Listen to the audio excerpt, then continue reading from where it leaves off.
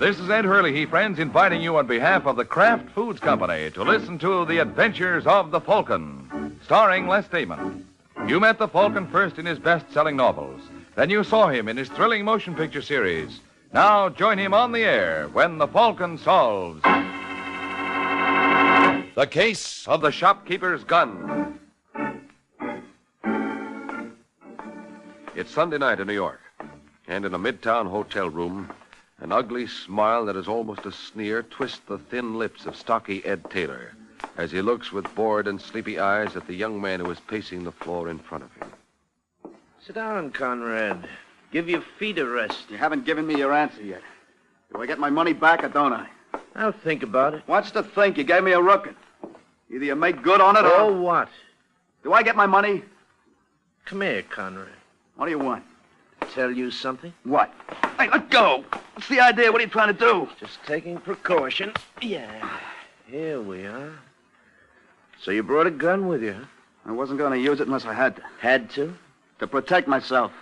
Well, now that you don't have any protection, don't you think it's a little dangerous to hang around here? I'll get a lawyer. If a lawyer could do you any good, you wouldn't have come up here throwing your weight around. Now, I hate to keep you because I know you must have things to do. Shall I show you out or throw you out? All right, Taylor. You win this round. I win them all, pal, so you might as well throw in the towel. Unless you want to see what it feels like to get counted out. We'll see about that. Goodbye, Taylor. You're an old meanie, Taylor. That was no way to treat the fellow. Dumb jerk. He had a gun like you said he would. Yes, I wonder if he'll try anything else. I doubt it. But as long as he doesn't know we're working together, I can always find out. Well, let's see the gun. Here. Thanks. Could you hear all he said in the other room? Yeah. 45. Conrad believes in doing things in a big way. He probably won't quit. You'd better have a talk with him tomorrow. See if he's planning anything. Well, maybe it won't be necessary. I've thought of one way I can kill two birds with one stone. Or one bullet. What? You're not going to kill him? No, Taylor, I'm not going to kill him. Well, then? I'm going to kill you. What kind of a gag is that? Wait a minute, Moody. Don't point that...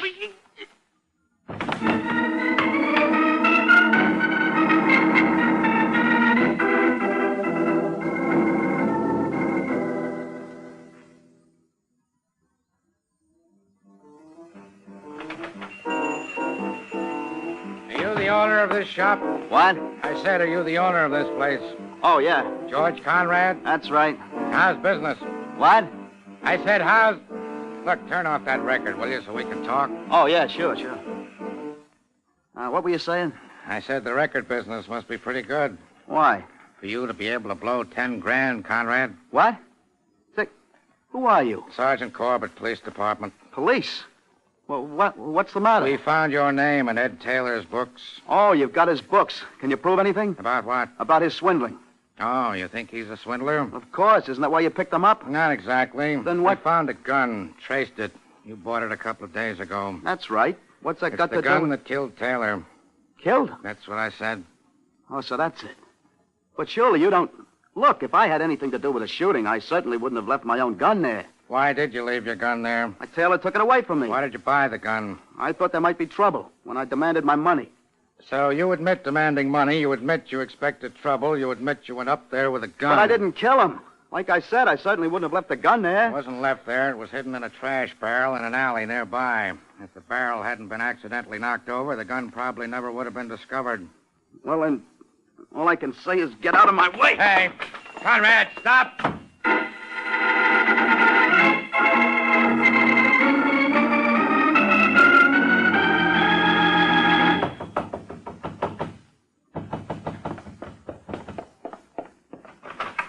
Well, hello, Georgie. Shut the door quick. Well, all right. I said shut it.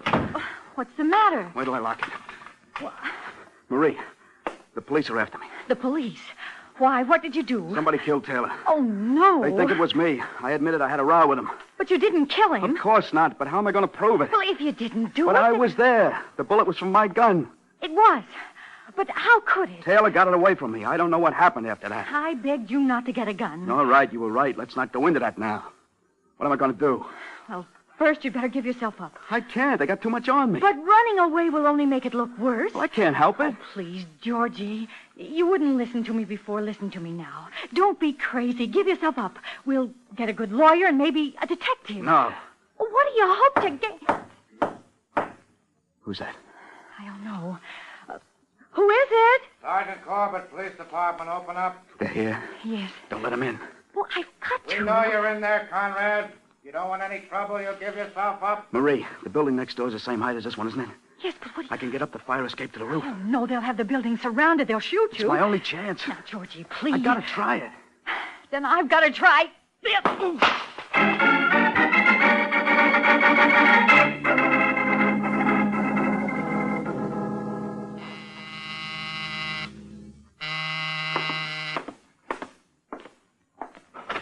Hello? Hello. I'm looking for Michael Waring's apartment, the Falcon. You found it? Are you he? That's right. Well, I'm Marie Cameron. I phoned you a little while ago. Oh, yes. Come in. Thank you. Now, since you called, I've been doing some research. The story's in the paper. Part of it. I want to give you the rest. All right, go ahead.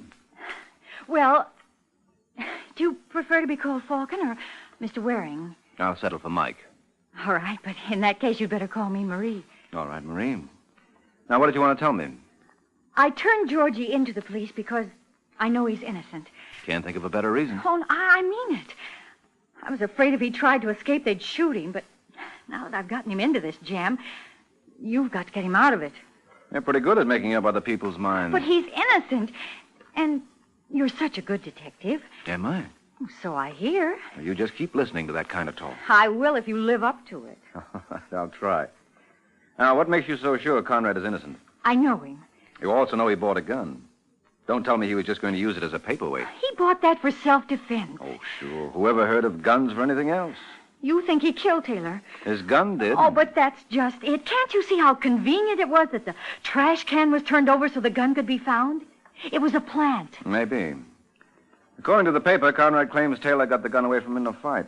But it didn't say what the fight was about. Do you know? Yes, that's why I wanted to see you. Taylor was a swindler. He sold Georgie an interest in a fake silver mining project. How did Georgie find out it was fake? Mr. Moody told him. Well, who's Moody? Oh, the man who introduced Georgie to Taylor. Oh.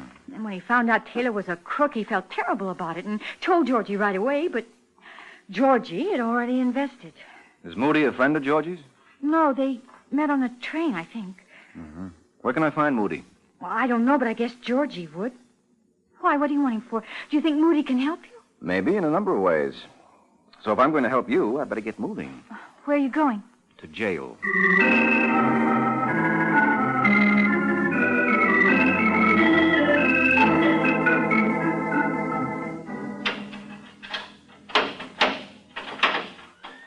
Hello, Georgine. Who are you?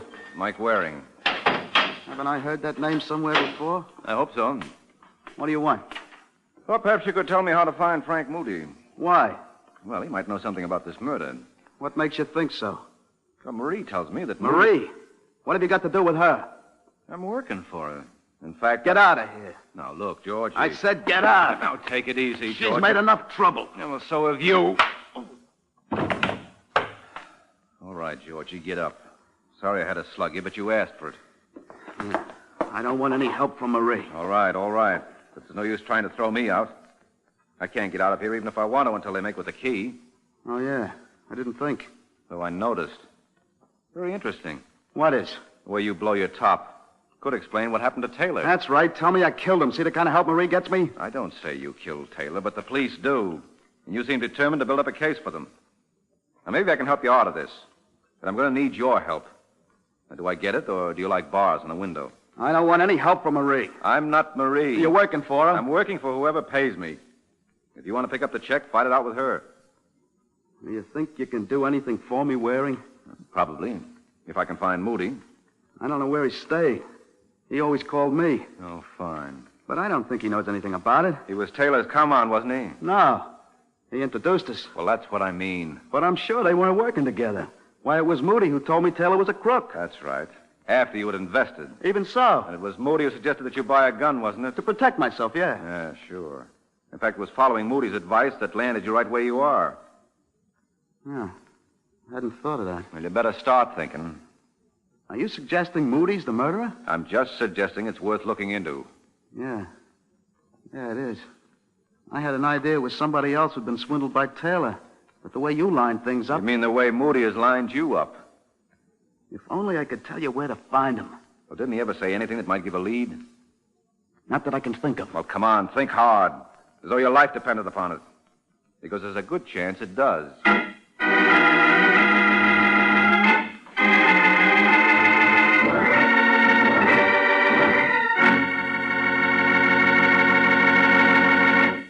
This is Ed Hurley, friends. Well, it sounds as though Mike and George Conrad are going to have to think pretty hard to find Moody.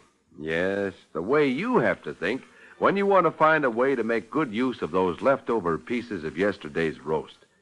But making use of leftovers isn't hard at all if you make Velveeta your handy helper. You can melt Kraft's famous pasteurized processed cheese food for a smooth, golden cheese sauce to pour over those leftovers for a brand new hot main dish. And this Velveeta sauce is so easy to make. All you do is melt a half-pound of Velveeta in the top of your double boiler. You don't have to cut Velveeta up because it melts so easily and so smoothly without any lumps. Then just stir in a quarter cup of milk, season to your taste, and there you have the smoothest golden cheese sauce ever. Just the thing to pour over leftover bits of meat or seafood or vegetables for a main dish that really tastes good. Extra good because Velveeta has such a rich yet mild cheddar cheese flavor. And this sauce is extra nourishing, too, because Velveeta is so rich in important food values from milk.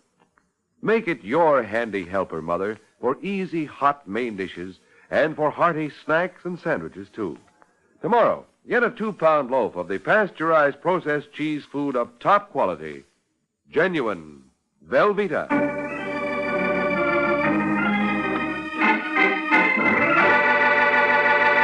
Now, back to the adventures of the Falcon. 10 minutes have passed since Mike Waring had his talk with Georgie Conrad. Now, the Falcon drops into the Homicide Bureau to have a talk with Sergeant Corbett. Hello, Corbett. Well, you've done it again. Oh, you, Waring. What have I done? With your usual brilliant logic, you've locked up the wrong guy. If you're talking about Georgie Conrad... Who else? Now, don't tell me you pulled any other boners. Boner. Yeah, you're right, Waring. Conrad is undoubtedly innocent. That's why he pulled a sprint when I questioned him. Well, he's impulsive, that's all. Sure, he runs for cover when he sees a badge. This kind of impulse I don't go for. Doesn't prove anything. Doesn't have to with all the rest we have on him. You could be wrong. I'm willing to be shown. What have you got? The character who got Conrad into this, Frank Moody. What about him? Well, that's what I want to ask you. You have anything on him? Just that he's a name Conrad gave me. He has no record. He has no address. If that's your hot lead... I'd like to have a talk with him. Go ahead. All you have to do is find him. Well, I was counting on an assist from you. If he drops in, I'll let you know. Oh, you're too good to me. Think nothing of it. Believe me, Corbett, I don't.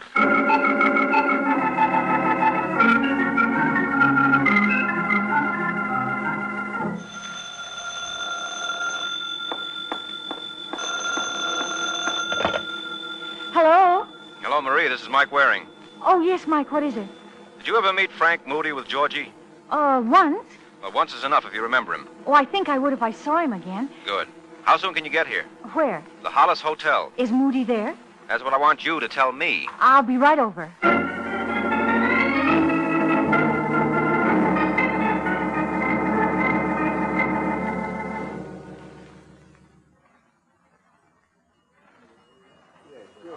Well, Mike? Hello, Marine. Run over here. We can sit down. You can watch the people as they go through the lobby. All right. But what makes you think I'll see Moody? I checked with Taylor's apartment house. All outgoing calls go through the desk there, and the clerk writes down the numbers. Taylor made 5 calls to this hotel the last few days before he was killed. And you think he was calling Moody? He was calling somebody. Could have been Moody. Did you ask for Moody at the desk? No, naturally. They say there's nobody here by that name. But who says he used his right name? Well, how long do you expect me to sit here? Until you see Moody. It may take all day. Well, all right, if you want to help Georgie. Oh, do you think Moody can help? I wouldn't be surprised. But suppose he's checked out, or suppose it isn't Moody who Taylor was calling. Well, you can't always play a sure thing, Angel. You're the one who said I have to clear Georgie. Now, if you can't spare the time... I'm willing. But I just hope it... Hey, wait a minute. There he is. Where? Waiting for the elevator. Good, I'll join him. And it didn't even take 5 minutes. Are you kidding? This is the third lead I've tracked down, and it's the first one that was even hot enough to call you in on. I'll be seeing you, Marie.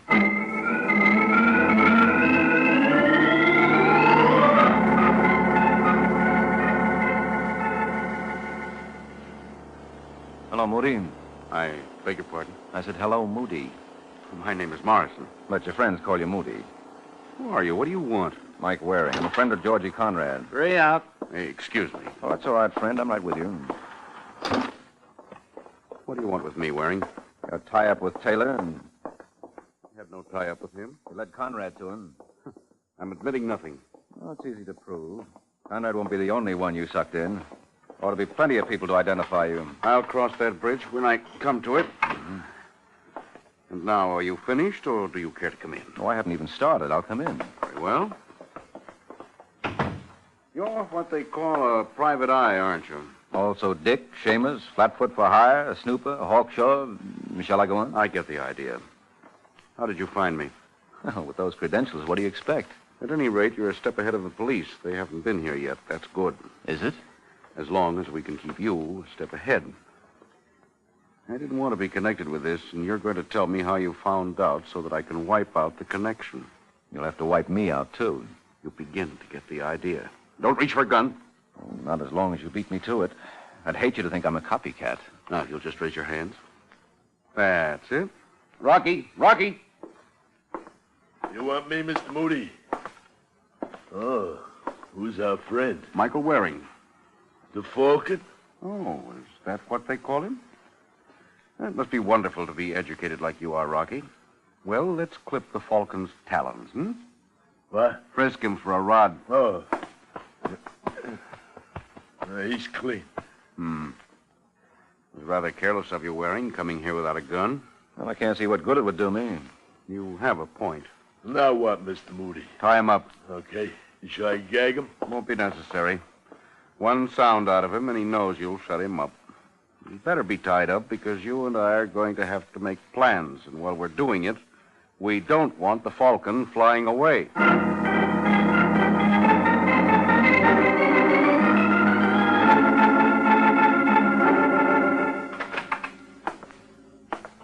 Well, Waring, how do you feel? Fit to be untied. Oh, you and your boy had your confab? Yes, Waring. So? I have things to do. Rocky will keep you company. So long. Take care of him, Rocky. Yeah. You sure walked into something, mister. Yeah. But maybe I'll get out of it. Moody doesn't seem very smart. Who says so? He should have kept up his bluff. This rough stuff just clinches things against him. Yeah, but who knows about it except you? And you're not going to talk. There's only one way to shut me up. He knows that. Let the police know I'm working on this case. Anything happens to me, they'll know it's tied to the Taylor murder. So what? So what becomes of the frame Moody had worked out for Conrad? Conrad's in the pokey now, so that clears him of anything that happens to me. You don't give Moody credit. You think he didn't think of that? Doesn't look like it. So the frame against Conrad falls. Might anyway with him hollering frame. But the question is, who framed him, huh? And what's Moody's answer? What's the matter with Conrad's girl? Marie? Yeah, she turned him in. Who's to say she didn't do it to protect herself? Oh, so that's it. That's it. And then she hires you to make it look like she's innocent. But you stumble onto something, so she has to get rid of you, too. I see. She's not in stir, so anything that happens to you will fit right into the picture. Mm-hmm. Well, I've got to apologize to Moody. I underestimated him. You're the one who's playing it dumb. Me? Yeah. How do you figure that?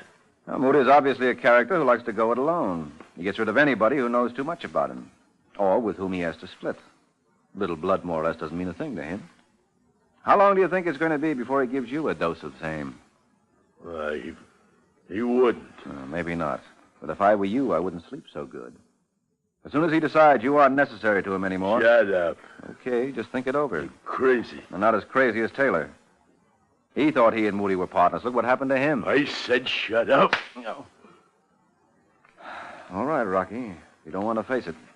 I suppose you expect me to let you go, huh? It would be the smart thing to do. Yeah? Well, even if Moody is like you say, what's to stop me from clearing out before he gets back and leaving you here? Nothing. Except that when Moody gets through with me, don't you think he'll go gunning for you? But, if I let you go so you can finish Moody, what's to stop you from coming after me? Nothing. But my heart wouldn't be in it as much as Moody's. Well, I'll have to think it over. You do that. And think fast, because when Moody gets back, he'll be calling the shots. And I've got an idea he has one labeled for each of us.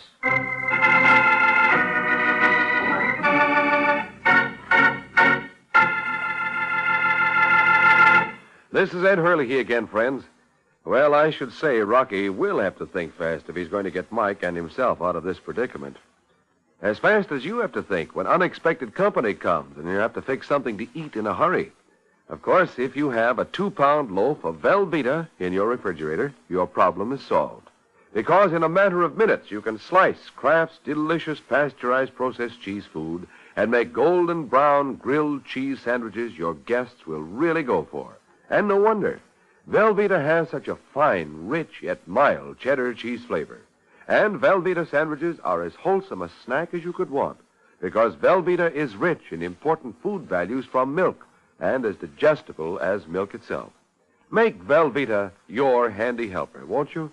For delicious, wholesome snacks and fine hot dishes, too, get genuine Velveeta tomorrow.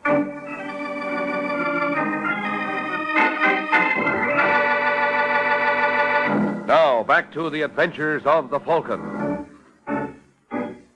It's a few minutes since Mike tried to convince Rocky that he was on the wrong team. Rocky is thinking it over, and he's still thinking when the door opens and Moody returns. Well, Rocky, I just talked to Conrad's girl on the telephone. She fell for it nicely. Yeah? Mm-hmm. I asked her to meet you in half an hour at Roper's Grill. Now, when she gets there, here's what I want you to tell her. Just a minute, Moody. What's that right over there? Where, Waring? In the corner on the desk. Looks like a telephone to me. Stay out of this, Waring. Well, I can't help wondering why you had to go out to phone with one right here in the room. Yeah. Was it because there was something you didn't want Rocky to hear? Couldn't it be something I didn't want you to hear? Well, considering your plans for me, it doesn't seem likely. Yeah, how about that, Mr. Moody? Don't be silly, Rocky. And how come you're asking Rocky to meet Marie? Why not meet her yourself? I told you to stay out of this, Waring. That's the trouble with tagging a guy for the big sleep. It's a one-way ticket for me anyway, so why should I take orders? Because you can go out fast or you can go out slow. If you insist upon being annoying, there's still time for Rocky to make you quite uncomfortable. No, I don't think so. I have an idea Rocky is interested in what I have to say. Rocky will do what I tell him. For instance, why are you having him meet the girl in a public place? That's enough, Waring. Is it because you want them to be seen together? Of course not. Makes it very convenient. Rocky, show Waring it's impolite to interrupt. Or are you really having the girl meet him there? Why are you lying to Rocky? Rocky, are you going to do... You talk to the girl on the phone. I happen to know that's impossible. Rocky, for the last time... Why is it impossible, Waring? Because she couldn't be reached by phone. How do you know? Because right now she's downstairs in the lobby of this hotel. Don't listen to him, Rocky. Can't you see what he's trying to do? Can you prove what you said, Waring? Go see for yourself. It'll only take a minute. Stay where you are, Rocky. He asked a lot of questions, Moody. You didn't answer. I don't have to answer to him. Well, then answer me. Well, that's your attitude. Here's your answer. Hey. Drop your gun. Oh, Rocky. Sitting there with a gun in your hand, you let him beat you to the drawer. I didn't think... I said drop that gun. Sure, Moody, like so. Stupid fool. Making me do that. People will be coming. That's right, Moody. Well, you can stop gloating, Waring. That means I've got to take care of you right now. Well, Moody, at least give me time to do this. Hey! How did you... Rocky was a fool, not a complete fool. Now I'll take the gun. No, you don't. All right, then I'll do this. Go.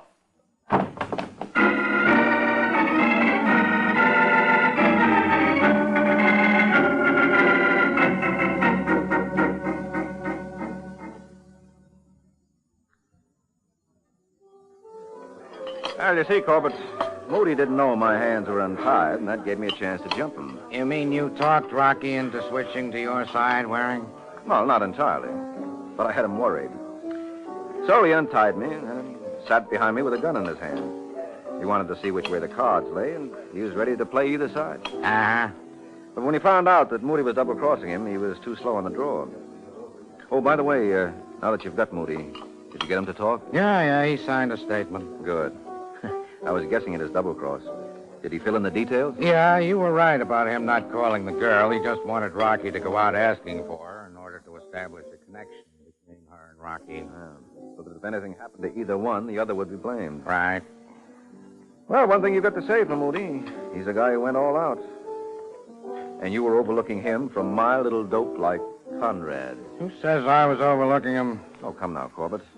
I tried to steer you to Moody, but you couldn't see it. Sure, I got rocks in my head. Well, now that you mention it... Waring. Corbett.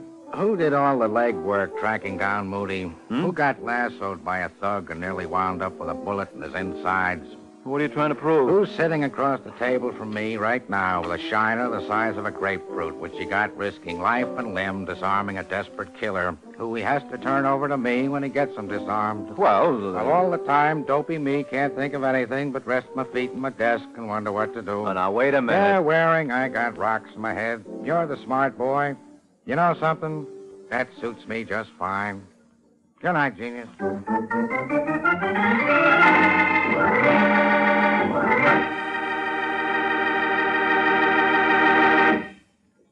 This is Mike Waring, friends, and I have something very important to talk to you about. It's your safety in an air raid. What? Can't happen here? Well, heaven knows we hope it never will. But we can't be sure, so we've got to be prepared. Yes, you, me, and every man and woman and child must know what to do to protect himself. There are official civil defense air raid instructions everyone should learn by heart. If you can't get these instruction sheets from your local civil defense office, send 5 cents in coin or stamps to the Superintendent of Documents, Washington, D.C. You got that? Superintendent of Documents, Washington, D.C. And be sure to learn these air raid safety rules by heart. You never can tell. They may save your life.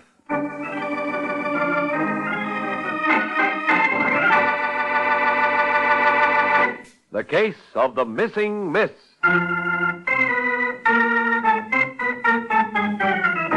The Case of the Missing Miss. That's the title of next week's adventure of the Falcon. When Mike Waring learns that when you're playing games, the best place to play hide and seek is the morgue. So be sure to listen at the same time next week to another exciting adventure of the Falcon, brought to you by the Kraft Foods Company. The adventures of the Falcon are based on the famous character created by Drexel Drake, produced by Bernard L. Schubert, written today by Jerome Epstein, and directed by Richard Lewis. Music was by Arlo. Les Damon was starred as the Falcon, with Ken Lynch as Sergeant Corbett. Be sure to hear the great Gildersleeve next Wednesday evening over most of these stations. In next Wednesday's broadcast, Gildy comes face-to-face with an hilarious problem and solves it in a way that will keep you laughing for days. Remember the show, the time, and the place. The Great Gildersleeve, next Wednesday evening over most of these stations. Check your local newspaper for time of broadcast. This is Ed Hurley speaking for the Kraft Foods Company. Tonight, hear Light Up the Sky, presented by Theater Guild on NBC.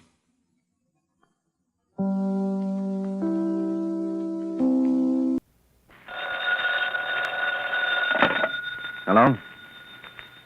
Yes, this is the Falcon speaking. Oh, Linda.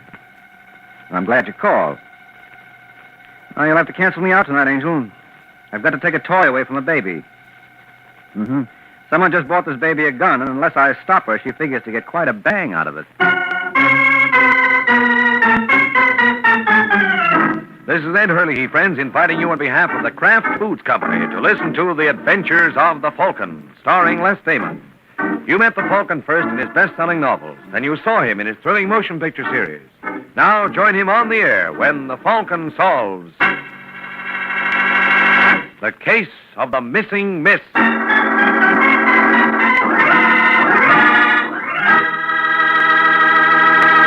In just a moment, you'll hear the latest adventure of the Falcon. But first, here's important news for you from the makers of Kraft Quality Foods. Today on this program, we're making the first nationwide radio announcement of a wonderful new product brought to you by Kraft. Yes, a brand new member of the Kraft family of fine foods. At this point, we're not even going to tell you what the new product is. We're saving that for our next announcement, but be sure to keep tuned to this program. Listen for the big news from Kraft in just a few minutes.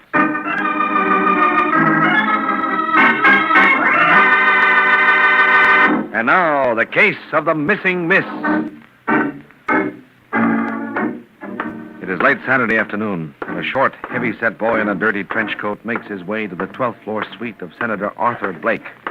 And when he comes to the door, he feels at his left shoulder where the outline of a holster can be seen. Then, obviously reassured he hasn't forgotten the tools of his trade, he knocks on the senator's door. Just a second. Yes? Is Senator Blake in? Well, I'm afraid he's busy at the moment. Can I help you? I'm Marion Crane's secretary. Yeah, nice. Where is he, in there? Just a moment, Mr. Darling. I don't remember making an appointment for you. Don't let it worry you, Miss Crane. I make my own. Marion, would you be good enough to... Oh, I'm sorry, my dear. I didn't realize we had a visitor. Hello, Senator. How do you do, sir? I hate to break in on you like this, but it can't be helped. My name is Dowling. Dowling? Are you? No, I'm not one of your constituents. I'm with the FBI. The FBI? That's right, honey. Well, what can I do for you, Mr. Dowling? You can get your things and come along with me. I'm afraid I don't understand, sir. You don't, Senator? You ever hear of an outfit called Premium Oil? Premium Oil? No, I don't believe I have. How about a party named Jean Colbert? No. That's very strange, Senator, because our investigation shows you helped Colbert sell over $8 million worth of petroleum products to the Navy during the war. Well, my good man is selling oil to the Navy, a violation of the law? It is when Colbert and his phony company never delivered even a jar of Vaseline for all that dough. Well, there must be some mistake. Could be. Suppose you take that up with my chief. I'll be glad to, Mr. Dowling. If you'll excuse me for a moment. Wait a minute, Senator. Where are you going? Just to get my briefcase. I left it in the bedroom. I assure you I have no intention of escaping. Okay. Mr. Dowling, Yeah? are you from the Washington Bureau or the local office? What difference is... You hear something then? Yes, it came from the bedroom. Is there a fire escape in there? No. Senator! Get away from that window, Blake. Stay where you are, Mr. Dowling. If you take one more step... Now listen, Blake, quit bluffing and climb down off that window ledge. So you think I'm bluffing? No, Senator, don't!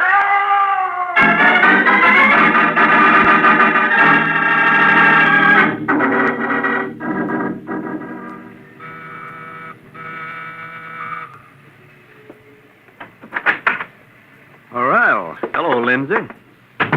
You know you're not supposed to come to my apartment unless I have something for you. Well, I got something for you, Lindsay. Senator Blake just committed suicide. What are you talking about? Haven't you seen the afternoon papers? No. Well, take a look.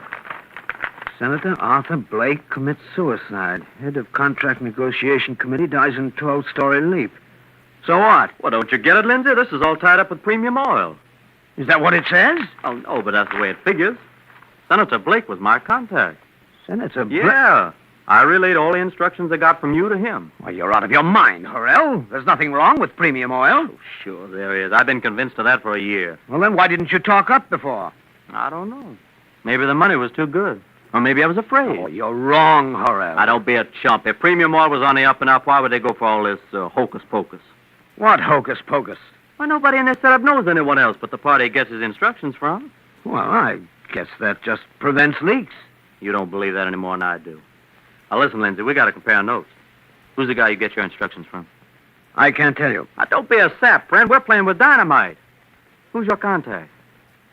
Jean Colbert. You got to get in touch with him. I can't. You got to. But you don't understand, Horrell. I've never seen this Colbert. Whenever he's got any message for me, he writes.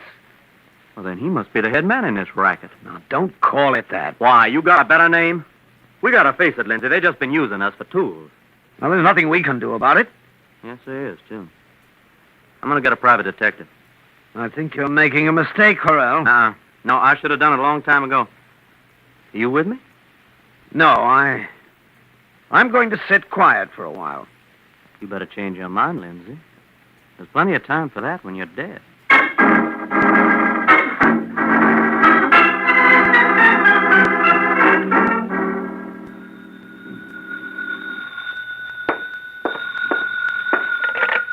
Yeah? I'd like to talk. Mr. Warren, my name is Edward Horrell. Saw you on Sunday, but I need... Someone else. Someone else? Sure, in a city as big as New York, there must be at least 2 private detectives. Well, you don't understand, Warren. Did you read about Senator Blake's suicide? What about it? I'm the boy who paid him off. What are you yapping about? Another fellow named Kenneth Lindsay and myself were employed by Premium Oil, you see. But we didn't know what kind of a racket it was. As a matter of fact, Lindsay still isn't convinced. And how come you are? Well, I've been doing a little checking on my own. Well, if you've got any information, Harrell, you should turn it over to the proper authorities. Where do you live? I'm at the Kimberly, apartment 4A. You there now? Yeah. Well, don't do any more talking on the phone. Your wire may be tapped. I'll be there in half an hour.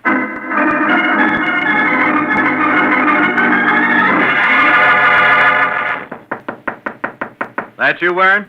Yeah. Okay. Come in. Thanks. I didn't expect you for another 20 minutes. Let me take you. What's the matter, Harrell? You're not wearing. Ain't I? No. I've seen... Goes better with my complexion? Listen, mister, what? You're darn right I am, especially since I've been listening to the radio. What do you mean? Well, according to what I just heard, before Senator Blake committed suicide, an FBI agent dropped around to see him. So?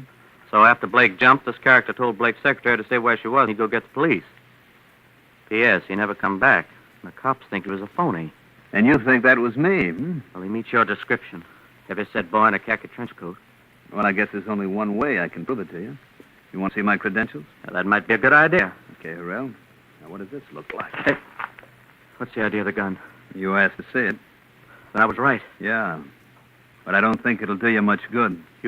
You killed Senator Blake. No, he was obliging enough to save me the trouble. You see, my department... Your department? Yeah. The Department of Dead Ends. I'm what you might call the cleanup man for premium oil. You're not fooling me. You're Jean Colbert. Who? Jean Colbert. I don't seem to recall that name. How about Kenneth Lindsay? Glad you reminded me. I got to see him next. So suppose we get this over with. Listen, darling. Can't we talk this over? I don't think so. Well, for Pete's sake, what can you lose? You wouldn't be trying to stall me, would you, Harrell?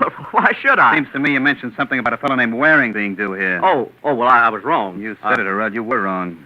Dead wrong. Now, darling, look, I'll give you... Give me what? Too bad. Guess I'll never know.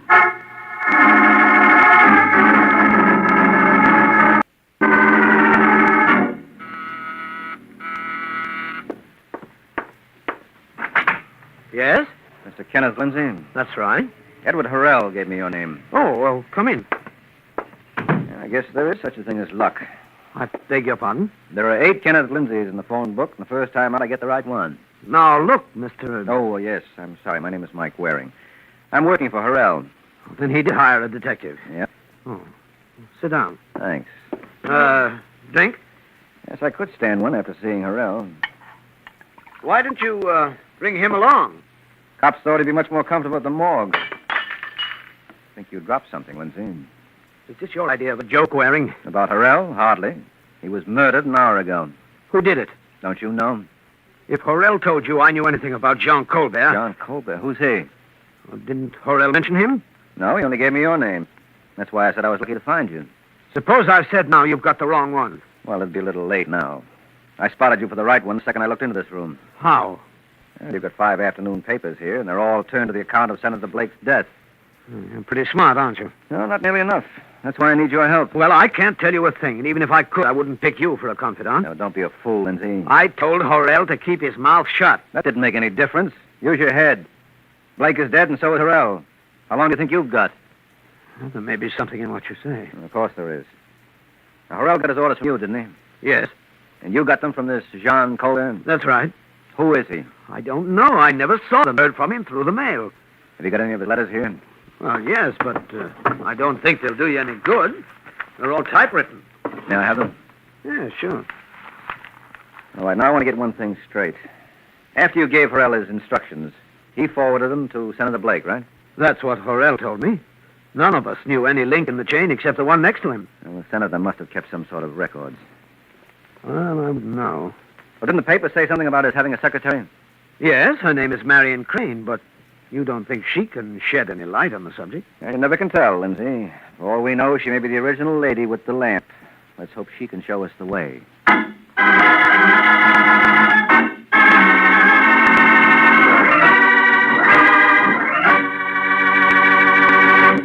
And now here's the news we promised you. Big news from Kraft.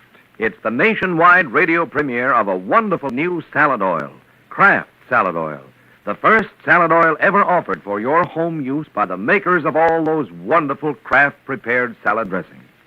Now, you know that there are some salad dressings that no one else makes quite like you. You know, too, that many of your prized cooking and baking recipes call for liquid shortening. You also know that for best results, you must use only the best ingredients.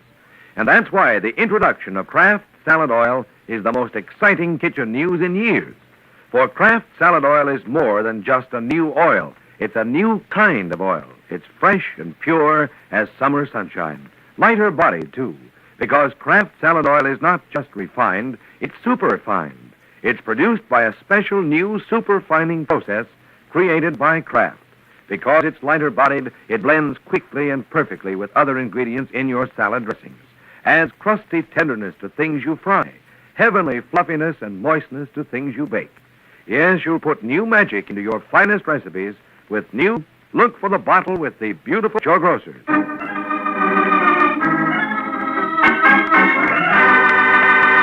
And now back to the adventures of the Falcon. An hour has passed since Lindsay gave Mike Waring the lead to Marion Crane, Senator Blake's secretary. And now as we find that little lady, she's obviously got her hands full. 23 left, 82 right. What do you know? Works. That's not nice, Angel. Who are you? Name is Waring, Miss Crane. Don't you believe in knocking? Well, I didn't want to disturb you. I thought you might be busy. Looks like I showed good judgment there, doesn't it? What do you mean? Well, I'll leave it to you, Angel. Now, what secretary would want to be heckled while she's opening her boss's safe? I was just getting some of my things. Well, it's awfully nice of the senator to let you keep all those bonds in there. Look, Mr. Waring, what business is this of yours? I'm a private detective, Miss Crane. I'm working for the late Edward Harrell. The late? You mean Harrell's dead? Then you did know him, huh? You know about Colbert. If I did, I wouldn't have to ask you who he was. Then why do you want to find him? Because I've got evidence he's responsible for Harrell's death. Look, Waring, but I wouldn't things that don't concern me. Well, that's very good. Safe. Get out. Okay, Miss Crane. Don't think it hasn't been nice. I know, because it hasn't. Oh, that's where you're wrong, Angel. In fact, I was so delighted, I'm going to tell all my friends about you, especially those in the police force. Yeah, you do that. 3, 2, 4, 3, 1.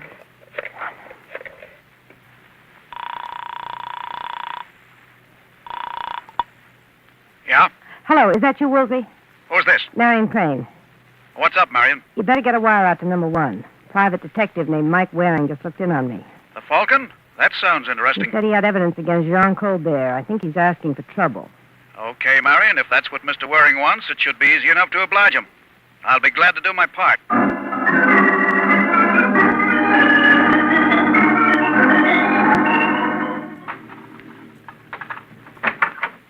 Hiya, Pappy. Huh?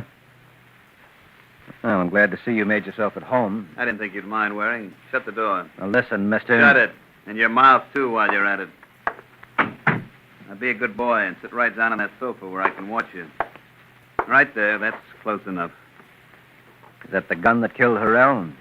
How would you like to find out firsthand? Now, don't bother. What's your name, friend? I've got several, Waring. You can call me anything you like. You know, you're leaving yourself wide open. Look who's talking. Listen, Waring, you... Who's that? Got no idea. Get rid of him. Okay. And remember, if you crack out a turn, I'm right behind you. Hello, Waring. Can I come in? Well, I'm awfully busy. I just wanted to hear how you made out with Blake's secretary. Well, I'll call you in the morning, Lindsay. Wait a minute. Your name, Lindsay? What? Yes. Come on in. Yes, but Waring said... Mr. Waring just changed his mind. Hey, he's got a gun. That's what changed it. I've been meaning to look in on you, friend. I'm glad you spared me the trip. Say, what's going on here? Don't you get it, Lindsay? If you don't now, he never will. Why, you know... No, look out, Lindsay! Oh. Lindsay. Let him lay, Waring. I want to finish that little talk we started. What do you want? You've been asking an awful lot of questions about a party named Jean Colbert. So? So I don't like it. Well, that's tough. Give me 24 hours and I'll know who he is. Maybe you've got some sort of evidence? Maybe. Letters? Perhaps. I want him, Waring. Well, I can't blame you for that. Look, do you turn him over like a nice boy, or do you have to be coaxed? Oh. Look, you... What about those letters, Waring? I haven't got them. I hope you got plenty of endurance, because, brother, you're going to need it. Oh.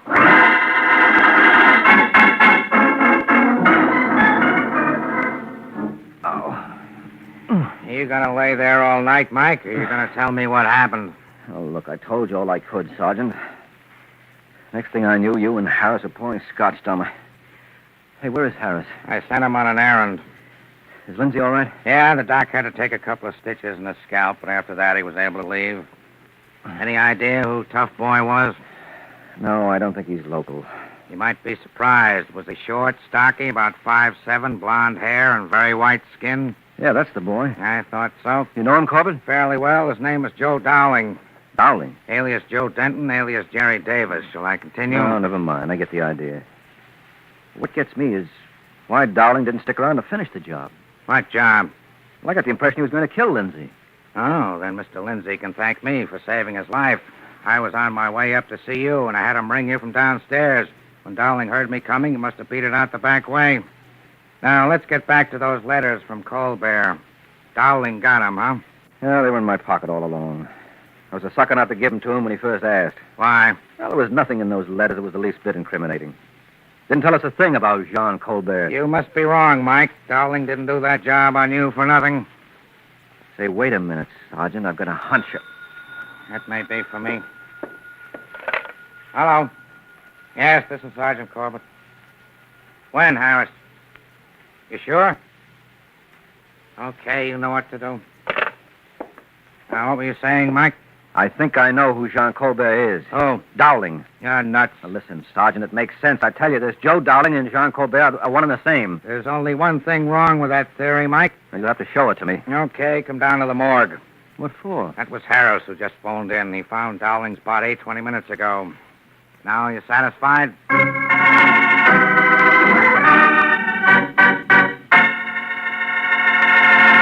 Don't forget, tomorrow will be your first chance to try marvelous new Kraft salad oil on sale now at your grocer's. Use this new superfine, lighter-bodied oil for those wonderful homemade salad dressings that no one can make quite like you.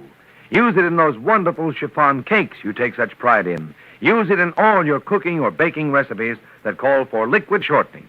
Get Kraft salad oil in either the pint or quart bottle tomorrow at your grocer's. Look for the bottle with the beautiful label.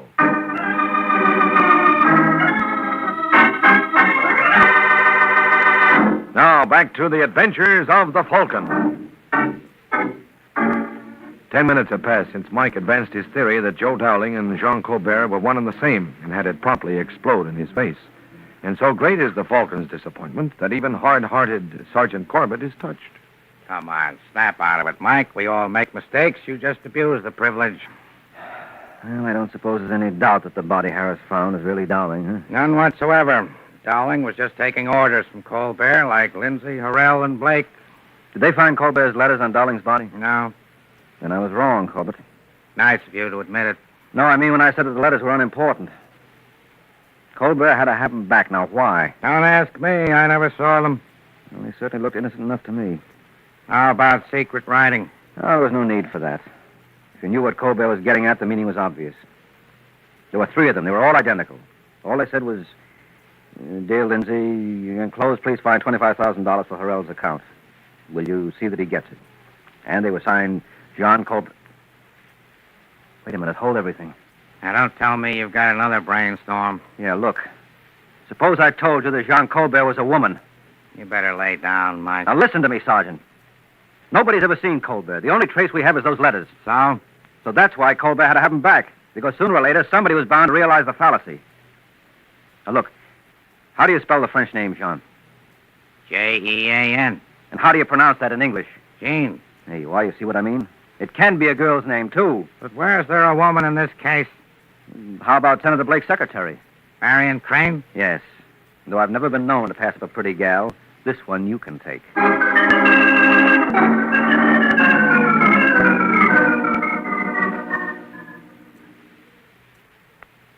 Let me understand you, gentlemen. You think that I am Jean Colbert? No, not Jean Colbert, Miss Crane.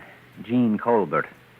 No, that's very funny, Mr. Waring. I'm glad you find it amusing. Oh, I do, Sergeant. You're basing your entire case on that? No. There were several other things that gave you away. Such as? Well, finding you at the senator's safe. Anything else? Well, once I realized that Jean was a woman's name, it all added up. You went to work for Senator Blake just to keep tabs on him. Why did I hire Lindsay and Harrell? Because you didn't want any trail leading back to you. And then when you heard there was an investigation afoot to look into premium oil, you thought it time to dissolve your organization. So I hired Dowling, and then when he did his job, I got rid of him. Yes, exactly. Mm-hmm. You know, Mr. Waring, this only goes to prove that there is something in woman's intuition. Uh-huh. I had a feeling you were going to be an awful nuisance. Well, I'm glad to say you were right. Okay, Marion, whenever you're ready. Ready? Yes, I think Sergeant Corbett is willing to call it tonight, so suppose we start for headquarters. No. I'm staying right here. I've got $5 to say you're wrong. Well, put it up and we'll leave it to the sergeant. Watch it. Corbett, don't ever get to that purse. I only want to get my wallet and show him this. Holy cow. Well, what is it? You and your theories. Give her the $5. What are you talking about? Haven't you ever seen a card like this before? No, what? Well, I have, and it says that the bearer, Miss Marion Crane, is an agent of the Department of Justice.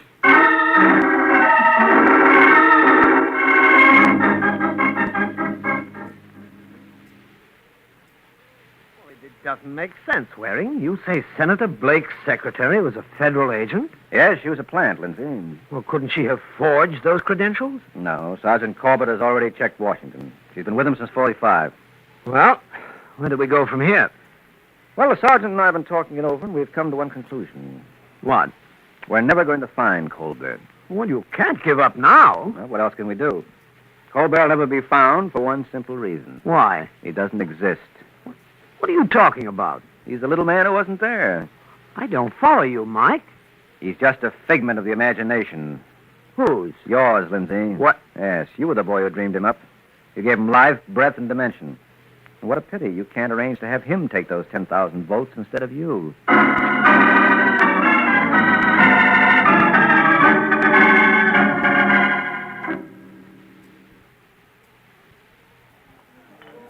I'm sorry if I was rough on you, Mike. Oh, that's all right, Marion. But must we talk about that now? Yes, we must. You know, our office was working on this case for months, and you could have ruined everything. Well, you don't have to rub it in. How did you realize Lindsay was our boy? Well, when I found out you were a government agent, it suddenly occurred to me what a beautiful swindle Lindsay was in a position to work. All we had was his word and several letters that there was actually such a person as Colbert. Lindsay pretended to be just another cog in the wheel. Sure, by pretending to follow orders like the rest, he could mask as an innocent tool like Harrell. Mm-hmm. You think Dowling knew who he was? Yes, he was the only one. That's why Lindsay had to kill him. So why did Dowling slug him in your apartment? Well, that was a cheap enough price for Lindsay to pay to convince me he was on the up and up. But you'd be surprised if it put me on the right track. What? I mentioned to you that I had evidence pointing to Colbert. Huh? Well, if you didn't send Dowling around to pick it up, the only other party who could have done it was Lindsay. He was the only other one who knew about the letters. Then actually they were valueless. Oh, sure. Lindsay wrote them just to cover himself. Well, guess that takes care of everything. Well, not quite. There's still one thing about this case that bothers me. What? You. Do I really bother you that much, Mike? Oh, you have no idea, Angel. What's there about me that disturbs you so? Well, there's your face, your figure, and most of all... Yes? That $5 you won from me on that bet. That I'll never get over.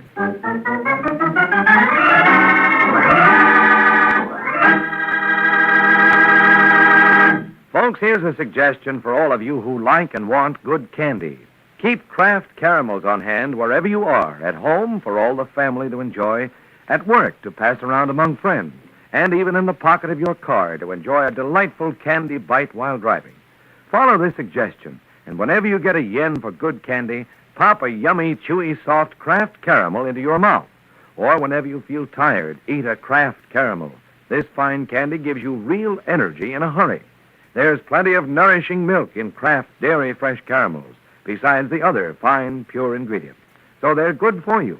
Ask for Kraft caramels in the big thrifty bag at your grocery store, and get the 6-piece bar for a nickel at your candy counter. Either way, you can't miss a real taste treat. Kraft caramel.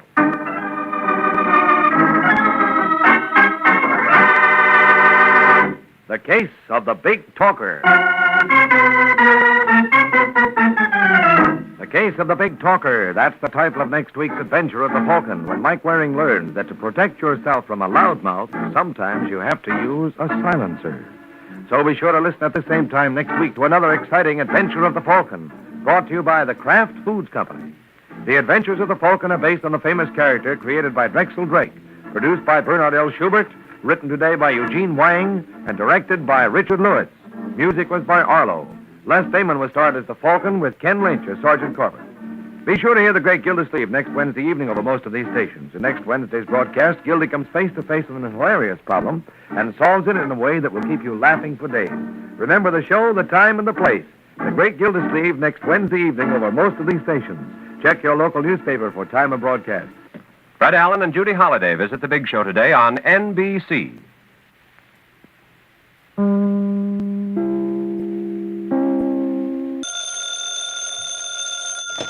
Hello?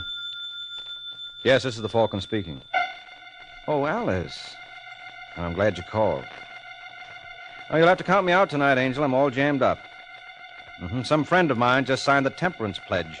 But with the people he knows, even without alcohol, he still may wind up half shot.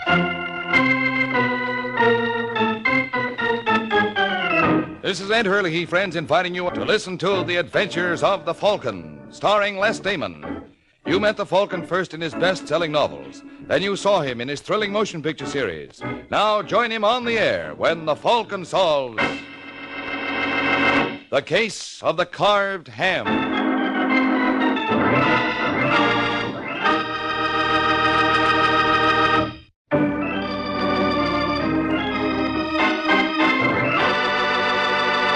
And now, the case of the carved ham. It is early Sunday afternoon in New York, and a lovely redhead named Doris Webster gets off the Fifth Avenue bus at 76th Street.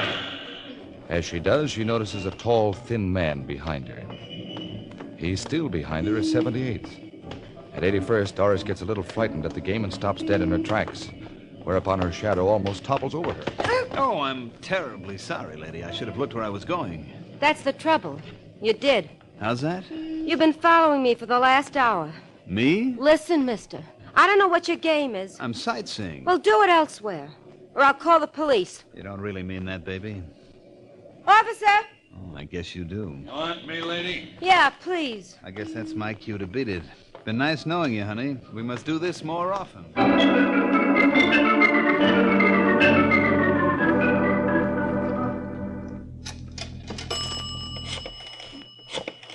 41171.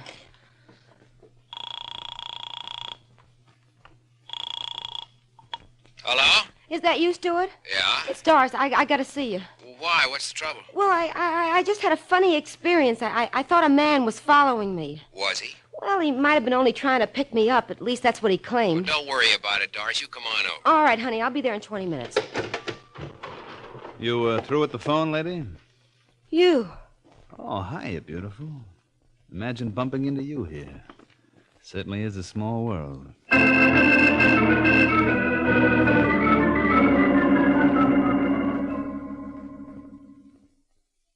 Tell me it was a coincidence, Stuart, because it wasn't.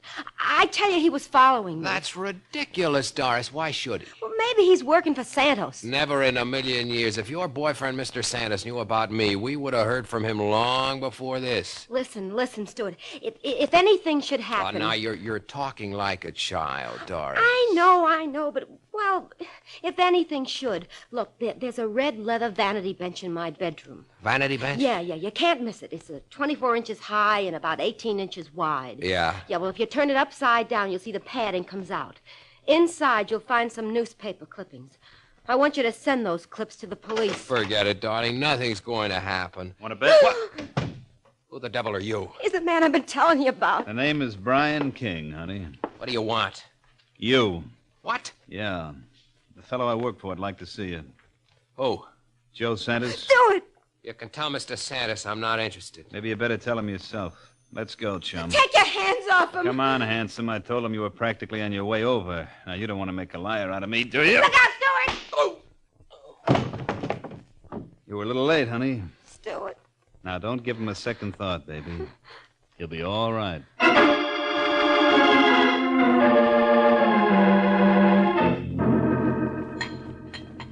How about a drink, Brian? Don't mind if I do, Santos. Now, that boy Stewart's no lightweight. Bet I lost 5 pounds lugging him over here. Thanks. Still out cold. What do you do for a living? He's an actor. Goes under the name of Stuart Van Dyne. I wonder what Doris sees in him. He's a pretty good-looking guy. Yeah. He'll make much better appearance than Santos, huh? Well, you can't have everything, Santos. After all, you've got the money and the muscles. And don't forget the brain, Brian. Well, you can't prove that by me. What do you mean? I came up here from Kansas City because I heard that you were going to be the biggest operator of gambling joints in New York. So? So, ever since I got here, all you seem to be interested in is that girl Doris Webster and the schmo she's been seeing on the side. By me, that ain't tending to business. Just let me take care of Mr. Stuart Van Dyne first. There's your chance. He's coming to now. Hello, Palsy. How you feel? Who are you? Joe Santos? Oh. You hear me, huh? You never should play around with my girl, Stuart. What are you going to do to me? Well, Brian here thinks Doris likes you because you're a good-looking fellow. Well, we fix it so you ain't so good-looking no more. Huh? Mess up that face, Brian, but good. No. Shut up. Oh. Go on, Brian. You're crazy. What's the matter? Don't they tell you in Kansas City that anybody who works for Santos follows orders? Not that kind, I don't. Vince! Vince! What's the matter, boss? I don't think Mr. King wants to play on our team. Oh, is that so? Wait a minute, Santos. Well? Come here, Stuart. Okay. Oh, no!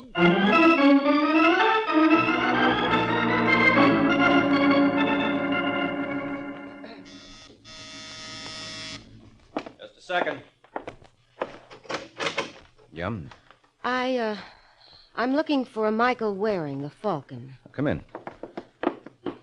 My name is Webster, Doris Webster. Sit down, Miss Webster. Thanks. Now, what's the problem? Well, a very dear friend of mine has been kidnapped. What's this dear friend's name? Stuart Van Dyne. Did you report it to the police? No, Why not? because I don't want them involved.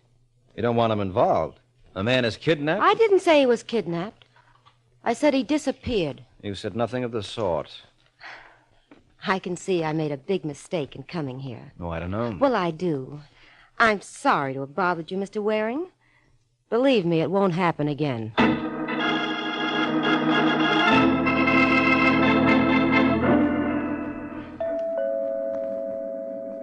All right. Hello, Doris. What do you want? Mr. Santos sent me around to find out whether Beauty was only skin deep. Where's Stuart? Where is he? All right, Vince. Here we are, right on cue. Come on, pretty boy. Doris, I can't look at him! Take him away! Take him away!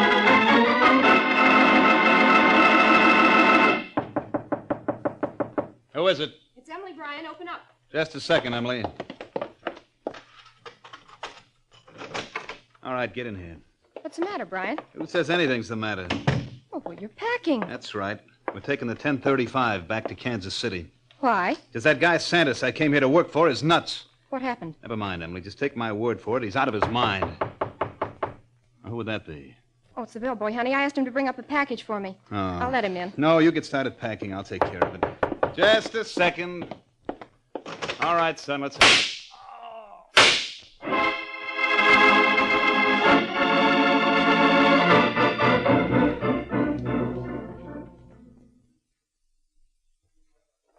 Hiya, Sergeant. Well, it's about time, Mr. Waring. I hope I haven't inconvenienced you. As a matter of fact, you have. What's on your mind, Corbett? Sit down, have a cup of coffee. Did you read about a guy named Brian King being gunned yesterday in his hotel? Yeah, I understand they're holding his wife. She didn't do it, Mike. You've got to look out for her interests. Has she asked me? No, she don't know a soul in New York. And whose idea is this? Mine. Yours? Now, I've heard everything. What's your interest in this? What's her name? Emily King. Well, how come you're so concerned about I it? just feel sorry for the dame. You sure that's all? Look, can't a guy do a decent thing in his life without everyone being suspicious? All depends on who the guy is. Who does Mrs. King say killed her husband? She don't know. She was in the bedroom packing when Brian got it. What were they doing in New York? Her husband came here to work for Joe Santos.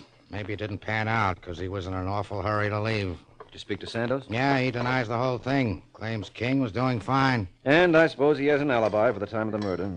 What do you think? Well, I think if I'm going to prove my unknown client didn't kill her husband, I better get started finding the party who did. I'll be seeing you, Sergeant.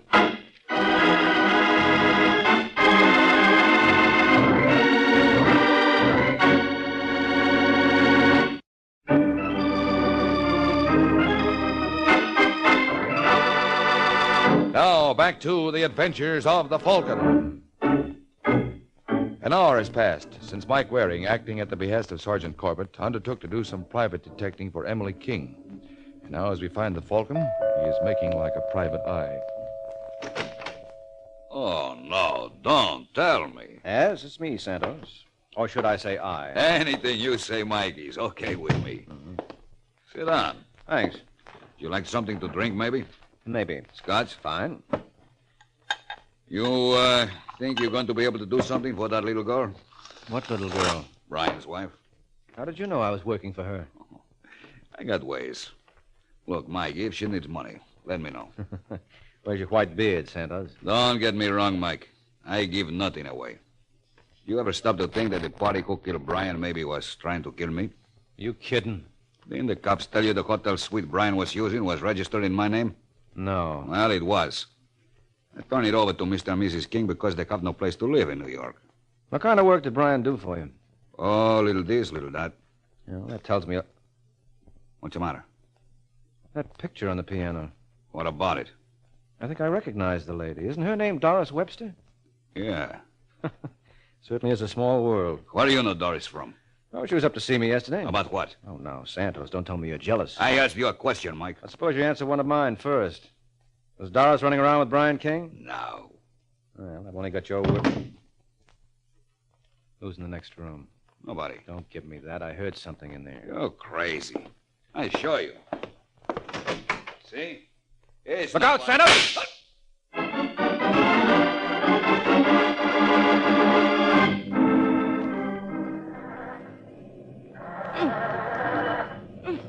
All the rotten luck. What's the trouble, Angel? Well, if it isn't Mr. Waring. Well, darned if it isn't. It's like I just mentioned to a friend. It certainly is a small world. Yeah. Too small. Say, that must be a dihedral. Huh? That's the molten joint that's attached to the Finnegan pen. Here, let me show you. Hey, wait a minute. All right, if you don't want your car started. You think you can? Angel, I'm the greatest little Mr. Fix-It in the business. Move over. Well, Now, if I'm not mistaken, there should be a loose wire under the dash. What did I tell you? It's been cut. Exactly. But if we wind the ends together like so, then... Who cut those wires? Me. What was the idea? Well, it was the only way I could think of to arrange this interview. How about a drive around Central Park? Get out. Oh, you're not going to make me do that, beautiful, after all the trouble I went to? Do you want me to call a cop? Well, that's entirely up to you, Doris. But I don't think Joe Santos would approve. Well, if Santos ever finds you talking to me... I don't think there's any danger of that, at least for a couple of hours. Or haven't you heard? He was shot at 2:30 this afternoon. You're lying. Well, there's no reason to be upset, Angel. The bullet just tore a chunk out of his side. Listen, Waring, what do you want? The murderer of Brian King. I don't know anything about it. I suppose you let me be the judge of that. Now, when was the last time you saw Brian King alive? Yesterday when he brought Stewart... Now we're getting to it. Stewart's the boy you told me was kidnapped. I didn't say he was kidnapped. Oh, please, let's not start that again. I gather Mr. Van Dyne has finally turned up, huh? Yeah, And Brian King was the one who located him. that's one way to put it. What's the connection between you and Stewart? We used to be kind of friendly. What stopped you?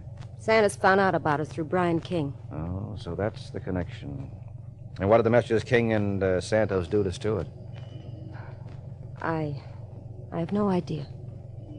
Well, suppose you give me Stewart's address and let me find out for myself.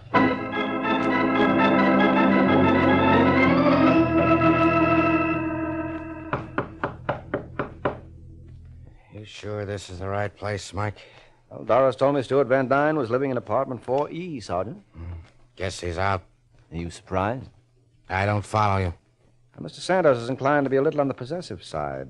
What do you think would happen to anyone who he caught playing around with Doris? Well... Where are your keys? I don't like to do this. Whose idea was it for me to get messed up in this business? Who asked me to try and help Emily King? Okay. This one ought to do it. Yeah. Awful dark in here.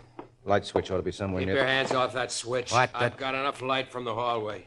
Oh, no, that's not fair, chum. You can see us and we can't see you. That's tough, but just to make things easier for you, I'll tell you I've got a gun in my hand. You Stuart Van Dyne? What's it to you?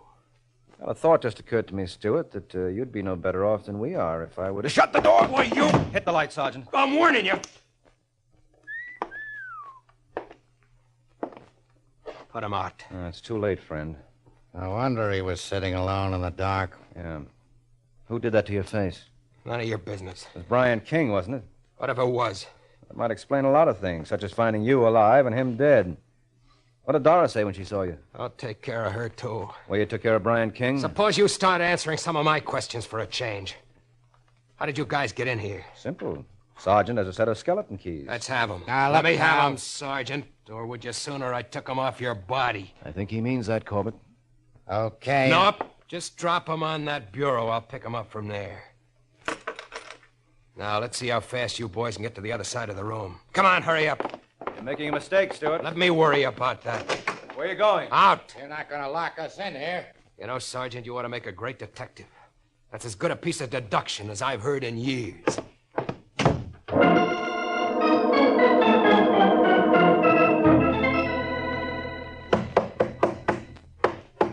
Are you coming on that door, Sergeant? Ain't made a dent in it yet. Well, save your knuckles. The squad car will be here in a minute. Were you able to get Doris Webster on the phone? Oh, her line has been busy. I'll try her again. Okay. You don't think Van Dyne could have gotten to her yet? No, not a chance. When I get my hands on that guy. Hello? Hello, that you, Doris? Who's this? Mike Waring. Say, Stuart's looking for you. Hope you got a good, strong lock on your door. You're not frightening me. I didn't intend to. That's Joe Sanders' department. And Mr. Sanders doesn't worry me either. Little Doris can look after herself. You know, it's a funny thing, Doris, but the last time I heard someone say that, the Undertaker was round in short order. I hope you have better luck.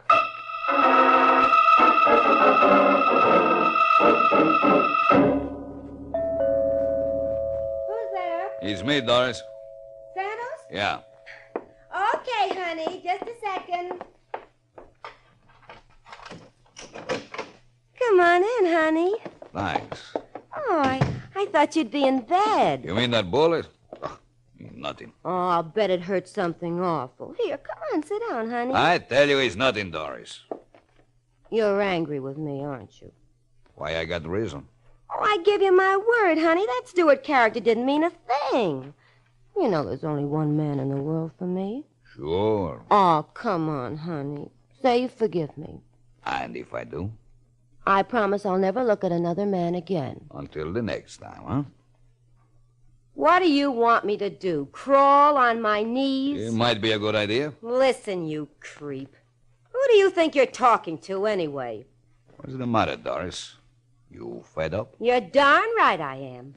Did you ever get a good look at yourself in a mirror? Oh, I know Santos is not so good looking.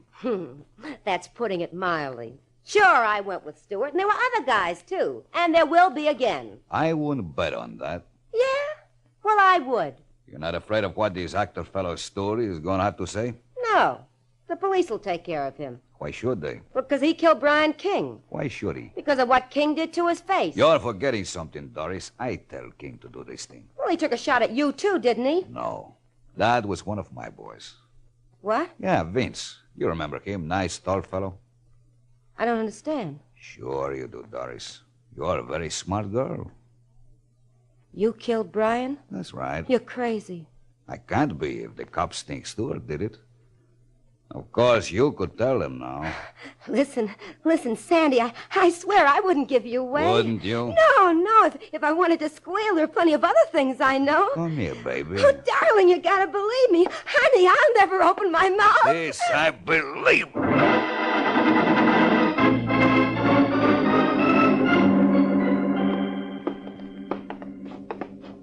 Wait a minute, Sergeant. I think that's the apartment. Is there a nameplate? Yeah. Doris Webster. Well, what are you waiting for? got a hunch she ain't going to answer.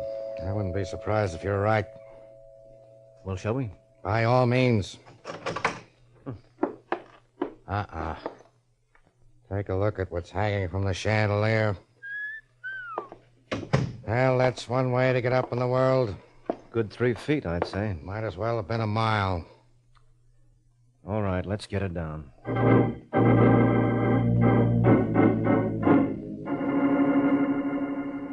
Well, that's life for you. But I wonder why she did it. Did what, Sergeant? Commit suicide. Who says it's suicide? I do. You see any sign of a note around? What makes you think there has to be a note every time? The girl was scared. Yeah, so she put a rope around her neck and hung herself. Won't be the first time it happened. No, it doesn't make sense, Sergeant. Take a look at that red leather vanity bench. Yeah, what about it? Well, can't you see it's been torn apart? Look at the condition of the living room. What does that prove? Well, if Doris committed suicide, who took the joint apart? She might have herself. Why? How should I know? Well, maybe I can guess. Doris seemed awfully sure that she could keep Joe Santos in line. Now, how could she do that? I don't know. Well, the obvious answer is that she must have been holding something over his head. I suppose it was hidden in that vanity bench. Why would it have to be in there? It didn't. The point is, wherever it was, Santos must have found it and destroyed it. Well, assuming for the sake of argument he did, I don't see how that makes us any better off. Well, frankly, I don't either, Sergeant. But I'm grasping at straws. Let's hope one of them is enough to break Santos's neck.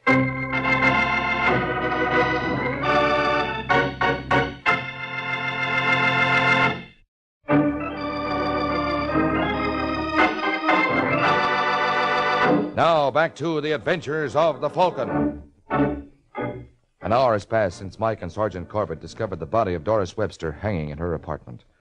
And now, as we find the aforementioned gentleman, they're breaking the news to Joe Santos, who, surprisingly enough, doesn't seem in the least bit disturbed. Well, what are you going to do? That's life. You seem to be taking it pretty much in your stride, Santos. You expect me to cut my throat? You may want to at that. Because I've got a theory you killed Doris. You got a theory. You're out of your mind, Mike. I haven't been out of this bed since I was shot. How do you account for those scratches on your face? When I saw you earlier today, there wasn't a mark on you. And don't tell us you cut yourself shaving. Say, Sergeant. Yeah? Has the report come through on the substance under Doris's fingernails? Huh? You know, the stuff you had analyzed. Oh, sure.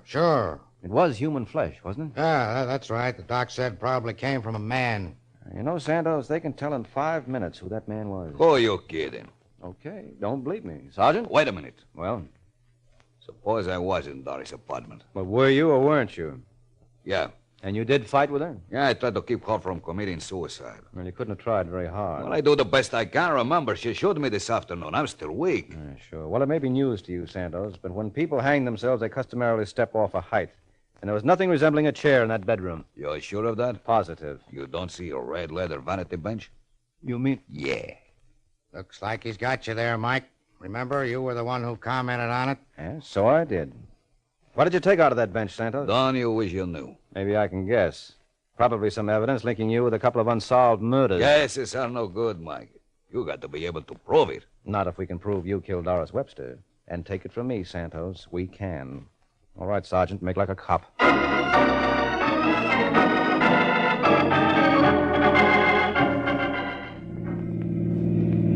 I hope you're not bluffing this time, Mike. No, I'm not, Sergeant. Santos killed both Doris and Brian King. But that's what doesn't make sense. Why should he kill King? The guy was working for him. Oh, yeah, but Santos didn't believe he was working out right. King didn't approve of what Santos forced him to do to Stuart Van Dyne, and he was all for taking a powder. Well, you know Santos. The only time you quit his outfit is the way King did. Well, why did he kill Doris? He was tired of her horsing around. And he couldn't have been exactly crazy about whatever it was she was holding over his head.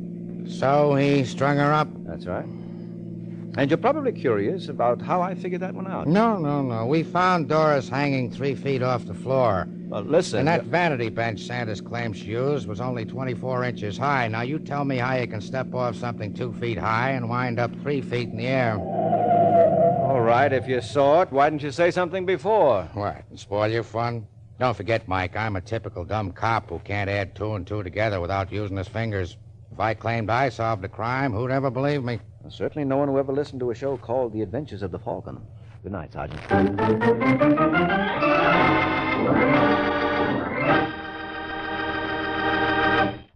This is NBC, the national broadcasting company.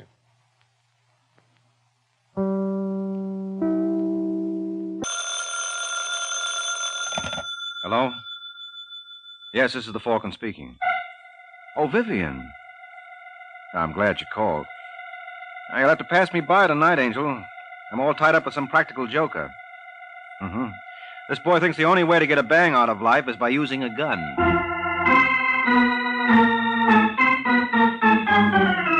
This is Ed Hurley, friends, inviting you on behalf of the Kraft Foods Company to listen to The Adventures of the Falcon, starring Les Damon. You met the Falcon first in his best-selling novels. Then you saw him in his thrilling motion picture series. Now join him on the air when the Falcon solves the case of the unsilent butler.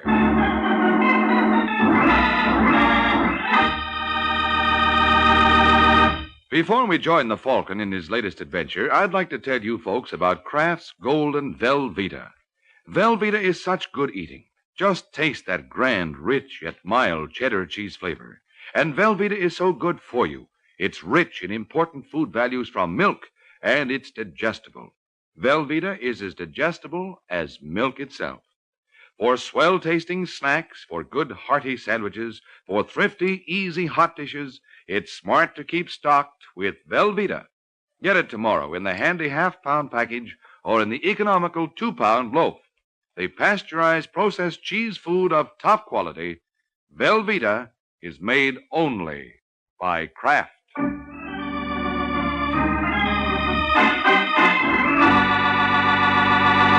And now, the case of the unsilent butler. It's early afternoon in New York, and in the swank offices of the Conrad Oil Company, the president of the outfit thumbs through a stack of correspondence. It's quite obvious that Mr. Conrad is a big operator, and if you're wondering how he got there, just watch him in action. What is it, Miss Rogers? I'm sorry to bother you, Mr. Conrad, but there's a Daniel Lyons here to see you. Daniel Lyons? He used to be with the Cooper Detective Agency. He says he has a 3:30 appointment. Oh, yes. Send him in. Mr. Conrad will see you now, Mr. Lyons. Miss Rogers. Yes, sir. See that we're not disturbed. Mr. Conrad? That's right. I'm Danny Lyons. This is indeed a pleasure, sir. Won't you sit down? Thanks. You're probably wondering why I sent for you. Now that you mention it, I am. Your company has its own staff of troubleshooters. Well, the assignment I had in mind calls for peculiar talents, and I don't think our boys are equipped to handle it. What makes you think I am? Weren't you the detective whose license was revoked for your part in the Norden affair? Yeah, but I was framed. I'm terribly sorry to hear that. What do you mean? The man with an imagination capable of figuring out a method of swindling Mr. Norden should go far. Could you use someone like that? I could. Then I'm your boy.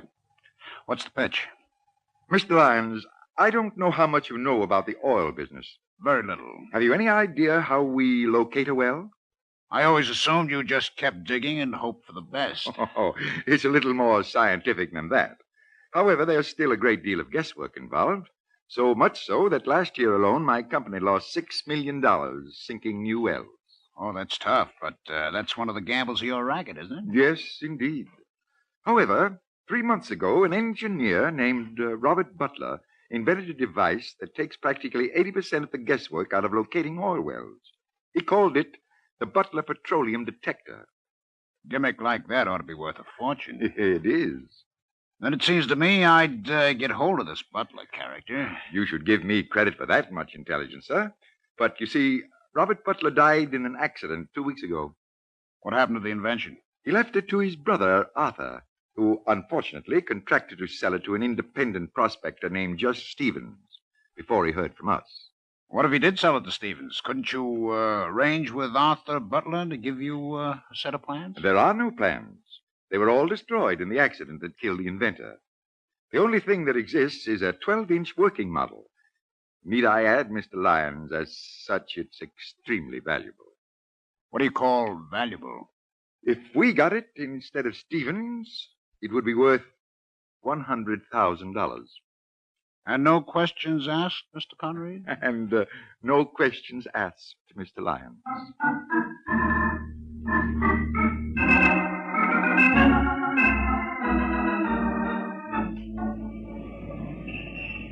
Taxi!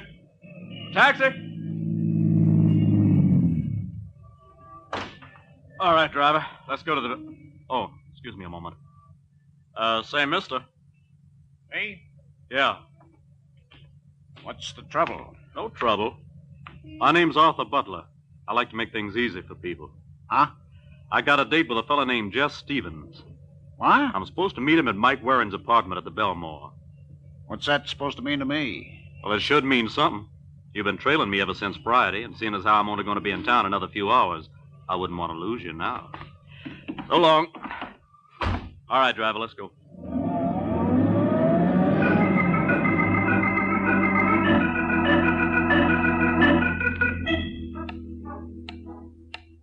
Is at the right time, Mike? More or less, Stevens. What's keeping our friend, Mr. Butler? Now, relax, Jess. He's only 5 minutes late. He'll probably be here. What did I tell you? Come in. Well, good afternoon, gentlemen. Oh, hi, Butler. We were just talking about you. I'm sorry I'm late. Oh, that's okay. I just didn't want to miss my plane to San Francisco. I've got to leave in half an hour. Can we get going? No, I don't see why not. All right, Mike. Suppose you take over. Well, I don't think there's much for us to do. Did you bring the model of the petroleum detector with you, Butler? Yes, sir. I got it right in this grip, chained to my wrist. All right, get your key ready. According to the contract, you were to get $25,000. Stevens gave you $1,000 when the contract was signed, and right here I have his check for the balance. Mm-hmm. Is it certified? No, but I can assure you it's good. How do I know that? Hmm? Well, this is on a San Francisco check. I'm sorry, gentlemen, it won't do. Now, look here, Butler. We made a deal. Take it easy, Jess. I'll handle this. Listen, Butler.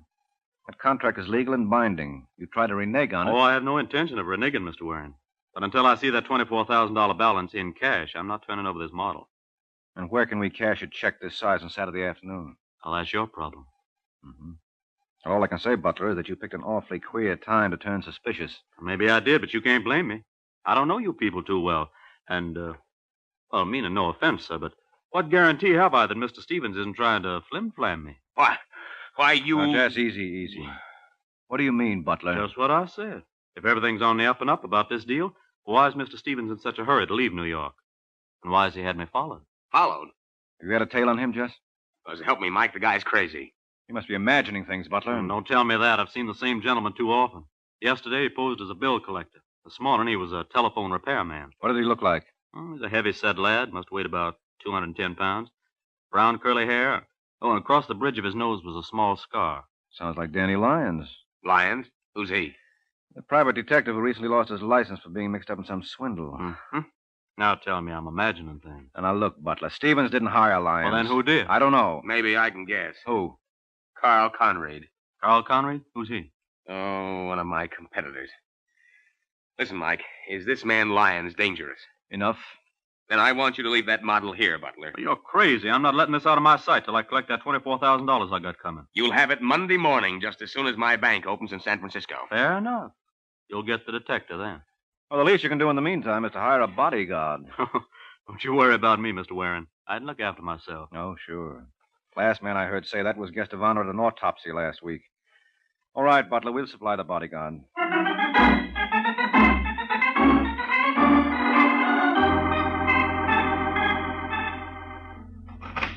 Yes? Is John Webster in? Do you have an appointment? Well, I think he'll see me. Where is he, in there? Just a second. That's all right. I'm an old friend of the family. Come back here. You can't walk in like that. Hey, what goes on here? Hello, Johnny.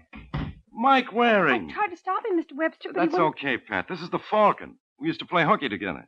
Oh, I'm sorry. I didn't know. How could you? Sit down, Mike. Thanks. Haven't seen you in months.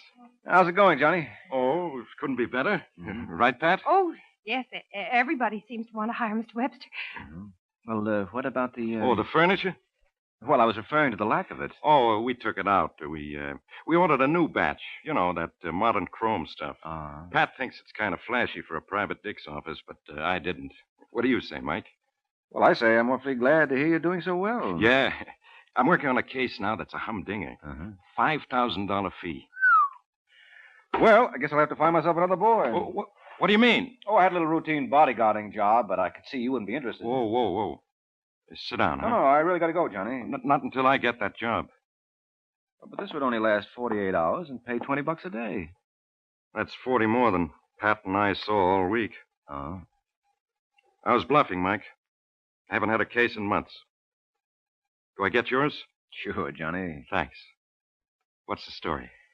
Well, there's a man named Arthur Butler staying at the Belvedere. He'll give you all the dope.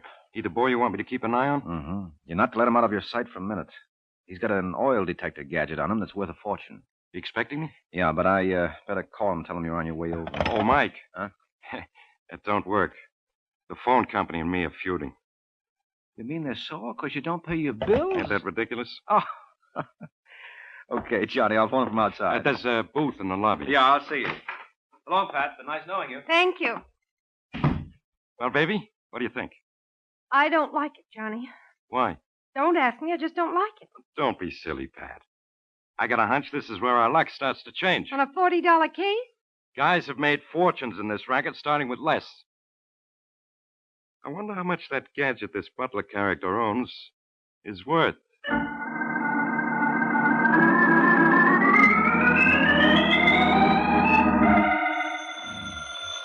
Oh, go away. Look, will you please go away? There's nobody home. That's you, Warren? So sorry, Mr. Waring, not to go to Saskatchewan. Now, don't be funny. Huh? Who is this? Arthur Butler. Oh, do you realize what time it is, Butler? I'm sorry to disturb you, but I wanted to congratulate you and your buddy, Mr. Stevens, for that cute stunt you pulled. Stunt? Yeah, sending around that Johnny Webster. What's the matter with Johnny? Well, that all depends on your point of view. From yours, he couldn't have done much better. Oh, look, Butler, you're not making sense. Let me talk to Webster. Put him on. Oh, that's a nice act, fella, but it won't sustain. What are you talking about? Your friend Johnny skipped. Johnny skipped. What about the model? Oh, don't feel badly. He didn't overlook it.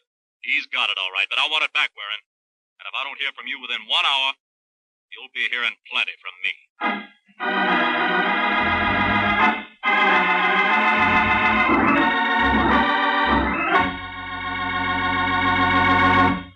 This is Ed Hurley again, friends. Well, it seems that if Mr. Butler doesn't hear from Mike, there'll be trouble. And if you ladies don't hear this idea I have for you this afternoon, you might have more trouble than necessary in planning your Lenten menus. So let me tell you how you can melt Kraft's famous pasteurized processed cheese food, Velveeta, for a golden, smooth cheese sauce that's perfect with vegetable plates or seafood or rice or just over toast for a grand Lenten main dish. And this sauce is so easy to make. You just melt a half-pound of Velveeta in the top of your double boiler. You don't need to cut it up because Velveeta melts so easily and smoothly without any lumps at all. Then stir in a quarter cup of milk, season, and there it is, a cheese sauce that's simply delicious with a grand, rich, yet mild cheddar cheese flavor. And you know this wonderful Velveeta sauce will add extra nourishment to your meal because Velveeta is so rich in important food values from milk, and it's as digestible as milk itself. So it's perfect for all the family, the youngsters and Grandma, too. Make Velveeta your handy helper, Mother. Melt it for fine, hot dishes. Slice it thick for hearty sandwiches and between-meal snacks. Get a 2-pound loaf tomorrow and enjoy America's favorite pasteurized processed cheese food, the one and only Velveeta, made by Kraft.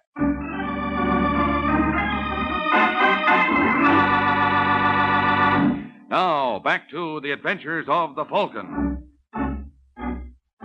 An hour has passed since Arthur Butler informed Mike that Johnny Webster removed not only himself, but the Butler petroleum detector as well. Now in his hotel room, Mr. Butler seems strangely annoyed. Well, what do you got to say for yourself, Warren? You told me this Johnny Webster was trustworthy. You said with him on the job, I had nothing to worry about. How did you learn that he skipped, Butler? I woke up at 3 in the morning and discovered this. That's the chain you had on the grip, isn't it? Yeah. You always sleep with a chain to your wrist? Only since I got to New York. But as you can see, somebody took a pair of wire clippers to it. Where did you leave Johnny before you went to bed? On the sofa. He said he was going to read for a while, or so he claimed. Now, listen, Butler. You've got to believe me. I recommended Johnny Webster in good faith. I'll get back that model for you. When? As soon as I can find him. Yeah, well, that may be years, and I can't afford to wait. I'm going to the police, Warren. Now, you don't want to do that. Don't I? You just watch. Look, you're wrong, Butler. Publicity is the last thing you want in this case. No use talking. I made up my mind. Did you ask your cab to wait? Nope. No, there's usually one down at the corner. Well, seems like you're out of luck. Taxi? Hey, taxi! Hey, wait a minute, Butler. I said you're not going to talk me out of this. No. Look over there. Look over where? That Chevy parked across the street. Well, what about it? That's Johnny Webster's heap. What? I'm sure of it. If I remember correctly, the rear right fender was off. If this is some kind of a gag, Warren... Well, what would be the point? Hey, what did I tell you? This is Johnny's car, all right. Now, why do you suppose he left it here? Maybe he ran out of gas. No. What Johnny ran out of was luck. Look behind the front seat. What do you mean? Oh. That's right. He's dead. And judging by that knife on his back, it wasn't due to an overdose of sleeping pills.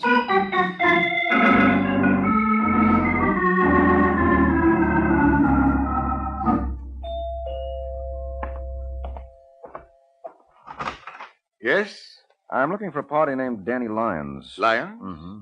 I'm sorry, Mr. Waring, Mike Waring. You have the wrong apartment. There's no such person here. Are you Carl Conrad? That's right. Come in. Thank you. I was given to understand that Lyons is working for you. Where did you hear that? From the usual reliable source. Well, you know how trustworthy they generally are. Yes, well, this came from a friend of mine, a man named Jess Stevens. Ever hear of him? Stevens? I don't believe I have. He's in the oil business, too, though not on the scale you people are. Oh, of course. He prospects for oil on his own. What we call a wildcatter. Uh-huh. And Mr. Stevens led you to believe that this Lyons chap was in my employ? That's right. Doing what? Trying to get hold of the Butler petroleum detective. Believe me, Mr. Waring, I've been in this business 35 years, and I never heard of that. Just what is that contraption supposed to do? Take a lot of the guesswork out of locating new oil fields. It must be extremely valuable. Yes, must be. Someone knifed a private detective named Johnny Webster to get it last night. Surely, Mr. Waring, you don't think... Yes, I do. I don't know whether you're aware of it, sir, but you're being very insulting. If I am, it's entirely intentional. Then you can understand, under the circumstances, I must ask you to leave. Oh, sure. But I'll be back. You needn't bother, Mr. Waring. First of all, I don't believe any such object as the Butler petroleum detector exists. Well, that's your privilege. Oh, just a moment, sir. Yeah? I wouldn't want you to go off feeling I'm one of those diehards who doesn't believe there's anything new under the sun. No, of course not. As I said, I don't believe any such invention exists. However, I'd be willing to pay $100,000 to the man who can furnish the necessary proof that I'm wrong. I hope I'll be seeing you, Mr. Waring.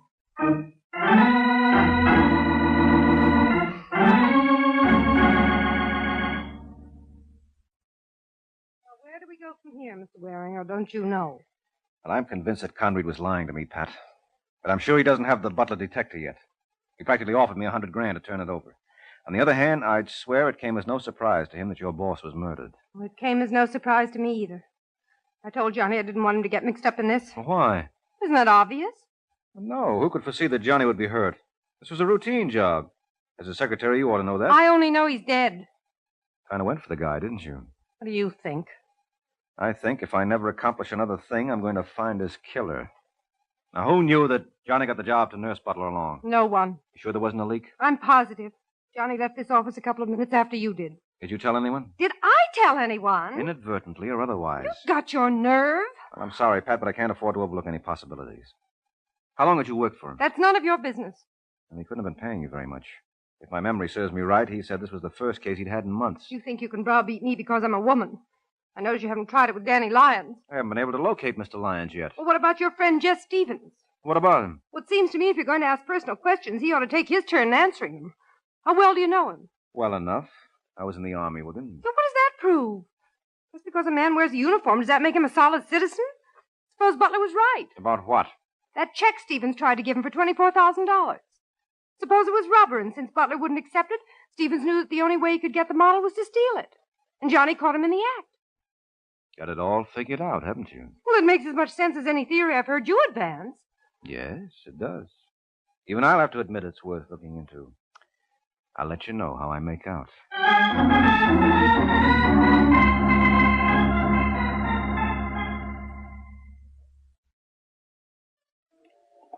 Hey, bartender. Let me have a bourbon and water. There you are, Jess. No. They told me at the desk I'd find you in the bar. Anything new, Mike? Well, yes, no. What do you say we squat, huh? Yeah. I've been doing a lot of legwork this morning. Okay. You want a drink? No, I'll sit this one out. Say, bartender, serve that drink over here, will you? Well, what's the story, Mike? How long do you think it'll be before we can locate that model? You seem more concerned about finding that than nabbing Webster's murderer. Okay, if you want an honest answer, yes. I want to get my hands on that detector. To me, that's all that counts. Well, let me tell you something, Jess. I don't care if I never see that miracle machine again. I'm only interested in one thing. I'll bet you are. You've been in touch with Conrad, haven't you? And what's that supposed to mean? Just what it sounded like. What'd they offer you? You accusing me of selling you out? All I know is you seem to have forgotten suddenly that you're supposed to be a friend of mine. Yeah, well, friendship works two ways, Jess. We have a mutual agreement. I can drop you just as you can cancel me out. Thanks for reminding me, Mike. I may have to do just that.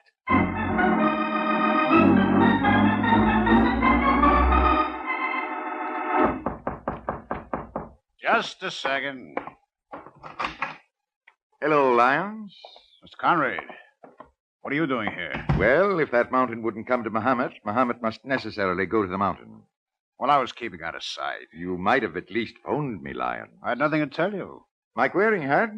He told me that a chap named Johnny Webster lost his life last night trying to prevent a theft from Butler's hotel room. So? So, I'm merely putting two and two together. Sometimes you wind up with 22 that way. Let me ask you a question, Mr. Conrad. Suppose I told you I haven't got Butler's whatchamacallit. I wouldn't believe you. I thought you'd say that. How high will you go for it? We made a bargain last week, Lion. Yeah, but the whole thing was strictly spec then. If I guaranteed to bring it over to your place in an hour, what would it be worth to you? I still think the stipulated price of 100,000 was more than ample. Will you go 50 more? 25, and that's my limit. Okay. What time have you got now? 9 o'clock. Go to your office, start counting it out. I'll see you at 10.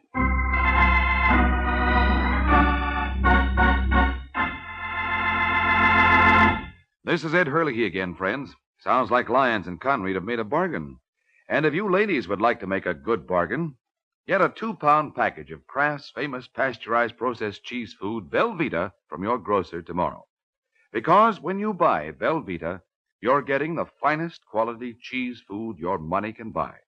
Velveeta not only tastes good, but it's mighty good for you because it's rich in important food values from milk. And Velveeta is as digestible as milk itself.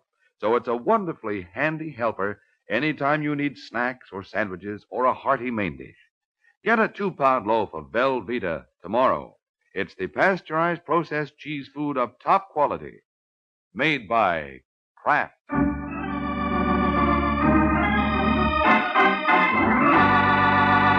Now, back to the adventures of the Falcon.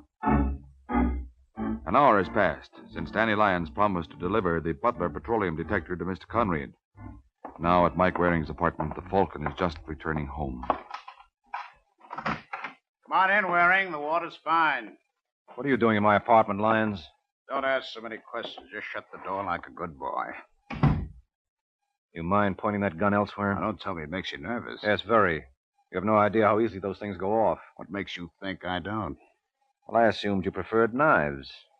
What kind of a crack is that? I was thinking of Johnny Webster. Now, listen, Waring. Don't get me any more annoyed than I am now. I made an appointment for 10 o'clock, and it's 5 after already. That's too bad. Yeah, I phoned my party a couple of minutes ago, and he's getting real impatient. Well, don't let me keep you, fella. You won't.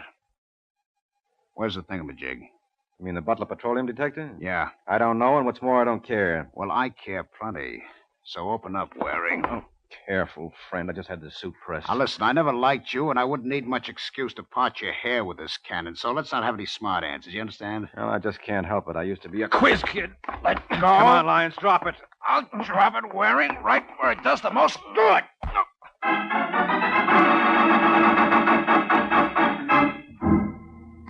Waring? Waring. Oh, cut it out, Butler. You all right? How can I tell with you slapping me silly? I'm sorry. Can I get you anything? Yeah, you wouldn't happen to have a spare head on you. I'm afraid not. What happened? Well, it'll take too long to tell you. How'd you find me? I came up to see if you had any more information. What about the police? There's nothing new there. You know if they've spoken to Pat Dryden yet? Pat Dryden? Who's he? It's a she. She was Johnny Webster's secretary. Well, what's she got to do with this? Well, she's a gal with plenty of ideas. Hey, is she hooked up with Stevens? Because I'm convinced he's the boy I'm after. I'll bet you anything you want he killed Webster and stole my model. Now, look, Butler. Don't misunderstand me, Waring. I don't think you had anything to do with it. Oh, thanks. What time have you got? 10:30. Why? Because I've got a hunch. And with a little luck, I may be able to wrap this whole thing up in a couple of minutes. Who you calling? Carl Conrad. You're barking up the wrong tree. I've been riding a merry-go-round for the past 24 hours. It's time I got lucky and caught the gold ring. Hello? Hello, that you, Conrad? Yes? Mike Waring. I have nothing to say Now, to you. don't hang up, Conrad. You'll be sorry. Remember that proposition you made me this afternoon? No. All right, I'll refresh your memory. You offered me $100,000 for the working model of the Butler petroleum detector. I'm no longer interested, Mr. Waring. What? I don't care to buy. I'll sell it for $75. I guess there's only one way to convince you I'm not interested. Hello, Conrad. Conrad! Well, he hung up. I'll get the number back. No, there's no need to do that. I proved my point. Oh? What was it? Oh, I'm sorry, Butler. I thought you knew. I was just proving that you killed Johnny Webster.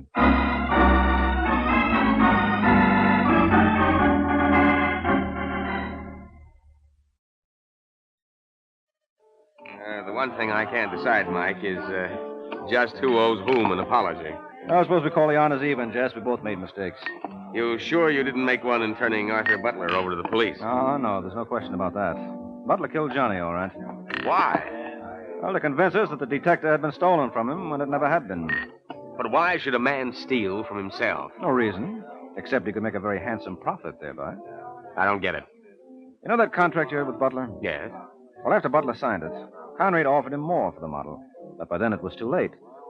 Butler knew he couldn't break the contract with you because you've sued and collected every penny he had. You follow me? I think so. Is that why Butler refused to accept my check? Sure, he knew it was good. He just wanted to stall. That's when he decided on this brilliant scheme of robbing himself. That was the only way he could weasel out of the contract. Now you've got it. The Butler petroleum detector was unique. If it was stolen, there was nothing you could do about it. You couldn't ask him to turn over the plans because none existed. I still don't see why he killed Johnny. Well, he had to. With Webster on the scene every minute of the time, Butler's story of the theft would never stand up. But this way, with Johnny dead, it looked even better. Yeah. But how did you learn the truth? At 10 o'clock tonight, Conrad was ready to buy the model from Lyons. Now, Lyons didn't have it. Otherwise, he wouldn't have come to my place. And he couldn't have gotten it from me because I never had it to begin with. So? So when I phoned Conrad just half an hour later, he was no longer interested in the model, not at any price. Well, that convinced me that Conrad already had it. A man doesn't cool off like that. So the only one he could have bought it from was Butler.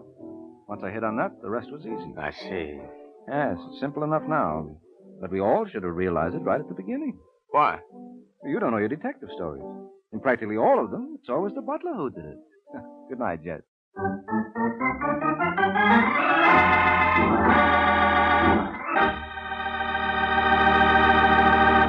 There comes a time in the life of every homemaker when she has to fix a dinner fast. And that's when Kraft Dinner is such a help.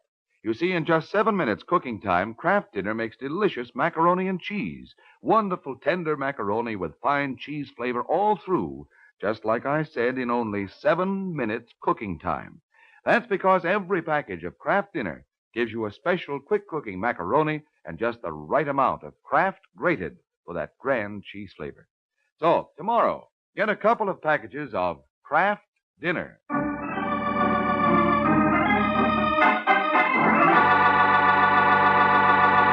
The Case of the Witty Widow. The Case of the Witty Widow. That's the title of next week's adventure of the Falcon, when Mike Waring learns that some women use guns on their menfolk only because they have scruples about divorce. So be sure to listen at the same time next week to another exciting adventure of the Falcon, brought to you by the Kraft Foods Company. The Adventures of the Falcon are based on the famous character created by Drexel Drake, produced by Bernard L. Schubert, written today by Eugene Wang, and directed by Richard Lewis. Music was by Arlo. Les Thamon was starred as the Falcon, with Elspeth Eric as Pat. Be sure to hear the great Gildersleeve next Wednesday evening over most of these stations. In next Wednesday's broadcast, Gildy comes face to face with an hilarious problem and solves it in a way that will keep you laughing for days. Remember the show, the time, and the place. The Great Gildersleeve, next Wednesday evening over most of these stations. Check your local newspaper for time of broadcast. This is Ed Hurley, he speaking, for the Kraft Foods Company.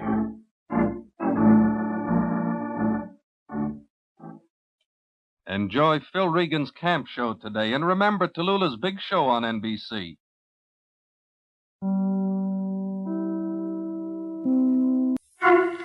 The Kraft Foods Company brings you The Adventures of the Falcon, starring Les Damon. Hello? Yes, this is the Falcon speaking. Oh, Carol. I'm glad you called. Now, you'll have to count me out tonight, Angel. I've got a date to learn all about gambling. Mm-hmm. Some boy's going to show me how to play a long shot and make myself a killing.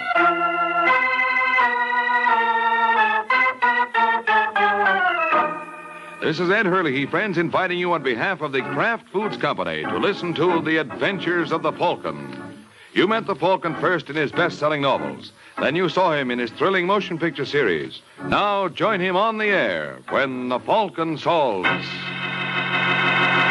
the case of the baby brother.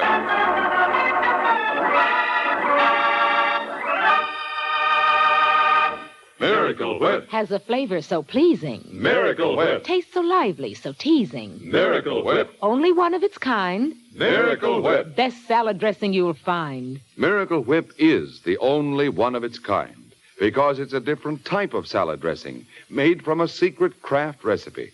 Miracle Whip combines the best qualities of old-fashioned boiled dressing and fine mayonnaise, so it's truly distinctive and delicious, with a flavor millions of folks call just exactly right. Try it, won't you? One taste will tell you why it's America's favorite salad dressing. The one and only Miracle Whip.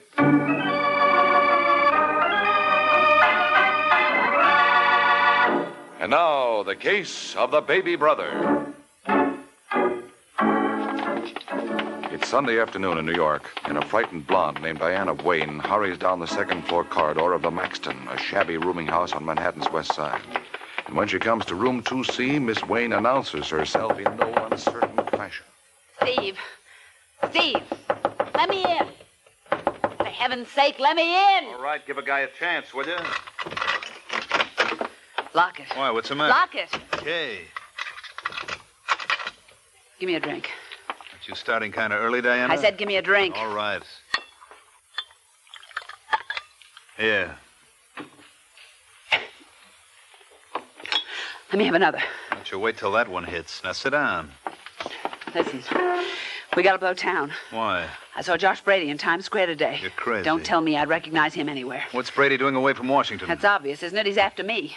I've got to get out of here. Now take it easy, Diana. Take it easy. Take it easy. It's all right for you to talk. Brady doesn't know about you. Would it make things any better if he did? Well, if you hadn't thrown away the money I took from him on the horses, we wouldn't be in this jam. There's no use crying over spilt milk. We've got to leave New York, Steve. You tell me how. There's $18 left in the kitty. You know how far that'll get us. I'll borrow 100 from Roger Clayton. No, you won't. Why not? We've put too much work on that sucker to let him get off with train fare. But if Brady finds me... Forget it. Forget that a man wants to kill me. Forget that Shut up! Oh!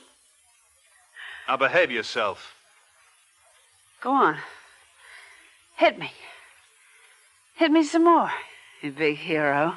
You don't know how close you are to really getting it. Well, what's stopping you? You enjoy it too much. Now listen to me. We've still got a chance to wind up with a bundle, but you got to work fast. You got to take Roger into camp tonight. No, I can't. It's the only way. We haven't got time to string him along. You said the guy's nuts about you already. But There are no buts about it. You want to get out of New York, don't you? Yeah. Well, if you want to get out alive, you'll go to work tonight.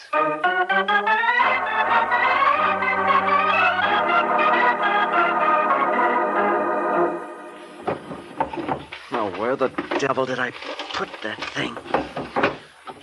You in the bedroom, Roger? Yeah. Are you going out tonight? You mind, Paul? Or maybe I do. You haven't stayed home one night this week. So what? So maybe you ought to start taking it easy. Look, Paul, when I want your advice, I'll ask for it. Now, don't get me wrong, kid. I only meant... I'm not interested in what you meant. I don't have to account to you for anything. Oh, yes, you do. While you're living with me, you'll keep in line. Who's this gal you're running around with? None of your business. I asked you something, Roger. And I still say it's none of your business. I'm sick and tired of your running my life. Just because you're my brother doesn't give you a license to tell me what to do. What? I'm sorry, kid. I didn't mean that. That's okay, Paul.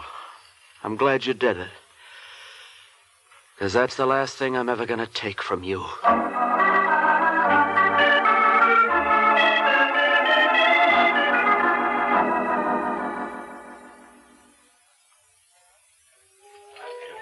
Well, what do you say, Roger? Well, I suppose I'm not very bright, Diana, but... Well, really, I don't understand you. It isn't very difficult, honey. Remember this man I mentioned last week? No. We were sitting right here in the same booth. He's the one who's got all the connections in the stock market. Oh, yeah. Yeah. Well, he phoned me this afternoon. He's got an inside tip on a stock that his office is going in for very heavy.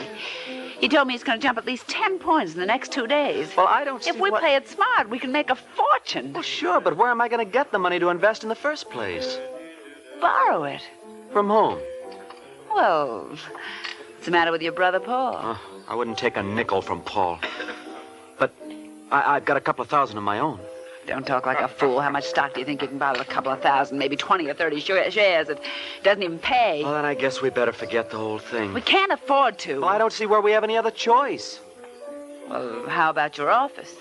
You mean Mr. Schnabel? Mm-hmm. You told me he was one of the biggest betting commissioners in New York. Oh, look, honey, if he knew. Why would he have to? I don't follow you, Diana. You've got the combination to the safe. So? So, if you went to the office tonight and took, say, 50 or 75 grand. Forget it. Why? Why? It's stealing. No, it isn't. By Tuesday morning, you'd have the money back. What? I knew that last drink was a mistake. By Wednesday morning, we could be on a plane for Hawaii. Now, Diana, look. Think of it, darling. We could do anything we wanted. You don't know what you're saying. All right, Roger. If that's the way you feel. Wait, Diana. Where are you going? What's the difference? No. Come back here. Yeah? Well, at least give me time to think it over. Time is the one thing we don't have, Roger. If you're going to do it, you'll have to do it tonight. You've got a key to the office, haven't you? Oh, yes. Take this. Diana. Don't worry, it's on safety. But what do I want with a gun? It's a great morale builder, kid. Come on. Put it in your pocket. Honey, just listen to me for a minute. If I do, we won't have time to say goodnight. Move over to the corner of the booth. Please, baby, let's be sensible. Oh, Roger, I am just crazy about you. Diana. Wait for me at your place. I'll call you the minute I'm through.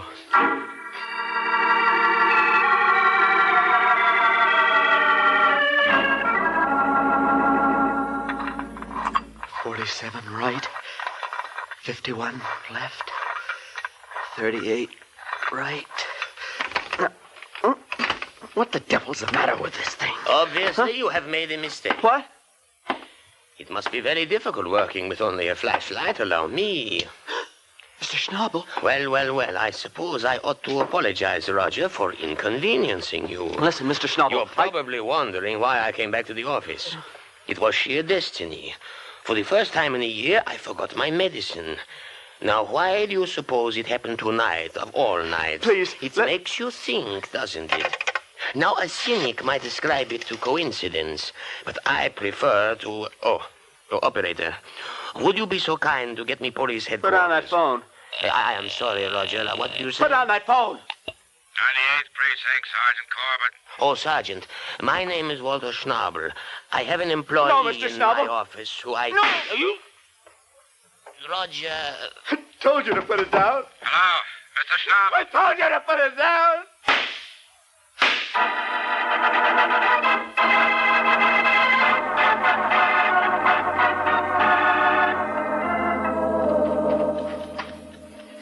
Is that clock fast, Diana? I've told you a dozen times before. It's right on the minute, Steve. What do you suppose is keeping that schmo? How should I know? He was going to call you the minute he was through. Yeah.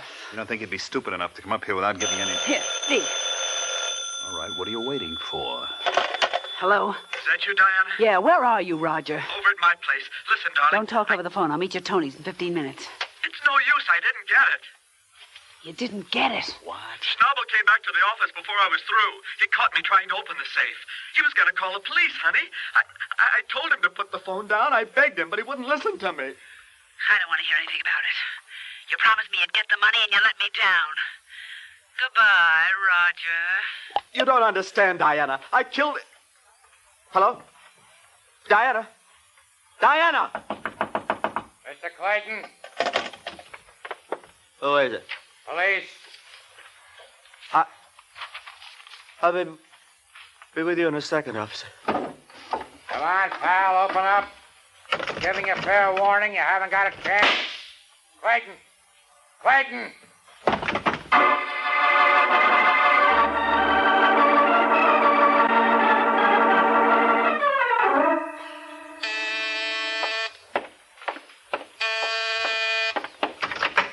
Yes? I'm looking for a Mike Waring, the Falcon. I don't know what the good book says. Seek and ye shall find. Come in. Thanks. Nice place you got here. I'm glad you approve. Sit down. I suppose I should introduce myself. It's customary. My name's Clayton, Paul Clayton. Oh, wait a minute. Didn't I read something? Yeah, it was my kid brother Roger who committed suicide yesterday. Oh, yes, I'm sorry. Why? He was a dead duck anyway. He killed the man he worked for. Well, that's one way to look at it. Well, that's the kind of a guy I am. I've always believed in an eye for an eye. I hear tell the Falcon is the best private dick in New York. You want me to deny it? No, I just want you to prove it. Take a look at this picture. Not bad. Who is she? That's what I expect you to find out. She's the gal who got my brother in this mess. What makes you so sure? I found that picture in his wallet. Doesn't prove anything. It does to me. All right, Clayton. Assuming this is the girl, and assuming I find her, what then? What do you think? I think you intend to kill her. Now, where did you get that idea? Now, look, Clayton. I know how you must feel about your brother. Never mind the pretty speeches. Will you find her for me? No. Okay. I guess there must be other private detectives in New York. Look, if anything happens to this girl... You'll yell copper. Yes. I wouldn't do that, fella. Because after I take care of her, I could drop back and take care of you. It's been nice seeing you, Waring. Let's both hope it doesn't happen again.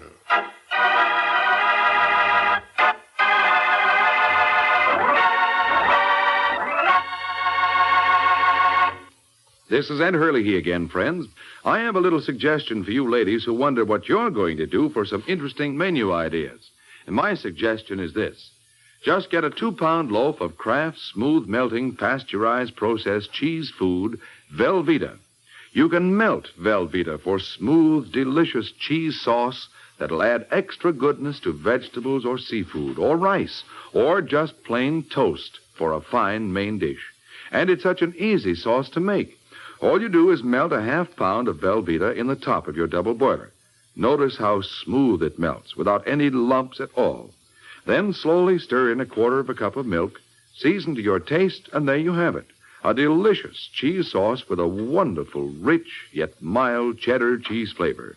A flavor that everyone, the youngsters and Grandma included, will enjoy often. And it's a wholesome dish because Velveeta is so rich in important food values from milk. So whether you melt Velveeta for a swell cheese sauce or slice it thick for hearty sandwiches, you'll find Velveeta is a mighty handy helper, Mother. Get a 2-pound loaf tomorrow, won't you? It's America's favorite cheese food, the one and only Velveeta, made by Kraft.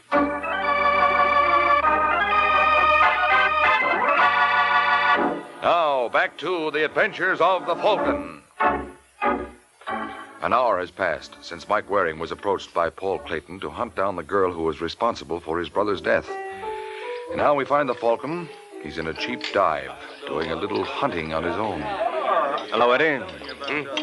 Oh, hiya, Mike. Sir, can I have 60 seconds of your valuable time? Well, I'm talking to this gentleman here, right? Right. It's very important. No, this is too. He was buying. So will I. That is, if you don't mind. No, go right ahead, sir. I'll try my luck at the slot machine till you get through. Thanks a lot. Don't mention it. Listen, Eddie, I need your help. You said something about buying. Oh, yeah. Bartender, give Eddie a refill. And leave the bottle, Jack. Eddie, you want to watch it? Oh, I haven't touched this stuff in weeks, Mike. I'm just trying to break up a cold. Now, what can I do for you? Take a look at this picture. Where'd you get that? And you recognize her, huh? No, why should I? Because you know every grifter who blows into New York. Sometimes I think they register with you. I don't know this dame. You're lying, Eddie. Now listen, Mike. Come on, spill it. Who is she? Her name's Diana Wayne. Diana Wayne? Yeah. I can't get over it. Can't get over what? I guess they're right when they say truth is stranger than fiction. See that guy I was talking to when you busted in? He wanted to know where he could find Diana, too. Oh, it certainly is a small world, huh? Yeah. Let's have a drink on it. Hold it, Eddie. What's his name? Who? The man you were talking to when I busted in. Oh, Josh Brady. What does he want with Diana Wayne? Why don't you ask him? That's a good idea.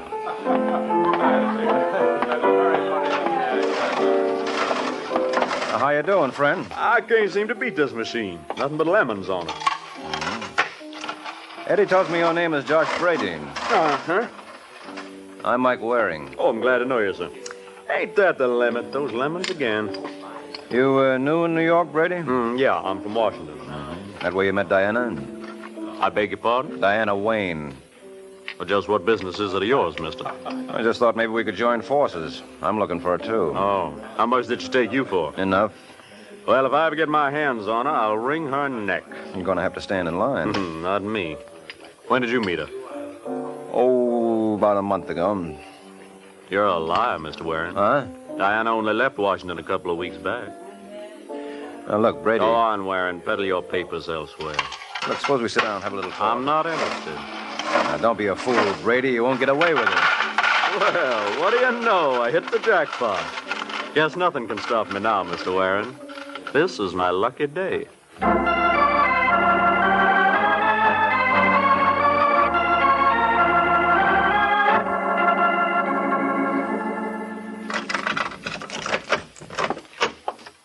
Come on in, Steve. Huh? What's the matter, honey? Did I frighten you? No. I just thought you'd be out, Diana. Lucky I got back in time. There was a man here asking for you. Who? He didn't leave his name. Just left this envelope. Oh, thanks. Well, aren't you going to open it? It's nothing important. And why are you making such a mystery out of it? What are you babbling about? I know if I received an envelope like that, I'd naturally be devoured by curiosity until I found out what was inside. Well, I know what's inside. So do I. What? A one-way bus ticket to Detroit. How do you know that? Elementary, my dear Watson. I opened it. By mistake, I suppose. Yeah, I suppose. You know, Steve, that's what I love about you. You're full of surprises. You're even a bigger rat than I thought. Shut up. If you think you're going to walk out on me and leave me holding the bag for Roger's suicide, you got another thing coming. I was just going to Detroit to see if I could dig up something. Ha! I'll bet. Now, don't be silly, sweetheart. Would I lie to my wife? You certainly would. Look, will it make you feel better if you hold the ticket? Yes. All right, here. Now, you feel better? Much. What's the idea of tearing it? I just wanted to make sure you don't go off without me. So if Josh Brady drops around or anyone else, he'll be right alongside to take your bows.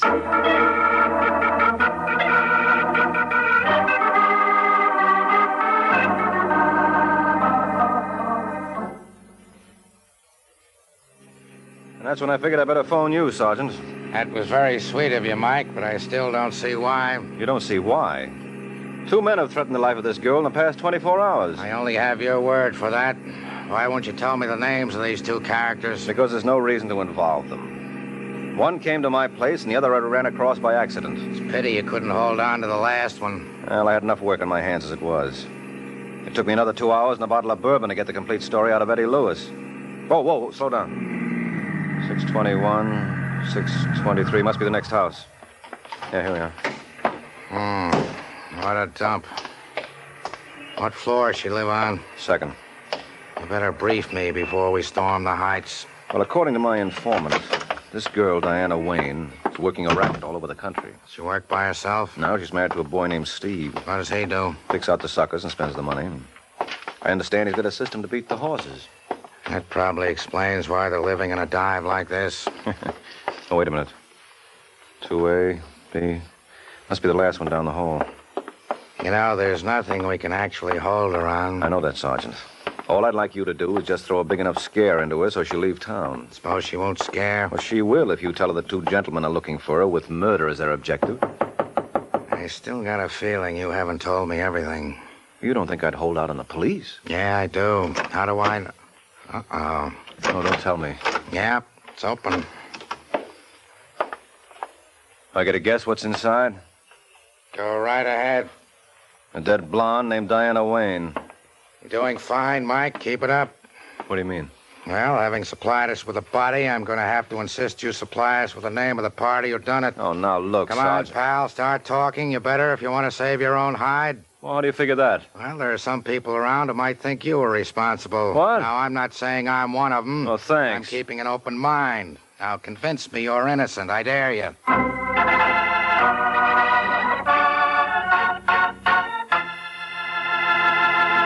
Remember, tomorrow at your grocer's, you can get a wonderful new salad oil for your homemade salad dressings, your cooking, your baking.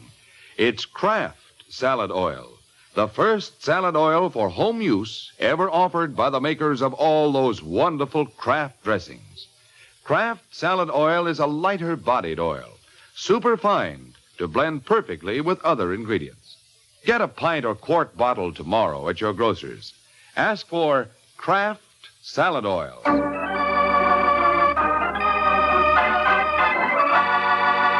Now, back to the adventures of the Falcon.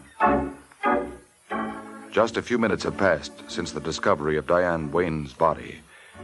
And how much to the Falcon's surprise, Sergeant Corbett regards him with a jaundiced eye. All right, Mike, let's start with page 1. You knew this girl was murdered before we walked in here. Well, you're being ridiculous, Sergeant. Well, who do you work for? No one. What about that guy who came to your place and asked you to find her? You mean Paul Clayton? How would I know his name? You wouldn't tell it to me before. There was no reason before. He's the brother of the kid who committed suicide a couple of nights back. Because of her? Yes. Well, guess that takes care of everything. Don't you think Clayton strangled her? Don't you? What do you think a jury would say to that? You tell me. They'd acquit him in a minute. It's too pat. Look, if you're going to murder someone, you don't go around telling the world all about it. So where does that leave us? Well, I told you there was another boy Diana trimmed. Oh? A lad from Washington named Josh Brady. And what about husband Steve? What about him? Well, don't you think it would be advisable to find out where he disappeared to? You're certainly there with the questions, aren't you? Well, somebody's bound to ask them, Sergeant. Might as well start digging up the answers. Say, any idea when she died? Yep, I can tell you that to the minute. Oh, how? Come over here. Notice those scratches all over her face and the broken fingernails? Yeah. Well, she must have put up quite a battle with her killer. Now come over behind this bookcase. Oh. Yeah, in the battle, they knocked over the electric clock. Uh-huh, so she must have died at 25 minutes past 8. Yep. So is that clock broken or just disconnected? Well, let's try it. Here's the outlet. Oh, you blew a fuse. Thanks, I never would have known it. Well, that answers one of our questions. Now, let's see if Paul Clayton can clean up the others.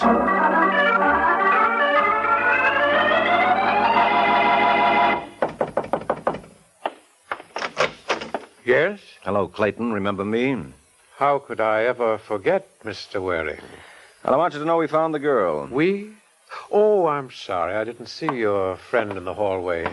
This is Sergeant Corbett. Hi. Sergeant? Yes. Well, come in, gentlemen. Thank you. Now, what's this about the girl? Her name is Diana Wayne, and she's dead. Oh. Is that all you can say? What do you want me to do? Pretend I'm all broken up? You know how I felt about her. That's why we'd like to know what you were doing at approximately 8:30 this evening. Why? Because that's the time someone put their 2 hands around her throat and squeezed, none too gently. What time was that again? 8:25, to be exact. Well, then that lets me out, because from 7 to 10 I was in a bar near Times Square called Jack's. Can you prove that? Sure, by the proprietor. I was waiting for a man named Eddie Lewis. What did you want with him? I was told he could put me in touch with a girl. What happened? Well, he didn't show, and I got tired waiting.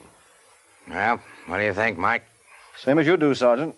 I think we all better go on to suspect number 2.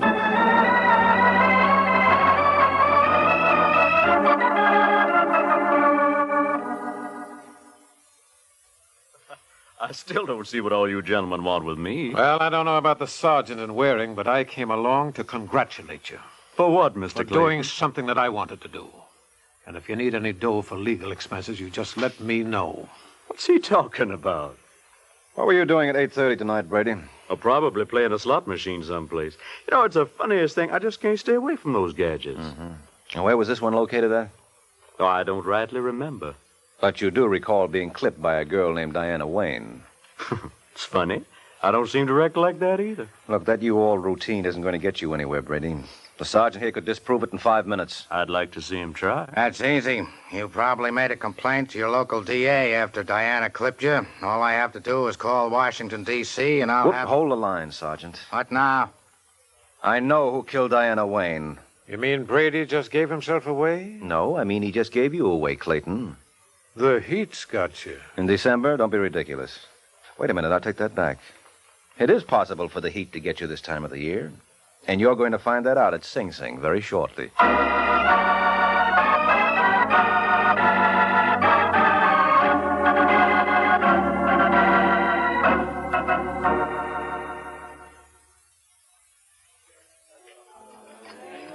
Got time for one more, Mike? No, got to run, Sergeant. No, you don't. A couple of questions I want to ask you first. No? Well, while we're on the subject, there's one I want to ask you. Did you pick up Steve Wayne? Yeah, in Detroit. Lucky the bus driver remembered him. Steve gave him a ticket that had been torn up and glued together. It was like you suspected. He ran out in the missus. Oh, sweet kid. So you left Diana alone to face the music, huh? Yeah, but what gets me is how you knew that said music was provided for by Paul Clayton. Well, first of all, he had an alibi for 8:30, whereas Josh Brady didn't. What kind of logic is that? Oh, the best kind in a case like this, Sergeant. Because when Clayton was so ready with his alibi, it occurred to me that maybe Diana wasn't murdered at the time we originally thought. What about that electric clock? Just a prop supplied by the killer. Never could have belonged to Diana. How do you know that? Well, an electric clock works only on alternating current. And in that section of New York... Yeah, sure. There, they only have DC, direct current. Mm-hmm. Remember how you blew a fuse when you tried to get it going? Well, as a matter of fact, the medical examiner now says that Diana was killed around 6:45. But what gets me is how you knew that. I didn't. All I knew was that the clock never belonged to Diana. How? Well, when you said you were going to call Washington, D.C., that D.C. rang a bell. Then I realized Clayton must have brought that clock with him to fix his alibi. Didn't I say all along that Clayton killed her? That you did. You wouldn't believe me. Well, he was the most obvious suspect, Sergeant. And we've all been conditioned by those mystery stories to believe that the most obvious suspect is always innocent. That'll teach you. Yeah, it's taught me a lot of things. If a man were to walk up to me this minute and announce he's planning to murder some girl, you know the first thing I'd do now? What? Set up a date in advance with some other girl so I wouldn't have to end the evening with you. Good night, Sergeant.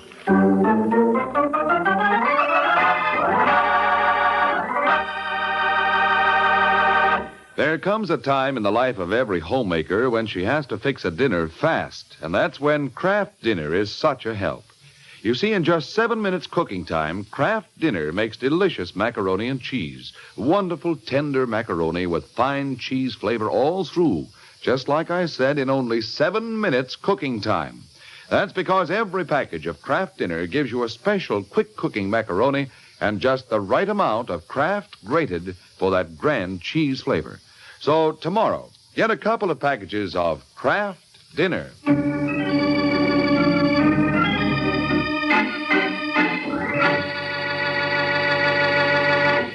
This is NBC, the national broadcasting company.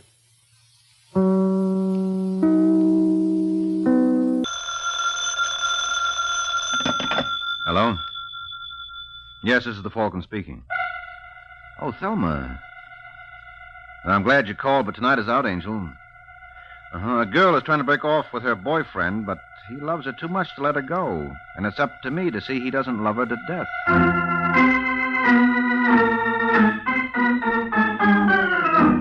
This is Ed Hurley, friends, inviting you on behalf of the Kraft Foods Company to listen to The Adventures of the Falcon, starring Les Damon. You met the Falcon first in his best-selling novels. Then you saw him in his thrilling motion picture series. Now join him on the air when the Falcon solves the case of the gangster's girl.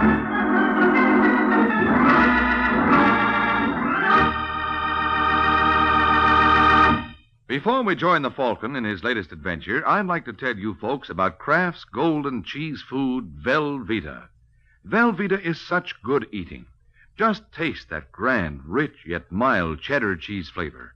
And Velveeta is so good for you. It's rich in important food values from milk itself. For swell-tasting snacks, for good, hearty sandwiches, for thrifty, easy, hot dishes, it's smart to keep stocked with Velveeta. Get it tomorrow in the handy quarter-pound package or in the economical 2-pound loaf. The cheese food of top quality. Velveeta is made only by Kraft.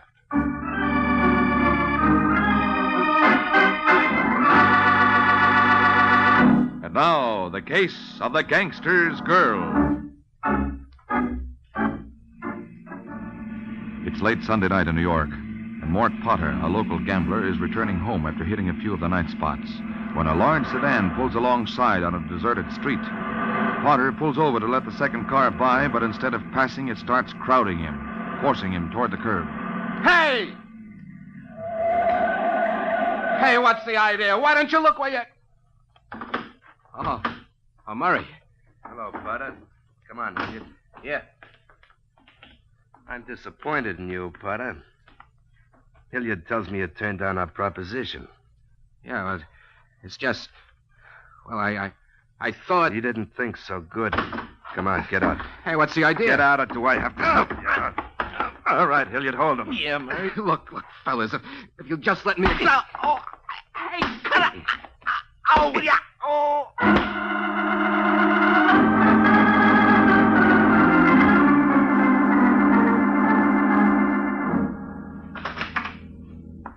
Murray, don't you believe in knocking? You want privacy, keep your door locked. I thought it was. Well, you should be more careful, Sue. Well, where do you think you're going? Little trip? Looks more like a big trip. You've cleaned the closet. If I want to go away... From me? You wouldn't do that, baby doll. I saw the paper. That man has 3 broken ribs. What man? You know what man. Everybody knows you did it. Baby doll, don't take everything so serious. 3 broken ribs are serious. Are they your ribs? You said easy money. Well, I didn't like it from the start. But you insisted, what's the harm? Well, when you start beating up people, that's harm. Next, it'll be killing. Or maybe that's happened already, too. Now, look, I don't want to talk about it. You're staying here, understand? No, Murray. I said you're staying here. Now start unpacking. No. Start unpacking. Hurry up. Wanting to go away. You don't know how lucky you are, baby doll. I'm going to be big in this town. Real big. I liked you when you weren't going to be big. Now, don't talk dumb. And quit your bawling. I'm doing the town tonight. I don't want your eyes all red. Why can't you leave me alone? Sometimes I ask myself that. I just can't, that's all. You know, you ought to be flattered. As soon as Hilliard told me you'd been over to the airline ticket office, I'd come right over. Oh, Hilliard. How did he know? He keeps his eyes open. Have you got him spying on me? No, he just likes to look after my interests, that's all. He just likes to make trouble, that's all. Oh, he's okay. Like a rattlesnake, he's okay. And one of these days, he'll make trouble for you, too. Don't make me laugh. You'll see. Things aren't bad enough. You have to have worms around. All right. You don't like him? I'll can him. Anything for you, baby. Yeah, except getting out of the whole dirty business. Except that. Or letting me out. Oh, you don't want out, baby doll. Not if it means leaving me. Now, come on, honey. Get those bags unpacked.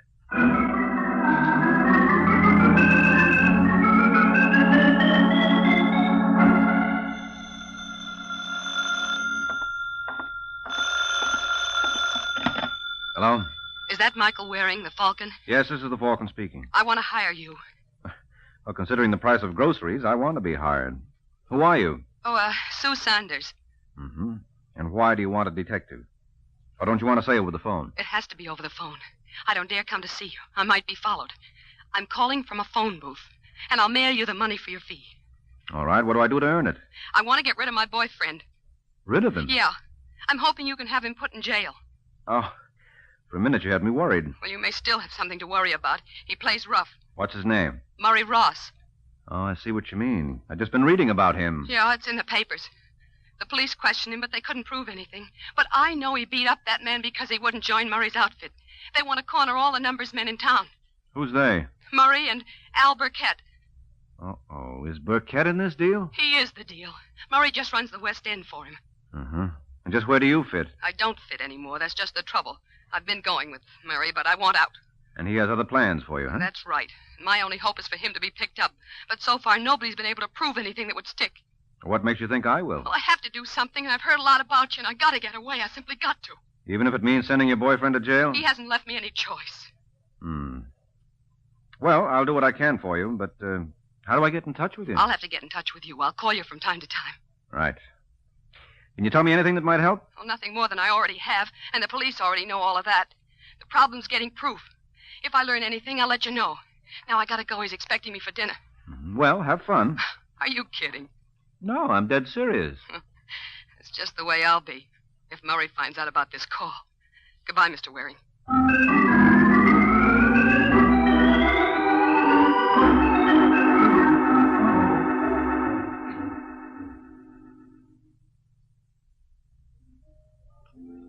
Come on, baby doll. Let's have a smile. I'm trying, Murray. Oh, you shouldn't have to try.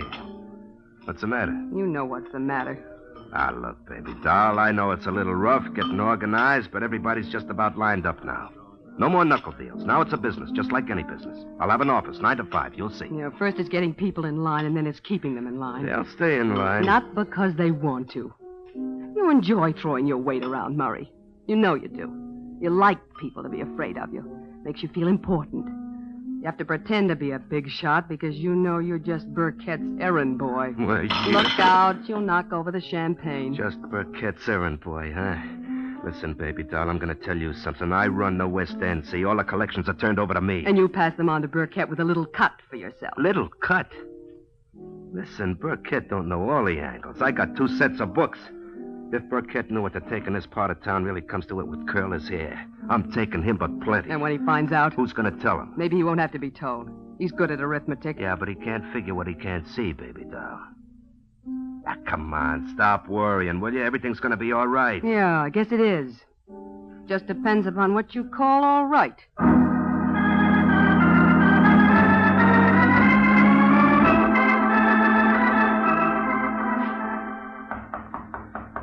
Yes, what is it? Murray Ross is here to see you, Mr. Burkett. Oh, good. I've been waiting. Send him in. Yeah. Okay, go on in. Right. Hello, Burkett. I understand you wanted to see me. Yes, I like to check up from time to time. You know how it is. Sit down. Cigarette? No, thanks. How's Sue? Oh, she's all right. That's good. Anything special you wanted to see me about? As a matter of fact, yes, there is. Shoot. Don't give me ideas. Huh? You take me for a fool, Murray? I don't know what you mean. I think you do. But just so there won't be any question, I'll lay it on the line. Cards on the table. To put it bluntly, Murray, you've been holding out on me, shortchanging me. What? Who told you? Never mind. I have sources of information. Well, your sources are talking through their hat. Perhaps. Won't take long to check. Want to see the books? Which set? You got the wrong idea. I think not, but as I said, I'll check. But not books. There are other methods, more reliable. Okay, you'll find out. I'm sure I will, my boy. And while I'm working on it, you'll stay here where I can keep an eye on you. Here? Yes, house guest. The boys will see you're comfortable. What's the matter? Oh, nothing. You're too warm? I see you're perspiring. Shall I open a window? I'm getting out of here. What? Going somewhere, mister? Well, Close the door. Yeah. All right, now come back here and sit down, boy. We've got to finish our conversation. What are you going to do? Ah, yes. What am I going to do? Let's discuss that, shall we?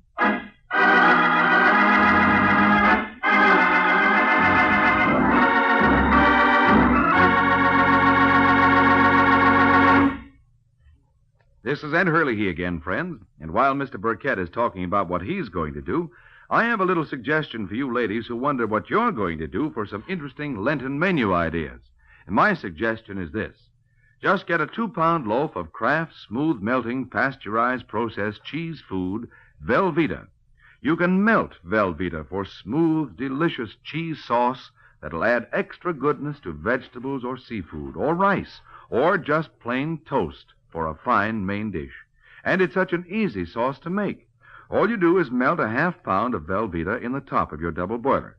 Notice how smooth it melts without any lumps at all. Then slowly stir in 1/4 cup of milk, season to your taste, and there you have it. A delicious cheese sauce with a wonderful, rich, yet mild cheddar cheese flavor. A flavor that everyone, the youngsters and Grandma included, will enjoy often. And it's a wholesome dish, because Velveeta is so rich in important food values from milk. So whether you melt Velveeta for a swell cheese sauce or slice it thick for hearty sandwiches, you'll find Velveeta is a mighty handy helper, Mother, especially now, during Lent. Get a 2-pound loaf tomorrow, won't you? It's America's favorite cheese food, the one and only Velveeta, made by Kraft.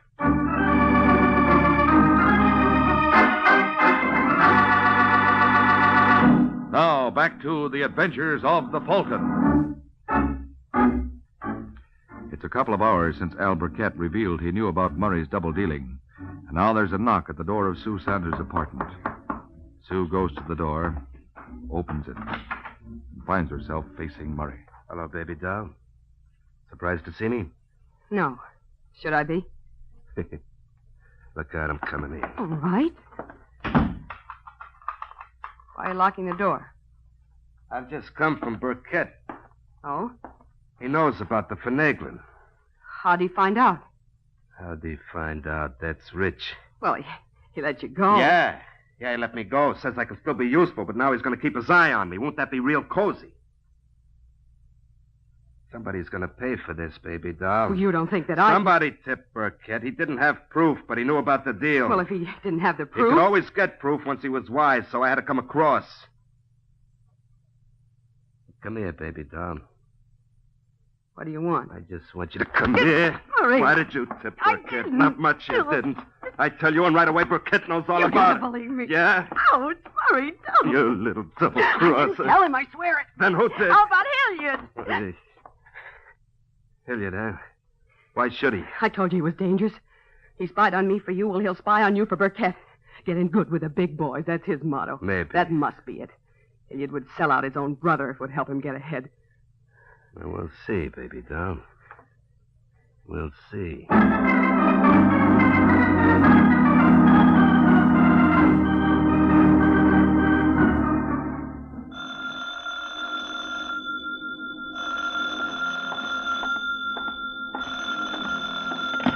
Hello. Hello, Mr. Waring.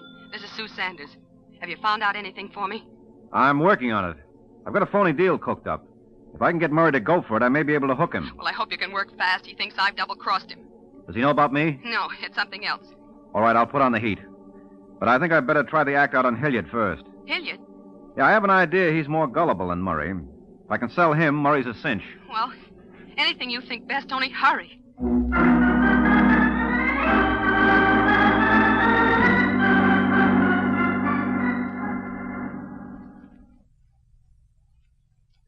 Hilliard, you can at least double your take if you work with my crowd. How do you know what my take is? Well, it's all down there in black and white. I'm not admitting those figures are right. In fact, I'm not admitting I have anything to do with the numbers. All right, look, I don't blame you for being cagey, but think it over, Hilliard. If you want to do business, you know where to reach me. Okay, Waring. But I'd like an answer by tomorrow. We want to get moving. Yeah. And if I were you, I wouldn't mention this to anyone. You think I'm crazy? It's always a possibility. Well, now I've got... Look out, Hilliard, the window!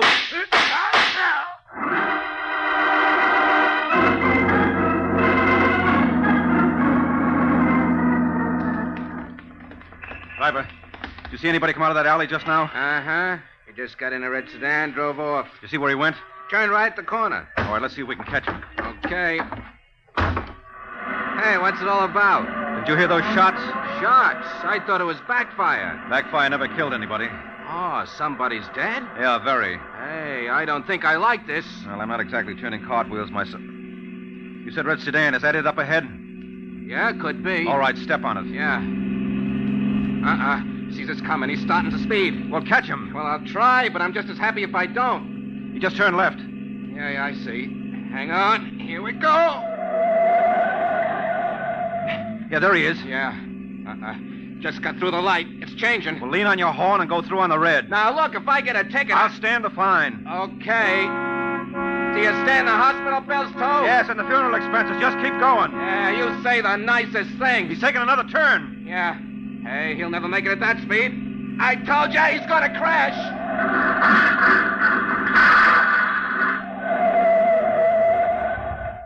Well, end of the line, mister.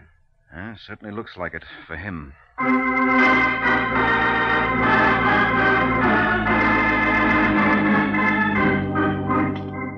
Hello, Murray. Do I know you? Name's Mike Waring. Oh, the Falcon. You see, you do know me. Of you. What do you want? Well, I got a proposition you might be interested in. No, thanks. How do you know? Till you hear it. I said I've heard of you. I didn't like what I heard. Well, neither did Hilliard, but he was willing to look over my wares. Oh? You talked to Hilliard? Uh-huh. What'd he say? Said he'd consider it. I'm not surprised. Now I know I'm not interested. You don't care for Hilliard? Huh? I don't care for rats.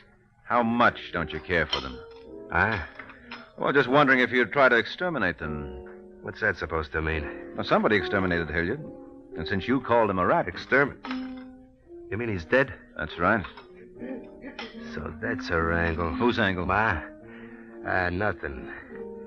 Anyhow, it's not going to work. I can prove where I've been all afternoon. Yes, but this job was done by a professional trigger. You could have hired him. Are they picked up who done it? Picked up the pieces. Well, he wasn't working for me. But I got an idea. I'll be seeing you, Ware. Just a minute, Murray. I got things to do out of my way. Yeah, well, first... I said out of my way.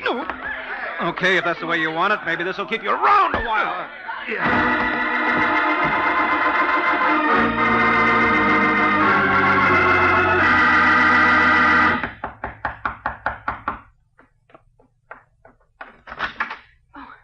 Mr. Waring, you shouldn't have come here. I said I'd call you. Well, I didn't want to wait. But if Murray comes... He won't. How do you know? The police are keeping him busy. Oh, you've had him arrested? Yes, temporarily. They're holding him for questioning. Well, they questioned him before. They can't prove anything. That's why I hired you. Well, they never questioned him about this before. About what? Hilliard's murder. What? Has Hilliard been murdered? Uh-huh. And when I told Murray about it, I got the idea he was coming for you. That's the reason I tried to put him on ice for a while. Would you think they'll be able to hold him long? I'm afraid not. Unless you can give us a little something to go on. Like what? Like a motive, for example. Now, do you know any reason why Murray would want to kill Hilliard? Now, look. It's going to be bad enough for me if Murray gets out of this. I'll only make it worse by saying anything, make him that much angrier. Well, maybe he won't get out of it if you tell enough. But this is murder. Yeah, I want him locked up, but the electric chair, that's something else. Yeah, it's your hire to his, Angel. And if he's a murderer... I don't know what to say. Say whatever you know. Well, I don't know much. Look, did Murray have a motive for killing Hilliard? Well, yeah, I guess he did. All right, what was it? I told you Murray thought I double-crossed him. Yes, but you didn't say what about. Well, he'd been holding back some of Burkett's money. Burkett found out about it. Murray thought I told him. I said it must have been Hilliard. Mm-hmm. Well, that could do it. Anything else you know? I don't think so. Well, I'll call that much into the police. Then I'll go see Burkett. Now that the heat's on, I've got to find out what's cooking and make sure it's not your goose.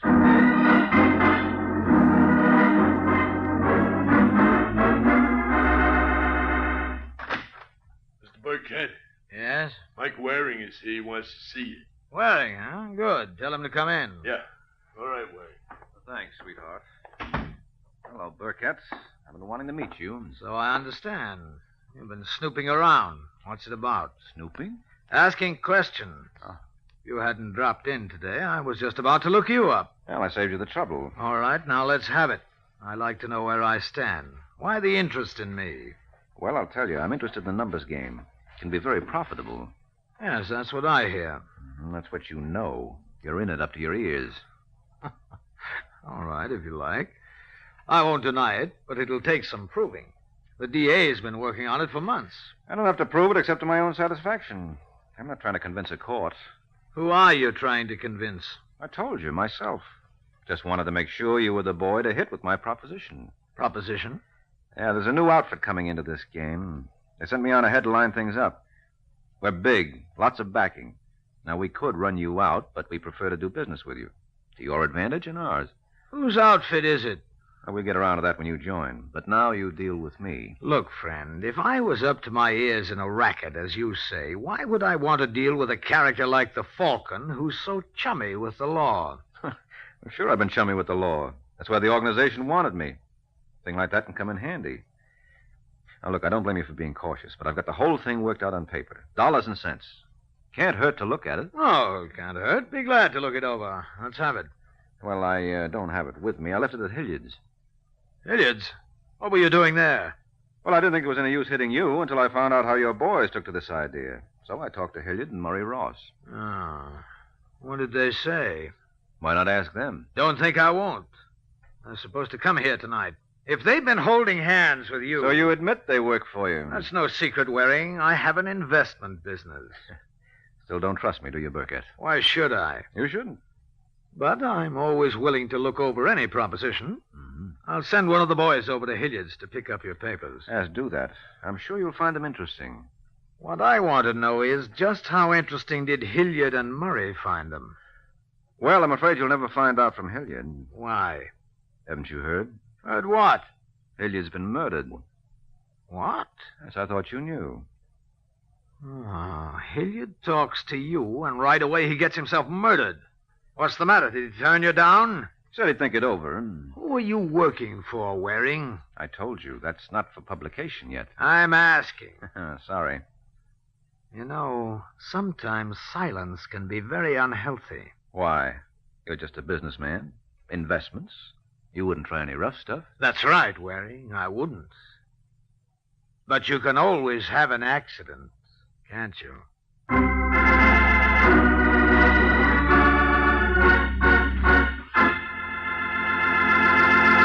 This is Ed Hurley again, friends. Well, Mike won't tell Mr. Burkett what he wants to know, but I do want to tell you something I'm sure you mothers especially will want to know. It's how to get the finest cheese food you can buy for your family. It's simple, really.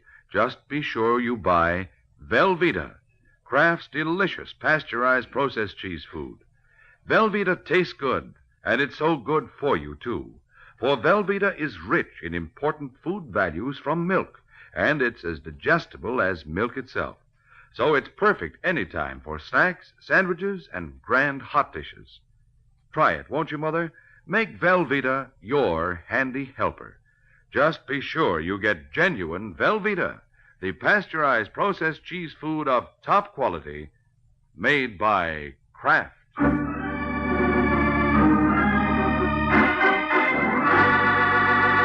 Now, back to the adventures of the Falcon. It's 20 minutes since Mike Waring left Al Burkett. Now he's back at Sue's with a plan to wrap up the case. Now, look, Angel, I want you to call Burkett. Ask him to come over here. Why? I want to get him away from his guerrillas. He was expecting Murray and Hilliard tonight. Now, he knows Hilliard can't make it, but he's still waiting for Murray. He knows you're Murray's girl, so maybe he'll come if he thinks you have an important message from Murray. He'd probably want me to go to his place. Well, you can be expecting a phone call from Murray and don't want to leave till you get it. All right, I'll try. But what happens when he gets here? Well, the only way to clinch anything against these boys is to get one of them on record against the other. I think I know how to do it now, and it ought to work. Well, it better. After all, Mr. Waring, I hired you to get me out of danger, not into it.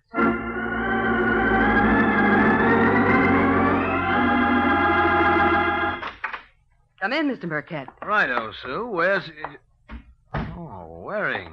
Hello, Burkett. Oh, she didn't tell me you'd be here. I thought Murray might be here. What did you want with him?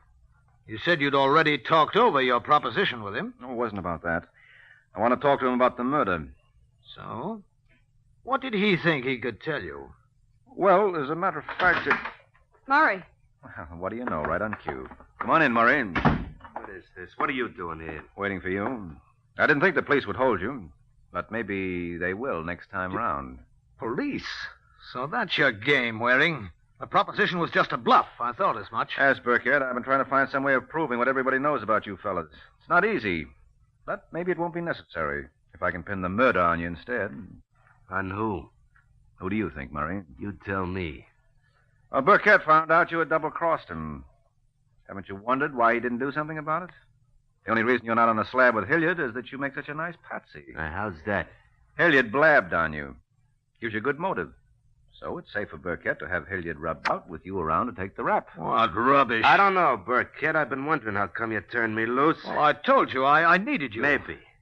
And maybe Waring's making sense. Now, you're going to tell me. I told you. No. Go. Come on, Burkett, talk. Stop it, you idiot. Can't you see what Waring's trying to do? You're going to talk. Sure he will, Murray, at headquarters. That's where you're going as soon as you fellas get through dancing. And just in case you have any doubts about it, this gun ought to remove them.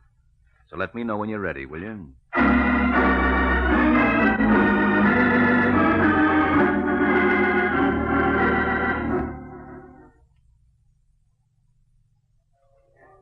Well, Angel, before they got through, they certainly spilled plenty on each other. They won't have much to worry about from Murray anymore.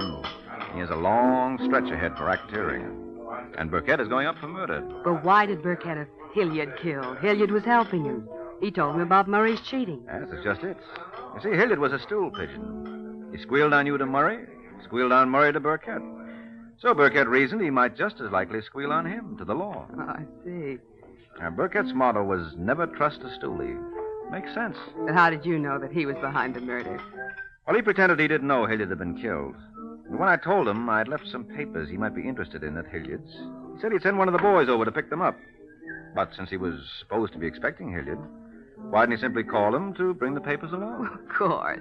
He must have known Hilliard wouldn't be coming. That's right, because he knew he was dead. Mm-hmm. Well, I'm glad it's over. And I'm certainly glad you got me free of Murray. And believe me, I'm going to be careful who I start going out with from now on. That's a very good idea. Of course. A private detective ought to be safe enough. Uh-oh. Don't look at me. What's the matter? You had your last boyfriend sent to jail. I'm going to be careful, too. Good night, Angel.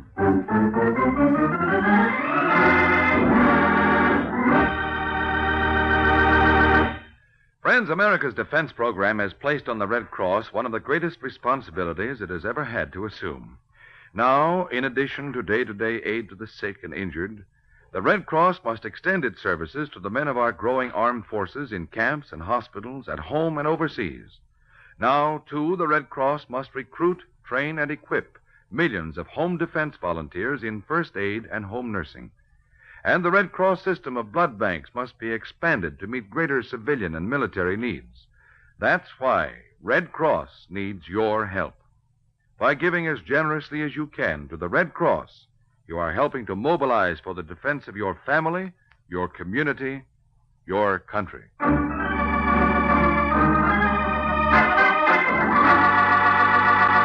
The Case of the Unsilent Butler.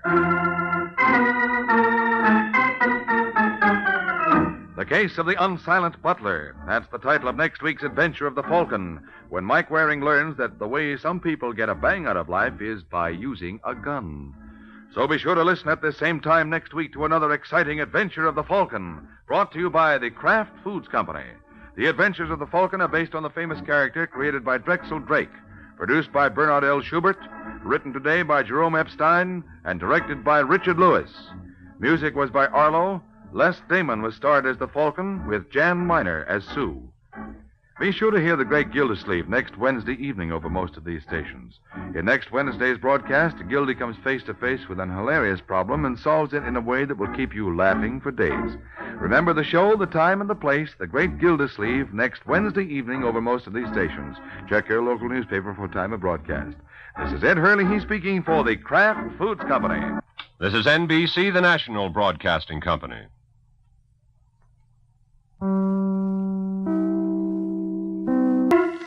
The Kraft Foods Company brings you The Adventures of the Falcon, starring Les Damon. Hello? Yes, this is the Falcon speaking. Oh, Lila. I'm glad you called. You'll have to count me out tonight, Angel. I have to see a client who's going to make my fortune. Mm-hmm. This boy's a big shot, and he's going to show me how to make a killing.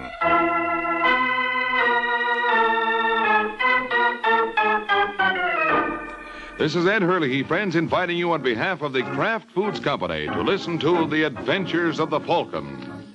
You met the Falcon first in his best-selling novels.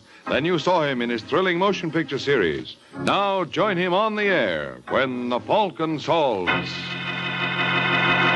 The Case of the Harried Husband.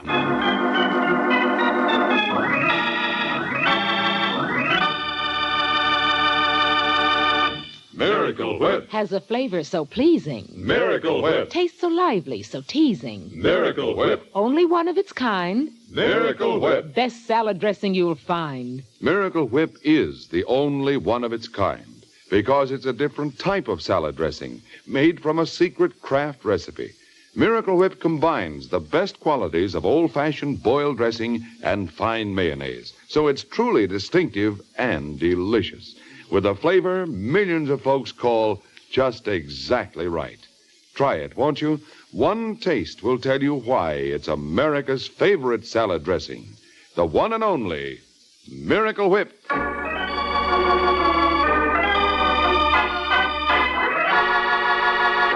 And now, the case of the harried husband.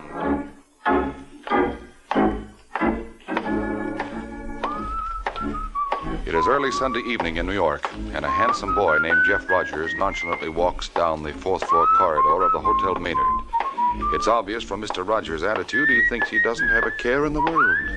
But When he opens the door to his room, he learns differently. Hello, Jeff. What? Don't be frightened, darling. It's only me. How did you get in here, Rita? I gave the desk clerk one of my prettiest smiles and $10. Well, you had no business. Of course not, Jeff.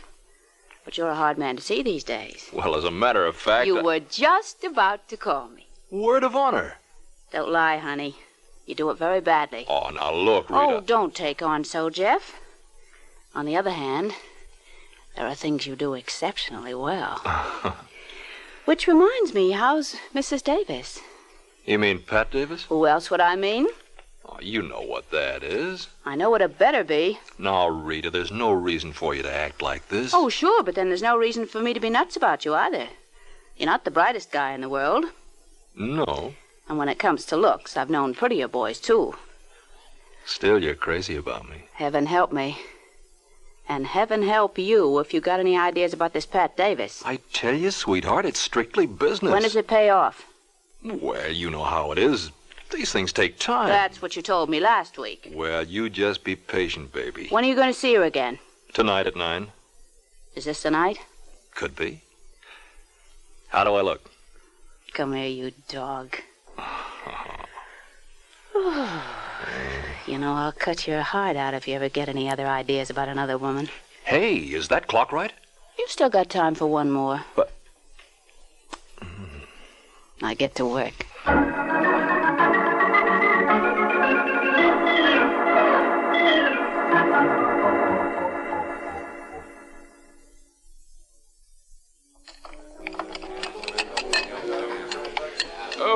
Good evening, Mr. Rogers. Hello, Charles.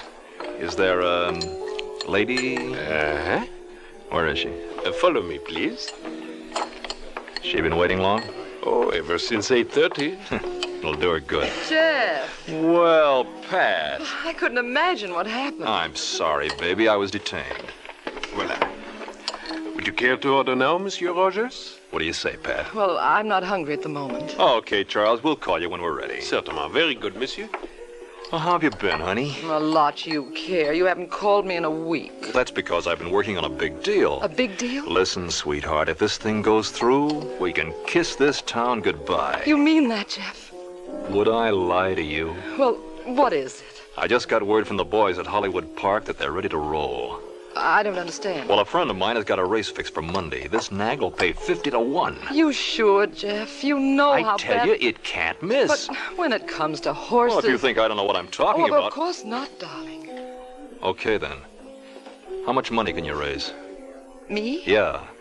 Well, I could manage 1,000. Ah, chicken feed. But, Jeff, that's all I have in the bank. What about your husband? My husband? Yeah. In a racket like his, he must keep a lot of cash on hand. Well, doesn't he? I suppose so. What do you mean you suppose so? If someone plays a number that hits, Barney has to pay him off right away. Well, I don't know much about Barney's business. Well, take it from me. It's strictly cash and carry, and policy in this town is heavy cash. Well, what do you want me to do? Find out where Barney keeps it. But, Jeff... Don't worry, we're not going to take it with us. As soon as our horse comes in, you'll put it back. Then it's you and me for foreign shores. But supposing... Come on, sweetheart, make up your mind. They're not going to hold the boat for us. All right, Jeff. You can make the reservations.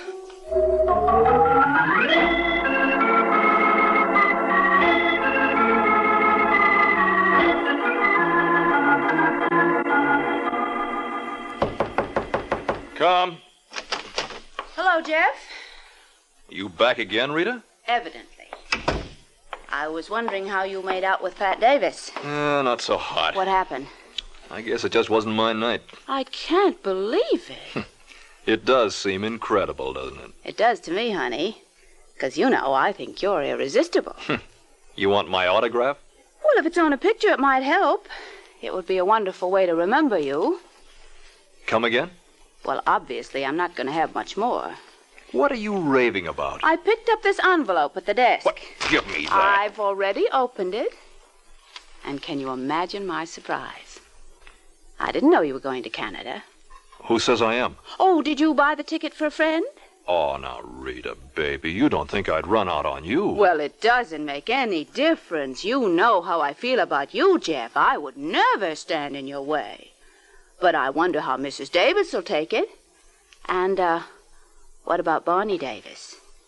What about Barney Davis? I was just wondering if he'll be able to bear up under his loss. Have a nice ride, Jeff. I've had mine.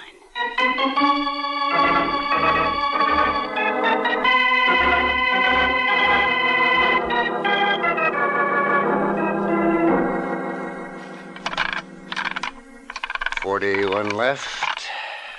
28 right. 14 left. 37 right. What the devil? Yeah, what is it, Barney? You busy, Doc? Well, I was just going to take my vitamins. Well, take a double dose later. Come in here. I want to show you something. What's cooking, Barney? Me. Take a look in that safe. Huh? Hey, someone's been in there. Yeah, hey.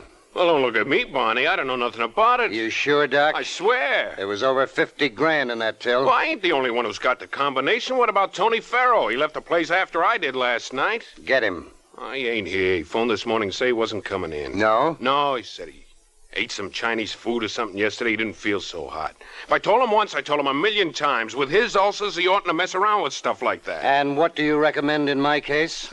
Huh? I'm suffering from a loss of 50 grand. Oh. Well, maybe we ought to go up and see Tony. Say no more, Doc. That's one prescription I'm going to follow.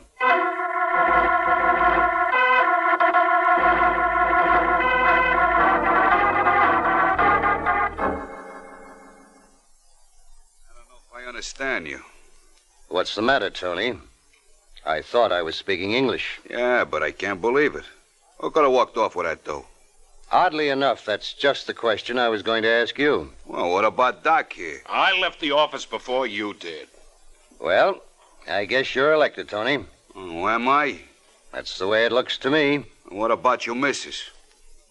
Pat? She knows a combination. Are you insinuating? Yeah, I am. You take that back. Let me go. Are you going to take that back? You think you're smart. Well, let me tell you something, Mr. Davis. You're a sucker. If I told you what I know about Pat... What do you know about Pat? Never mind. But I do mind. And if you're trying to keep a secret from me, I know just the thing to bring it out in the open.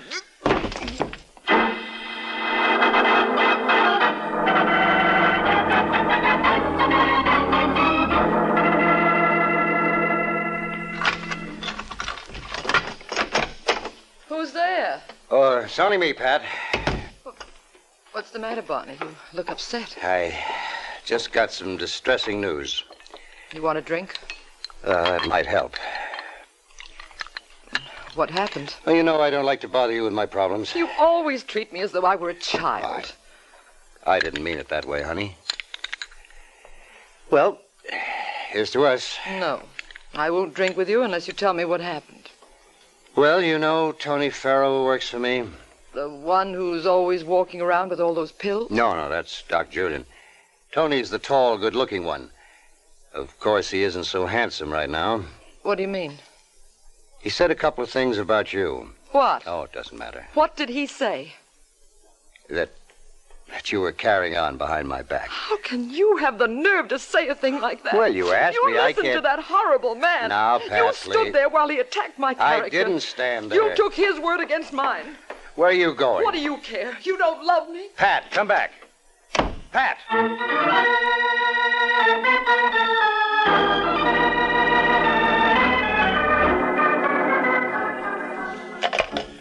Order, please. This is Mr. Rogers in 412. Yes, sir? What do I have to do to get a little service around here? This is the fourth time I've called for a bellboy. I'm sorry, sir. I'll check. Never mind. He's here now. Just a second. Take it easy, will you? You got your... Hey, what's it? Idea.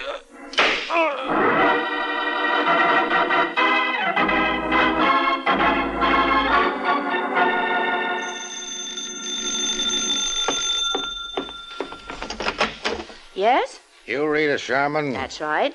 I was wondering whether you'd like to go out with me What? Actually, I'm just trying to be polite because you don't have much choice in the matter. What are you babbling about? My name is Sergeant Corbett. I'm with the Homicide Division. So? So a boyfriend of yours got himself knocked off last night. A boyfriend of mine? Didn't you used to run around with Jeff Rogers? You mean Jeff? Yeah. I don't believe you. Why would I lie to a pretty girl like you? Better pack a bag, honey. I think you're going to be away for a long, long time.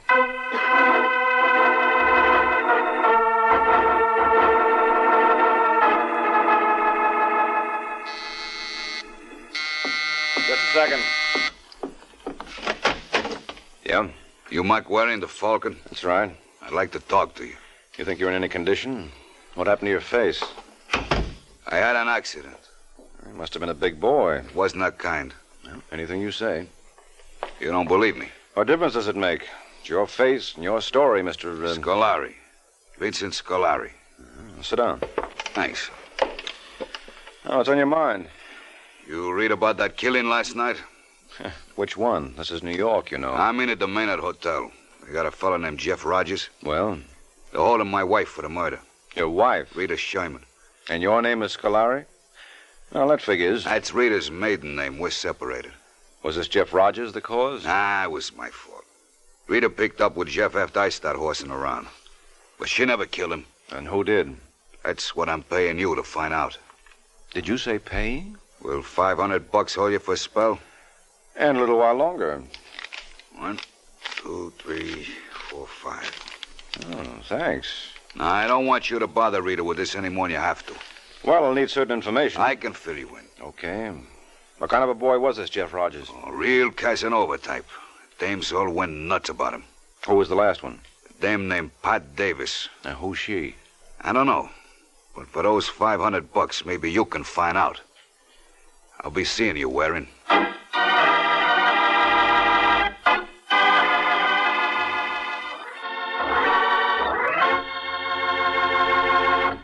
This is Ed Hurley again, friends. I have a little suggestion for you ladies who wonder what you're going to do for some interesting menu ideas. And my suggestion is this. Just get a 2-pound loaf of Kraft smooth melting pasteurized processed cheese food, Velveeta. You can melt Velveeta for smooth, delicious cheese sauce that'll add extra goodness to vegetables or seafood or rice or just plain toast for a fine main dish. And it's such an easy sauce to make. All you do is melt a half-pound of Velveeta in the top of your double boiler. Notice how smooth it melts without any lumps at all. Then slowly stir in 1/4 cup of milk, season to your taste, and there you have it. A delicious cheese sauce with a wonderful, rich, yet mild cheddar cheese flavor. A flavor that everyone, the youngsters and Grandma included, will enjoy often. And it's a wholesome dish, because Velveeta is so rich in important food values from milk. So whether you melt Velveeta for a swell cheese sauce or slice it thick for hearty sandwiches, you'll find Velveeta is a mighty handy helper, Mother. Get a 2-pound loaf tomorrow, won't you? It's America's favorite cheese food, the one and only Velveeta, made by Kraft.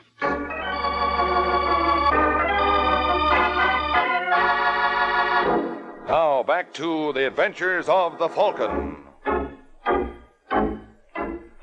An hour has passed since Mike was retained by a Mr. Vincent Scolari to solve the murder of Jeff Rogers. And now, as we find Mike, he's about to earn his retainer. Who is it? Telegram from Mrs. Pat Davis. Oh, just a minute. Hello. Well, you're not with Western Union. Well, I tried to enlist, but they wouldn't have me. What do you want? Awfully drafty out here. Well? Now, I can assure you, Mrs. Davis, I'm perfectly respectable. I'm a second-class scout in Troop 87. Come in. Thanks. You don't look like a Boy Scout to me. Well, I'm kind of tall for my age. What's your name, mister? Waring. Just Waring? Well, there's a mic that goes in front of it, but no one seems... What's the matter, Mrs. Davis? Something burning? Why? Well, the way you wrinkled your nose when I mentioned my name, I thought maybe you smelled something offensive. Maybe I did. Huh? Falcon. Oh. What do you want? Well, as I started to explain, in order to be a first-class scout, I have to pass map making. And my assignment is to locate all the Pat Davises in New York. How are you doing? Well, not bad. Would you mind telling me a little about yourself? What kind of men do you prefer? Those who know where they're not wanted. Oh, they're hard to find. Was Jeff Rogers like that? Who? Jeff Rogers? Boy who was murdered last night? I never had the pleasure. You sure? If that's the only reason you came here... I know, I can get. You've been reading my mind. Well, I've had enough practice. But I don't know what I'm going to tell my scoutmaster. He's going to be awfully disappointed.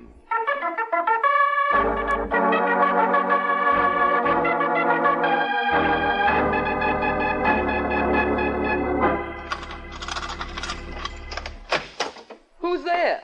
Only me, Pat. You're home early. Yes, I had a purpose. I wanted to apologize for last night. You stormed out of here before I had a chance to say I'm sorry. Well? Well, now I'm no longer sorry. What? What was the Falcon doing here? Who? A private detective. There was no one here all afternoon. Don't lie to me, Pat. Doc Julian saw him. Are you going to take his word? Yes. Did you wire Waring to get you evidence for a divorce? Did I? That's the funniest thing I've heard in years. I'm glad it tickled you. We'll see if Mr. Waring finds it so amusing. Bonnie, you're not going up to see him. You mind? Darling, you've got to believe me. There's absolutely nothing to it. Why would I want a divorce? That's what I intend to find out. And I don't think anyone can be as helpful in that as Mr. Waring. Come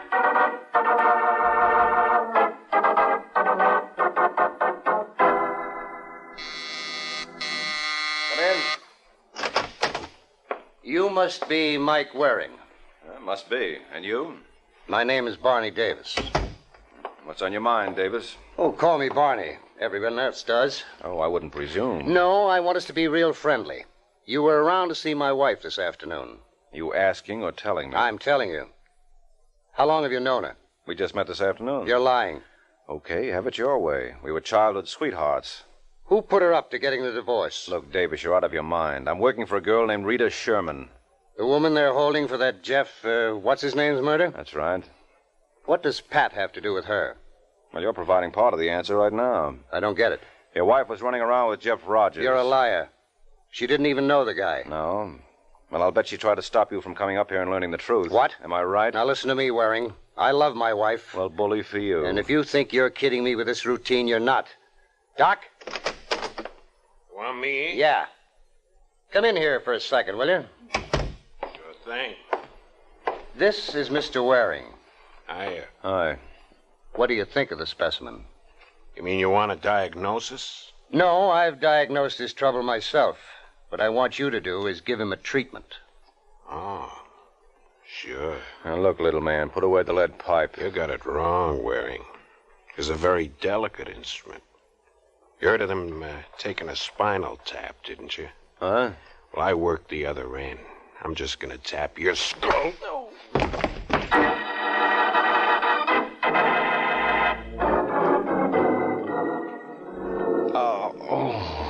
How do you feel, Mike? Huh? I don't know why I should try to revive you. This is the first time I can remember you being quiet in months. When did you get here, Sergeant? The superintendent phoned me after the brawl was over. Now, what went on here? Well, you know that Rita Sherman you're holding? The girl who murdered her boyfriend? She didn't. What makes you so sure? She's my client. Well, silly of me to even ask. But it's funny Rita didn't tell me about it. It was her husband who hired me. What's his name? Vincent Scolari.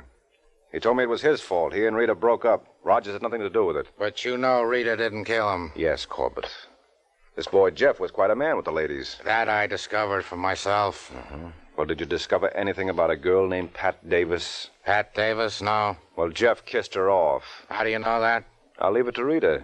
You don't think I'd take her word for it? Well, she may know something. She might, but I doubt it. Otherwise, she certainly wouldn't have hired you. Well, let's find out.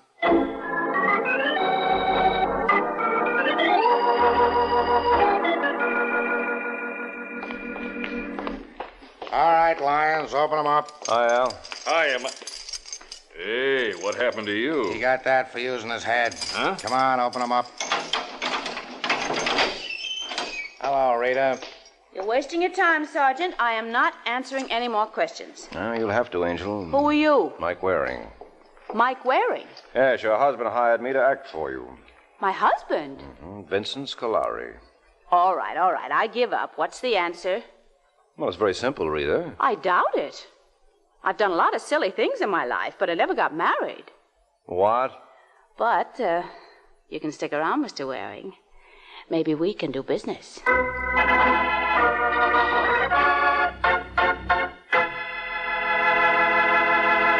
Remember, tomorrow at your grocer's, you can get a wonderful new salad oil for your homemade salad dressings, your cooking, your baking. It's Kraft Salad Oil, the first salad oil for home use ever offered by the makers of all those wonderful Kraft dressings. Kraft Salad Oil is a lighter-bodied oil, superfine to blend perfectly with other ingredients. Get a pint or quart bottle tomorrow at your grocer's. Ask for Kraft Salad Oil.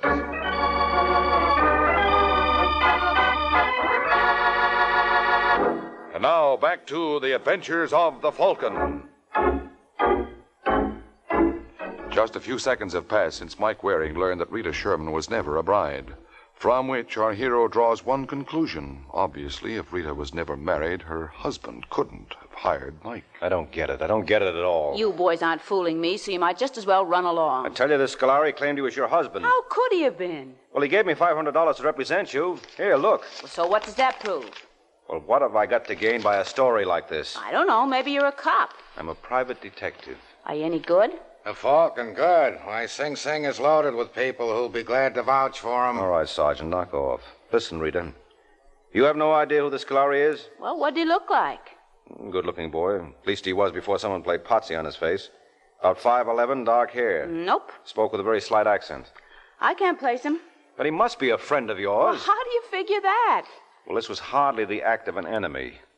Unless he was so confident I would foul this up and land you in the chair. You could do that, too, you know. No. Listen, Mike, you sure you haven't imagined all this? How does Barney Davis fit into this? Remember that Pat Davis I told you about? Yeah? Well, that's his wife. Why didn't you say so before? You didn't give me a chance. You know anything about this, Rita? Well, only that Jeff used to see her occasionally. Was he in love with her? I wouldn't think so. He only bought one ticket for Canada. Then you knew he was running out on you? He was running out on Mrs. Davis. I was supposed to meet him there later. Now, why would he run out on her? Well, I wouldn't know for sure, but I think she gave him some money to invest. Oh, how much money? I have no idea. Well, I have. Huh? An idea. I just got a hunch who this Vincent Scolari might be. Who? A fella named Tony Farrow. He works for Barney Davis. He does? He did the last I heard. Well, what are we waiting for, Sergeant? Let's see if he's still gainfully employed.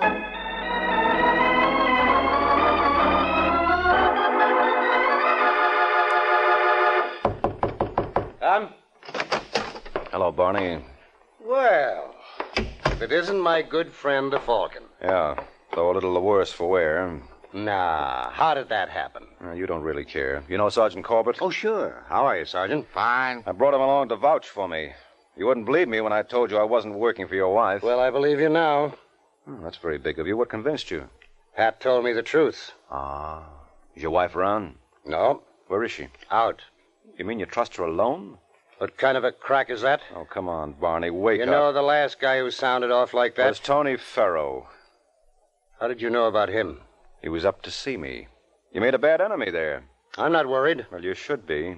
You know what he went and did? No, but you're going to tell me anyway. He hired me to work for Rita Sherman. Well? But don't you see his motive? He hoped that I could pin the Jeff Rogers murder on you. Why me? Because he hated you and you were a hot suspect. Your wife was seeing Rogers. Listen, Waring, I told you before. Come on, you've got to face it, Barney. You've been a patsy. Take that back. Watch it, Davis. Now, believe me, that little girl never deserved anything you did for her, including murder. What did you say? Oh, why pretend, Barney? You heard me the first time. All right, Sergeant, make like a policeman.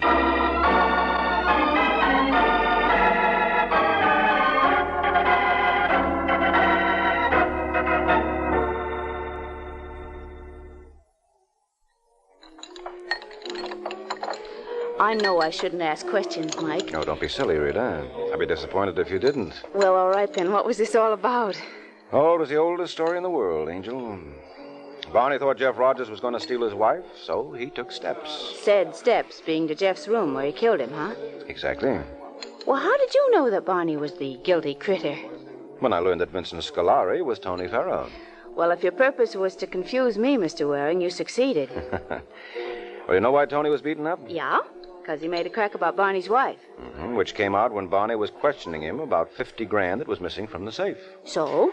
So, if Tony had swiped the dough in addition to insulting Pat Davis, what do you think would have happened to him? Barney would have killed him. And the mere fact that Tony was alive, therefore meant that Barney had checked up on his story and found it to be true. And once I realized that Barney knew about Rogers and his wife, I knew he'd killed him. I get it. Now, good for you. Any further questions, Angel? Mm-mm. Well, then it's my turn now. How is for you and me to... Nope. Now, how can you tell what I was going to say? When it comes to that department, every woman's a detective. Good night, Angel.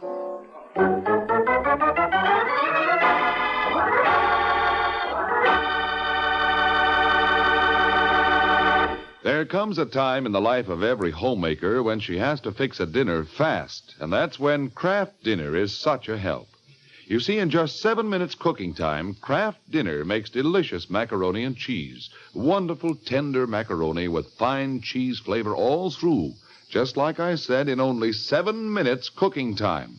That's because every package of Kraft Dinner gives you a special quick cooking macaroni and just the right amount of Kraft grated for that grand cheese flavor.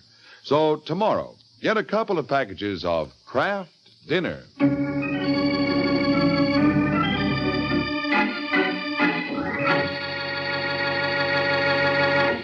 This is NBC, the national broadcasting company.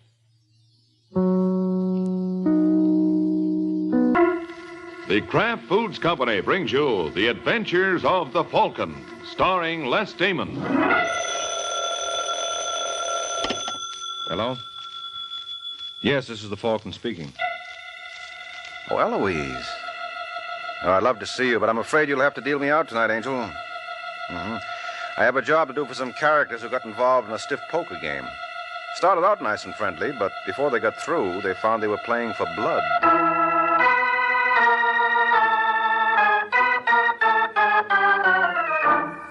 This is Ed Hurley, friends, inviting you on behalf of the Kraft Foods Company to listen to The Adventures of the Falcon.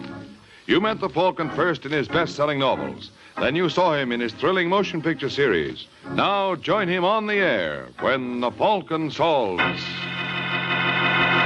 The Case of the Raw Deal.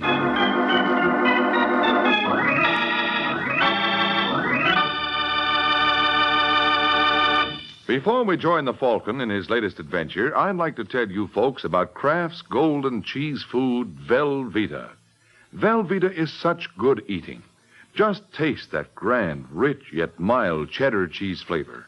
And Velveeta is so good for you. It's rich in important food values from milk itself. For swell-tasting snacks, for good, hearty sandwiches, for thrifty, easy, hot dishes, it's smart to keep stocked with Velveeta. Get it tomorrow in the handy quarter-pound package or in the economical 2-pound loaf. The cheese food of top quality. Velveeta is made only by Kraft.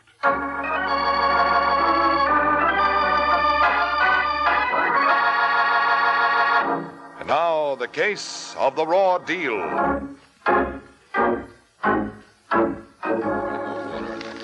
It's Sunday night in New York, and in room 508 of the Room Hotel Westland, 4 men sit around a table on which stand a couple of beer bottles, some glasses, butt-filled ashtrays, and $65,000 in cash. Gilbert Bannister, eldest and fattest of the group, studies the 5 playing cards in his hand, then places them face down on the table. Picks up the deck, turns to the tall, blond young man on his left. How many, Summers? I'll take 2, Bannister. 2 it is. Kress? I'll play these. Pat, huh? Looks like your luck's changing, Kress. Maybe. Well, how about you, Freitag? Yeah, I have to think about this pet hemp of Kress's. Yes, who is it? Bellboy. All right, come in. Well, Freitag, made up your mind? Yeah. I think I take 1 card. All right. There you are. And now you, son, you can put the beer down. What? Say, you're not a bellboy. Well, what do you know? I guess I'm not. Look, Artie, He's got a gun. That's right, Bright Eyes. Sharp fella. Everybody sit tight except Fatso. You, Fatso, get up. Me? Who else? Get up. Now walk over to the wall and face it. That's right. We do this one at a time. Now you, Blondie. I guess that means me. I guess it does. And now, Bright Eyes. Okay. Only be careful with that gun. Yeah, sure, Bright Eyes, sure. No, Baldy, that leaves you. Come on, get moving. All right. Only first I do this. Hey. All right, hold it, fellas. Stay right where you are. Baldy made a little mistake, that's all. He's sleeping it off. Well, I better clear up this table so you fellas can have some more room. Get all this cash off it. All right, fellas, here we are. Now you can get back to your game. Only, I think this time it's going to be penny ante. So long.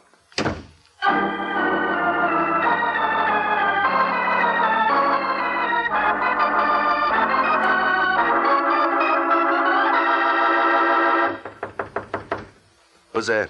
Me, Rocky Hazel. Oh, just a second, kid. Hello, baby. Hello, Rocky. Hey, you're packing. We going someplace? I am. Alone? Look, I just made a big haul, kid. May have to keep on the move for a while. Can't carry extra weight. I carry my own weight, Rocky. You know that. Well, it complicates things. When I'm settled... You know something? This has all the earmarks of a brush. Now, believe me, kid. That'll be the day. I'm going to send for you. I can hardly wait. Fact is, I'm not going to wait. You're taking me with you, or it's goodbye now. And it's goodbye. Just like that. That's the way you want it. I can see you're all broken up about it. Well, you're not shedding any tears. I have already. I've seen this coming for a long time. Well, maybe it's a good thing we've got it settled. Maybe it is. Didn't work out, that's all. No reason to get sore at each other, huh, baby? Oh, I'm not sore at you, Rocky. Good. I'm sore at myself for being such a sucker. Letting you kid me along. I wasn't kidding. It's just that I... Not much you weren't. No, I'm not going to argue about it. It's all over now. Nothing we can do. Oh, I wouldn't say that, Rocky. I might think of something. At least it's worth a try.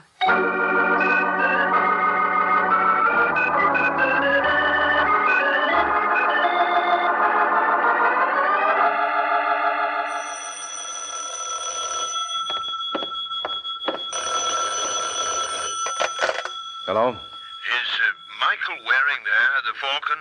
This is the Falcon speaking. Oh, good. My name is Gilbert Bannister. I have a job for you, sir. What kind of job? Well, some friends and I were robbed last night, and we want you to find the thief. Why did you wait till this morning to call me? Why, I don't know. We were upset. I realized it was foolish. I'm sorry. Well, you don't have to apologize. But you may have to kick in with traveling expenses.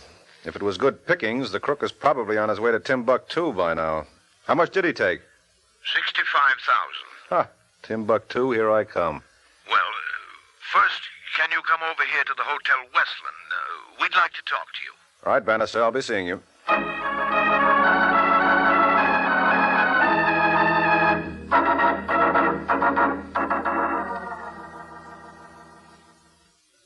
So I can introduce you to the others, Mr. Waring. Gentlemen, here's the Falcon. This is Harry Summers and Otto Freitag. Waring, how do you do? You told me there were 4 of you, Bannister. Yes, that's right, Waring.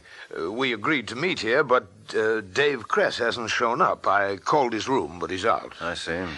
Well, gentlemen, I've given Waring a brief account of what happened as I remember it, but he wants to check certain points with you. Surely, Waring, anything we can do to help? Oh, thanks, Summers. But I'm afraid there's not much we can tell you. None of us ever saw this man before. I know, Freitag, but you'd be surprised at the sort of things that sometimes prove useful in a case like this. What sort of things?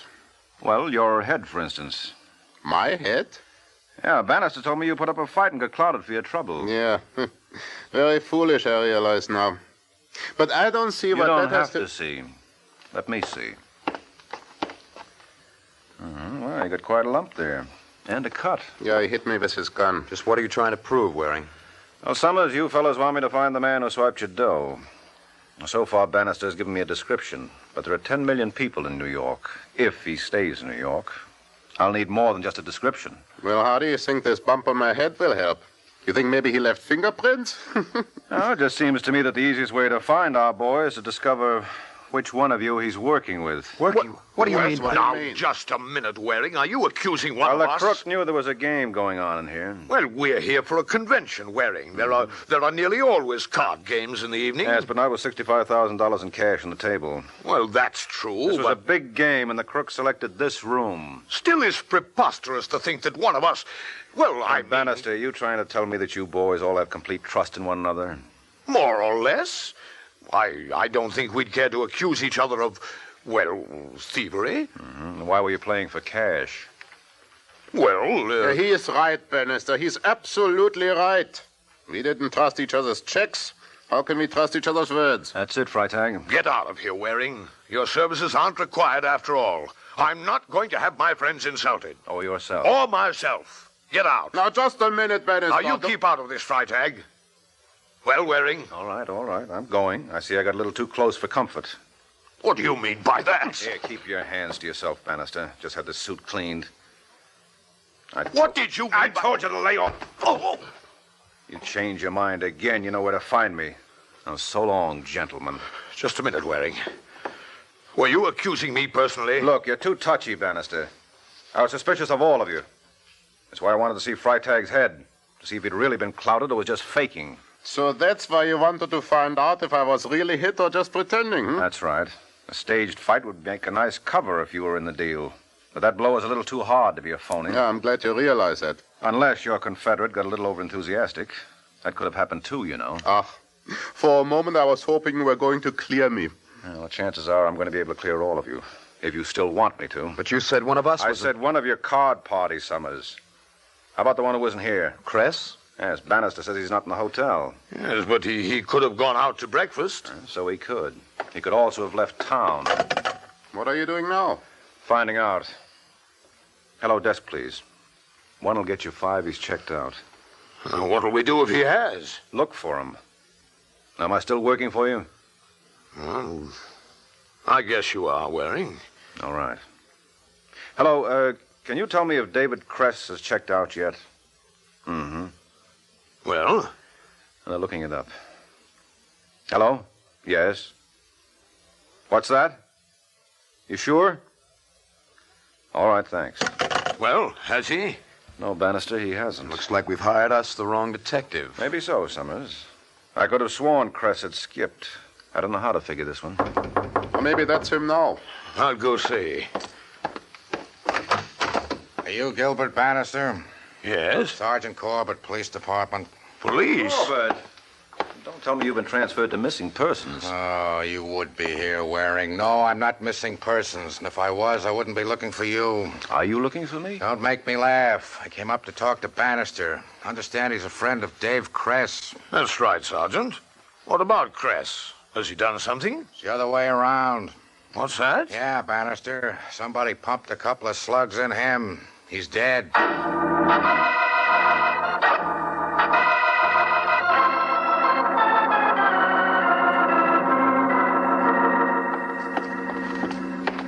Waring, why don't you toddle along? There must be some mentally underdeveloped girl who just loved to hold hands with you. Well, you know me, Corbett.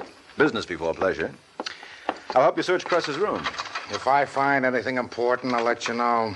Yes, but how will you know what is important unless I'm around to point it out? Now, come on, let's go in. Scram? No, you don't mean that. You couldn't do without me. Wouldn't I love to try it sometime? Come on, open the door. Well, remember, you don't touch anything. I wouldn't dream of it. It's not dreams I'm worrying about. If I catch you trying to snitch any clues... Believe me, Corbett, you don't have a thing to worry about in that store. I hope not. I guarantee it. I positively guarantee you won't catch me. Very funny. Anyway, I warned you. Any monkey business, and I throw the book at you for obstructing justice. If you think I'm going to let our friendship stop me... That's a new name for it.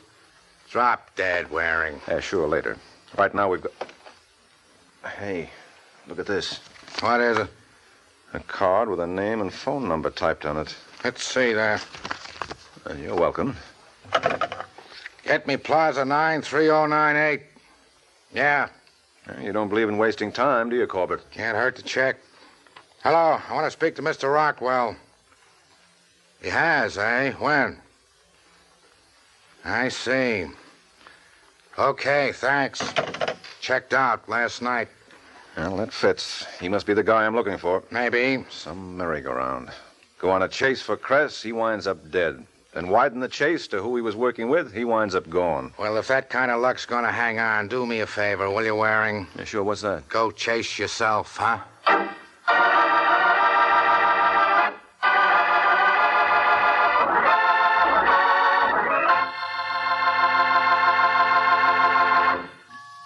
It's lighter-bodied. It's superfine. It's Kraft Salad Oil, the first salad oil ever offered for home use by the makers of all those wonderful Kraft prepared salad dressings. Yes, there is something new under the sun at your grocer's right now. A new salad oil, Kraft Salad Oil. The first salad oil ever offered for home use by the makers of all those wonderful Kraft prepared dressings. Wait till you try it in those wonderful salad dressings you make yourself. Those light-as-air chiffon cakes you're so proud of in all your special recipes that call for liquid shortening. For Kraft Salad Oil is more than just a new oil. It's a new kind of oil. Superfined for better blending by a special new Kraft process. Because it's lighter-bodied, it mixes perfectly with all ingredients, puts new magic into dressings, cooking, and baking. Don't wait. Put this new salad oil on your shopping list right now. Remember, it's lighter-bodied. It's superfine. get Kraft Salad Oil tomorrow at your grocer's. Look for the bottles with the beautiful labels.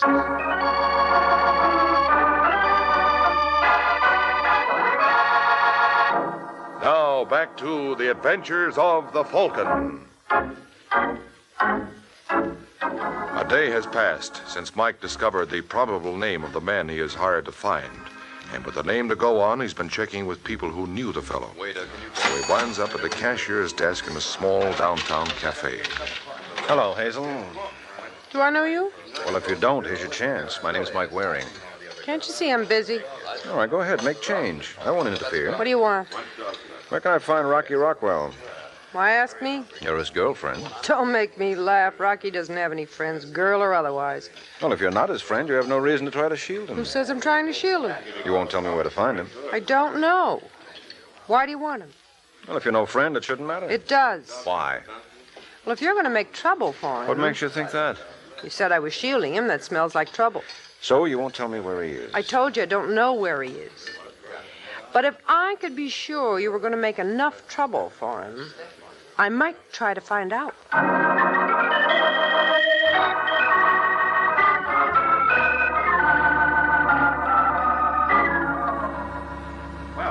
Front, please. Front. Ah, Waring. Hello there. Oh, hello, Bannister. I'm just going up to your room. Well, I'm glad we caught you. Oh, Summers. Waring. Freitag. Hello. Well, shall we tell him what we decided? Yeah, I guess so. Well, suppose you get to it. The suspense is boring me. Well, Waring, it's just that the situation has changed. Oh, has it, Summers? Certainly. We hired you to track down an unknown thief. Now, he's no longer unknown. His whereabouts aren't. True, but now that he's wanted for murder, Mr. Waring, the police will spare no effort to capture him. No comment, Freitag. Go on. Well, retaining a private detective is rather expensive. $50 a day plus expenses, that's no small sum. Mm-hmm. So we settle up and call it a day, all right? Yeah, of course you understand, Waring. This in no way implies criticism. It's just Oh, that... that's all right, Bannister. Freitag made it clear. Well, just so we understand each other. We're happy to pay for all you've done. I see. Well, in that case, you deserve a report. You might be interested to know I've found out who Rockwell's girlfriend is. So? And I have a date with her tonight. I'm picking her up at her apartment at 8:15. Shall I keep it? Well, do you think you'll be able to learn anything from her? Well, Summers, she's taking me to meet Rockwell. To meet Rockwell? What? Yes, I kidded her into thinking I was on Rockwell's side. So, chums, do I keep my date, or do you want to leave it to the police? Well, Waring, we had no idea. I mean, if you're this close, keep on by all means, right, gentlemen? Why, of course. Naturally, yeah. Well, thanks. I'm overwhelmed by your generosity. Now that I'm a cinch to bring home your 65 grand, you're willing to keep me on the payroll another $50 worth, Well, I'm sorry if you think we were hasty before Waring. It's just that we can't see throwing money away, that's all. I see. Well, in that case, Summers, next time you play for high stakes, lock the door.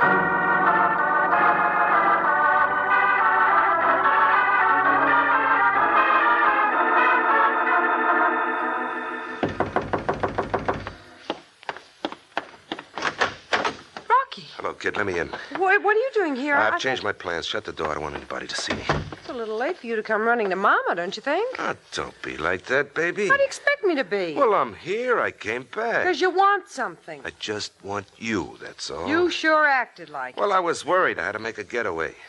But after I left, I got to thinking about you. I'll bet. Well, I'm here, ain't I? The whole town looking for me. I'm risking my neck being here. What more proof do you want? Oh, baby, come here. Now, let go. Let go. I can't be without you, baby. I just can't. Now, you don't want me to let go. Here's what you want.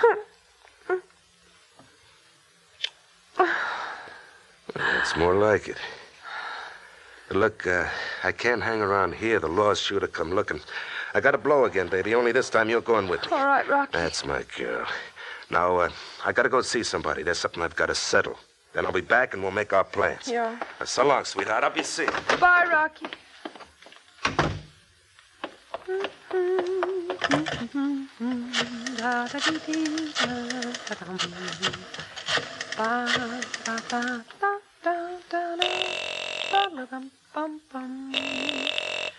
Hello?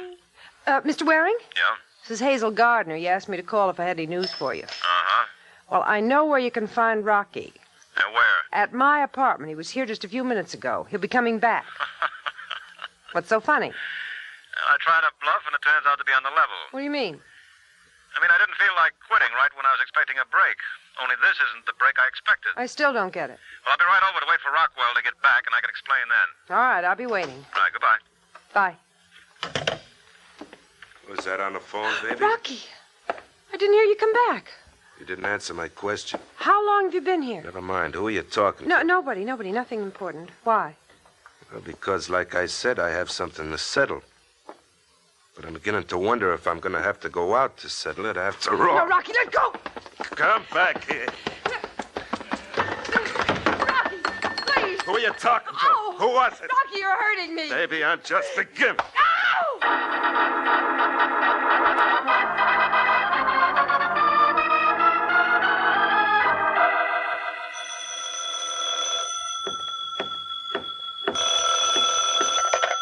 Hello? Is that Hazel Gardner's apartment? Yeah, hello, Corbett. Is that you, Waring? Uh-huh. You want to talk to Hazel? No, I want to talk to you. Well, fancy that. How'd you know I was here? Harry Summers told me you had a date with the girl. Well, I did. It seems somebody beat me to it. She had her going over. Huh? She's not dead. No, but kind of the worse for wear. Who did it? I think it was Rockwell, but I'm not sure. She doesn't make much sense yet. That's how come I answered the phone. Well, see if you can straighten her out and get her over here right away, will you? Over where? Hotel Wesleyan. I'll meet you in Summers' room. I want to talk to the girl and you and the 3 card players. But Corbett, if they told you I was here, didn't they tell you what I was doing here? Yeah, waiting for Rockwell. That's right. But you want me to wait to see if he shows up? He's not going to show up. How do you know? Because he's been murdered, too. That's why I want to see you.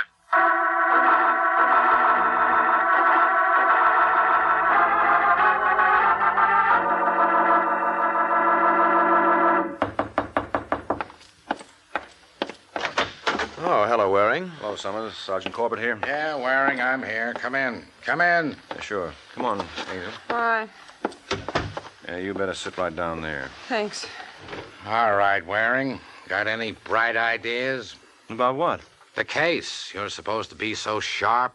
Why, Corbett, you're not asking for my help. Yeah, I'm asking. This case doesn't make sense, so it ought to be right down your alley. I love that man. Started out nice and simple. Cress and Rockwell pull a robbery, fight over the take. Rockwell knocks off Cress and scrams. But now somebody knocks off Rockwell. Well, that's not such a terrific switch, Corbett. Maybe not, but how about Bannister and Freitag? Yeah, what about them?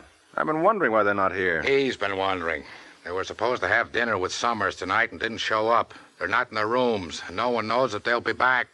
Wait a minute, Corbett. Are you trying to tell me... Yeah, Waring, Bannister, and Freitag have disappeared. That's what I'm trying to tell you. Disappeared.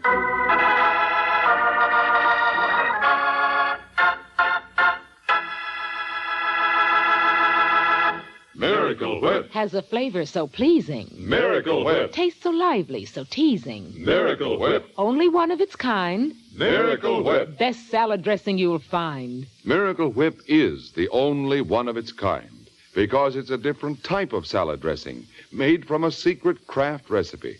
Miracle Whip combines the best qualities of old-fashioned boiled dressing and fine mayonnaise, so it's truly distinctive and delicious, with a flavor millions of folks call just exactly right. Try it, won't you? One taste will tell you why it's America's favorite salad dressing. The one and only Miracle Whip.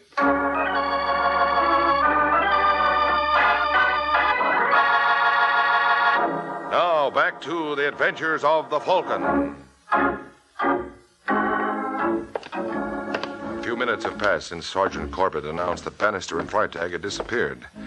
Now, in Summers' hotel room, Corbett paces the floor while Mike, Summers, and Hazel watch him. Suddenly, he wheels and faces the group.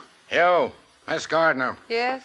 Summers tells me you're Rockwell's girlfriend. That's what Waring said. Didn't you know about Hazel, Corbett? Stop gloating, Waring. I had routine to take care of. I'd have got around to the girl. Oh, sure. Miss Gardner, Yes? why did Rockwell slug you? Which time? Huh? He's done it before. Oh, I mean today. He was angry. Naturally, but why? What did you say to him? When? Today. When today? We said lots of things.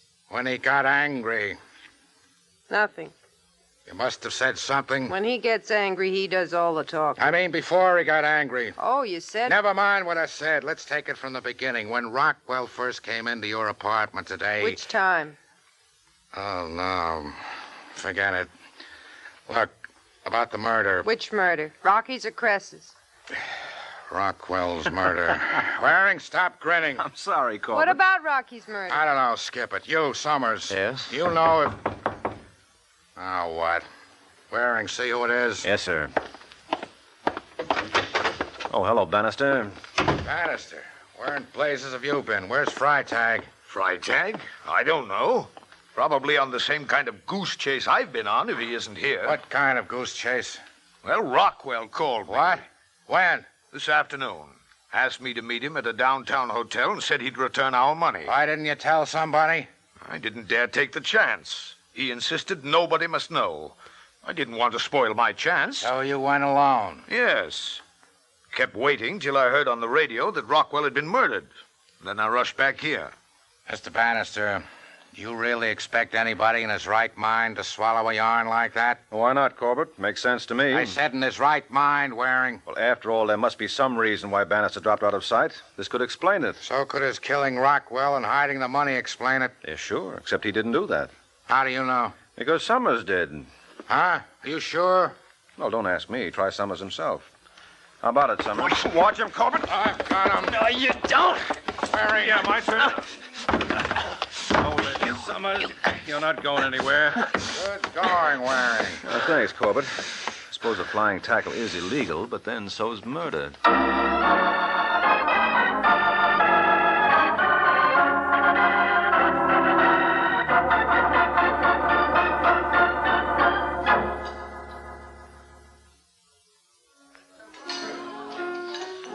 So we made a mistake about Cress, eh, Waring? Yes, Bannister. He wasn't the one who was working with Rockwell. It was Summers. But something made Cress suspicious of him, and he followed Summers when he went to Rockwell's for the split. And when Summers found out Cress had discovered his secret, he killed him. Mm-hmm. And Rockwell was suspected of the murder. But he had no part of it, and he came back to prove it. He had some scheme to get the goods on Summers, but Summers caught on and killed him. I see. And, what made you suspect Summers? Well, remember I told you I had a date with Rockwell's girlfriend? Yes. Well, I didn't mention her name. Just said she was Rockwell's girl. But when Corbett was looking for me, Summers told him to try Hazel's. Oh, he did, huh? Uh-huh. That meant Summers knew who Rockwell's girl was, so he was connected with Rockwell. Oh, yes, I see, Waring. But it's still hard to believe about Summers. Seems such a nice chap. Has such an honest face. Yeah, well, that just goes to show there are some things you can't take at their face value. Good night, Bannister.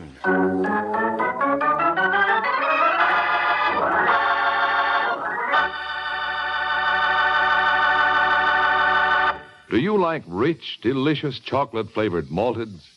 Well, you can make a malted just like that right in your own kitchen with Kraft chocolate-flavored malted milk. Just make a tasty paste of Kraft chocolate-flavored malted milk and a little milk in the bottom of a big glass. Fill the glass with chilled milk, stir it once more, and there. A Kraft malted is mighty nourishing, too, because it's filled with all the food values in milk. Get a jar of Kraft chocolate-flavored malted milk from your grocer and enjoy a Kraft malted often. This is NBC, the national broadcasting company.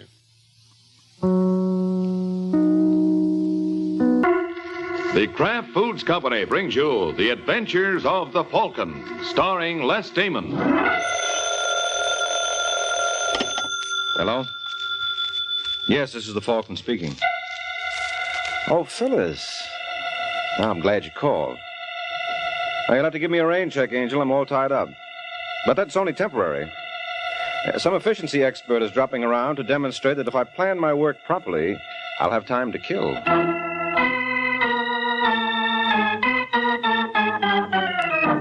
This is Ed Hurley, friends, inviting you on behalf of the Kraft Foods Company to listen to The Adventures of the Falcon. You met the Falcon first in his best-selling novels. Then you saw him in his thrilling motion picture series. Now join him on the air when the Falcon solves the case of the puzzling pinup.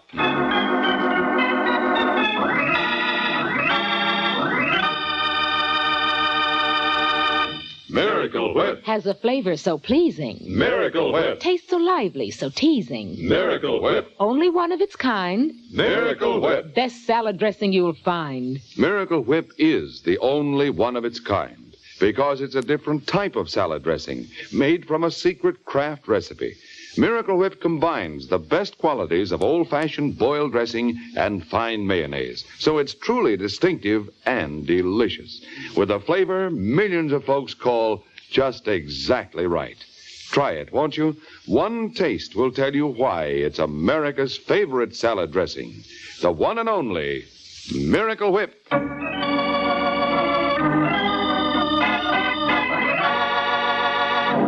And now, the case of the puzzling pinup.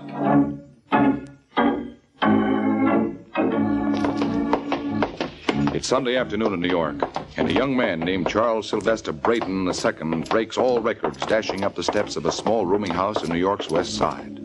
And when he gets to the top floor, he begins hammering on the door of room 413. Come on, Pat. Open up. Who is it? You know who it is. Now open up. Go away, Charles. No, you can't send me away like this. I've got to talk to you. All right, just a second. Lock it. No, it's all right. Nobody will disturb us. I said lock it. Look, Charles, you're not well. Don't you believe it for a second. Don't you see, Pat? It was just a scheme to keep us apart. But I fooled them. Charles, please don't lock that door. What's the matter, Pat? Don't you trust me either? Of course I do. It's just that I don't like to see you so upset. Look, I've got an idea. What are you doing with that phone? I was just going to call your father. Put it down. But, Charles... Put it down. So you're working with them, too? No, I'm not. Then prove it. Marry me. You're insane. What did you say? Nothing, Charles. You're lying. You were going to say I was insane. I wasn't, I swear. I'll give you one last chance. I've got a car downstairs. Will you come with me? Look, Charles. Answer me. But, darling... All right, Pat. You had your opportunity. What are you doing with that gun? I gave you your chance, Pat. You'll have to admit that. Darling, now, listen to me. I've changed my mind. How do I know that you won't change it again? Charles, you can't do this. They'll hang you. No, they won't. You see, I'll be dead. No. Yes, you don't think I'd let you go without me. Charles, please. Don't be afraid, Pat. I'll be right by your side. Goodbye, darling. No.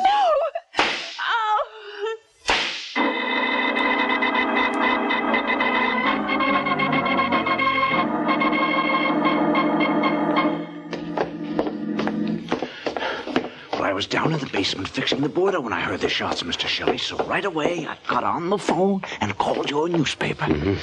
Anybody else here in Driscoll? Oh, no, wasn't nobody else home. What about the cops? Well, I ain't notified them yet, you know. That was smart, Driscoll. I'll take care of you. All right, where do we go now?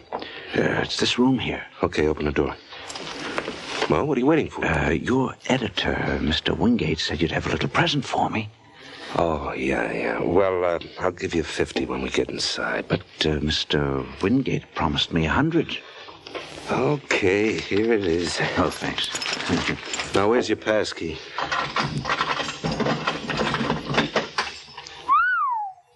Shut that door. What's the girl's name? Patricia Brooks. You know the guy? No. Pull up the shade. I want to get a good look at his puss. Holy smoke. What's the matter, Mr. Shelley? Well, you know who this is? Charles Sylvester Braden II. Who? Skip it. Hand me some flashbulbs. They're in that case by your feet. Oh, okay.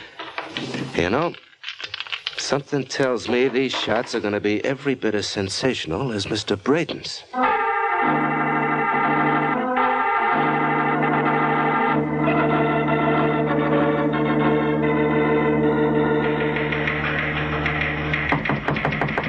Tom? Hi, Mr. Wingate. Oh, hello, Shelley. I'm sorry that tip didn't pay off. The way the janitor spoke on the phone, I thought we had something. Huh? What are you talking about, boss? The yarn I sent you out on. Whole story just came over the ticker. Cops were just there. Too bad there was nothing to it. Nothing to it? Do you realize... Oh, look, Shelley. Maybe in the hick town you come from, a pretty girl committing suicide is big news. But in New York, it happens every day in the week. Yeah, but what about... Well, what about what? Well, what did the cops find? The same thing you did. Dead girl named Pat Brooks holding a gun in her hand. Nothing else? What are you getting at? Should there have been anything else? No, of course not. Where are your pictures? Pictures? That's what I sent you there for, remember? Where are they? They ain't. You see, I forgot to take along film. You what? I'm sorry, boss. I feel like an awful jerk. Okay, forget it. At least there was no harm done. But it'll teach you to be more careful in the future. Oh, yeah. I learned my lesson, Mr. Wingate. I bet I'll pick up plenty from an experience like this. We're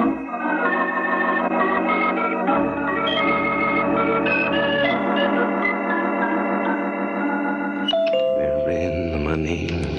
We're in the money. Yes? I'd like to see Mr. Charles Braden Sr., please. I'm afraid that's impossible. Mr. Braden's only son died yesterday in an automobile accident. Yes, I know. I read all about it, but I still think he'll see me. Tell him it's Walter Shelley of the Gazette. Who is it, Laura? It's me, Braden. I'm the guy you spoke to on the phone this morning. Yes. Won't you come in, sir? Thanks. This is the young man I've been telling you about, Laura. Yes, so I gather. Miss Allen is my secretary, Mr. Shelley. Good enough. Well, now, suppose we get down to business. You told me you had some pictures I might be interested in. That's right. May I see them, please? Sure. Here they are. Very interesting. Like a drink, Mr. Shelley? Well, thanks, dollface. Well, here's to what we all want. I'll join you in that, sir. Had time to look at those pictures yet, Mr. Braden? Yes, indeed. Notice anything peculiar about them? I presume you mean that one of the bodies is that of my son, Charles. Yeah, and he's holding a gun. So? So, when I heard that the cops only found one stiff, I immediately jumped to the conclusion that you must have taken care of the other by bribing the janitor of the building. But why should I do that? Look, let's stop kidding each other, Braden. A guy with your name couldn't stand the disgrace. You wouldn't want to go through life known as the father of a murderer. There's something in what you say, Mr. Shelley. How much do you want? 10 grand for the set of pictures you've got in your hand. And how much for the negatives? Negatives? Oh, come. You mustn't take me for a child, Mr. Shelley. I'm aware of the elementals of photography. Now, where are those negatives? Cut it out, Braden. You're choking. Where are they? Give me a chance. All right. You could have killed me then. The negatives, please. Yeah, sure. Got them right here in my pocket. Mr. Braden! I'd advise you to put away that gun, sir. You're not as smart as you think. Apparently not. Wouldn't I be a chump to keep those negatives on me? Oh, no. You're gonna pay for him, mister. And pay through the nose.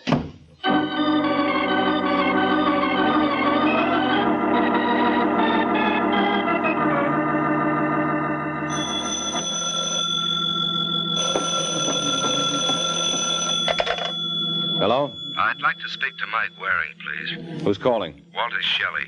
Who? Walter Shelley. I'm a reporter on the Gazette. What can I do for you? You mean, what can I do for you? I understand you're one of the best private dicks in New York. Where do you understand that from? Oh, the usual reliable sources. Don't they call you the Falcon? Only when they can't think of anything worse. Look, will you be home for the next half hour? Why? Well, I'd like to come around and drop a fortune in your lap. Why? Well, let's just say it's only a few weeks before Christmas, and I like to play Santa Claus nice and early. I'll be seeing you, Waring.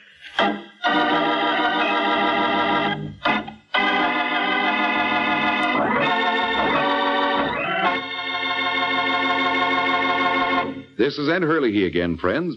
I have a little suggestion for you ladies who wonder what you're going to do for some interesting menu ideas. And my suggestion is this. Just get a 2-pound loaf of Kraft smooth melting pasteurized processed cheese food, Velveeta.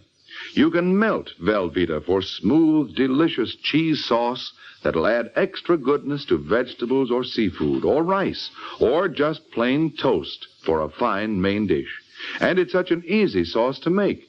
All you do is melt a half-pound of Velveeta in the top of your double boiler. Notice how smooth it melts without any lumps at all. Then slowly stir in a quarter of a cup of milk, season to your taste, and there you have it.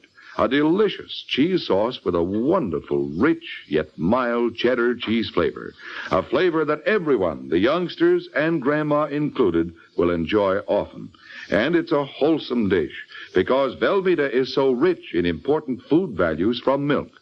So whether you melt Velveeta for a swell cheese sauce or slice it thick for hearty sandwiches, you'll find Velveeta is a mighty handy helper, Mother. Get a 2-pound loaf tomorrow, won't you? It's America's favorite cheese food, the one and only Velveeta, made by Kraft.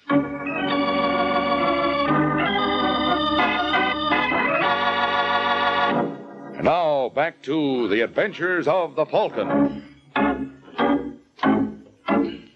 15 minutes have passed since Walter Shelley called Mike Waring with a promise to drop a fortune in his lap. And now we find Mr. Shelley as good as his word. Yes? You Waring? That's right. I'm Walter Shelley. Oh, you're ahead of schedule. Come on in. Thanks. You said something on the phone about dropping a fortune in my lap. Uh-huh, and I never lied. Catch. What's this? Just what I promised. In that envelope are pictures worth $500,000. What makes them so valuable? The pose. Oh. You interested? Go on. This party will pay off plenty, Waring. I know. I've already seen them. We've got all the angles covered. We? Got a partner. Of course, that means we'll have to split 3 ways, but it's worth it. Now, this partner of mine has a swell in, see? What we need is someone to handle the detail work. Tried another guy, but he couldn't see it. Mm-hmm. What made you come to me with a swindle like this? Well, look, you don't have to take that tone with me, Waring. Oh, I don't? All right, now get up. Hey, what's going on in here, Mr. Waring? I was cleaning the hall and I heard a fuss. Oh, it's nothing serious, George. Will you get rid of this for me? Huh? There's character on the floor. Throw him out. Oh. Come on, buddy. Get up. Come on, pal. I have... Mr. Waring. Yeah? I think there's something the matter with him. I know. He ran into my fist. No. I mean, I can't feel his heartbeat. You what? Yeah. I think you killed him.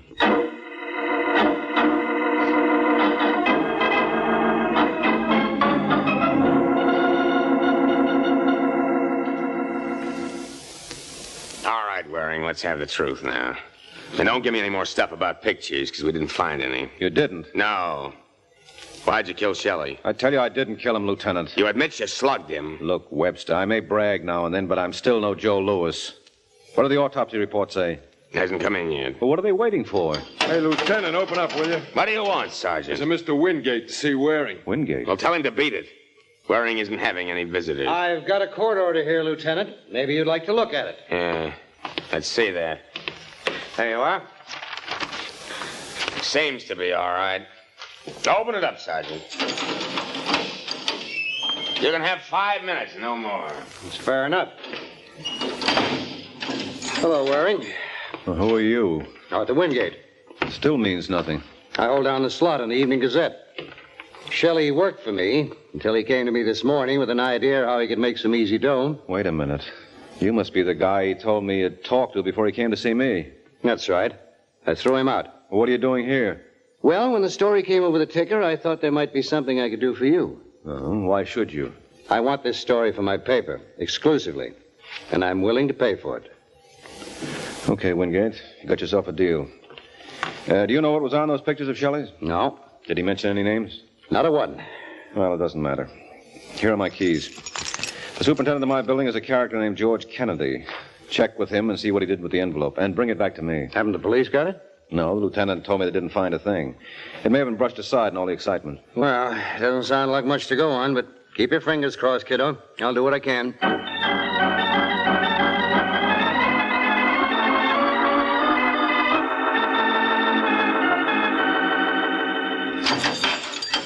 Okay, Waring, on your feet. Oh, you back again, Lieutenant? Yeah, get your things and get out. How come I'm being released? The autopsy on Shelley clears you. What was it, heart attack? No. Poison. He got it in the drink about 6 hours before he came to your place. Well, tough luck, Lieutenant. I know how you must feel. Can I use your phone? Sure. There's a payphone right over there. Thanks, Webster. Maybe I can do as much for you sometime. On Waring. Yeah? Don't use any slugs.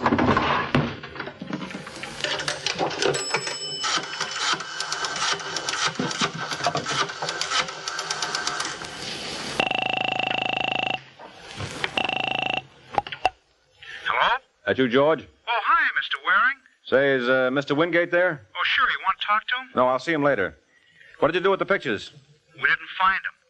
Well, they can't have disappeared. They were on my desk before I slugged Shelley. We ain't there now. We've practically taken the place apart. All right, stop wrecking the joint. I'll be right over.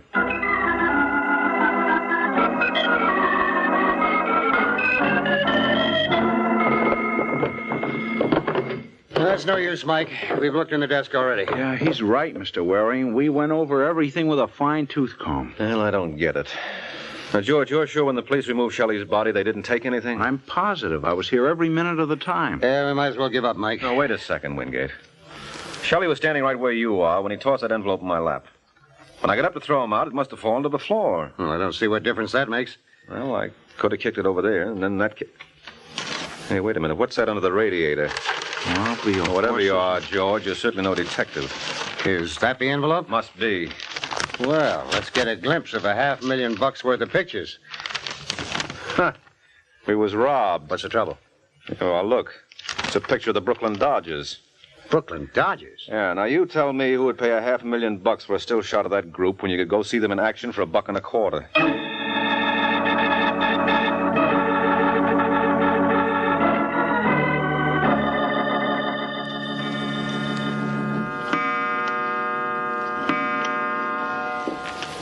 You hear that, Mike? 3 a.m. I don't care. I'm not leaving until I make head or tail of these pictures. What makes them worth all that money, Wingate? Shelley must have been crazy. Well, then why was he murdered? Come in. I hate to disturb you, gentlemen, but I'm looking for Mike Waring. Well, you've come to the right place. Are you Mr. Waring? Uh-huh. What's your name? My friends call me Laura Allen. Well, I bet you've got 1 million of them, Angel. So I can't understand why you should be looking for new ones at this hour. I'm looking for something else, Mr. Waring. What do you want for them? What do I want for what? The pictures. What pictures? Don't give me that. Shelley had them before he died. He hasn't got them now, so who does that leave? Me? Yes. What's your price? I suppose I said I didn't care to do business. It won't do you any good. If you see what I mean. Mike. Don't worry, Wingate. I saw it. Take a blind man to miss a cannon that size. Look, would you mind pointing it elsewhere, Laura? What's the matter, Mr. Waring? Does it make you nervous? Yeah, I don't know what's come over me these past few days, but I can't seem to keep a thing on my stomach, particularly guns. You let go. Come on, Angel, drop it. Oh. That's... Get it, Wingate. Okay, it's got. Well, now what are you going to do with me? Nothing. You can leave whenever you like, Angel. You mean you're letting me go? Sure, I'm a sport. I always throw the little ones back. Just what are you fishing for, Mr. Waring? The big one. Well, I wouldn't if I were you. You know, some big fish are dangerous. And take it from me, this one's a man killer. Good night, Angel. Shouldn't let her get away, Mike. Why not? That little lady wasn't going to tell us anything, except what she wanted to. Yeah, but remember what Shelley said about a partner. You think that girl... Well, don't you? You know something, Wingate? You're right. Well? Yeah, she's already gone down the elevator.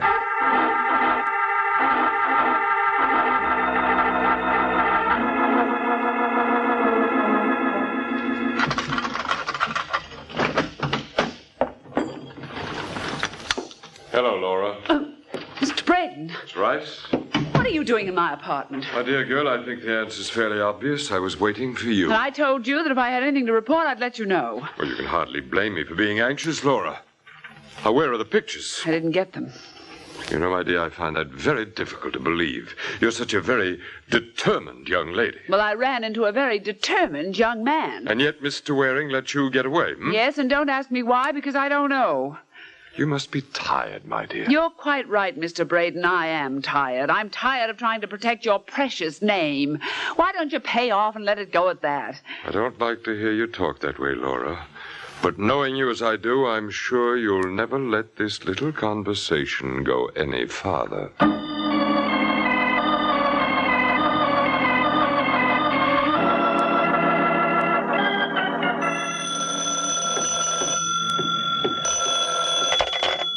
Hello? Is that you, Waring? Uh-huh. This is Laura. Who? Laura Allen, you remember? Oh, sure. Now listen, Waring, there's something I've got to tell you. Where do you live? At the Rainey Apartments. But before you come, I want you to know that I killed Walter Shelley. Oh, you admit it? Well, if you want to be convinced... Oh! Hello, Laura. Laura!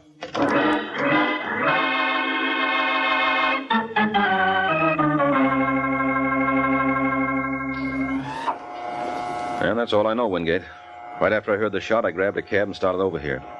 Then I remembered my promise to you, so I detoured over to your office to pick you up. Oh, I appreciate it, Waring. Hey, what floor do we get off on? Right here, the third. Okay. Must be down this way. Here it is. Yeah, Laura Allen. Uh-oh. Unlocked? Yeah. So, she did commit suicide after all. It seems so. Hey, what do you make of this? Silver cigarette case. Silver nothing. This is platinum. Huh? Yeah, they don't hand these out on push carts. And here, look at the engraving. Can you make it out? Yeah, to Laura Allen from the tyrant Charles Braden Sr. Charles Braden Sr.? Hey, this girl moved in the big leagues. That's so right. And if she was in Braden's employ, then he's the boy who's interested in the pictures, and she was working hand in glove with Shelley. Yeah, but why would Braden want a picture of the Brooklyn Dodgers? He didn't. The pictures we found must have been phony. Say, wait a minute. Wasn't his son in some sort of a mess recently? Well, he got killed in an automobile accident. No, that's too pat. Braden's hiding something. Who are you calling? The police. Well, make it snappy. I want to phone my paper. Hey, wait a minute. What's the trouble? I just thought of something. I heard the shot that killed Laura over the phone. So? Well, if she died instantly, who hung this receiver back on the hook? Yeah, but that means... Yeah, go on, say it, Wingate. She was murdered. But you said she talked to suicide. Someone could have forced her to by holding a gun in her back. Who? That's what I intend to find out. Now, look, I want you to get a fingerprint expert up here. What for? The killer made one blunder when he put the receiver back on the hook. Isn't it possible he made another? I don't follow you. Maybe he left his prints on the instrument. You got any idea where we can find an expert at this time of night? Oh, you got one down the paper. Swell. Get him, Wingate. Where'll I meet you later? Make it Mr. Braden's. Something tells me he'll probably be very interested in the results.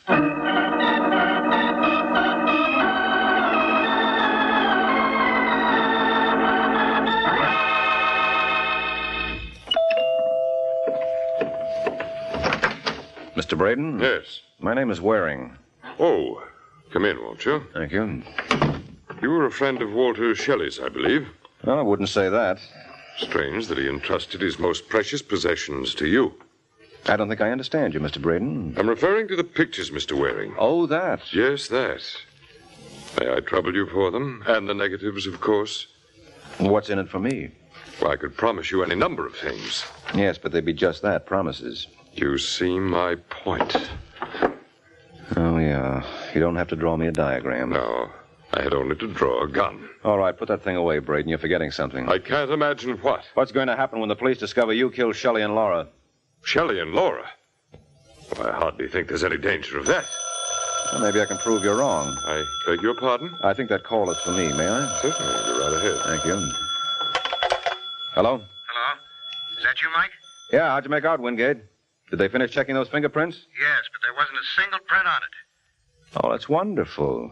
What's the matter with you, Mike? Can't you hear me? Didn't miss a word. Now come up here and bring that report with you.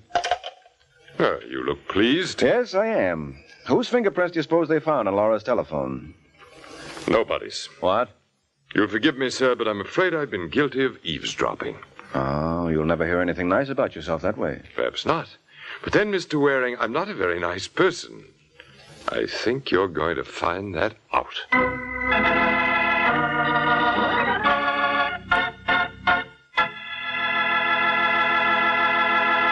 Remember, tomorrow at your grocer's, you can get a wonderful new salad oil for your homemade salad dressings, your cooking, your baking. It's Kraft Salad Oil, the first salad oil for home use ever offered by the makers of all those wonderful Kraft dressings. Kraft Salad Oil is a lighter-bodied oil, superfine to blend perfectly with other ingredients. Get a pint or quart bottle tomorrow at your grocer's. Ask for Kraft Salad Oil.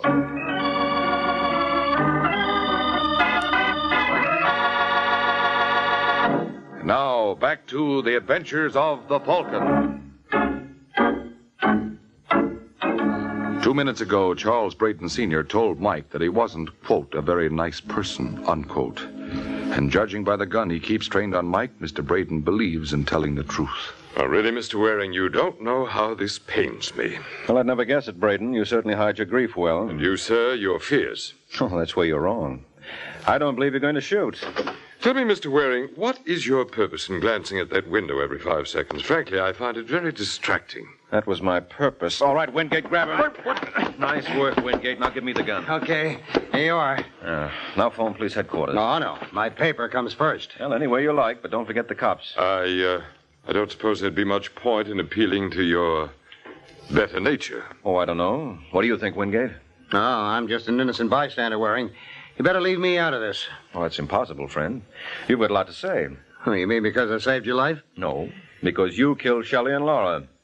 What are you babbling about? Murder, Wingate. I'm just wondering who's going to cover your execution for the Gazette.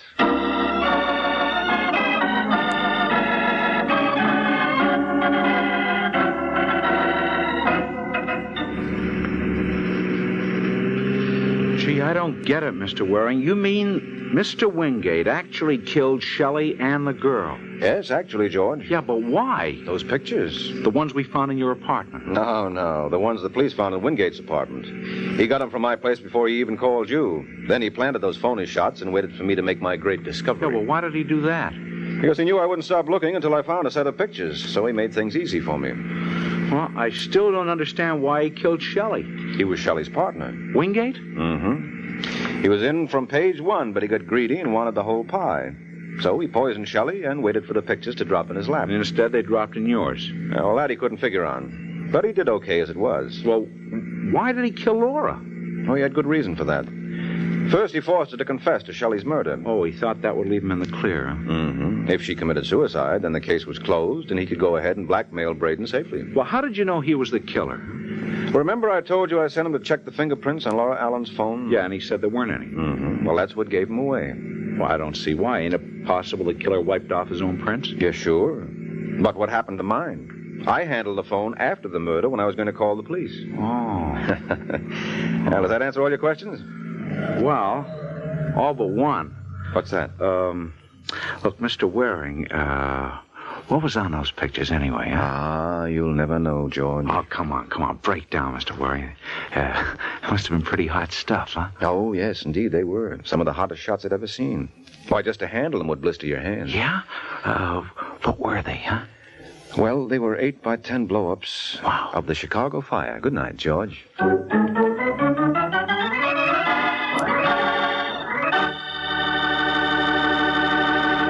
There comes a time in the life of every homemaker when she has to fix a dinner fast, and that's when Kraft Dinner is such a help.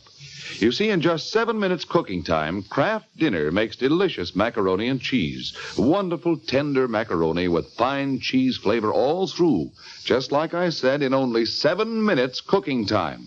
That's because every package of Kraft Dinner gives you a special quick cooking macaroni and just the right amount of Kraft grated for that grand cheese flavor. So tomorrow, get a couple of packages of Kraft Dinner.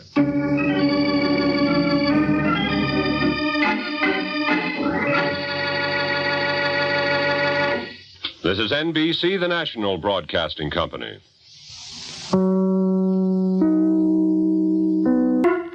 The Kraft Foods Company brings you The Adventures of the Falcon, starring Les Damon. Hello? Yes, this is the Falcon speaking. Oh, Denise. Thanks for calling, but I can't make it tonight, Angel. $250,000 worth of jewelry is missing. And when that much ice is on the loose, someone is likely to get frozen stiff.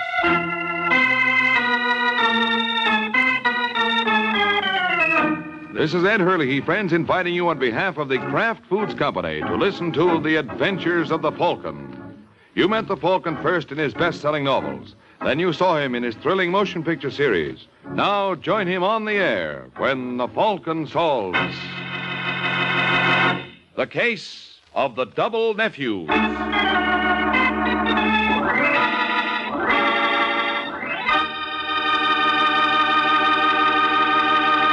Before we join the Falcon in his latest adventure, I'd like to tell you folks about Kraft's golden cheese food, Velveeta. Velveeta is such good eating.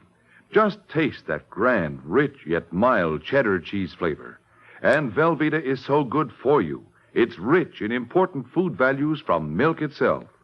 For swell-tasting snacks, for good, hearty sandwiches, for thrifty, easy, hot dishes, it's smart to keep stocked with Velveeta. Get it tomorrow in the handy quarter-pound package or in the economical 2-pound loaf. The cheese food of top quality. Velveeta is made only by Kraft.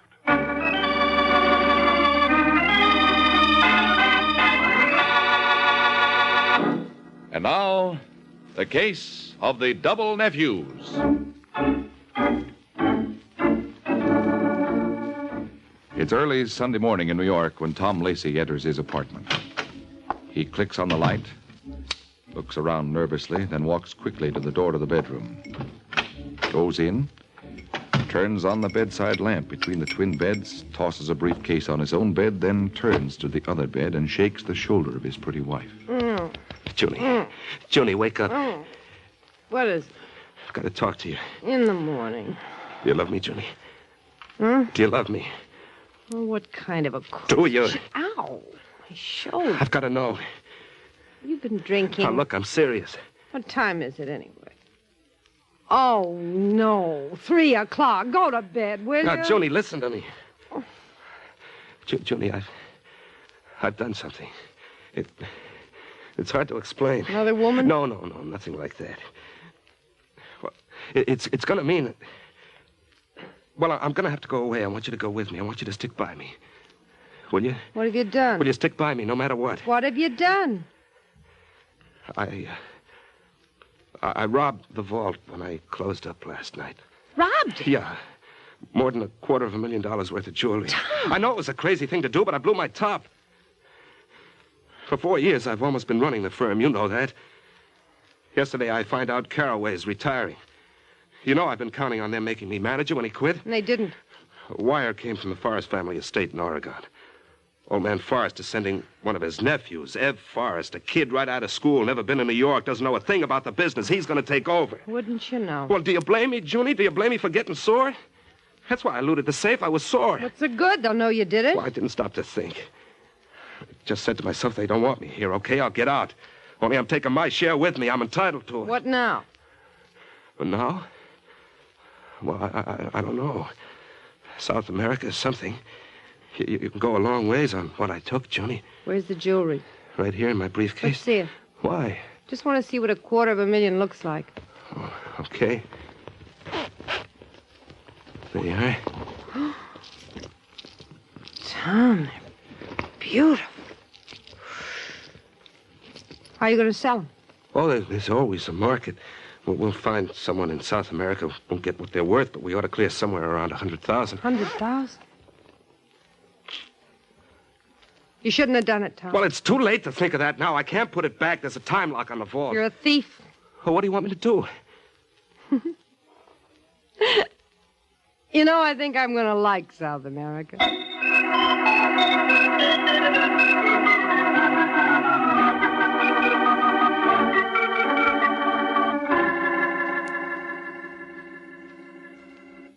Are you sure there's nothing? No. No. That'll be too late. I see. All right, never mind. Goodbye. Junie, I've tried all the lines. No planes until Tuesday. We're sunk. We can't be sunk. But it's 10 o'clock already. We're not out of the country by the time Caraway opens the vault tomorrow. There'll be an alarm out for us, and then we'll never get away. I know that. We could only get to Miami. And we could cross to Cuba, and once we're there, we can make arrangements. But the way things Will you are... stop babbling and let me think? There's nothing to think. No plane I know. Let's get ready. We'll go to the airport anyway. Well, what good There may is be a last-minute cancellation. If not, we'll charter a private plane. Yeah, that's right. Only pull yourself together. You started this. Now help me see it through. Yeah, sure, Junie. Now what? Well, answer it and find out. Yeah. Yes? Hello. Are you Thomas Lacey? That's right. I'm pleased to know you. I'm Ev Forrest. Ev Forrest? Yeah. I see you're surprised. Well, we didn't expect you so soon. Yeah, I know. But my uncle had a special reason for having me get here today. May I come in? Yeah, sure. Thanks. This is my wife. Dear, I'd like you to meet Mr. Forrest. Ev Forrest. You know, I was just telling you he's going to be the new manager. Oh, yes. How do you do, Mr. Forrest? How do you do? Now, I'd like a word with Mr. Lacey. Well, go right ahead. You don't have to worry about Junie. This is very confidential. Well, whatever you say to me, you can say in front of her. Very well. It's about Mr. Caraway. Oh? How do you get along with him? So, why? Well, my uncle's a little concerned about the last few reports he's received from Caraway. Concerned? How? Well, the figures don't look right. And now Caraway's resignation. Uncle wants me to look into it. That's why I came right to you. I came up directly from the station. Caraway doesn't know I'm in town. Well, what can I do? Well, we'll go down to the firm. I want to look over the books. Today, before Caraway can find out. Oh. Well, I'm sorry, Mr. Forrest, but... Junie and I were just leaving. We have a date. I'm sorry, but you'll have to cancel it. This can't wait. Well, gee, I don't know what to say if you'd only given us some notice. I couldn't. Now, I'll be frank, Lacey. We suspect Caraway, not you. But we don't know how close you are to him. We didn't want you to warn him. I see. That's why I'm going to have to ask both of you and your wife, to come along with me. I'm awfully sorry to have to do this, but, well, you see how it is.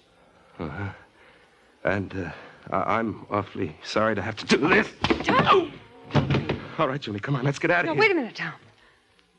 Well, once use your head instead of jumping into things. Well, he was going to delay us. I know. And how far do you think we're going to get when Mr. Forrest wakes up? What? Call the police the first thing. Yeah, that's right. I didn't think. I've got the jitters. I've got to have a drink. Take a good stiff one. You'll need it.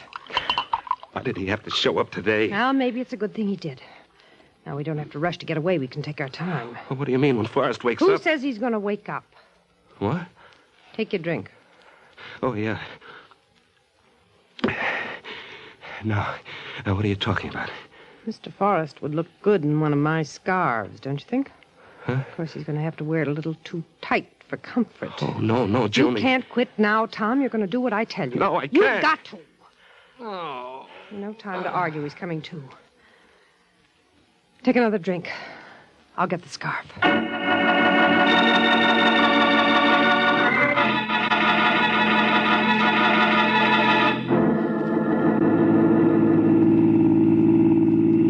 Are we We shouldn't have killed him. All we had to do was tie him up. You still don't get it. Now we have a body to dispose of. It all takes time. Now we have time. How? We still have to get away. No, we don't. That's what you can't seem to get through your thick head. But, Junie, tomorrow the robbery will be discovered and maybe the body. Who's to say you committed the robbery? Well, it couldn't have been an outside job.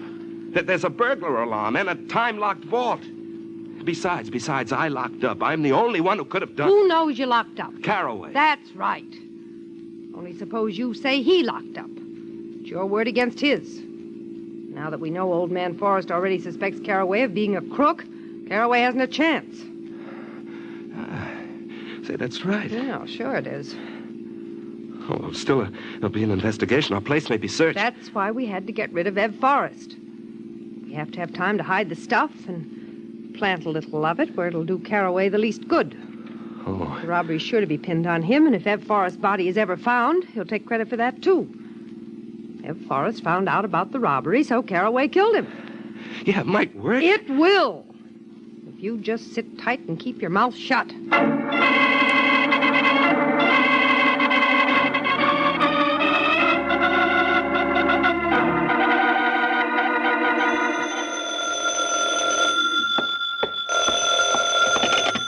Hello? Hello, is that Michael Waring, the Falcon? Yes, this is the Falcon speaking. How do you do, Mr. Waring? This is James Caraway. Something dreadful's happened. Frightful. I don't know how to... can you come over here right away? Over where? Forrest Jewelers. It's fantastic, but I'm suspected of robbery. Fantastic. Well, nothing like a little fantasy now and then. All right, Caraway, I'll be over. And you will, of course, bring references. Will I? Well, I've heard you're a competent detective, but this is a highly important matter. Great deal at stake, and I must be sure I'm dealing with a completely trustworthy and capable person. You have my word for it. No need for references. Nevertheless, I prefer to see the references. You doubt my word? Fantastic.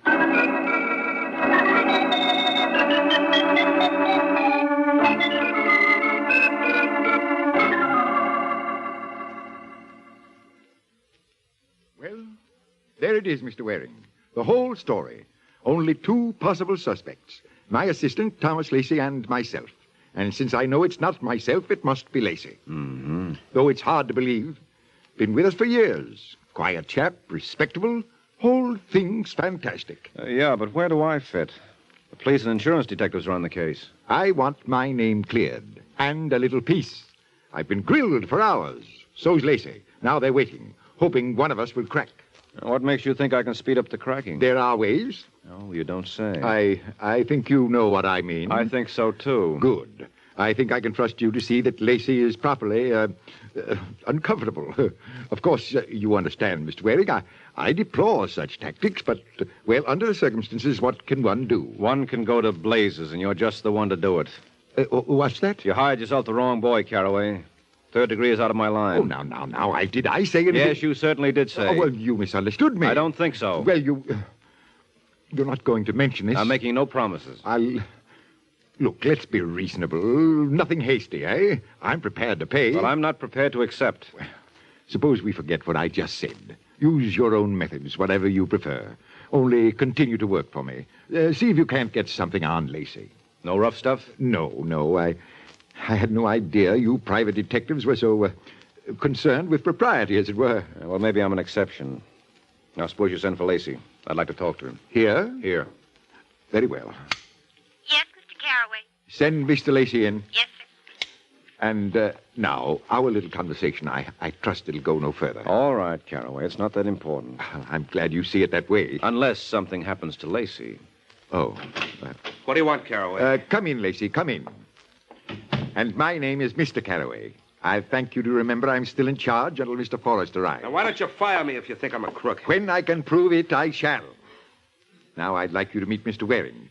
Mr. Michael Waring, the Falcon. How do you do, sir? Hello, Lacey. You crazy? What's that? Well, one of you is, to pull a job like this. Well, yes? Mr. Forrest is here, Mr. Caraway. Good. Send him in. Yes, sir. Mr. Forrest? The old man, has he come? Certainly not, Lacey. The nephew, Everett Forrest. You know we're expecting him. Well, yes, but I... What's the matter with you? Well, nothing. Nothing at all. Oh, hello, Mr. Forrest. Come in. Thank you. Well, it's not the old man. Of course it isn't. What makes you think... Well, nothing. Never mind. Hello, Mr. Forrest. I'm delighted to meet you.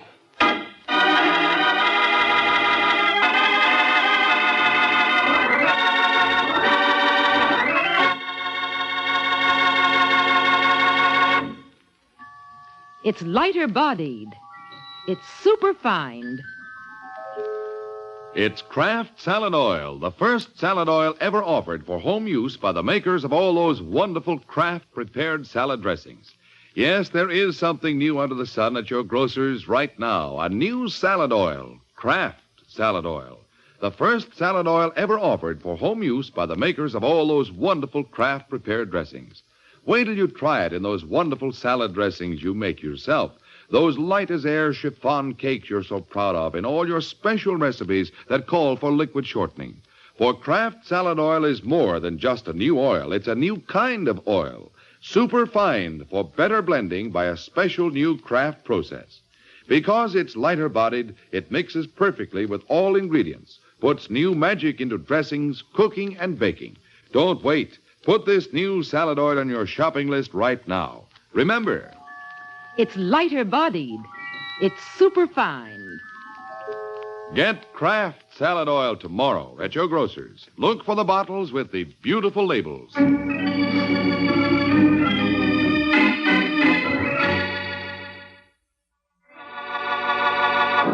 Now, back to the adventures of the Falcon. Half a day has passed since Tom Lacey was startled by the appearance of a second Everett Forrest. The first, so far as Lacey knows, is still in the East River, which makes the second a serious problem. Now, in his apartment, Lacey paces the floor while his wife watches him. I didn't know what to do, Joni. I just didn't know what to do. What'd you say to him? Nothing. I was too startled. I couldn't say this man's a fake. I know he's not F. Forrest because I've killed the real F. Forrest. All right, as long as you didn't say anything. Well, now what do we do? Just sit tight. Oh, we've got to expose him. We can't. You just Well, then sit... make him expose himself. We could only get the old man here face to face with this fake. We don't have to expose him. The important thing is to wait until word comes from the old Mr. Forrest.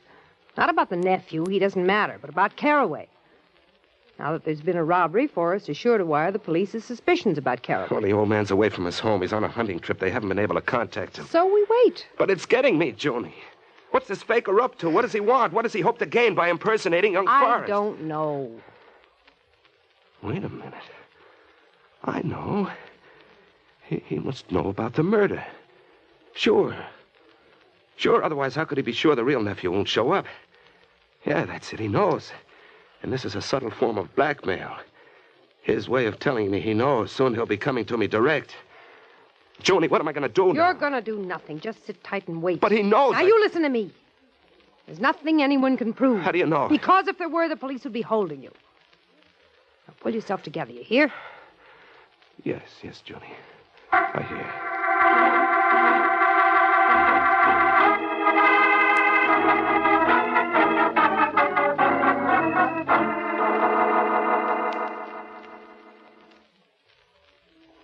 Which one do you think did it, Waring? Lacey. Why? That's easy, Forrest. I'm working for Carraway. Yes, but you have no proof against Lacey. No, not yet. I'm still looking for the angle. Why, what angle? Well, only an idiot would pull a job where he was sure of being one of only two possible suspects. So he must have some angle. Some scheme to clinch it against the other suspect. Yes, but you don't have any idea what it is. No? You? Well, how can I? I just got here. I hardly know either of the men. Neither do I. What has your uncle told you about them? Oh, nothing much. Sent you here without instructions? Oh, instructions, yes, but not on personalities. Except he did say I might expect a little jealousy from Lacey. Jealousy, huh? Well, Lacey counted on getting Carraway's job when Carraway retired. He probably resents me for taking it. Yeah, he probably does. I wonder just how much. Well, does it matter? Might be an answer. Oh, you mean the angle? Well, not the sort of angle I was looking for, but I was trying to follow the script. And it's just possible Lacey has been ad-libbing.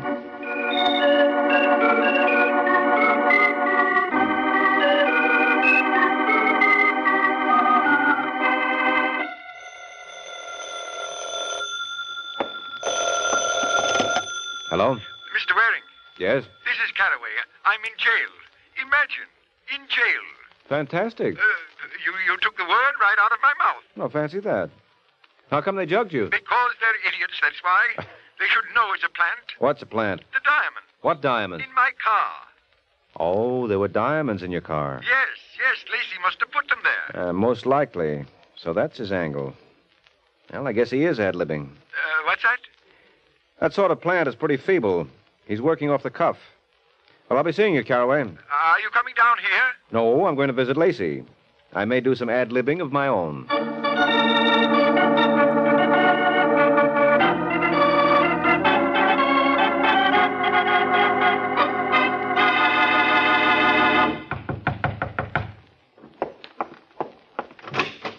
Yes?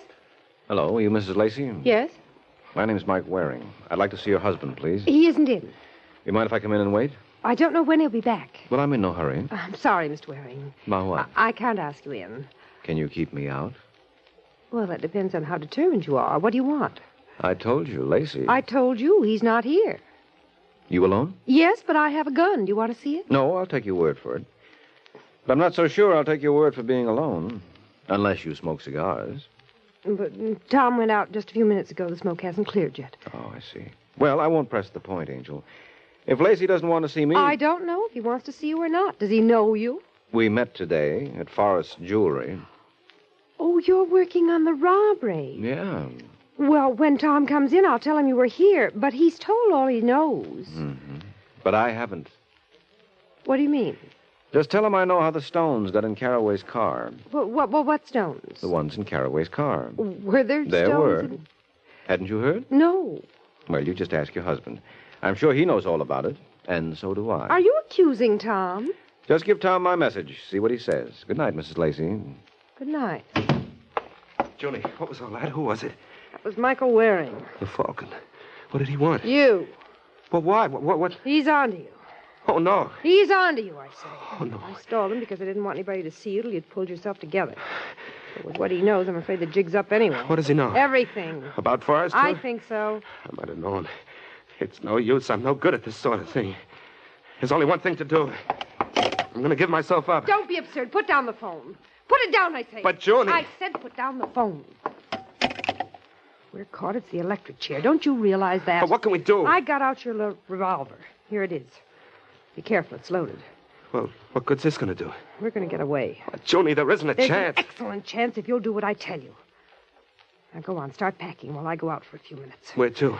Never mind where to. But while I'm out, pour yourself a long glass of courage. You'll need it.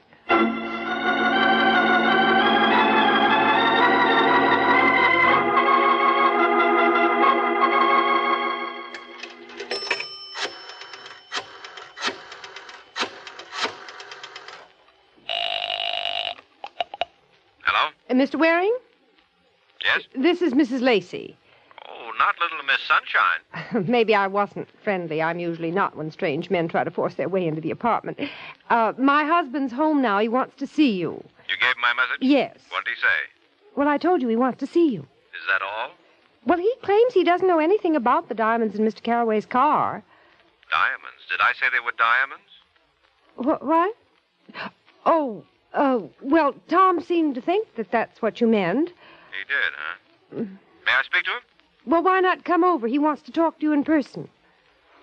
All right, Mrs. Lacey. I'm on my way.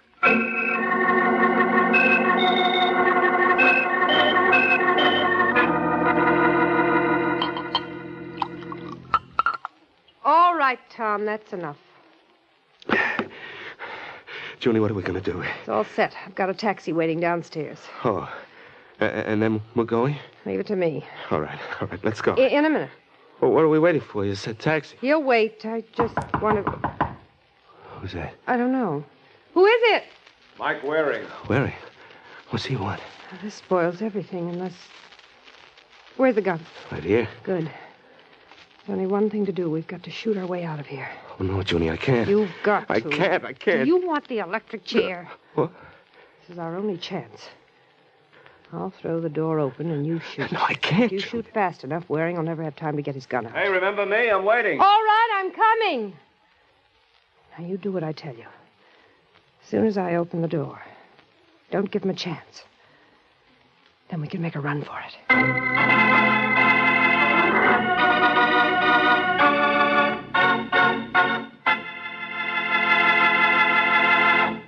Miracle Whip. Has a flavor so pleasing. Miracle Whip. Tastes so lively, so teasing. Miracle Whip. Only one of its kind. Miracle Whip. Best salad dressing you'll find. Miracle Whip is the only one of its kind because it's a different type of salad dressing made from a secret craft recipe.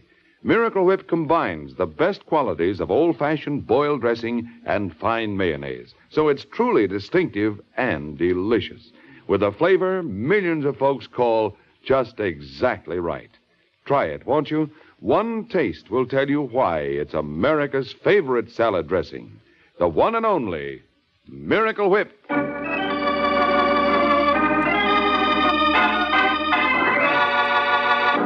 Now, back to the adventures of the Falcon. Only a few seconds have passed since June Lacey and her husband set themselves for Mike Waring's entrance with a gun. You ready, Tom? Yes, Johnny, I'll try. Remember, as soon as I open the door. What the devil? Close the door, Johnny, close it. We're caught. He jumped back. Now we'll send for the police. Wait a minute. There's still one thing. Oh, what's that? Give me the gun. What are you going to do with it? Let me have it. Here. Oh, but now what? Now you're going to commit suicide. Huh? You saw you were trapped, so you turned the gun on yourself. No, Johnny, wait. Don't try to kill your husband, Mrs. Lacey. Anything happens to him, we'll know you did it. He hurt you. He couldn't have. Come on, open the door again. And this time, come out slowly, both of you, with your hands up. And if we don't? You will when the police get here, or they'll drive you out. Now, hurry up, come on.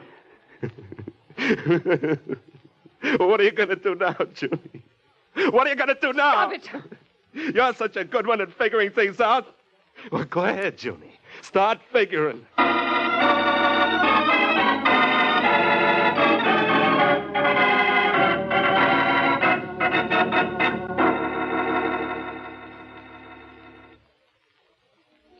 Fantastic, Waring. Absolutely fantastic. To think he'd go to such lengths. Fantastic.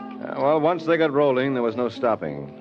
Especially when they were given what looked like a sure chance to frame you. Yes. Has the body been recovered? Yeah. Forrest identified it as his chauffeur. His chauffeur? That's right. You see, the fellow knew Forrest was expected, so he beat him to New York and tried to trick Lacey into letting him into the building. Oh. That would get him past the burglar alarm.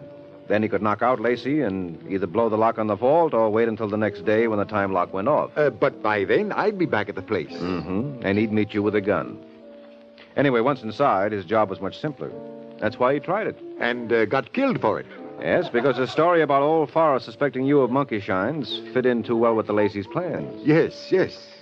But you see, then Lacey lost his nerve, so his wife tried to get rid of him so he couldn't implicate her.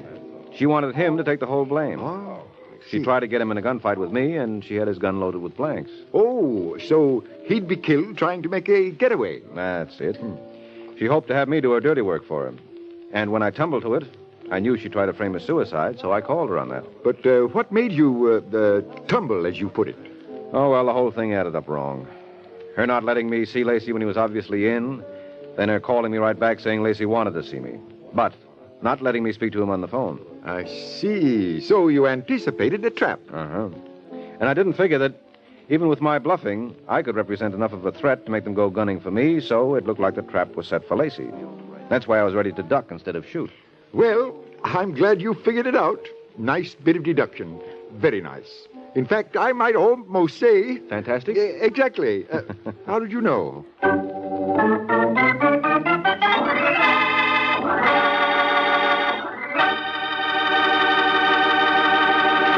Do you like rich, delicious chocolate-flavored malteds? Well, you can make a malted just like that right in your own kitchen with Kraft chocolate-flavored malted milk. Just make a tasty paste of Kraft chocolate-flavored malted milk and a little milk in the bottom of a big glass. Fill the glass with chilled milk, stir it once more, and there. A Kraft malted is mighty nourishing, too, because it's filled with all the food values in milk. Get a jar of Kraft chocolate-flavored malted milk from your grocer and enjoy a Kraft malted often. This is NBC, the national broadcasting company.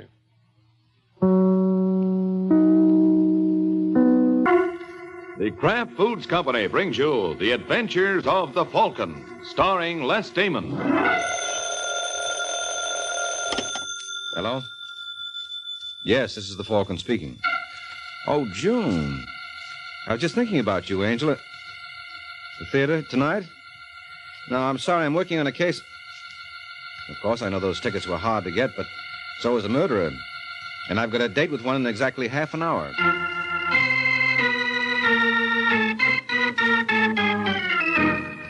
This is Ed Hurley, friends, inviting you on behalf of the Kraft Foods Company to listen to The Adventures of the Falcon. You met the Falcon first in his best-selling novels. Then you saw him in his thrilling motion picture series. Now join him on the air when the Falcon solves the case of the rich racketeer.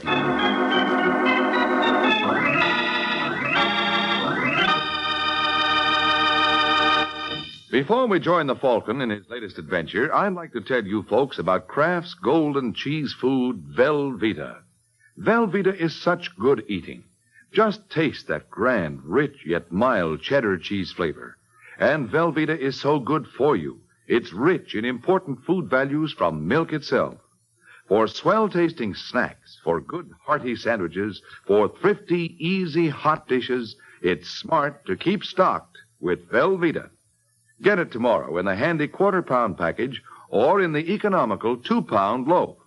The cheese food of top quality. Velveeta is made only by Kraft. And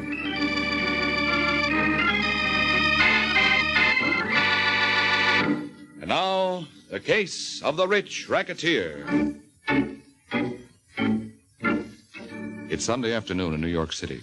A cab pulls up in front of a large Central Park West apartment building, and two men get out. One of the men is big, beefy, and florid, while the other is slim and quick-moving. The two men hurriedly enter the building and ride the elevator up to the 10th floor, where Florid Face leads the way to one of the apartments and opens the door. Flo? Hey, Flo. Guess my wife's not home yet. Come on, Garland. Come on in. Let's get this over. Excellent idea, Sullivan. Excellent. Wait there and leave your hat and coat on. Won't take me but a second to write a check. Check? Yeah, check. I think I'd rather have cash, Sullivan. I was much too good in court this afternoon to warrant a check. Okay, so you were good. You were swell. You were better than usual. And you're still the best business finagler in New York. But you're going to get a check. Finagler is a nasty word. Almost as nasty as racketeer. Yeah, but racketeer is better, Garland. You see, in my business, you don't have to pretend to be something you're not. But you do have to be smart. Yeah, that's right. You have to be smart. Now then, here's your check. Take it and blow. I got a date in a little while. Only $1,000? You're lucky to get that much. Hey, don't tear that up. Why, you cheap chiseling punk. I saved your fat neck this afternoon. An income tax evasion charge is the only way they catch guys like you. And I cleared you. I got you off scot-free because there wasn't any evidence of the money you made. They could have ruined you. Yeah, but they didn't. No, they didn't. And I'll tell you why they didn't. Because I advised you not to keep any records or books. I told you to keep your profits on hand in cash and not to keep it in any banks. So what? So I want my share now, and I want it in cash. I know you've got more than 300 grand salted away. You're crazy, Garland. Oh, no, I'm not. I know you've got that money, Sullivan, and I want my share. I want it right now and fast. I want $30,000, and I want it in cash. Oh, why, you stupid little... Say, hey, that's the way you want to play it, huh? That's the way, Sullivan. I'm not bluffing. It's loaded, and I'm not afraid to use it. So if you want to enjoy your freedom, hand over the 30 grand. Now, look, Garland, be reasonable. Put that gun away. Not a chance. But you're wrong. I swear you are. I'm broke. That $1,000 check I just wrote will practically wipe me out. You expect me to believe that? It's true. Now, listen. I know you deserve a bigger fee, but I can't give it to you now. Later, I'll try. Quit stalling, Sullivan. Where's the money? I know you got it. I dumped it in an oil deal out west. I thought I could really clean up, but something went wrong. You never took a chance in your life, and an oil well is a gamble. You're a sure-thing player. Come on, Sullivan. Getting tired of holding this gun. Where's my $30,000? I tell you, Garland, get it quick, Sullivan, or I'm going to pull this trigger. What the... Larry, what in the world? Look out, Flo. This gun might... No, you don't. Oh, yes, I do. Oh. That's better. I'll just keep this gun as a souvenir. Now get out of here before I break it over your head. What's going on here, anyway? Shut up. Okay, Garland, get going. You made a mistake, Mr. Sullivan. A big mistake. I want that 30 grand, and I intend to get it. That little bum might have killed me with his gun if you hadn't opened the door and banged into him. That's too bad. If I'd known, I'd have waited outside in the hall. What? You heard me. What's eating you? You are. Come on, spill it. What's on your mind? A blue-eyed, baby-faced little blonde named Bonnie Shaw. Bonnie? What are you talking about? Get wise to yourself, Larry. Did you really think you were kidding me? Don't you think I know where you've been spending your evenings? Now, wait a minute, Flo. You don't know what you're talking... Take your hands off me, you big ape. I've been a sap for a long time, but now you're going to pay and pay plenty. How did you find out about Bonnie and me? A little bird told me. I said, how did you find out? And I said a little...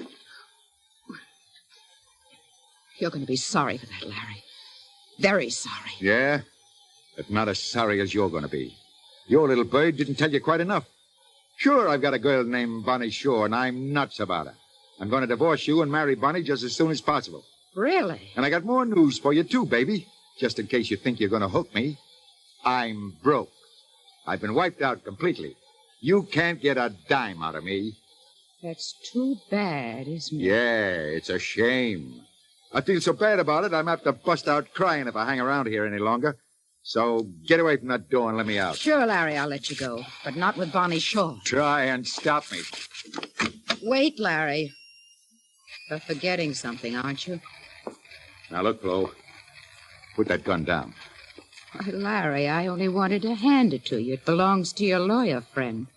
Don't you want to give it back to him? Why, yes. Maybe I'd better. No. On second thought, I don't think he needs it as badly as I do. You? Yes, darling. I've just thought of a wonderful use for it. Well, what are you going to do? Why, can't you guess, Larry? I'm the forgotten middle-aged wife who's been dropped without a cent. I'm going in the bedroom and blow my brains out. Oh, don't kid me, baby. You'd never do that. You're so right, darling. I'd never, never do that.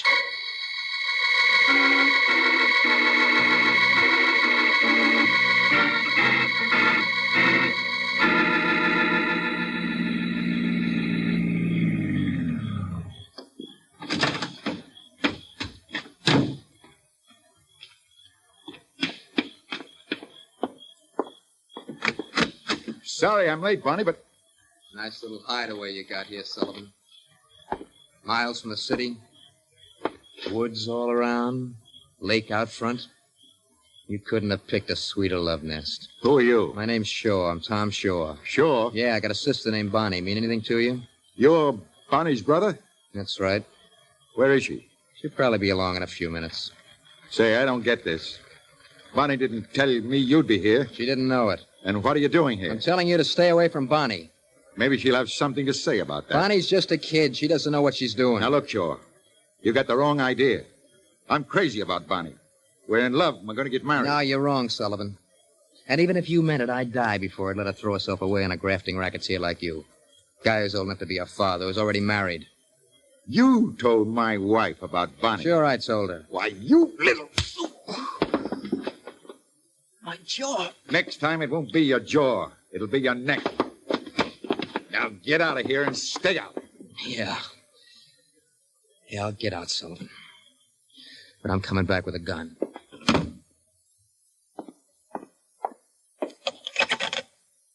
I want to call New York City. What number, please? You'll have to look it up. I want to make a person-to-person call to Mike Waring, the private detective who's known as the Falcon.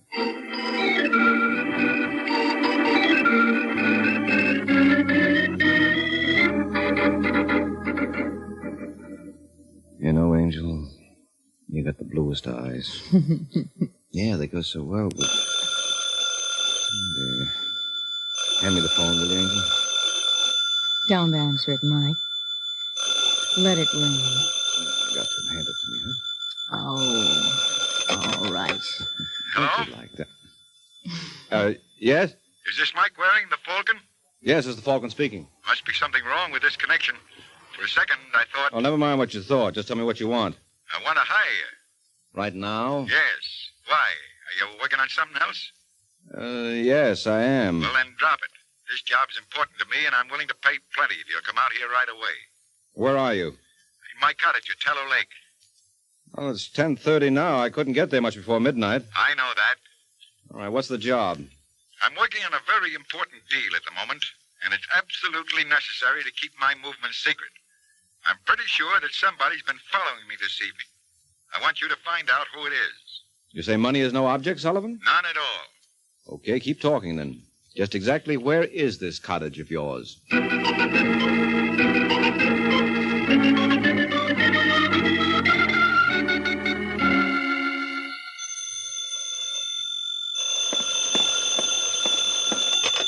Hello? Miss Sullivan? Yes. Who's this? The same guy who called you this morning. You mean about my husband? That's right. Who are you, anyway? Never mind who I am. I just found out where your husband is meeting Bonnie Shaw. Where? In the last cottage down the road on Tallow Lake. He's there now waiting for her. If you're interested in keeping him, you better go out and bring him home right away. And if I'm not interested? Well, in that case, you might drop him a farewell note. Because I have a hunch he's going on a long, long trip.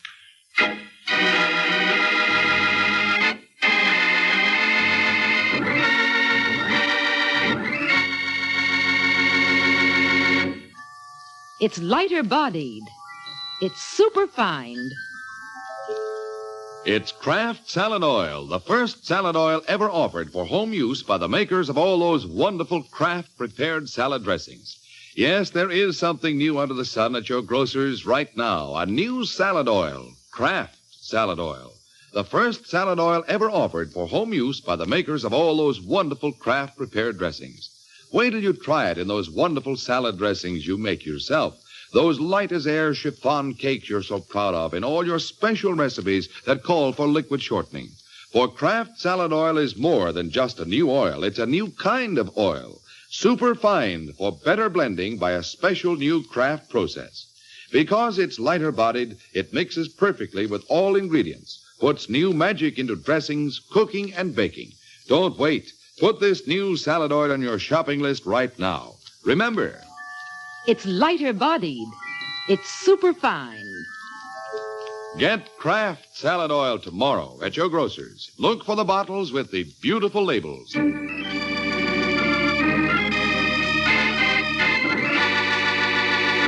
Now, back to the adventures of the Falcon.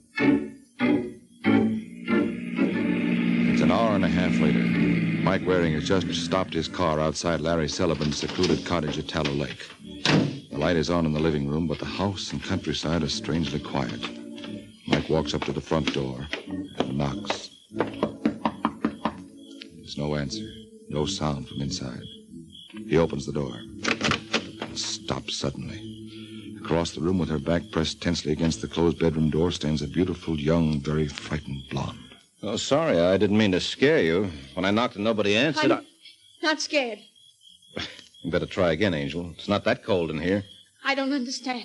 You're trembling. Why? I don't know. Okay, have it your way. Where's Sullivan?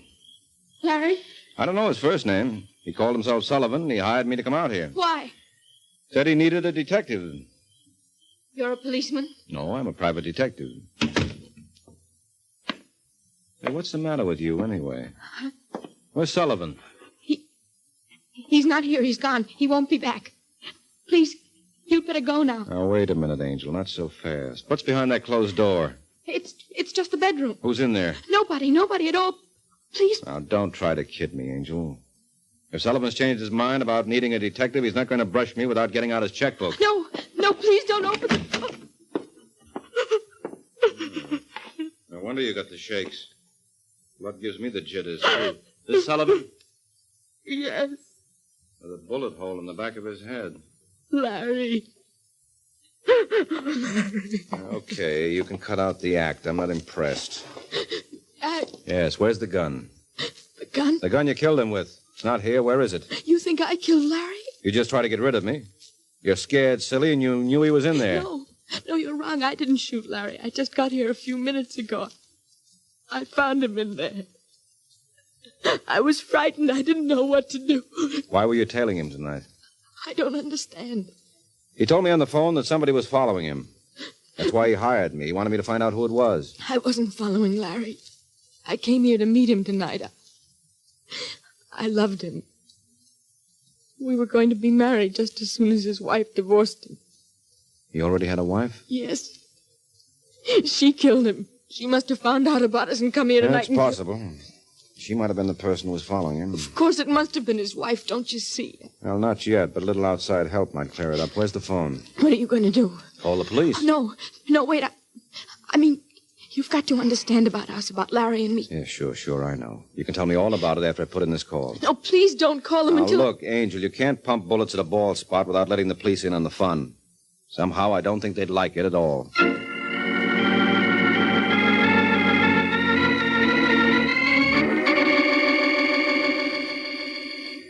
Bunny Shaw, Yes, Mr. Waring. I've told you the truth. Larry and I loved each other. I had no reason to kill him. Sullivan told me he was working on some sort of big deal. You know anything about it? No, he never told me about his business. What about Sullivan's wife? Did you know... What's the matter? Just heard somebody out on the porch. Keep talking, Angel. I'm sure she must have found out about us. What is it? Looking for somebody? Tom, what are you doing here? You know this fellow? Oh, yeah, of course I know him. He's my brother. Bonnie, you've got to listen to reason. Come home with me. You can't throw yourself away on a no-good racketeer like Sullivan. Tom, you heard what happened to your jaw. I came here earlier tonight to talk to Sullivan, but he couldn't see things my way. We had a fight, and he hit me. Is that why you shot him? Why? Wait a minute. What's going on here? Who are you? A lot of people call me the Falcon.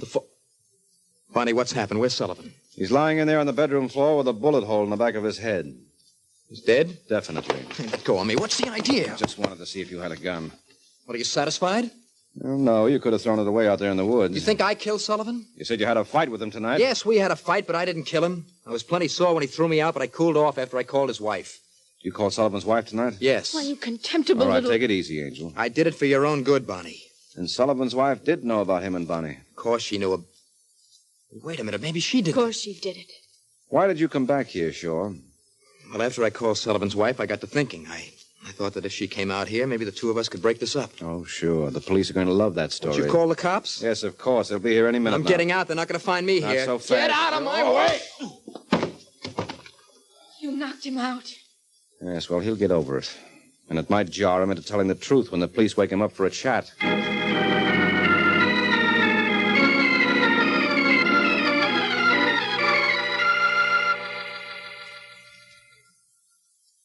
My husband took the gun away from Mr. Garland and told him to get out. Did you tell the police about that? Well, certainly I told them, but they seemed to think that Tom Shaw was the killer. Of course, they said they'd questioned Mr. Garland this morning.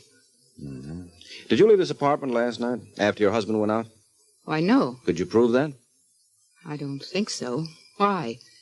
What are you driving at, Mr. Waring? Your husband was running around with another woman, and you had just found it out. Do you think I killed Larry? Your motive was even better than the others. That's ridiculous. I couldn't kill anybody. Well, you seem to be taking your husband's death pretty calmly. No tear-stained handkerchiefs or swollen eyes. Why should I pretend? He meant nothing to me anymore. I didn't even mind the fact that he had this girl, Bonnie Shaw. You weren't jealous? Certainly not. I knew he was going to leave me, but I didn't care at all. I'll be honest with you, Mr. Waring. If I could have gotten money from Larry, I might have tried to hang on to him, or at least make him pay plenty to get rid of me. But he was wiped out. He didn't have a dime. Your husband was broke? Yes. He told me so last night, just before he went out. So you see, he was of no more use to me. I actually was glad he was going to leave me, but I certainly had no reason to kill him. I see. Oh, excuse me. Yes, of course. Mr. Garland. Oh, forgive me for calling so early in the morning, Mrs. Sullivan. I wanted to see Larry before he went out. I'm sorry about that trouble we had last night, and I want to apologize. You don't know about... Is this the business manager you were telling me about? Yes, this is Mr. Garland. Well, what's wrong, Mrs. Sullivan? Where's Larry? He was murdered last night. Larry's dead? Yes. Why, well, that's terrible. I had no idea. Did you read the morning papers? No. You see, I was upset about that quarrel last night, and I wanted to hurry over here as fast as possible. Mm-hmm. That quarrel last night gives you a pretty swell motive, darling. I didn't even know about the murder. Yeah, well, you could be lying about that. No, I'm not lying. But you did threaten him. Well, I was only bluffing. He owed me money, and I wanted it. I swear I didn't shoot Larry. I couldn't have done it. They took my gun away from me. It's still here. There are other guns. Well, I tell you, I didn't do it. Tell me about this money you say Sullivan owed you. Well, I did some financial work for him, and I felt he owed me a much larger fee than he was willing to pay. Naturally, that made me angry, and I guess I lost my head. I had the gun in my pocket. Why? Well, I always carry it. I have a license for it. There are certain people who have threatened me from time to time, Okay. So you pulled the gun on Sullivan. Yes. I thought I might frighten him into paying me what I wanted. It did frighten him, and he told me the truth. The truth? Yes, he was broke. He literally couldn't pay me. At first, I didn't believe him, but he finally convinced me that he was telling the truth when Mrs. Sullivan came in unexpectedly and gave him the chance to grab the gun. Did Bonnie Shaw know that Sullivan was broke? Who was she? Or didn't you know Sullivan had a young girlfriend? No, I had no idea. I mean, I only knew him professionally. He never discussed his personal life with me. Mr. Waring, isn't it just possible that... That Bonnie Shaw killed your husband? Yes. That's why I wondered if she knew Sullivan was broke. He might have been stringing her along, telling her he was rich, and last night she may have found out the truth.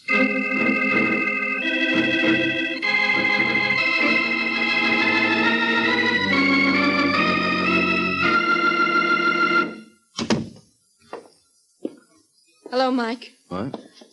What are you doing in my apartment, Bonnie? Mike, I've been trying to find you all morning. You don't waste much time, do you, Angel? It was Mr. Waring last night. Oh, I'm sorry. It just slipped out. Uh-huh. Well, make it a habit, huh? I like the intimate touch. You look tired. Yeah, I know. Working for nothing always wears me out. I don't understand.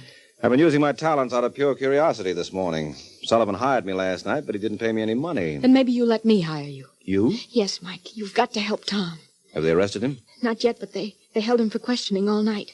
He denies the murder, so they had to let him go this morning because of lack of evidence. But I want to hire you to find the real murderer. Are you sure about that? Of course. Oh, please, Mike, please let me hire you to clear Tom. I cost money, you know. I don't have very much, but I'll Well, try. that mink coat you're wearing doesn't exactly look like a ticket to the poorhouse. Don't let this coat fool you. I didn't pay for it. Larry gave it to me as a present. Sullivan gave you that coat? Yes, When? about a week ago. Why, what's wrong? Sullivan claimed he was broke. But that's ridiculous. He had lots of money. In fact, he told me he just made a tremendous killing in some sort of business deal, and that's why we... That's why you what? No, nothing. Now, come clean, Angel. If you want my help, you've got to tell me the truth. All right, Mike. I'll tell you the truth. Larry wasn't broke, I know. You see, we weren't going to wait for his divorce. We were going to South America together. In fact, he already had the steamer tickets. And a stack of money in cash? Yes. You know where that money is? No, Mike, I don't. I swear I don't. You wouldn't lie to me, would you, Angel?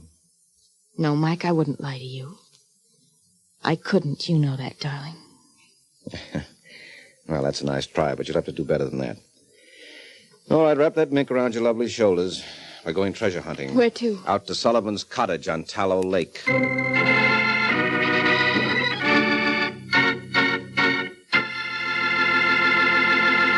Miracle Whip. Has a flavor so pleasing. Miracle Whip. Tastes so lively, so teasing. Miracle Whip. Only one of its kind. Miracle Whip. Best salad dressing you'll find. Miracle Whip is the only one of its kind because it's a different type of salad dressing made from a secret craft recipe. Miracle Whip combines the best qualities of old-fashioned boiled dressing and fine mayonnaise, so it's truly distinctive and delicious, with a flavor millions of folks call just exactly right. Try it, won't you? One taste will tell you why it's America's favorite salad dressing. The one and only Miracle Whip.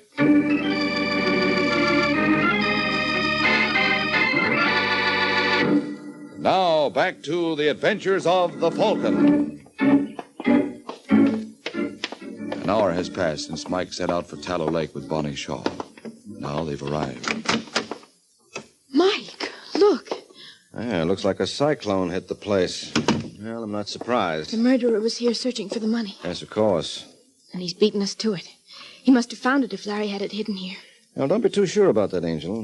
You don't think the money was here? Oh, yes, I'm sure it was here. And I think it still is. But why? Well, look at this room. Everything is torn up, drawers are emptied, pillows slashed, rugs thrown back. Nothing's been overlooked. I don't understand. Now, it's simple, Angel. If the place was only partly torn up, it might mean the killer had found the money. But everything in here has been gone over carefully, and more than once. That means he hasn't found it yet. Then Mikey may still be here. Maybe we interrupted him. Yes, maybe, but I've got another idea I like a lot better. What? The murderer knew about the money, but didn't get a chance to search for it last night after killing Sullivan. So this morning early, the killer came back out here, went over the cottage, but couldn't find the money. So the murderer got the bright idea of hiring me, a detective, to help find the missing cash. Mike, you don't think that Well, after all, Angel, you knew about the money and the others didn't. No, Mike, the others could have known. Even Tom could have known about it. Yeah, sure, but I don't... Oh, down on the floor, quick! What happened? Oh, guess I owe you an apology, Angel. We did interrupt the murderer, and he just tried to kill me. And he's out there in the woods. He may try to come up here. Hold it. What is it? Listen. Car. Yeah, he must have hidden it in the woods.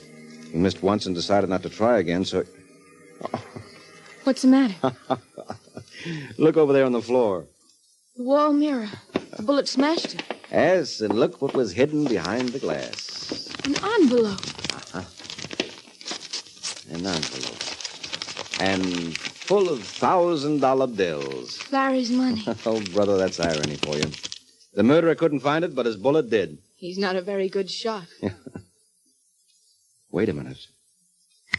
Shot. What? Thanks, Angel. You just told me something I should have known 3 hours ago. What do you mean? The murderer. I know who it is now. Who, Mike? Sullivan's lawyer, Arthur Garland.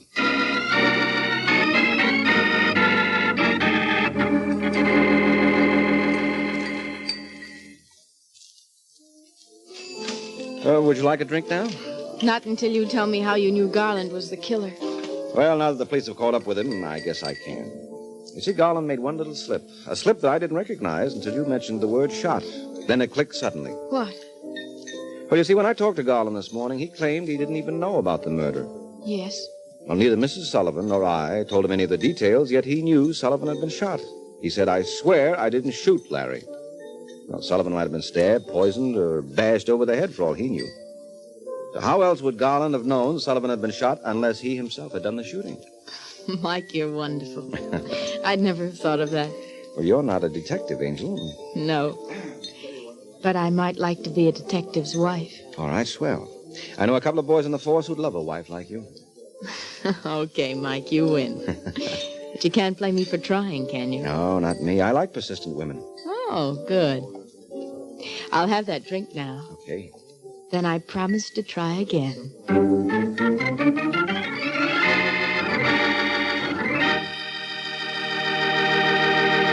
Do you like rich, delicious chocolate-flavored malteds? Well, you can make a malted just like that right in your own kitchen with Kraft chocolate-flavored malted milk. Just make a tasty paste of Kraft chocolate-flavored malted milk and a little milk in the bottom of a big glass. Fill the glass with chilled milk, stir it once more, and there. A Kraft malted is mighty nourishing, too, because it's filled with all the food values in milk. Get a jar of Kraft chocolate-flavored malted milk from your grocer and enjoy a Kraft malted often. This is NBC, the national broadcasting company.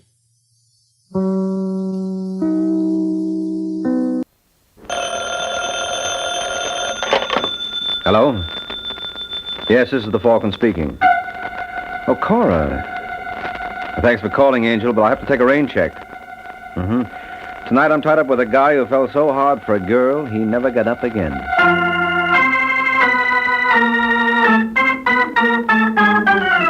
The Adventures of the Falcon, starring Les Damon.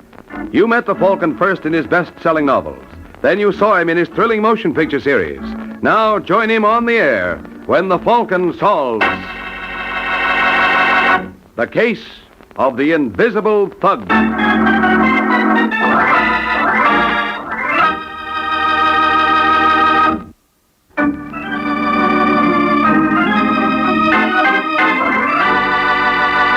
And now, the case of the invisible thug. It's early Sunday in New York, when terrified Vera Castro fumbles with the key to her apartment with shaking fingers. Finally, she locates the keyhole, unlocks the door, and enters. Hello, dear. Vera, what's the matter with you? It's Pete. Pete? Pete Lloyd? Yes, I just saw him. What's he doing in New York? I don't know, but he's here. Did he see you? Well, I'm not sure. Ernie, he did see me. There he is. What'll we do? Who is it? Ask Vera, she knows. It's him. Aren't you going to open the door for an old friend? Ernie, we've got to get out of here. Oh, it's 2 floors to the street. Looks like I'm going to have to invite myself in then. He's trying to break in. Ernie, do something. He'll kill us. I know he will. Pete, please leave us alone. Stop shaking, baby. I'm not going to touch you. It wouldn't dirty my hands. It's your husband I come to see. Put away the gun, Lloyd. Hey, funny boy. What do you want? Yeah, Castro, what do I want? You run off with my girl. Yes, what do I want? Well, you don't want me. You just said so. Yeah, I don't want you. Not now. All I want is payment. And I'm taking it. We don't have much. You're living. That's much. No, Pete. Shut up, Vera. Please. Shut up. All right, Castro. Lloyd, listen, give me a chance. Don't.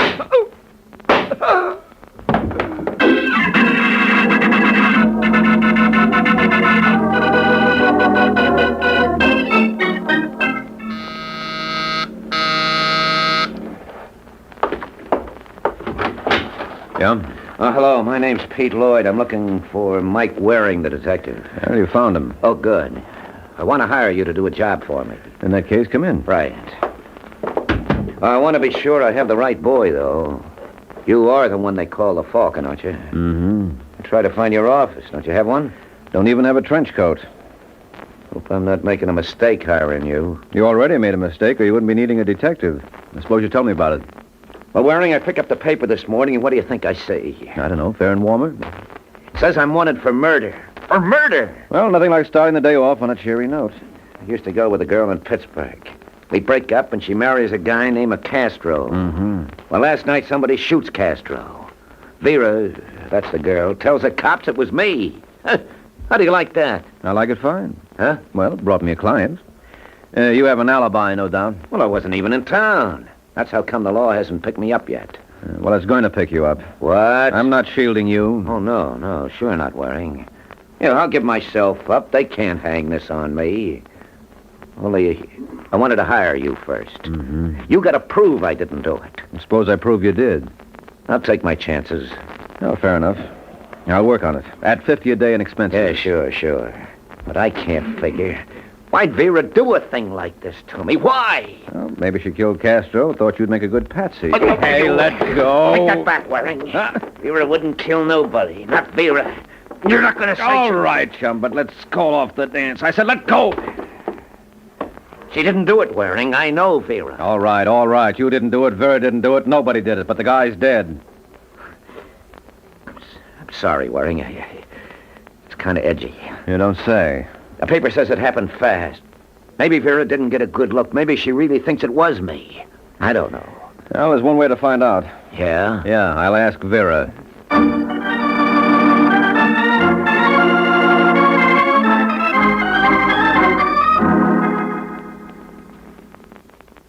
Of course I'm sure, Mr. Waring. It was Pete Lloyd. I know it.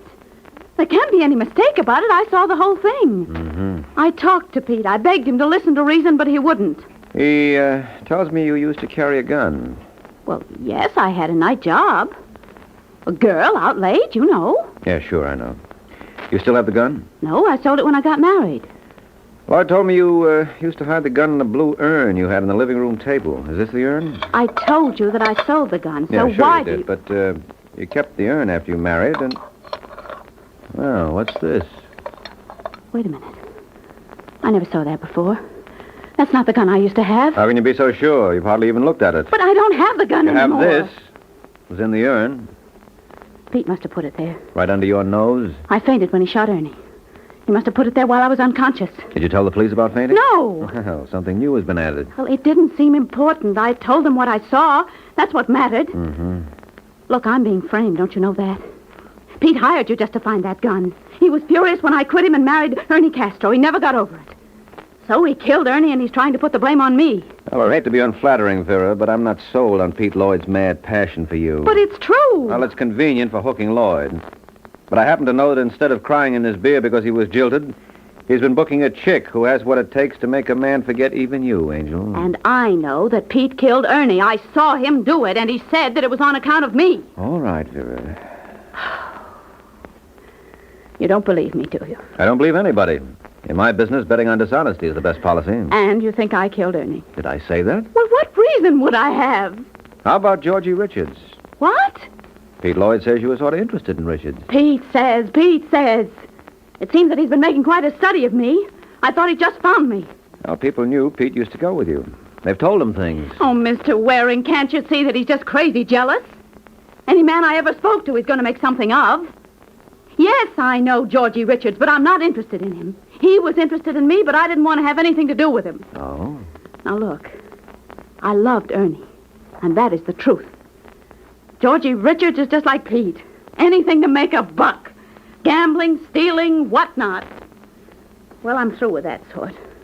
All they mean is trouble. Well, some people like trouble. I've had my fill. And now, if that is all, Mr. Waring... Yes, for now. Goodbye, Vera. Goodbye. I'll show him.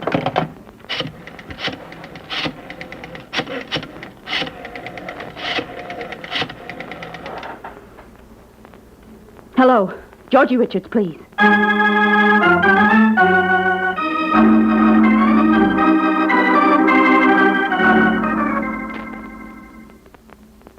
Action soon in the Triangle murder case.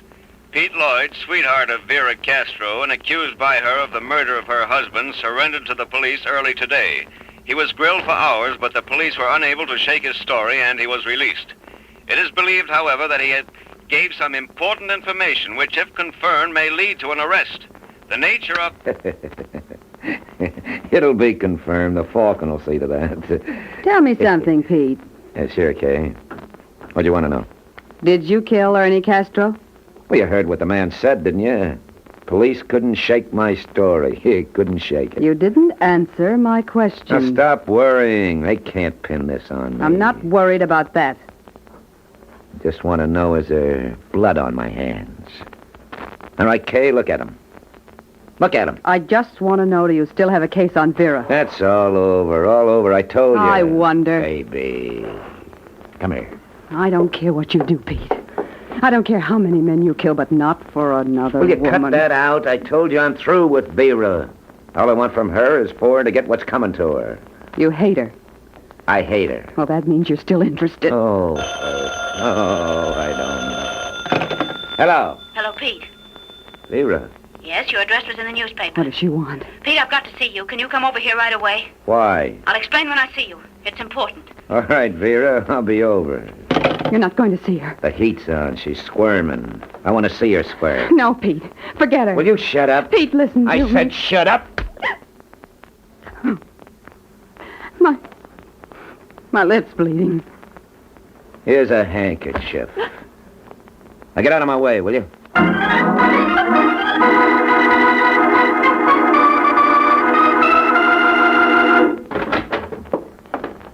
Come on in, Pete. Yeah, sure, baby, sure. And now, Vera? Why don't you come on over here? Sit down beside me. Sure, why not? That's it, Vera. Turn on the glamour. See how far it gets you. All right, Pete. Isn't it enough that you killed Ernie? Can't you leave me alone? Leave you alone? You asked me over. It was your idea. I mean the gun. And hiring Mike Waring. Telling him there's something between me and Georgie Richards. You're trying to put the blame on me for Ernie's murder. Like you tried to put it on me. Well, could we make a deal? If I change my story? Couldn't we make a deal? All right, laugh. Just laugh. But you had your chance. Remember that. I'll remember. I'll prove you killed Ernie. Is that a fact? Because you did kill him. You did. Relax, You baby. killed him. You're a murderer. How many times are you going to say that? Until you admit it.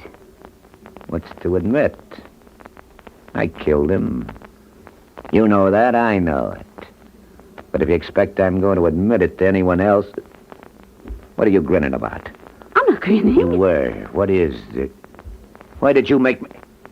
The other room. You got somebody in the other room, haven't you? Ow, you hurt me. Answer me. The other room. Maybe the law, huh? Will you answer me? Please, stop. Well, I'll find out. Hey, you come back here. Well, what do you know? Georgie Richards, huh? Let go. So this is your witness, Vera. Some witness. What are you going to do? What am I going to do? I'm not going to do anything. Vera thinks your word's going to help her. Cheap punk like you. Then for a minute she had me worried. Leave him alone, Pete. Sure, baby, sure. I wouldn't think of messing up, pretty boy. All I'm trying to figure... Just what were you trying to pull here anyway? Nothing. Well, that's all it's going to amount to. You can bet on that. Just a great big zero.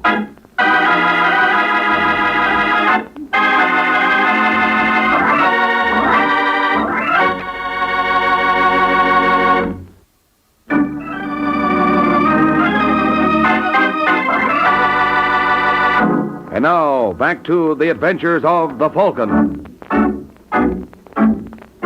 20 minutes have passed since Pete Lloyd was tricked by Vera Castro into revealing his guilt in front of a third party. Now in Mike Waring's combination apartment office. Hello? Is this the Falcon? Yes, this is the Falcon speaking. Well, this is Vera Castro. Oh, yes, Angel. I'm glad you called. Just got a report on the gun. It's the murder weapon, all right. Oh, so now you're sure I killed Ernie? I didn't say that. Not in so many words. Well, it's not important. What do you want? An apology. When I see proof. I have proof, positive proof, that Pete Lloyd killed Ernie. That's why I phoned. Oh? If you will meet me at police headquarters in half an hour, I'll show it to you. You will see that... Ow! Vera. Hello. Hello.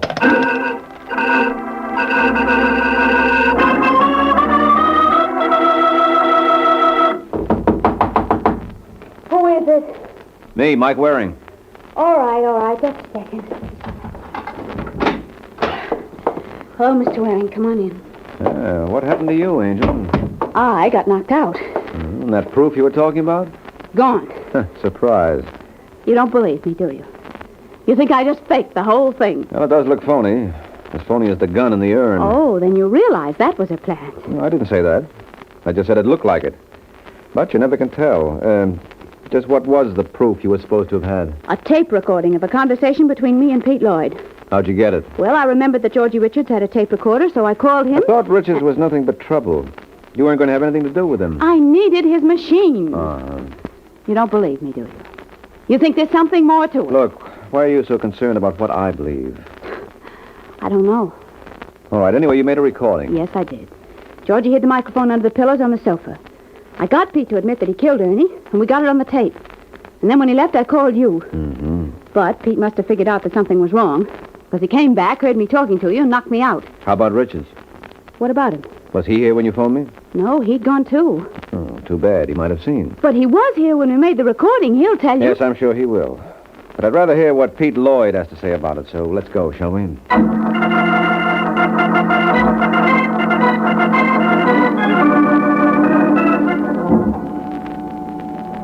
What are you going to say to Pete, Mr. Waring? Oh, just check his story against yours, Vera. And look, don't you think it's about time you started calling me Mike? Could be.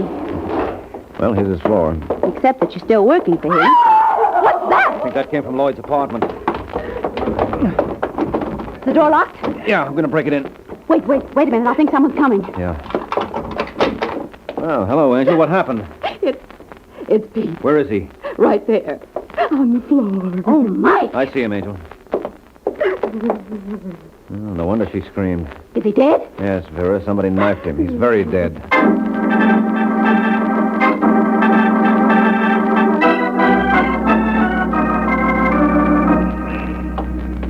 Mike, don't you think we should have stayed back there with Kay until the police came? No, I didn't want to waste time. I'll check back.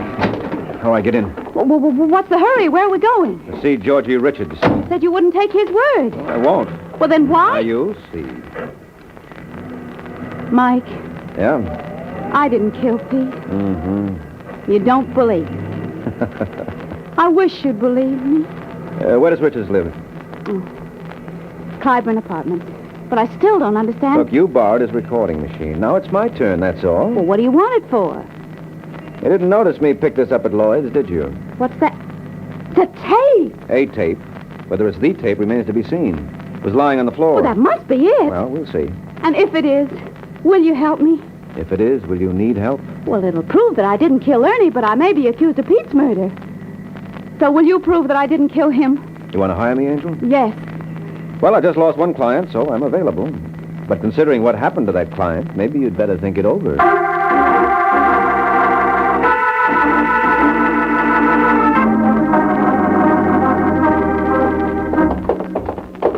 Here's Richard's apartment, 205.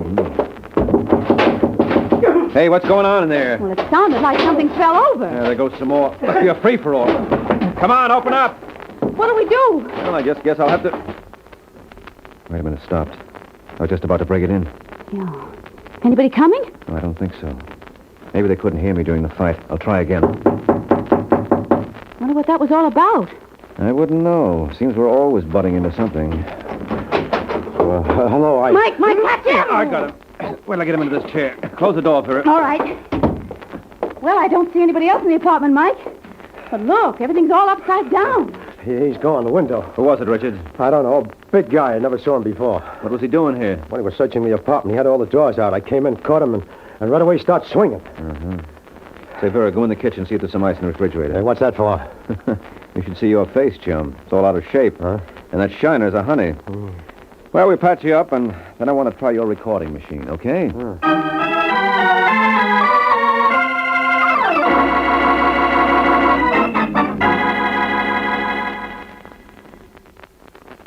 I'll prove you killed Ernie. Is that a fact? Because you did kill him. You did. Relax, baby. You killed him. You're a murderer. How many times are you going to say that? Until you admit it. What's to admit? I killed him.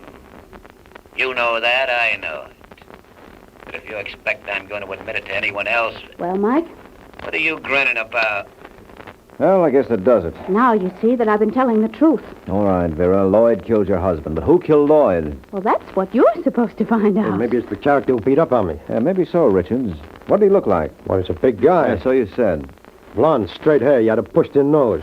Go on. A rugged jaw. He looked sort of like an ex-bug. How was he dressed? He had a gray pinstripe suit, a blue shirt, a dirty yellow tie, a two-tone shoes.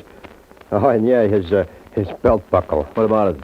It was initialed J.H. J.H., huh? Well, now we're getting somewhere. You think you know who it is, Mike? Think I know where I can find out? Where? Phone book. The phone book? Yes, I'm not the only private detective in town. I'll try all the J.H.'s till I land our boy. You think he's a detective? Think it's worth a try. This case is tightly knit. You, Vera, Kay. I don't see an outsider fitting in, unless he was working for one of you. So a detective looks like a good bet. You could be right, Mike. Oh, sure, Angel. Why so surprised? Come on, I'll take you home, then I'll go to work on it.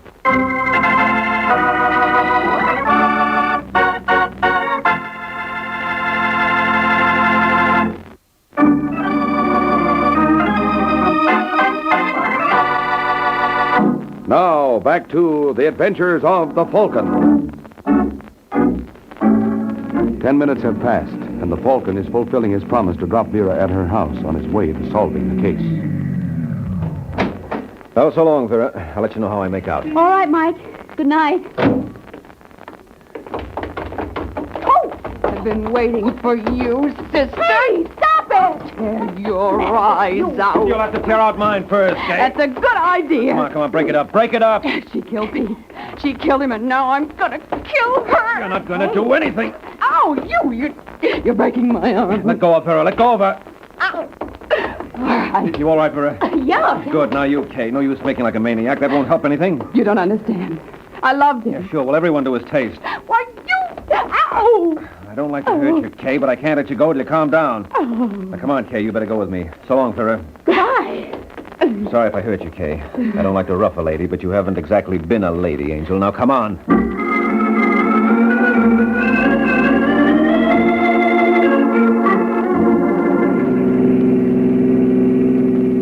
How do you feel now, Angel? Rotten, thanks. And belligerent? No.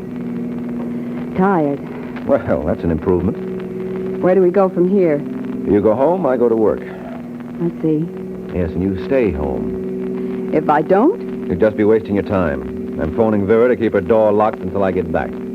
Oh, you're going back? As soon as I nail J.H. Who's J.H.? He's the key to this case. And you know where to find him? I know where not to find him, and under the circumstances, that'll be just as good.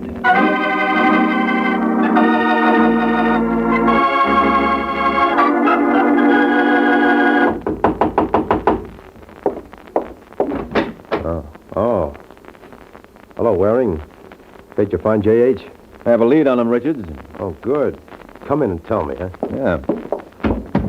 If you saw him again, Richards, could you identify him? Sure. Well, maybe I can arrange it. But I want to be sure I'm not making a mistake. Now, you said he's a big guy. Well, at least 6'2". Mm-hmm. Now, how'd you say he was dressed? Pinstripe suit, gray. Gray? Thought you said it was brown. Did I? I'm pretty sure you did. Viral remembered. Yeah, well, wait a minute. Hmm? Yeah, that's right. It was brown. Brown pinstripe, I forgot. Mm-hmm. You should have kept notes, Richards. Well, so I made a mistake. Yeah, it's a big mistake. Because you did say gray before. Well, okay, then. I told you. Yeah, sure. And you switched when I bluffed. Because you weren't sure. Because you weren't describing J.H. from memory, you were describing him off the cuff, because there isn't any J.H. Are you nuts? Well, that's been so rumored, but verification is lacking. You think I busted my face out of shape like this myself? No. Whoa. I think Pete Lloyd busted it for you. Lloyd? Yeah, when you tried to blackmail him. What are you talking about? After you and Vera made the tape, you returned to Vera's. You conked her, you swiped the tape, and tried to blackmail Lloyd with it. He offered to pay, but when you produced the tape, he made a grab for it. There was a fight, and you knifed him. I suppose you can prove that. Now, come on down to police headquarters, and I'll show you. Well, I have a better idea. I'm glad you decided to put up a fight. It gives me a chance to crack your other eye. Oh, no, you don't. No, I thought so. The knife. Come on, let go. Let go. Sure, when you drop that knife, go ahead, drop it. All right. Yeah. Thought if we got in a fight, you'd pull that knife again. I have an idea the police lab will find specks of dried blood on it, Lloyd's blood. That's the trouble with playing with knives, Richards. You're likely to get stuck.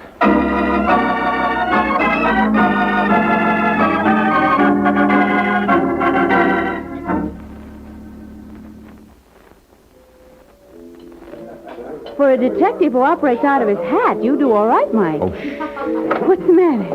Well, it's bad enough my setup isn't according to Hoyle, but on top of that, do you realize the awful faux pas I pulled on this particular case? No, what? I went all through this case without once getting knocked out. That's right. I took the lumps for you. Uh-huh. Well, don't you worry. I won't breathe it to a soul. That's my girl. Hey, but I know one way we can keep from being too unorthodox. What's that, Angel? Well, right now I can ask you, how did you know that Georgie Richards was the murderer? Oh, well, that business with J.H. The only time Richards saw that stranger was when they were struggling. Yet he gave me a perfect description. Yeah, but what was the purpose of creating the mythical J.H. anyway? To explain Richards' shiner. Richards killed Lloyd in a fight. The fight left marks on him. He had to explain them away, so when we arrived at his place, he staged the sound effects of battle and invented J.H. to account for the condition of his face. I see. And I pretended to go along with the gag to give him time to forget some details. Well, he did, and that's it. And now you see that I didn't have anything to do with either of the murders. You didn't want to believe that at first. Oh, what gave you that idea? I could tell by the look in your eyes. You mean you can tell what I'm thinking by just looking in my eyes? That's right. Well, can you tell what I'm thinking now, Angel? I certainly can. Good night, Mike.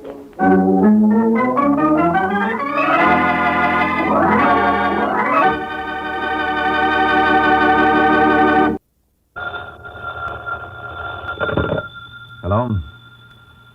Yes, this is the Falcon speaking. Oh, Norma. I'm glad you called. Oh, you'll have to include me out tonight, Angel. I'm all jammed up. There's a party around who's been shown how to parlay a 2-bit pocket knife into a killing. So naturally, he's going to make a stab at it.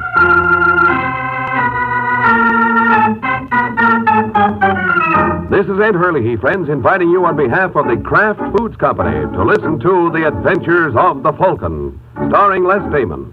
You met the Falcon first in his best-selling novels. Then you saw him in his thrilling motion picture series. Now join him on the air when the Falcon solves the case of the curious cop.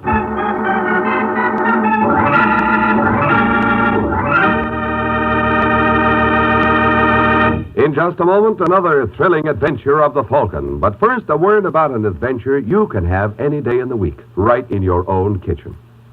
For several weeks now, we've been telling you on this program about Kraft Salad Oil, the wonderful new salad oil created by Kraft that's lighter-bodied because it's super fine. Now, here's a suggestion. Tomorrow, go to your grocer's and get a pint or quart bottle of Kraft Salad Oil. Look up your favorite recipe for homemade salad dressing, chiffon cake, or anything else that requires liquid shortening. Then, that night, tomorrow night at dinner, surprise your family with an old favorite made this lighter-bodied, superfine salad oil way. You'll know the difference, and so will the family. Get Kraft Salad Oil.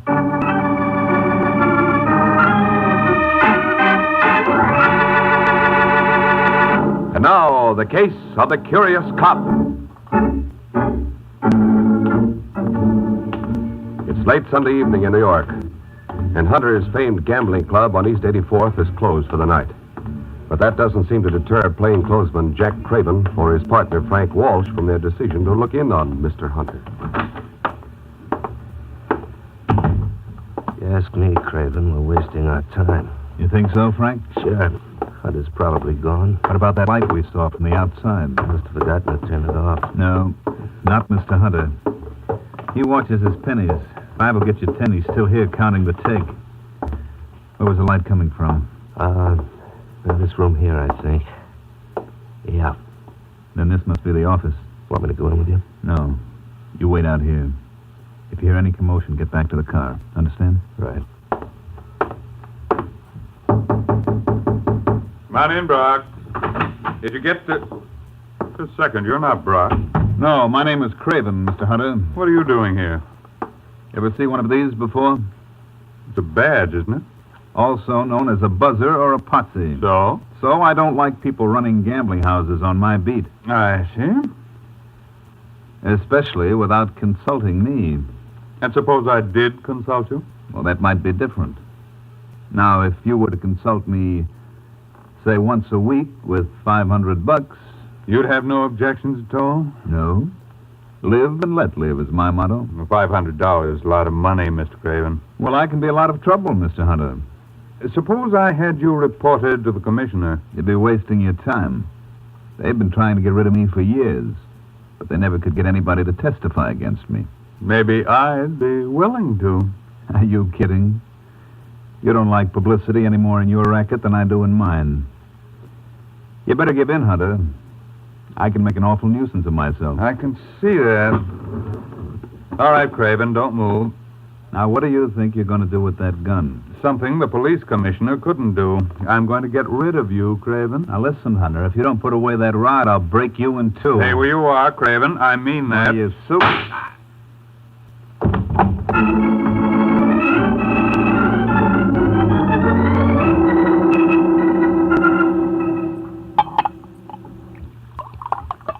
Give me another bottle, Hazel. This one's gone. But Frank, oh, for Pete's sake. Can a man get anything in his own home without a million arguments? Now get it. All right. Oh, wait. Wait a minute. Answer that first. If it's Sergeant Corbett, tell him I'm still sick and the doctor says I can't see anybody. Hello? Mrs. Walsh? That's right. This is Sergeant Corbett again. Oh, how are you, Sergeant? Can't complain. How's Frank? Just the same. Can I talk to him? I'm afraid not. He's asleep. Okay. Tell him I called, will you? I certainly will, Sergeant.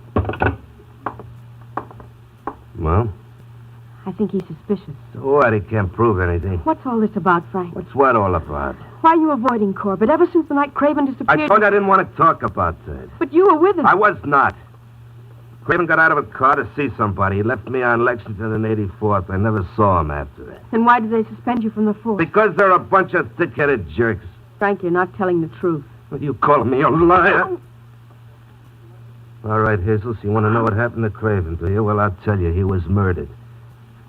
No. Yes, now do you feel better? Who did it? I have no idea. Then how do you know he was murdered? I'm psychic. Frank, you've got to tell Sergeant Corbett. You're nuts. If you don't, they'll drop you from the force. Who cares? I do. What'll we live on? Don't you worry about that, Hazel. From now on, it's easy street. Then you do know who killed Craven. Yeah, that's right. I bet this party will appreciate me keeping my mouth shut. You're not thinking of blackmail. Well, what am I thinking of, baby? Where's my coat? No, I won't let you go. Get your hands off me, Hazel. No, Frank. I said get your hands off. Stop it, Frank. You're choking me. Frank.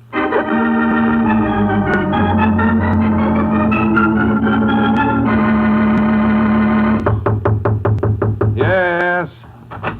I hate to break in on you like this, Mr. Hunter, but there's a party outside waiting to see you. I'm busy, Brock. Yes, I know, but I suggest you clear a little time for this boy. I would if I were in your position. But then you're not in my position, Brock. Oh, it's true. Just the same, you ought to see him. His name is Frank Walsh. He's a cop. So? So he was Jack Craven's sidekick. Craven? The dick who disappeared so mysteriously. Oh, of course. Will you see him? What have I got to lose? Hey, Walsh. Yeah. Come in here. Sit down, Mr. Walsh. My name is Hunter. Never mind the introduction, Hunter. I know all about you. Not all, I trust. All. When can I talk to you? What do you call what you're doing now? I mean, alone. Would you be a good fellow, Brown? Why not? Nice knowing you, Walsh. Yeah, likewise. Now, what was it you had on your mind, Mr. Walsh? Last Saturday after you closed, you had a visitor up here. Did I? Yeah, a dick named Jack Craven. And you think I know something about his disappearance? I think you know everything about it. You see, I was outside when Craven went in to shake you down. A few minutes afterward, I heard a shot, so I beat it to the car. But 20 minutes later, I saw you coming out of here alone. So you put two and two together. And got 4. You killed him, Hunter. I don't know what you did with his body. Then you might as well stop there, Mr. Walsh. Didn't you ever learn that to substantiate a charge of murder, there must be what the pulp writers call a corpus delicti? Now, look, Hunter, you're not brushing me off like this. We can settle this easily enough. I'm no pig like some guys. Give me 20 grand, and you'll never hear from me again. I think it would be only fair to warn you, Mr. Walsh, that I have a distinct aversion to being blackmailed. Well, you better kick through, because if it's the last thing I do, I'll find Craven's body. I wish you luck. And if you experience too much difficulty, perhaps I can arrange to have you join him. Good day. What's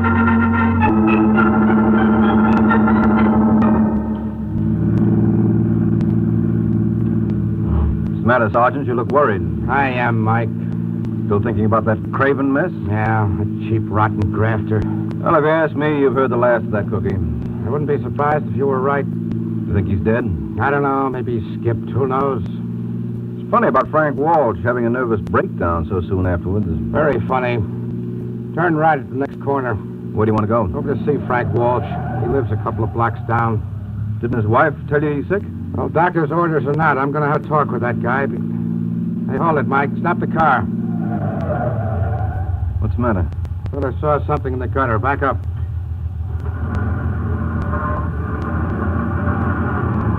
I guess I was... Hey, Sergeant. Yeah, turn on your spotlight.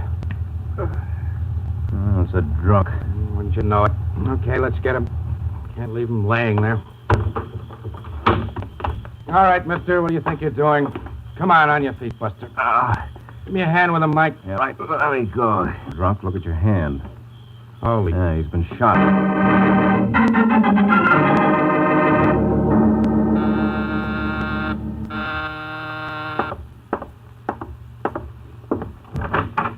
Yes? I'm looking for Michael Waring, the Falcon. Well, you made it. What? But I bet it was pretty difficult. What do you mean?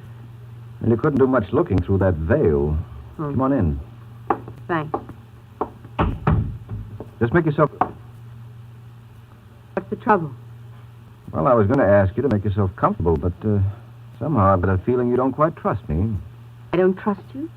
Why else would you carry a gun in your purse? What are you talking about? Well, don't tell me it's a compact, Angel, because nothing Elizabeth Arden ever turned out was shaped like that. Is that the gun that killed Frank Walsh? Killed Walsh? Yeah, your husband. You're crazy. Aren't you Hazel Walsh? No. Well, lift your veil. Well? Who told you who I was? Well, it doesn't take an Einstein to figure that out. The police are looking for Hazel Walsh in connection with her husband's murder. So when a heavily veiled woman carrying a heater walks in on a private detective 12 hours later, the chances are she didn't come to consult him for pleasure. I didn't kill Frank, Mr. Waring. I was with Sergeant Corbett when we found him. He named you as his killer. I didn't do it. You had a motive. If you mean his insurance policy, No, I'm not talking about money. According to Corbett, Frank's favorite indoor sport was bouncing you around. That's not true. It'll be easy enough to prove. Look, Mr. Waring, I swear I didn't kill Frank. Well, you've got nothing to hide. Who are you calling? Sergeant Corbett. We're going over and have a talk with him. Put down that phone. Now, look, Mrs. Walsh. Put it down.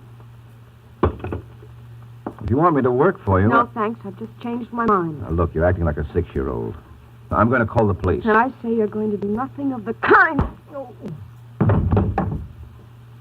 See what I mean? Pleasant dreams, Mr. Waring.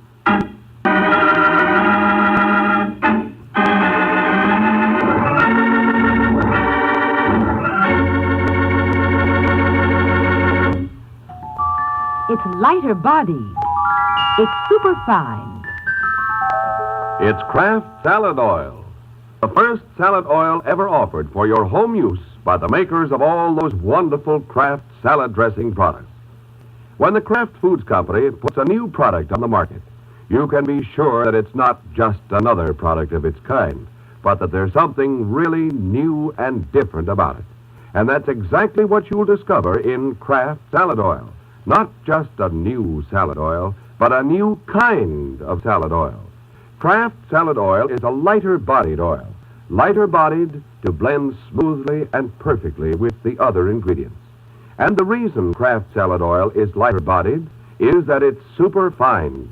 Yes, superfined by a special process created by Kraft. Don't wait to try this wonderful new salad oil in those distinctive homemade salad dressings you make, those wonderful chiffon cakes you bake, in every recipe you have that requires liquid shortening. Remember, it's lighter body. It's superfine. and it's at your grocer's now. Get Kraft Salad Oil in either the pint or quart size tomorrow. Look for the bottles with the beautiful labels.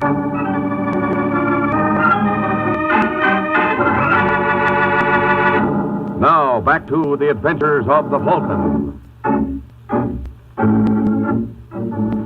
3 hours have passed since Mike was lulled to sleep by Hazel Walsh. And now, as we find Mike, he's recuperating in Ed's luncheonette under the tender administrations of Sergeant Corbett. Hey, how about some service here? What'll it be, Sergeant? A cup of Java for me and a couple of aspirin for my friend here. What's the matter, Mike? Got a headache? Yes. Temper. I get my hands on that Hazel Walsh. And you're not going to work for her? Of course I am. Just want to teach her you don't go around slugging people who are trying to help. You're making a mistake. Oh, now, look, Sergeant, I tell you, she didn't kill her husband. Then why did she bop you when you were going to call me? Well, because she was panicky. That still doesn't explain why Frank named her as his killer. Well, he didn't, really. He said something about 20 grand. Maybe he wanted to leave a message for her. About 20 grand? Well, why not? Suppose he was trying to tell her something. You're crazy. Now, look, Sergeant, Walsh was a grafter. I don't like that kind of talk. I don't blame you, but you've got to face the facts. There are always a couple of rotten apples in every barrel. How many times have you had Frank Walsh and Jack Craven on the carpet? You just couldn't make it stick, that's all. Go on. Well, now, my guess is that Walsh tried to shake down Hunter and pay off from Hunter just to let him keep running his joint. He wouldn't, Quiet. What are you talking about? Walsh must have known who murdered Jack Craven. Well, he went there last night for a payoff. Got it. Well, assuming you're right, now all we have to do is find the one party in New York he tried it on. Well, that shouldn't be so hard, Corbett. Where was Walsh's and Craven's beat? The east side, from 76th to 85th. 9 blocks. All right, who's operating a new joint in that district? What makes you think this is a new operator? Human nature. Once a man allows himself to be shaken down, the odds are he'll go on that way without squawking. So my guess would be that Craven got his when he tried his graft on the new customer. Yeah, you know, Mike, sometimes I think you've got the makings of a pretty good detective. Oh, thank you. And when did Craven disappear? 4 days ago. Okay, then we can narrow it down even finer. Craven would probably give this boy a chance to operate a week or two, so he'd have some idea what to charge. Now, who do you know that opened a joint around the middle of March? Well, I heard rumors the guy named Hunter opened a club around the 14th. But every time a raiding party gets near the place, they fold up their tables and run. Okay, let's see. Come on, Mike. Get away from that wheel. Ever tell you about my system, Sergeant? Some other time. See any sign of... Where is it? I think your store. Yeah, room down the hall. Want me to flash my badge? No, let's keep this unofficial for the moment. You can close up the joint tomorrow. You've got a murder to worry about. Come in. Hello, Brock. Well, the Falcon, isn't it? Are we interrupting anything? Nothing that can't wait. Oh, who's your friend, Mike? Oh, sorry, Mr. Brock, Mr. Corbett. Hi. Glad to know you. Well, what can I do for you, gentlemen? We'd like to see Hunter. What for? Well, I just want to congratulate him on the establishment he's got here. I'll tell him when I see him. Could you arrange for us to do that? I'm afraid not. Hunter's out of town. Any idea where? No, I think he said he might take a little run down to Mexico. When was this? About a week ago. Funny, I would have sworn I saw him on the street Friday night. Well, you're imagining things. It must be. Of course, if he's been gone a week, he wouldn't know anything about Walsh and Craven, huh? Walsh and Craven? Those two cops who ran into bad luck. Oh, seems to me I read something about that. Of course, that's all you'd know about it, huh? Of course. Yeah. Well, thanks a lot, Brock. I'll be seeing you. Yes, do that. Coming over? Huh? Oh, sure. So long, Brock. Boy, you really handle that brilliantly. Shut up. Listen, Mike. Shut up and cover me in case anyone comes. You know, it's not polite to peek at keyholes. I know, but it can be awfully informative. What's he doing? Making a phone call. Who's he calling? Well, if you keep quiet, I'll find out. Hello, is that you, Mr. Hunter? This is Brock. No, business is all right, but some of the customers could be better. You know who was just asking for you? Waring. Yes, that's right. Mike Waring, the Falcon, and there was a cop with him. Oh, of course I'm not making a mistake. You asked me. Arthur, wait a minute. Someone just walked in. Oh, it's all right, Brock. It's only us. Told you we'd be back. Oh, now you went and hung up on Mr. Hunter. That's not nice, Brock. He's going to be awfully hurt. What do you want, Waring? Well, I think you owe Mr. Hunter an apology. And what would be nicer than if we all went over together while you paid it?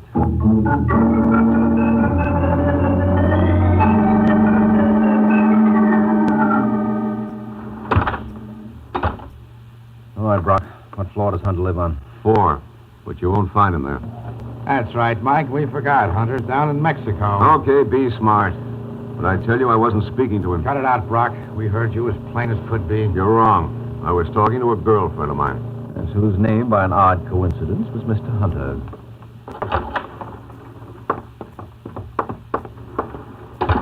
Okay, where do we go now? It's apartment 4C.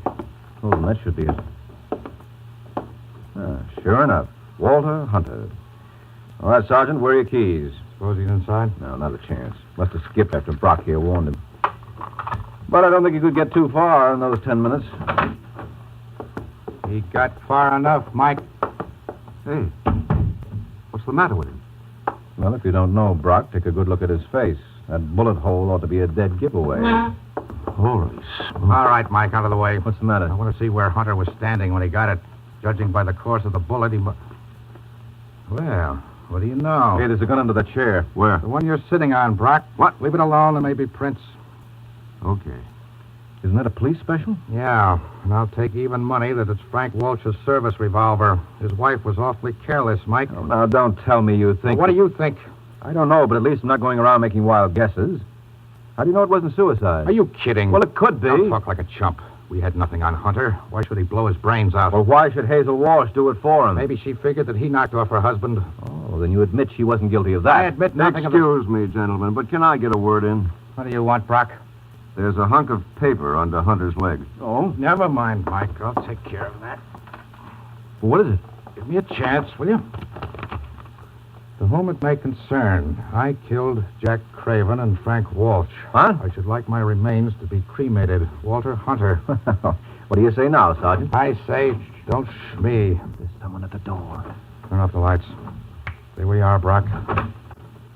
Okay, pal, what do you want? Let go. Behave. Let go. I said behave. Turn on the lights, Mike. Fine. Crummy-looking bum. Hey. You know him? Yeah, and I wish I didn't. This is Detective Jack Craven. Jack Craven? Yeah, my long-lost buddy.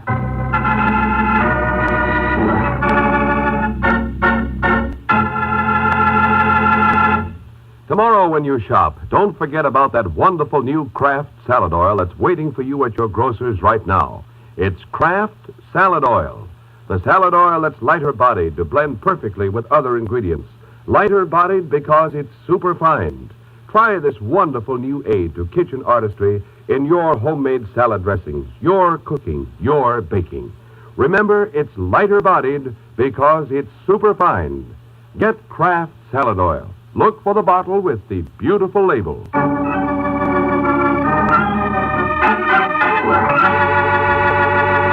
Now, back to the adventures of the Falcon.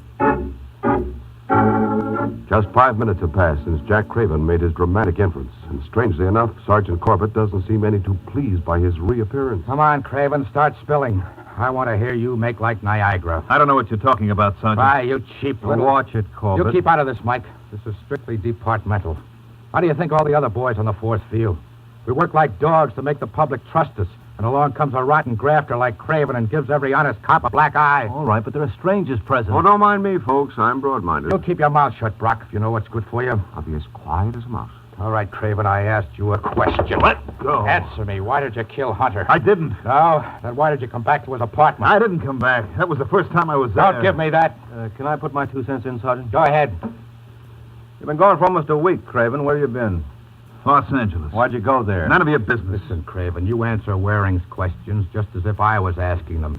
Why did you go there? I wanted to see my relatives. And you certainly didn't travel in the Super Chief. From the look of it, I'd say you did most of your riding in a cattle car. What's the matter? Couldn't Hunter afford any better transportation? Hunter had nothing to do with it. Your pal Frank Walsh doesn't support your story. Walsh? Did he stool on me? What do you think? You had a fight with Hunter, didn't you? Yeah, he plugged me. Over what? That doesn't matter. He dumped me in a cattle car. When I came to, I was in L.A. Why didn't you wire us? I had no dough. You could have done it collect. I didn't want to involve the department. Well, that's understandable.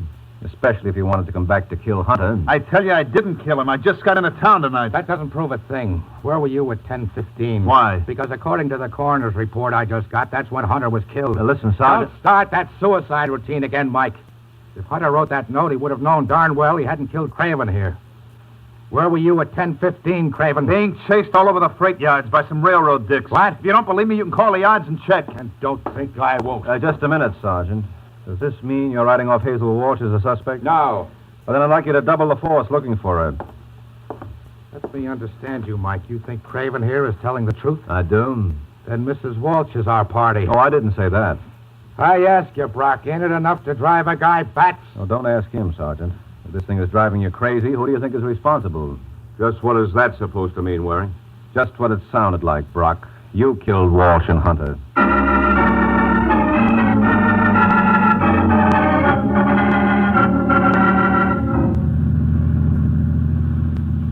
I don't know how I can ever repay you, Mike. Now, forget it, Hazel. I'm only glad it ended the way it did. So it was Brock who killed my husband. Yeah, but he didn't mean to frame you. He thought it would take care of Hunter. But when Frank blurted your name to Sergeant Corbett and myself, that upset his plans. But why did Brock want to frame his boss? Well, Hunter had a very nice thing in the club.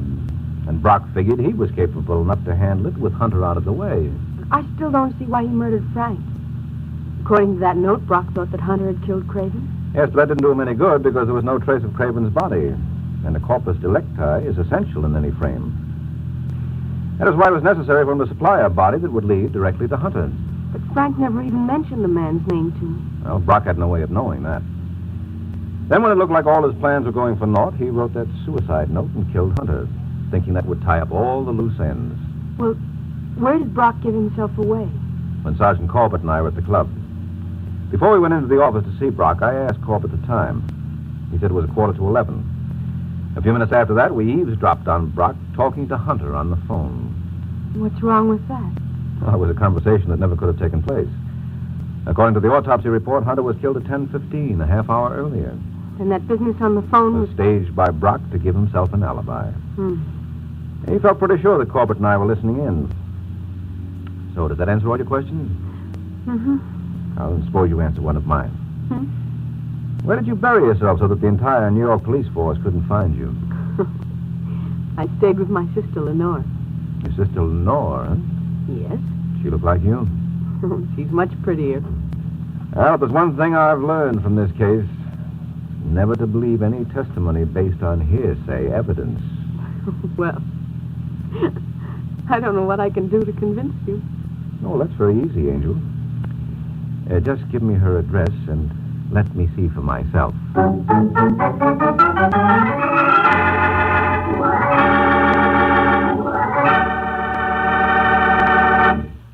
Folks, let's talk about enjoyment.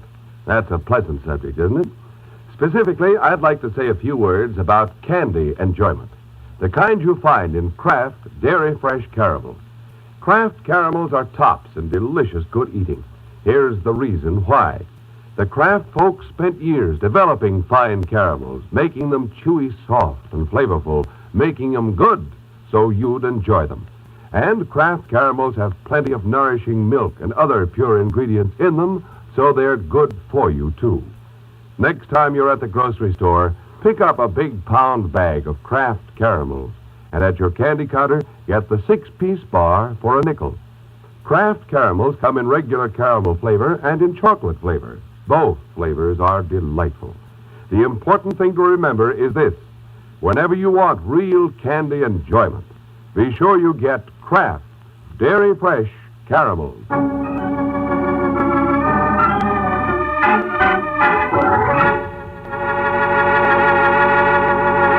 The Case of the Unwelcome Wife.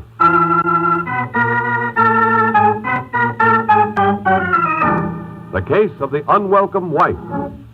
That's the title of next week's adventure of the Falcon, when Mike Waring learns that when a girl pretends to be married to an already married man, the results can be murder. So be sure to listen at this same time next week to another exciting adventure of the Falcon, brought to you by the Kraft Foods Company. The Adventures of the Falcon are based on the famous character created by Drexel Drake, produced by Bernard L. Schubert, written today by Eugene Wang, and directed by Richard Lewis. Music was by Arlo. Les Damon was starred as the Falcon with Ken Lynch as Sergeant Corbett. Be sure to hear the great Gildersleeve next Wednesday evening over most of these stations. In next Wednesday's broadcast, Gildy comes face to face with an hilarious problem and solves it in a way that will keep you laughing for days. Remember the show, the time, and the place. The Great Gildersleeve, next Wednesday evening over most of these stations. Check your local newspaper for time of broadcast. This is Ed Hurley speaking for the Kraft Foods Company.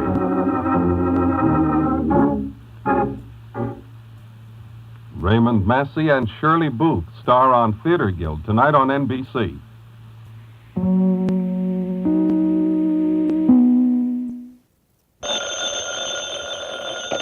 Hello? Yes, this is the Falcon speaking. Oh, Grace. Well, I'm glad you called. I'll have to cancel out tonight, Angel. I'm all jammed up. Some girl I know just brought me a very unusual proposition, and I'll be hanged if I touch it.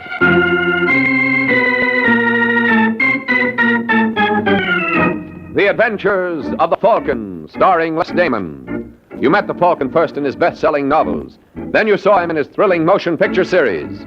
Now join him on the air when the Falcon solves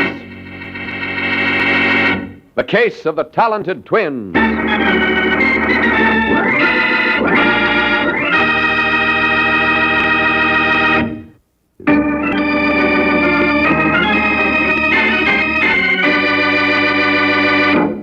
And now, the case of the talented twins. It's late evening in New York, and the yellow convertible tears down Riverside Drive. At the wheel is George Alexander, who operates the car as though he owned the streets. Yeah, Mr. Alexander is a big operator. And the blonde alongside of him knows it. You warm enough, Masha? Oh, I'm fine, Mr. Alexander. My friends call me George. Now, why don't... Oh, you passed it. Huh? You should have turned right on 76th. What for? Well, that's where I live. Oh, I'm not taking you home, Masha. Now, really, Mr. Alexander... George. The only reason I consented to go with you was because Mr. Kemp introduced us. You like singing at Mr. Kemp's club? Yes, of course. What's that got to do with it? It's got everything to do with sweethearts. I own the joint. Oh. Sure. Whose idea do you think it is for Kemp to give you a job in the first place? I didn't know. Well, anytime you don't know something, Masha, you just ask George. He's got all the answers. Well, if you don't mind, Mr. George, I'd like to go home. Really, I've got a splitting headache. That's okay. I have my boy fix you up something at my place. Why don't you sit a little closer? I'm perfectly comfortable over here. Nah, it's too far away. Please, Mr. Alexander, you better look where you're going. Come on, Masha, be sociable. What do you want to sit there all by... Look out! Huh? You're going to hit that man! Shut up! You're not going to leave him lying there. Why not? He may be dead. And we can't do him any good. Let me out. Get your hand up that door, Marcia. I'll let you go when I'm good and ready. And I'm not ready yet.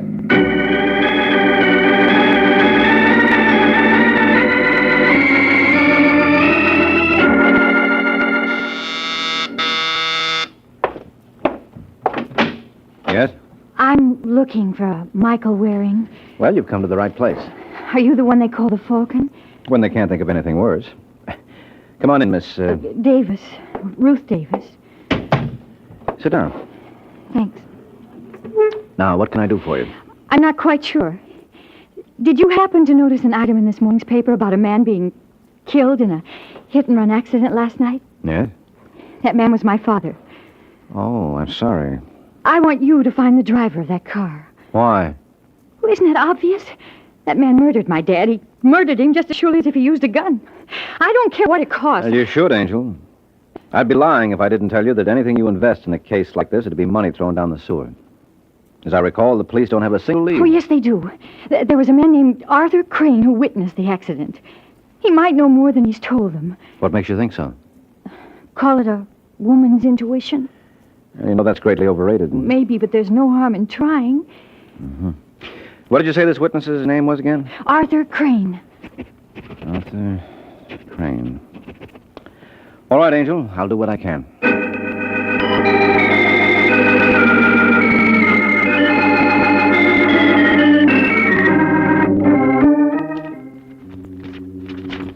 Here it is, Artie. Alexander George, real estate, 1792 Belmore.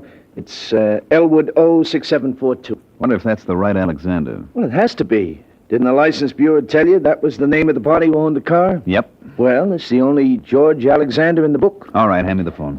What's that number again? Elwood O6742.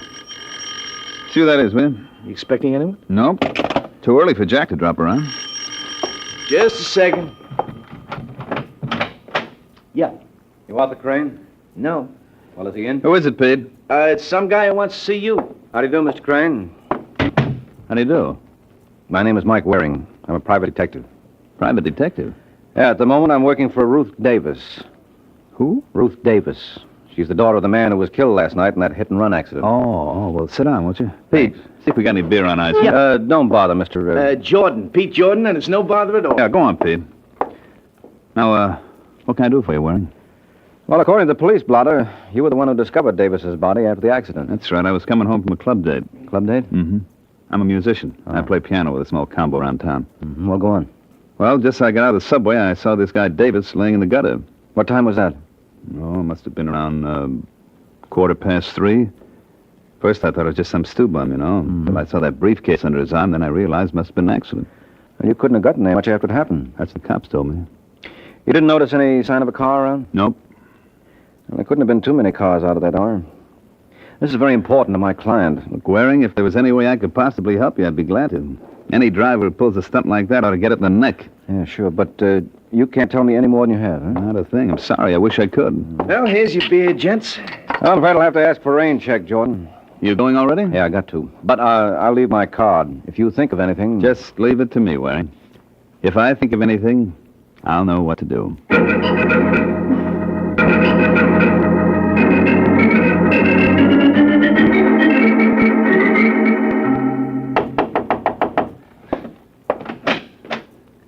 Yeah? Is Mr. George Alexander around? Who wants to know? My name is Artie Crane, but I don't think it'll mean much to him. Just say I'd like to talk to him about a yellow Buick convertible. You what? Tell him I admire his taste in cars. You're nuts. Mr. Alexander doesn't own any convertible. That's not what the license bureau told me. Maybe you better come in, Buster. Yeah, maybe I better. Sit down. I'll get Alexander. Hey, that's a nifty-looking piano he's got there. Mind if I try it? Just so you don't break it.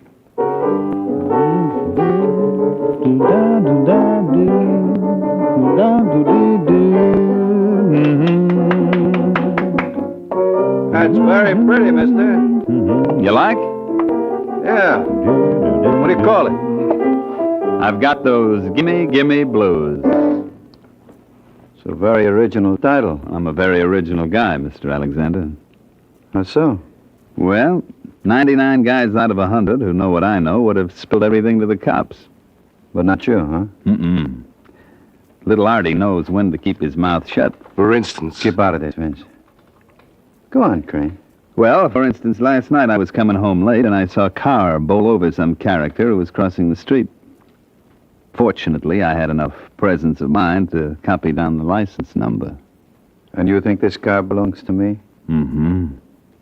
You're wrong. Okay. I'm perfectly willing to leave it to Mike Waring. The Falcon? That's right. He's working for the daughter of the poor slob who got hit. He was around to see me this afternoon, wanted to know if I could help him. And you told him? Not a thing. I thought I could help you more.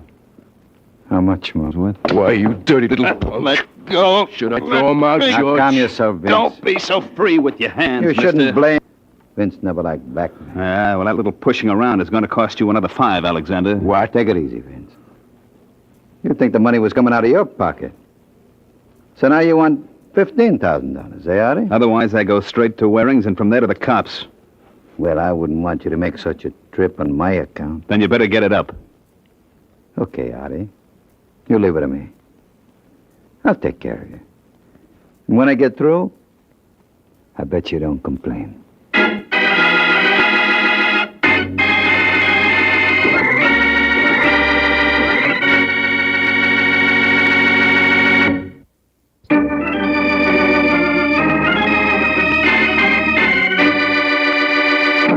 Now back to the adventures of the Falcon. 2 hours have passed since Artie Crane made his little call on Mr. Alexander. Now we find Mike making a call of his own. Only his isn't nearly as successful. So when you come right down to it, Mr. Waring, you've made no progress at all. Well, I could give you a big song and dance, Ruth. No thanks. I'm in no mood for entertainment. You see, the truth of the matter is I'm stymied. The only potential witness we had was this musician, Artie Crane. And he couldn't tell you anything? No, not a single solitary... Oh, wait a minute. What's the matter? That briefcase your father was carrying... That won't help you. They found it clear across the street where it was knocked by the car. Well, if it was knocked there by the... Say that again. This Artie Crane character told me he realized that it wasn't some drunk sleeping it off when he noticed the briefcase under your father's arm. What's wrong with that? Hey, you just said it, Angel. The car sent that briefcase flying. If Crane saw it under your father's arm, it could only have been while your father was alive. Then Crane was lying. That he was. Well, you think... I think I ought to have another little talk with that boy. Oh. Let's see if we can get him up here. He won't suspect anything? Not if it's put to him the right way. What'll you tell him? Now, don't you worry, Ruth. I'll ad-lib something. Hello? Hello, I'd like to speak to Artie Crane, please. Who wants him? Mike Waring. Well, Artie isn't here. This Pete Jordan? No, Pete isn't here either. Well, where is everybody? Unless there's been a change in plans, you might try the morgue. Hello, you still there, mister? Yeah, I'm just waiting for the top right. Hey, wait a minute. Is this Sergeant Corbett? Sure is, Mike. All right, Corbett. Give it to me gently. Who did what to whom? Well, whom is your friend Artie Crane. The what was a half-dozen slugs through his head. As far as the who is concerned, we got no idea. Have you, Mr. Waring?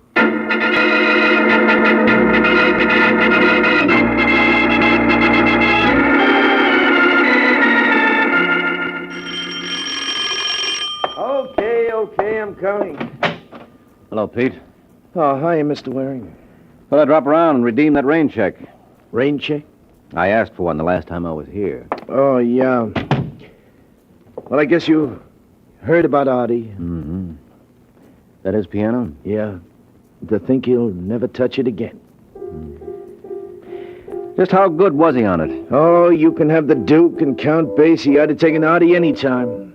You a musician, too? Yeah, but I wasn't in his class. I used to sing a little. Oh.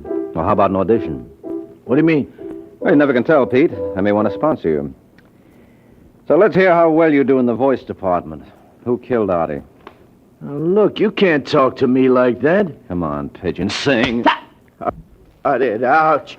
You wouldn't try that. If your big brother was around. Let me go. Not before we have a solo. Now, who killed Artie? How should I know? You should if anyone would. Who had it in for him? No one. Everybody liked him. Uh-huh. So one of his admirers pumped 6 slugs into his face so even his own mother wouldn't recognize him. Incidentally, how did you? There wasn't a thing on the body. Well, I found him here. Might have been a visitor from Mars. Yeah, but he had a flag tattooed on his shoulder. A patriot, no less. Who was the hit-and-run driver who killed Davis? I don't know what you mean. Yes, you do, Pete. Artie must have told you everything. He saw the car that killed Davis. No, he didn't. You know, you won't look so good singing without those dazzling white teeth. Well? It's a fellow named Alexander. Does this fellow have a first name? George. George? You mean Arthur tried to shake down George Alexander? You know him? Well enough to realize that Artie made a serious mistake trying it. Let's hope we all profit by his example.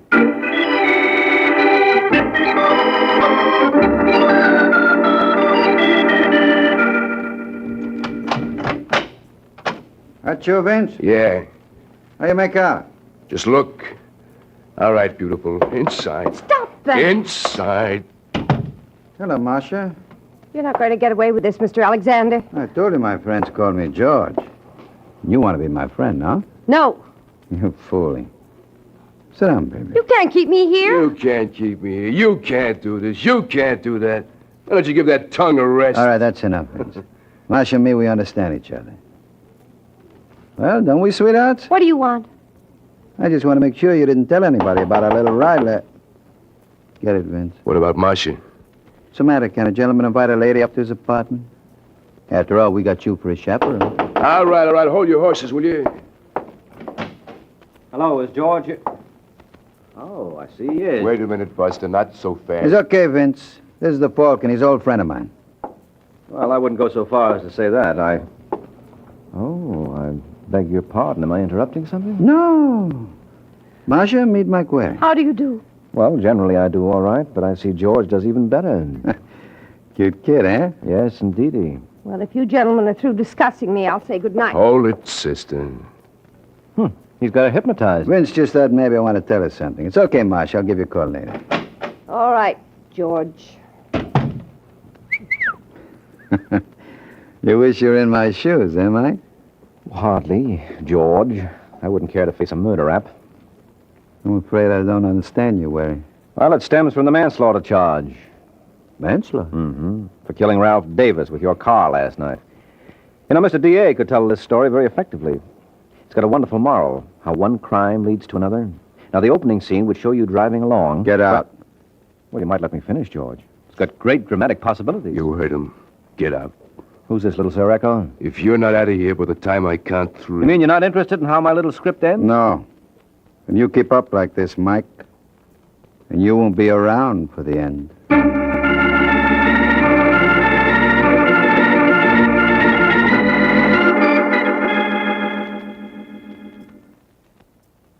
Very interesting, Mr. Waring, but what happened after that?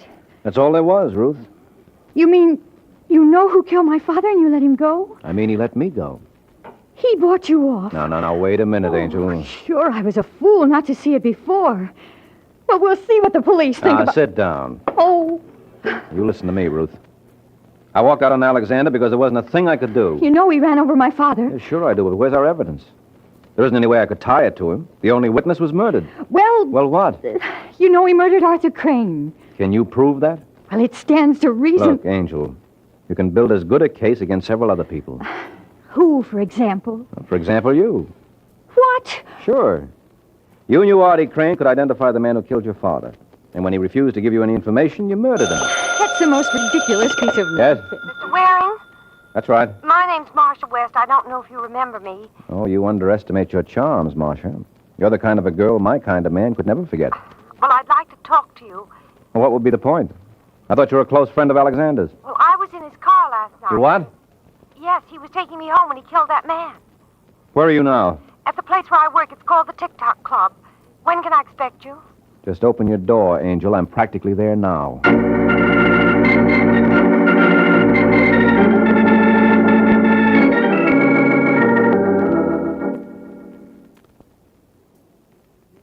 Come on, you creep. Snap into it. We haven't got all night. The show goes on in a few... Yeah, what do you want, mister? Where's Marcia West's dressing room? The first one on your left. This one here? Yeah, that's right. I don't keep her too long. She's on in 10 minutes. Come on, girls. Don't stand around. Marcia? Marcia? She ain't here, Waring. What? No, just stay like you are, Falcon. Lock the door, Vince. All right. Where is she, George? Where is Sue? Marcia. She called me from here not more than 15 minutes ago. You say her, Vince? Was it that old hag with the mop? You boys ought to try television. That's a great act you've got there. I'm glad you like it. What did Marcia tell you on the phone? Who? Don't be smart. And I just wanted to show you that two could play that game. What you tell him? Enough. You know, I wouldn't need much excuse to paste you one right now, Buster, so don't tempt me. What do you say, Mike? I say you boys aren't very smart. There are a dozen people out there. And they all work for me. So start talking, pal. Why, you... Careful, chum. Now, why you want to knock him down for Vince? You only got to pick him up again. That's all right, Alex. I'm in very good shape. I can keep this up all night.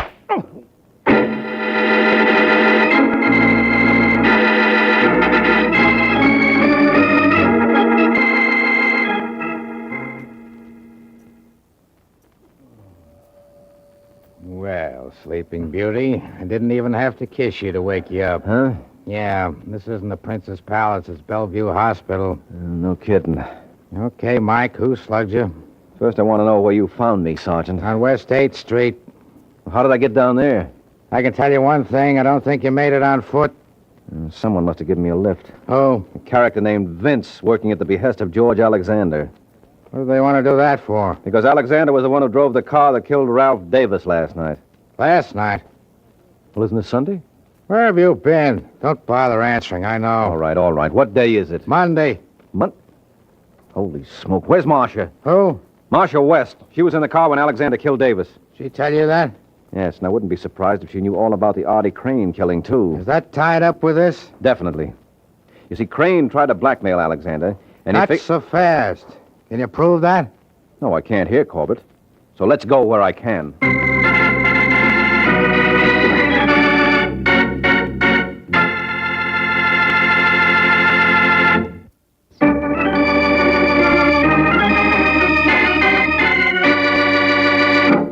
Now back to the adventures of the Falcon.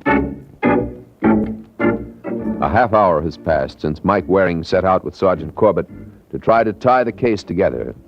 Their destination, the apartment of George Alexander. You're a pretty sick man, Waring. You don't know what you're saying. No, it's no use, George. We've got all the evidence we need. Right, Sergeant? Right. So why don't I hear from the district attorney? You will, shortly. You're still bluffing, Mike. Admit it. All right, then how do I know you paid off to Artie Crane? You know? Yes, and I can prove it. How about that, Mr. Alexander? Well, you see, it's like this, Sergeant. It was no shakedown. I gave Artie the money. Oh, because you were impressed by his musical talents and wanted to see him further his career? Why, Mike, you take the words right out of my mouth. Oh, no. Something wrong? You don't think the DA will buy that? Why not?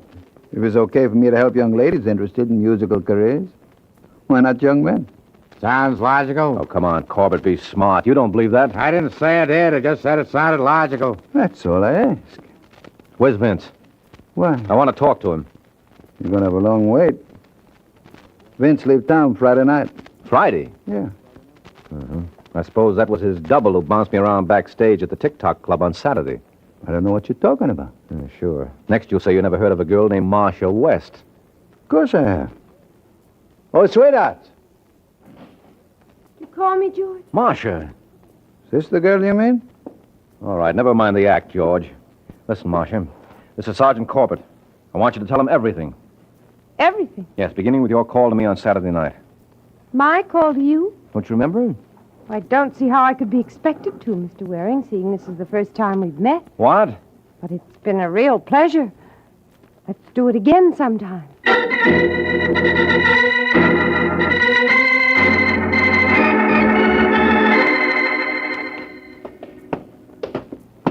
You know, Mike, maybe we ought to go back to the hospital. It's not a bad place. They got a couple of good-looking nurses there. Okay, so I'm nuts, Sergeant. But just humor me a couple of minutes more. I still don't see what you're going to accomplish with Pete Jordan. I tell you, he knows that Artie Crane went to see Alexander. That still don't prove anything. Crane could have gone to see Alexander for a million reasons. Well, suppose Pete's willing to swear that he... Yeah? Well, if it isn't the gay troubadour. Hello, Pete, remember me? Now, look, Waring, I'm busy. Yeah, sure you are. This won't take much of your time. Didn't Artie Crane tell you he saw the car that killed Ralph Davis in that accident? Well, didn't he? Yeah. Get your coat, Jordan. We're going downtown. Now, don't rush him, Sergeant. You might break the spell. As long as Pete's in the mood for singing, maybe he'll be willing to croon you something else. I told you everything I know. Not quite. There's one song you forgot. The one that goes, I killed my best friend and am I sorry? What are you talking about? The murder of Artie Crane. You know enough about that to give us a complete chorus. So start singing, Pigeon.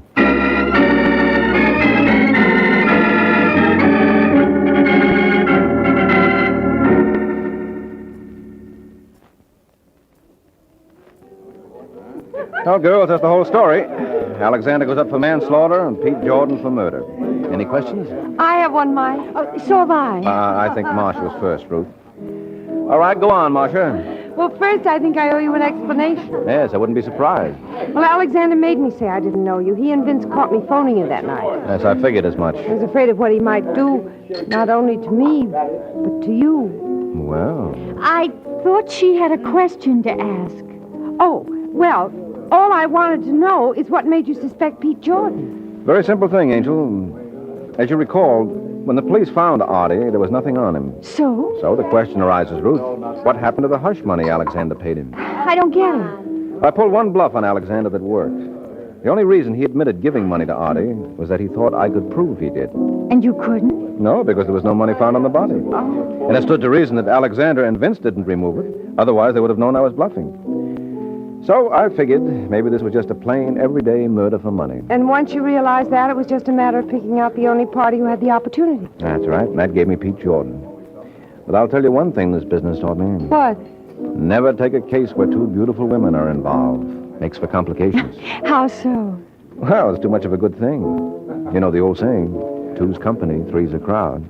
He's got a point there, Ruth. He certainly has. No, don't fight. I'm sure we can settle this peaceably. I'm sure we can. That's the spirit.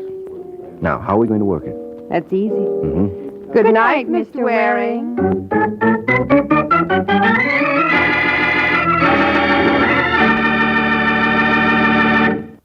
Please turn the cassette over at this point to begin side 2. The Kraft Foods Company brings you The Adventures of the Falcon, starring Les Damon. Hello? Yes, this is the Falcon speaking. Oh, Lois. Now, I'm glad you called. You'll have to include me out tonight, Angel. I've sort of got a date with a blonde. What do I mean, sort of? Well, I'm not sure of her. You see, this gal likes to leave her man hanging.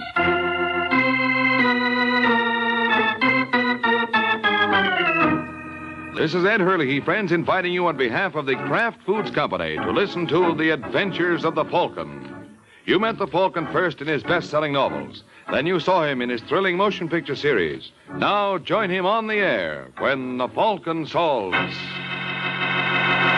the case of the double exposure.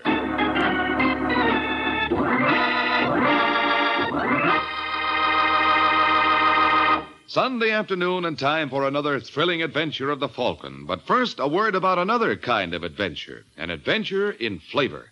For right now at your grocer's, there's a wonderful new salad oil for use in your homemade salad dressings, your cooking, your baking. It's Kraft Salad Oil. The first salad oil ever offered for your home use by the makers of all those wonderful Kraft prepared dressings.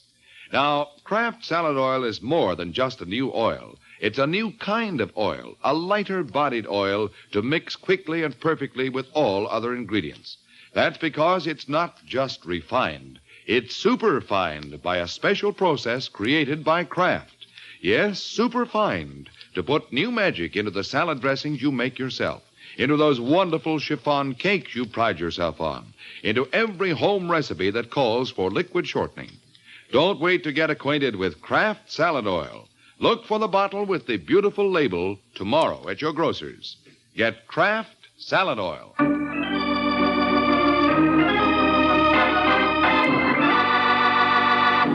And now, the case of the double exposure.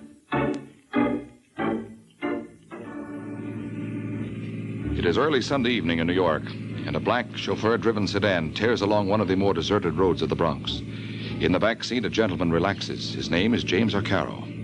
Mr. Arcaro is a man who knows his way around, but at the moment he has begun to have his doubts. Say, Ralph, wasn't that Marshallou Parkway? I guess it was, Mr. Arcaro. Well, what are we doing here? I told you I wanted to go to Eileen Chambers' place. I must have misunderstood you. Wait a minute. You're not Ralph? No. Where is he? Let's just say he was indisposed, so he sent me in his place. Stop the car. Anything you say, Mr. Arcaro. What do you think you're doing? I'm gonna open the door for you. What for? I'm not getting out. I got $500 and a gun that says you're wrong. What's the idea? You know. You're just trying to make conversation. All right, Arcaro, out of the car. Okay. Tell me something, pal. Sure, but stay where you are and keep your hands at your side. Can I smoke? Yeah, but never mind reaching in your coat pocket. You can have one of mine. Here. You spare a light? Why not? Happy now? Yeah. I just wanted to get a look at you. I don't think it's going to do you much good, Mr. Arcaro. You never can tell. Your name's Ford, ain't it? Well, I'm flattered. I didn't think a big shot like you would know a peasant like me. Who you working for? None of your business. You're one of Marvin Draper's boys, aren't you? Who? Marvin Draper. Ah, come on, Ford, admit it. What do you got to lose? You all through with that cigarette? Were you the boy who took care of my partner, too? I don't know what you're talking about. Eddie Hutton. They tell me 6 months ago he took a dive in the Hudson River, forgot to come up. Now, how could that happen? Maybe because he was wearing a cement bathing suit. I wouldn't know, Mr. Arcaro. That's out of my line. Now, let's get this over with. Okay, Ford. But I'd like to ask you one other favor. What? Well, maybe you hear I'm kind of proud of this face. I wouldn't like you to mess it up. How about giving it to me in the back of the head, huh? Oh, that's a reasonable request. I don't see why I can't accommodate you. Turn around. You ready? Wait a minute, Ford. Can you work a little closer? Why not? How's this? I can't see. I'm practically on top of you now. That's all I wanted to know. Let go. I said let go. Go be nice to people.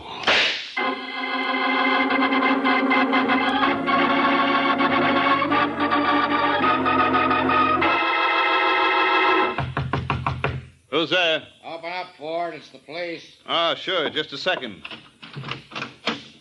Well, if it ain't Sergeant Corbett. Darned if it ain't. It's on your mind, Sergeant. Where were you at 9 o'clock tonight? Right here. Now, that's interesting. Why do you suppose Jimmy Arcaro told us you were with him? What?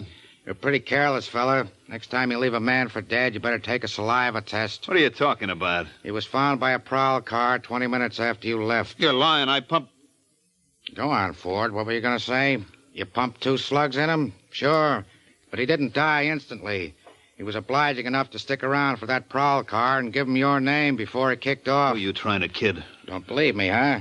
And how would I know that Arcaro put up a battle before you killed him? You're crazy. And you're careless. You should wear overalls when you're working. What's that spot doing on your pants? Huh? Where? Right near the cuff. Don't tell me it's lipstick. Come on, get wise to yourself, Ford. You're through. Your only chance is to play ball with us. No. I'm telling you, yes. Did Marv Draper put you up to this? Come on, Ford. Don't be a patsy. Why should Draper get away while you burn? Draper had nothing to do with it. Then who hired you? I don't know. You don't know? So help me, Sergeant. It's the truth. When I got home last night, there was an envelope under my door with 5 bills in it and a note. What kind of a note? Said if I knocked off Arcaro, it'd be another 500 tonight. Was there? No. Where's the original note? I tore it up. You're lying. Why should I? Listen, you punk. I want the truth. Who hired you to kill Jimmy Arcaro? I tell you I don't know.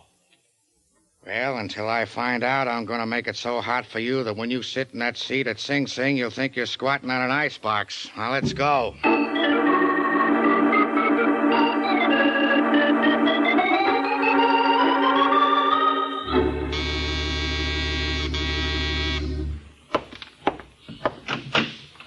Yes? I'm looking for Mike Waring. Who? Well, you know, the one they call the Falcon. What's your name, Angel? Eileen Chambers. Are you Waring?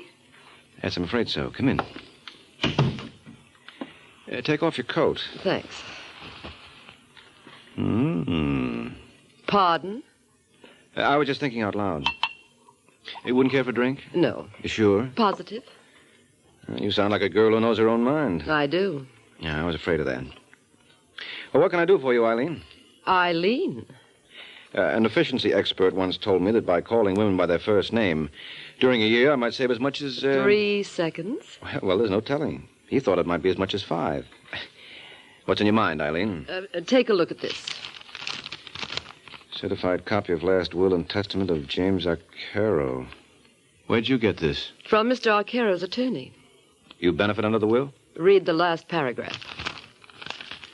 Everything else I own, I leave to my good friend and partner, Eddie Hutton.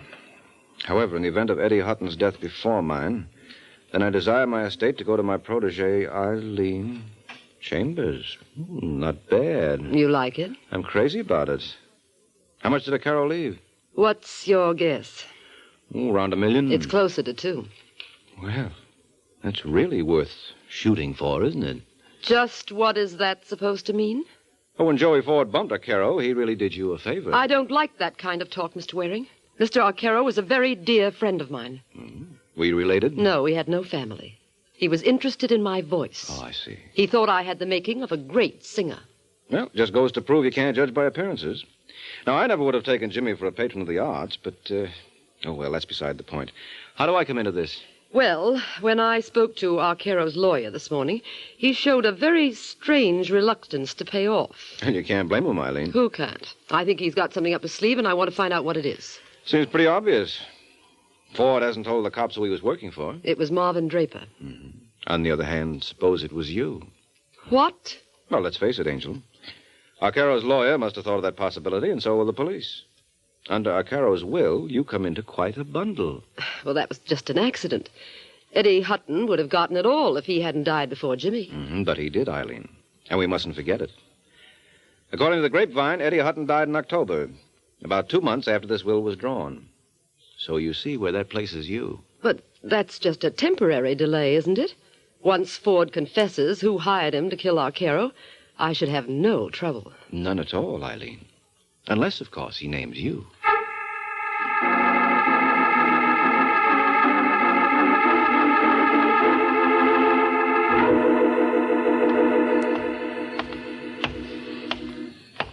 Say, mister. Mister? Who, me? Yeah.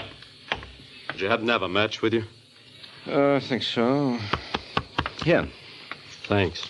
It's all right. Keep the whole pack. If you want to keep your health, you'll behave yourself. What is this? Just walk around the corner. I got a car waiting. Why bother? I can get a cab. Don't be cute.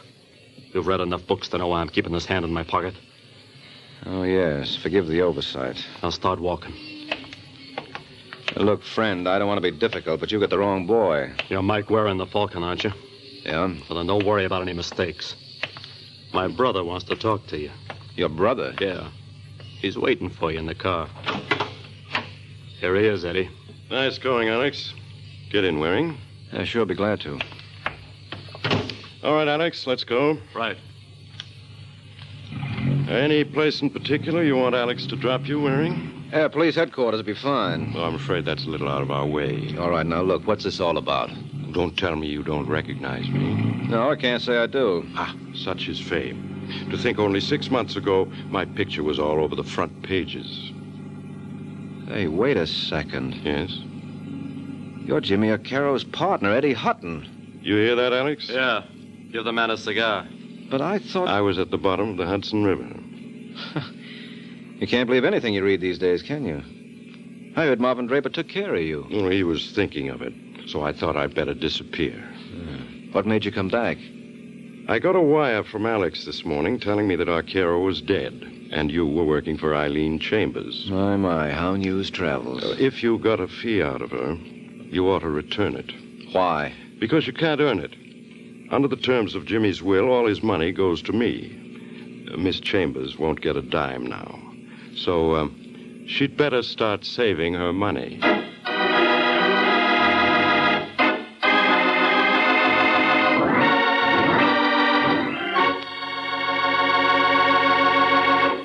Miracle Whip. Has a flavor so pleasing. Miracle Whip. Tastes so lively, so teasing. Miracle Whip. Only one of its kind. Miracle Whip. Best salad dressing you'll find. Miracle Whip is the only one of its kind because it's different, a different type of salad dressing made from a secret craft recipe.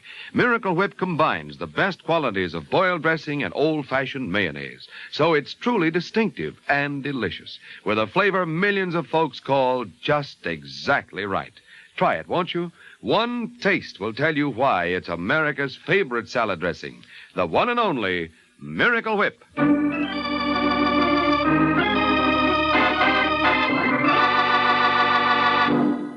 now back to the adventures of the Falcon. An hour has passed since Mike had his little interview with Eddie and Alex Hutton. And now, as we find him, he is relaying the information to his client. 4, 1, 7, 7.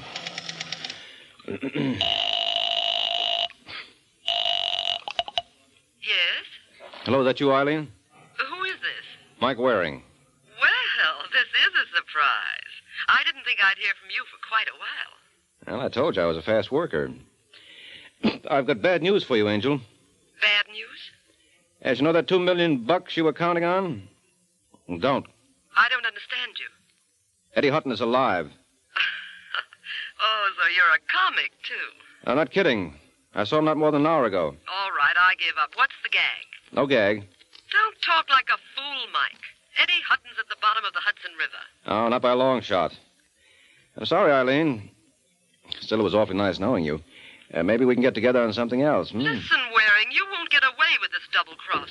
No, you're wrong, Angel. I don't believe in threats. Well, before you make one, hold the phone, huh? There's someone at my door. Speak of the devil. I want to talk to you, Waring. There's no point in playing repeat engagement, Hutton. I've already convinced you're alive. I was just telling Eileen. Is she here? No, I'm talking to her on the phone. Well, tell her. Tell her. Hey, what's the matter with you? Hutton. Hutton. Hello, Eileen, you still there? Yes, I'm not through with you. No, I'll say you're not. Forget what I told you about Eddie Hutton. But you said he wasn't dead. That was 20 seconds ago. Now he's gone and done it.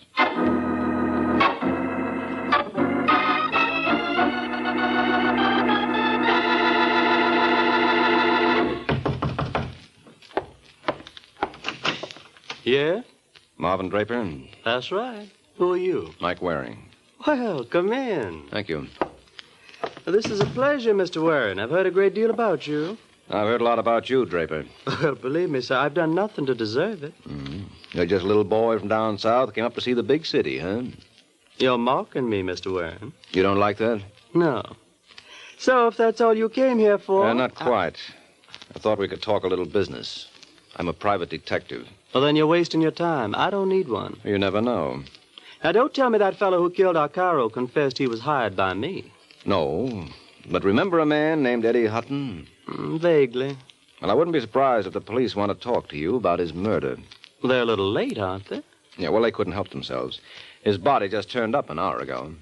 Where? At my place. That's very amusing. I don't think so. You mean you can't see the comic possibilities in a man returning from the bottom of the Hudson? He wasn't at the bottom. He was in hiding. Oh, well, then the police did me a great injustice when they queried me about his disappearance. You think I ought to sue them for the embarrassment they caused me? No, I'd wait, Draper, because they're bound to cause you a lot more. They couldn't prosecute you then because they had no corpus delicti. What do you think they'll say when I tell them there's one in my apartment? Well, I'm not a gambling man, sir. But I wouldn't mind risking a few bob wagering I know what they'll tell you. Yeah, what? That you're crazy, Mr. Waring. Now, you just see if they don't.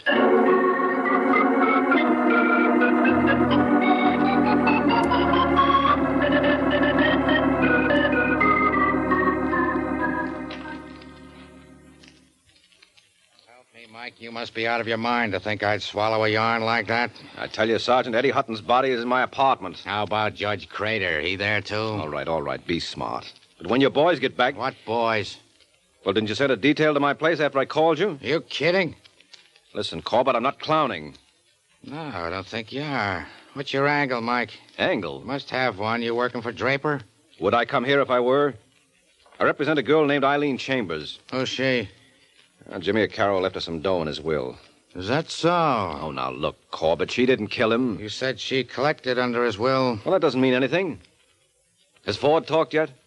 No. I'm beginning to think that story of his about the $500 in the envelope is true. But you do believe Draper was behind that? Yeah. Okay, then this is your one chance to nail him. How? Through the murder of Eddie Hutton. You're going to start that again? Listen, Sergeant. Suppose Hutton was seen around town today. So? So this was a perfect spot for Draper to act. Somehow he poisoned him. Poisoned? Well, that's the only thing I could figure out. There wasn't a mark on the body. Ah, that makes a lot of sense. A man sits down with a guy he knows wants to kill him and lets himself be poisoned, just like that. All right. Maybe he wasn't poisoned. I'm no doctor. Draper could have killed him 100 different ways. Look, why don't we go over to my place and you can see for yourself? Okay, Mike, I'll go along with the gag. All I ask is one thing. I got no sense of humor, so be sure and tell me when to laugh.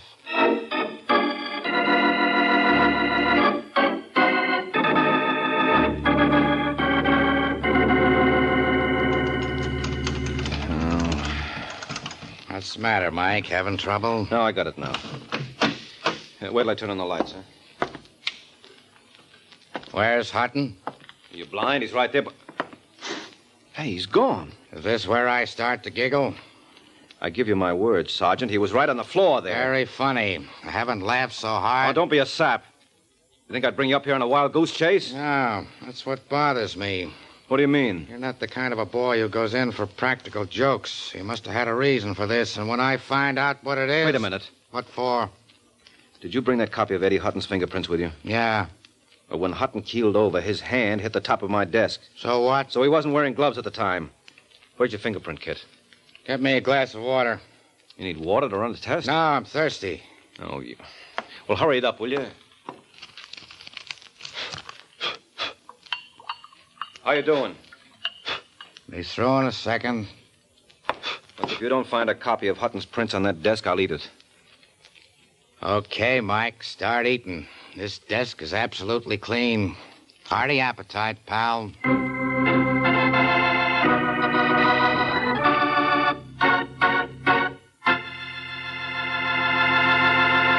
This is Ed Hurley again, friends. I do want to tell you something I'm sure you mothers especially will want to know. It's how to get the finest cheese food you can buy for your family. It's simple, really. Just be sure you buy Velveeta, Kraft's delicious pasteurized processed cheese food. Velveeta tastes good, and it's so good for you, too. For Velveeta is rich in important food values from milk, and it's as digestible as milk itself. So it's perfect anytime for snacks, sandwiches, and grand hot dishes. Try it, won't you, Mother? Make Velveeta your handy helper. Just be sure you get genuine Velveeta, the pasteurized processed cheese food of top quality, made by Kraft. And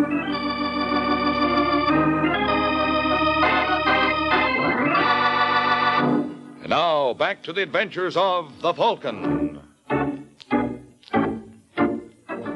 A short while ago, Mike was dumbfounded when, after promising Sergeant Corbett the body of Eddie Hutton, he discovered he couldn't deliver, for the body was gone without a trace. And understandably enough, the good sergeant sees very little humor in the situation. Now, let me tell you something, Mike. You're not going to get away with this. If you think you can pull a stunt like this and make me the stooge... Oh, you're out of your mind, Sergeant. Oh, that's good. That's good, coming from you. I tell you, Eddie Hutton's body was here. Draper must have removed it. You had sent a squad when I called you. Don't give me that. No, you're talking like a child. Why would I dream up a story like that about Hutton? I told you how his brother Alex hijacked me this afternoon. Well, for your information, Alex Hutton is in Florida. He's what? Yeah, he was picked up there a couple of days ago for making book. Before they let him go, they wired us if we wanted him for anything. So, if you've got anything else to say... Shut up. Who do you think you're talking to? I'm sorry, Corbett. I didn't mean it that way. You see what I see? Where? On the carpet, under the sofa. That pocket comb? Yes, that's not mine. Someone must have kicked it there. Where's your fingerprint outfit? Listen, Mike. Well, what have you got to lose? All right. Now, don't touch it. You got enough powder? Yeah. Well? Can't you be quiet for a minute? Well, what do you know? There's a right thumb and forefinger on here. Look at this copy. They both belong to Eddie Hutton. Well, what did I tell you? I take it all back. Where's your telephone? Come in.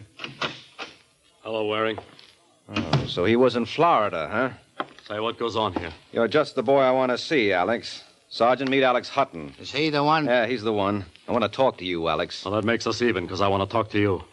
Where's my brother? Eddie? Who did you think I meant? He's not here. I can see that for myself, but where is he? He left my place 2 hours ago and said he was coming here. Well? Well, he hasn't been back since. That's easy to understand, Alex. He's dead. I don't like those kind of jokes, Waring. It's the truth, Alex. I'm asking you for the last time. Where's my brother? I told you he's dead. You just won't be serious, will you? Mike? All right, you better put away the rod, Alex. This man's a sergeant with the New York police. Yeah, and I got a badge, too. I asked you a question, Waring. And I answered it to the best of my ability. Eddie's dead, and you better reconcile yourself to it. Who killed him? I don't know. Maybe Marvin Draper. Yeah, or maybe it was your client, Eileen Chambers. Why should she? I suppose you forgot all about Jimmy Arcaro's will. Now, with Eddie out of the way, she's going to be sitting pretty. Yeah, you got a point there. Well, I'm going to let you in on a little secret, friend. Eileen isn't going to live to spend a dime of that money. You better watch your step, Alex. They can burn you for this. Shall I tell you something, Waring? If I can get Eileen, it'll be worth it. I'll be seeing your friends.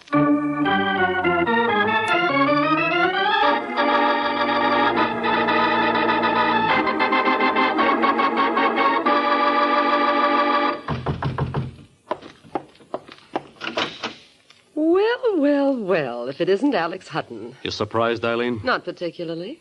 Come in. Let me have your coat. No thanks, baby. I don't think I'll be staying very long. That's where you're wrong, Alex. What's the idea of the gun? I'm just beating you to the draw. Are you crazy? Well, wasn't that what you came here for? Of course not. Well, then why do you suppose Mike Waring made up the story? Mike Waring? That's right. You talked to him? Uh-huh. How? For a smart boy, Alex, you made an awful boner. Didn't you ever hear of the telephone? Great invention. He didn't call you. Oh, yes, he did. He should be here any minute. Oh, there, that's probably him now. Come in. Hi, Eileen. Hello, Mike. Who is your friend? Oh, that's right. You haven't met, have you? Eileen, this is Sergeant Corbett. Glad to know you, Miss Chambers. Thanks. Isn't she a great gal, Sergeant? Look how she's in command of the situation. Just like the Marines in Korea. Aren't you proud of me? Oh, Angel, what a question. You're all in this together. You better be careful with those accusations, Alex. Let me have the cannon, Eileen. What for? Well, that's an awfully big gun for a little girl like you to carry. Oh, I don't mind. Don't think I'm swallowing this routine, because I'm not. You're all partners. Where's our motive? $2 million that Jimmy Arcaro left my brother. Sure.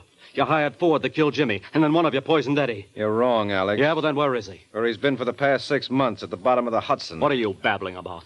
That guy who died over at my place was a plant you dug up for the occasion. Are you nuts, Mike? Next you'll be saying he hired Ford to kill Jimmy Arcaro, too. Why, Sergeant, how did you guess? You took the words right out of my mouth.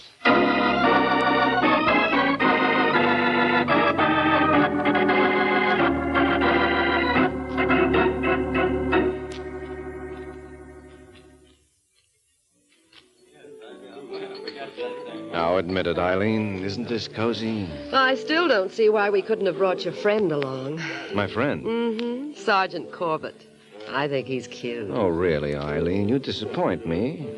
Why, if I told you some of the things I know about Corbett... I'd much rather you told me about Alex Hutton. Oh, believe me, he's a much nicer guy. Even though he did hire Ford to kill Jimmy Arcaro. Why?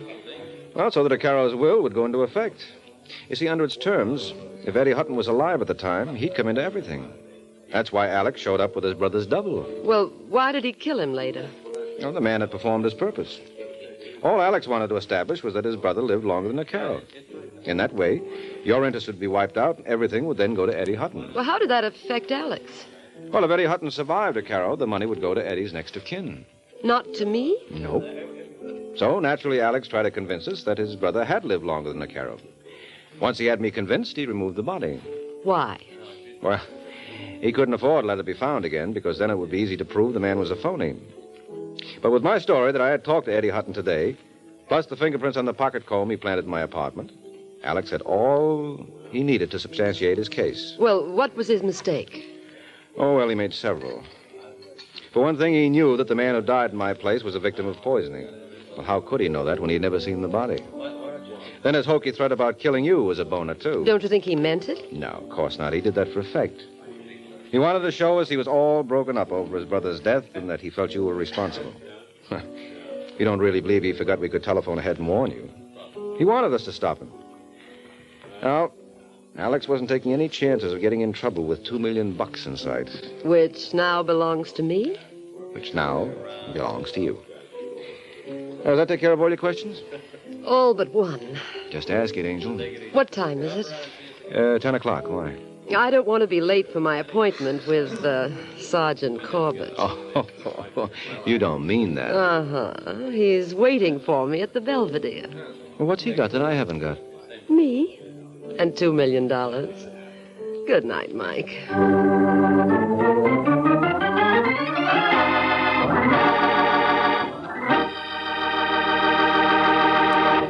Friends, America's defense program has placed on the Red Cross one of the greatest responsibilities it has ever had to assume.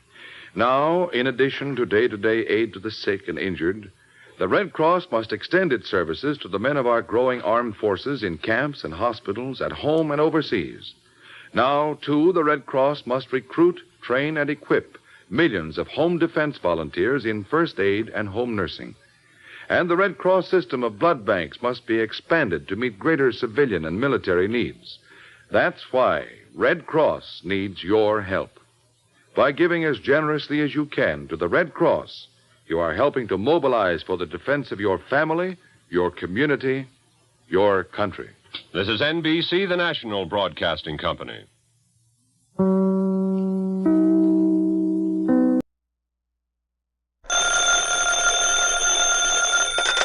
Hello? Yes, this is the Falcon speaking. Oh, Nancy. I'm glad you called. You busy tonight? Oh, you are? All right, Angel. You know what that means. Anything that happens to me this evening will be a dead loss.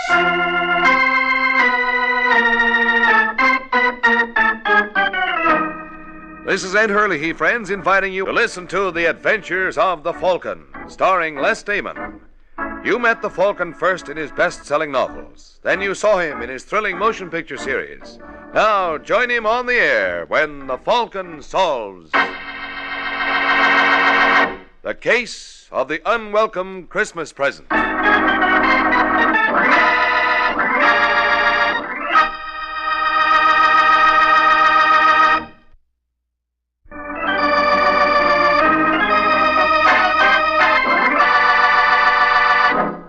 Now, the case of the unwelcome Christmas present.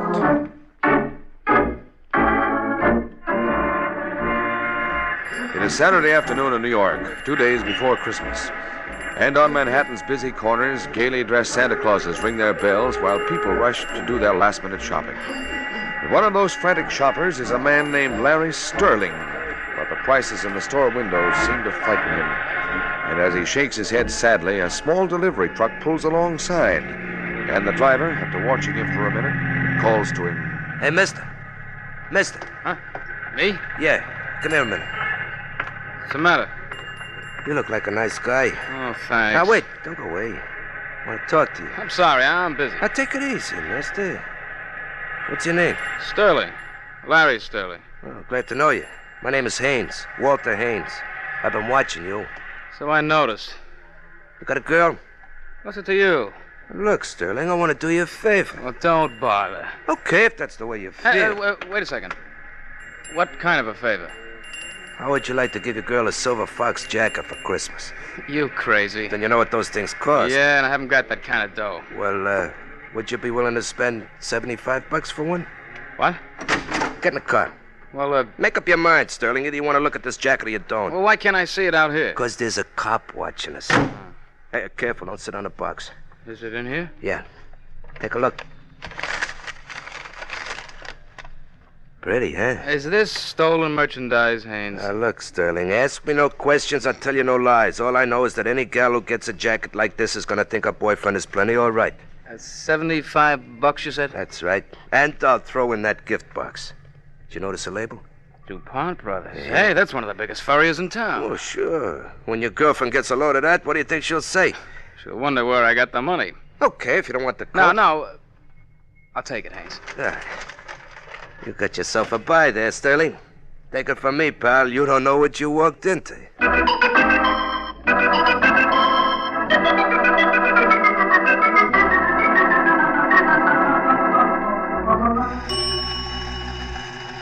Hey, you better fill up the tank, Joey. I'm going out again.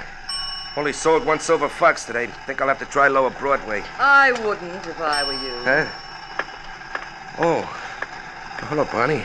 Hello, Haynes. Where'd you drop from? Steve Ellis told me you kept your truck here. What's up?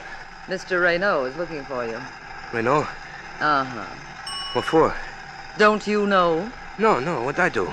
It's what Raynaud thinks you didn't do. Well, he's crazy. You want to tell him that? Oh, there's no talking to him once he gets an idea in his head. Hey, Bonnie, what'll I do, huh? How would you like to hide out in my place? You mean you'd let me? Why not? Oh, but if Raynaud ever found out about this... Why should he? Well, somebody might rat. I'm not worried. Oh, I want you to know, Bonnie, I'll never forget you for this as long as I live.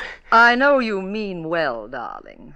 But if Mr. Raynaud ever discovers this little deceit, that's not saying very much, is it?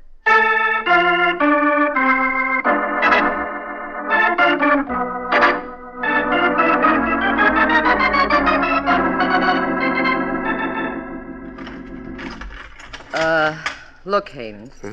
Maybe it would be better if... If what? Oh, skip it. Go ahead. Thanks. Bonnie, for a minute there, I was afraid you changed your mind. Oh, there's very little danger of that. Raynaud. I'm delighted you remember me. Oh, Bonnie, will you please shut the door? So it was a trap? Yes, but you're very lucky, Haynes. Not every rat is offered such attractive bait. It was a very fine piece of work, Bonnie. Listen, Raynaud, you promised me nothing would happen to him if I brought him here. Did I? Well, let's not worry about it, shall we? Oh, Haynes, I believe you know Leonard. Sure he does. We're old friends, aren't we, pal? Cut it out. Bonnie's right, Leonard. That's hardly the way to treat a guest. Really, Haynes, I'm so sorry about this. May I offer you something? No, I don't want anything. Well, that's where we differ. Because I do. 2 weeks ago, you received your usual consignment of fur jackets. One coat was different. Where is it? In my truck?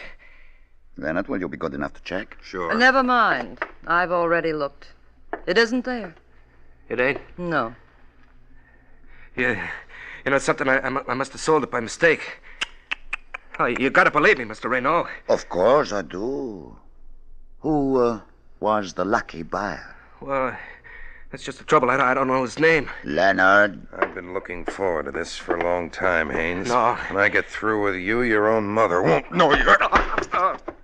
What was his name? I tell you, I don't know. Oh, for heaven's sake, Raynaud, keep Leonard away from him. He'll kill him. I hope not, Bonnie. But if he does, well, in our trade, death is always an occupational hazard. Carry on, Leonard.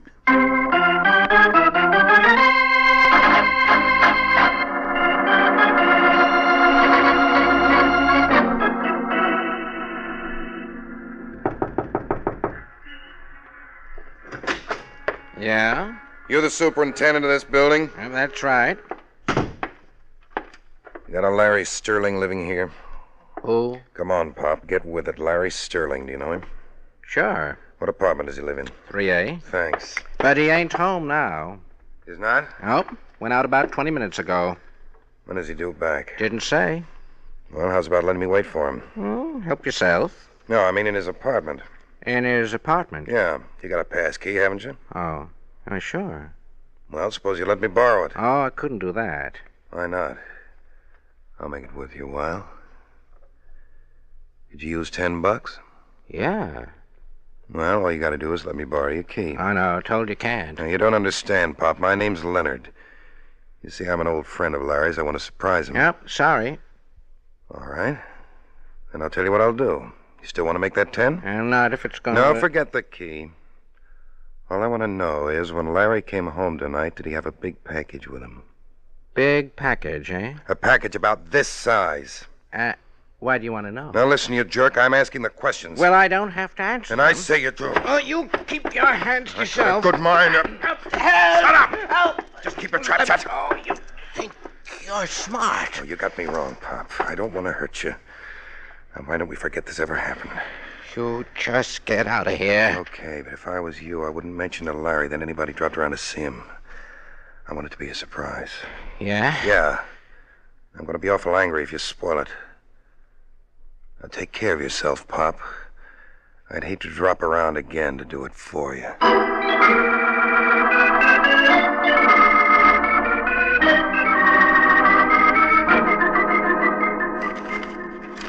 You know, I shouldn't do this, George. We promised we wouldn't open our presents till Christmas Eve. Now, Larry, 24 hours one way or the other won't make any difference.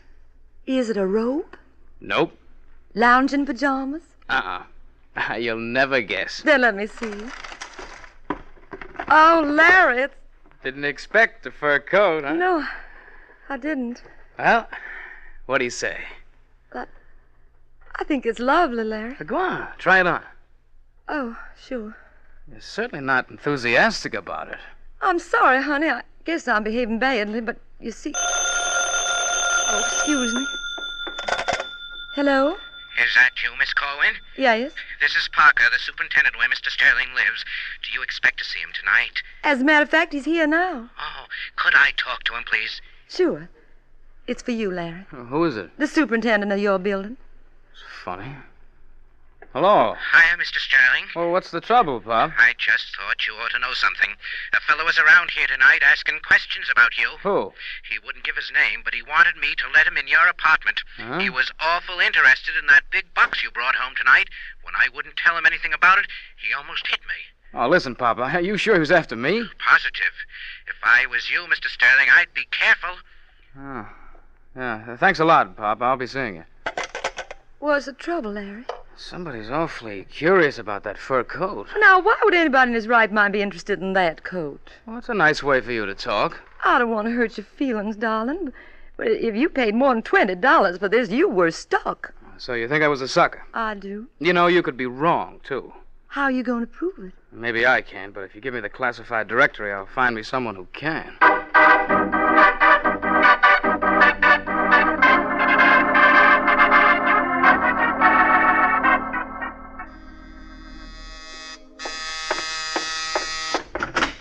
Yeah? I don't know whether I've got the right party. What apartment do you want? 12A? This is it. Are you, Mike Waring, the Falcon? That's right. My name is Larry Sterling. I hate to bother you, Mr. Waring. Quite all right. Come in. Thank you. What's on your mind? Well, if you're not too busy, I'd like to talk to you. About what? This. Go on, open the box. Oh, it's a fur jacket. Yeah, I bought it this afternoon from a man named Walter Haynes. Well, how come it's sporting the DuPont Brothers label? This guy Haynes led me to believe it was stolen. Oh, the old racket, huh? Yeah, there's a new one on me. Well, what do you want me to do? Get your money back? No, I was a sucker, Mr. Waring, and I'm willing to take my loss. What's your problem? How much would you guess I paid for this coat? Oh, I don't know, $100? 75. But my girlfriend says it isn't worth 20. Well? Well, if this coat's worthless, why is somebody so anxious to get it from me? What do you mean? My superintendent told me several parties were making inquiries about me. Well, it doesn't mean anything. Funny they should all ask if I brought home a big, bulky box that looked like it might contain a fur jacket. Let me see that coat again. Well? Oh, it still looks like a skinned rabbit to me. But I've been wrong before. Let's see what the experts down at DuPont Brothers have to say.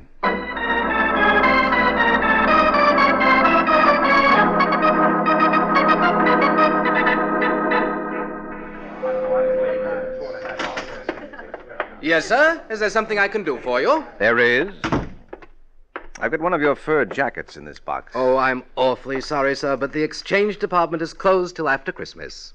Well, I don't want to exchange it. I just wanted to praise. Oh, I'm afraid that's out of the question now, Mr. Waring. Well, as you can see, we're practically rushed to death. Uh-huh. Well, how long would it take you to look at it? My dear fellow, you just won't understand. Mr. DuPont himself would have to look at it, and I wouldn't dare disturb him now. Oh, I see. Well, then suppose I leave the jacket here. Well, I can't make any promises, Mr. Waring. Oh, that's all right. I'm willing to take my chances. I'll be back in an hour.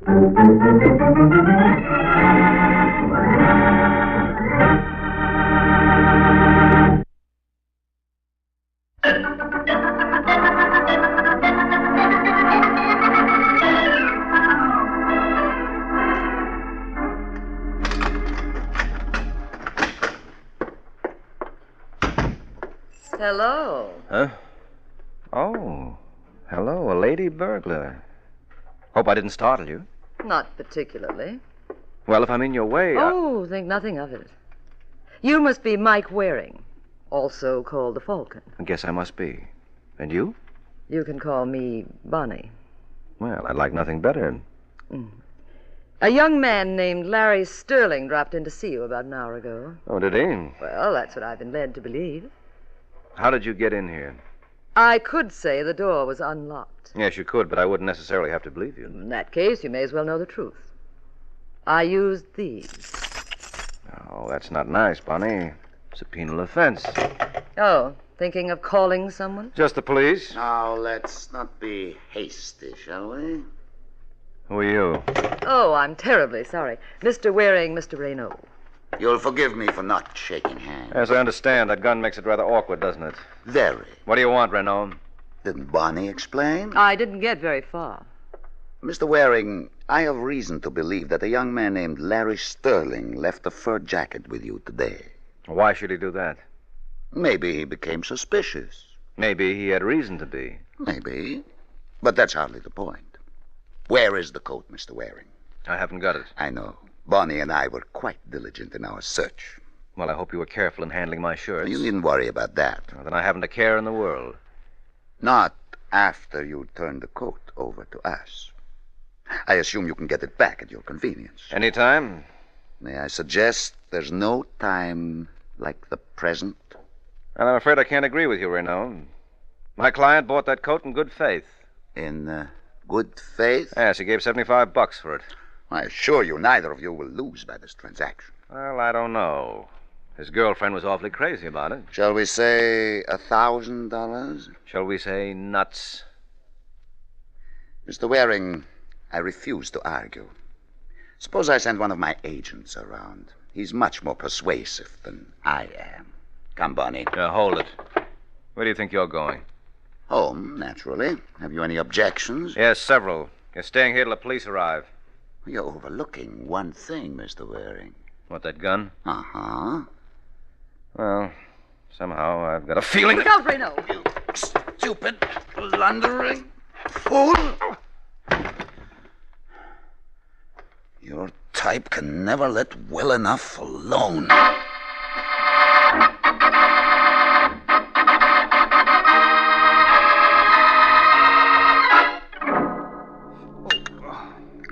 Hey, you better take a slug of this, Mike. Oh, never mind, Sterling. I want to hear the rest of your story. Well, it's just like I told you. When I walked in here, I found you stretched out on the floor. I'll start back a little further. What do you mean? How come you decided to pay me a visit? Well, I knew Renaud was on his way over. And you didn't think it necessary to warn me? Well, I tried to call you, but there was no answer. Why did you tell Renaud you hired me? I didn't. Then who did? My girlfriend, Georgia Corwin. He found out where she lived, and, well, I guess it wasn't very bright of her, but Georgia told him I'd gone over to see you. Mike, that coat must be worth thousands. Mm-hmm. What was the name of that character you bought it from? Walter Haynes. Get the phone book and see if he's listed. Don't bother, I can tell Huh? you. Waring. He lives at 2719 West 93rd, apartment 2D.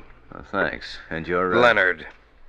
I think Mr. Renaud told you I'd be around. Yes, he did. I want that coat wearing. You know, Leonard, Renaud made a bad bet. You're no more persuasive than he is, and you're not nearly as pretty as Bonnie. Well, you haven't seen me in action. I can hardly wait. I'm glad you're taking that attitude, Waring. It gives me an opportunity to check up on some gossip. They tell me you're a pretty tough cookie. You don't want to believe everything you hear. Well, there's one way to find out. Get out of the way, Mike. Hey, what? Nice going, Larry. I hope you don't mind me ruining that decanter. Oh, no. I'll find it a lot easier to get a new bottle than this boy will a new head. Come on, let's go, fella.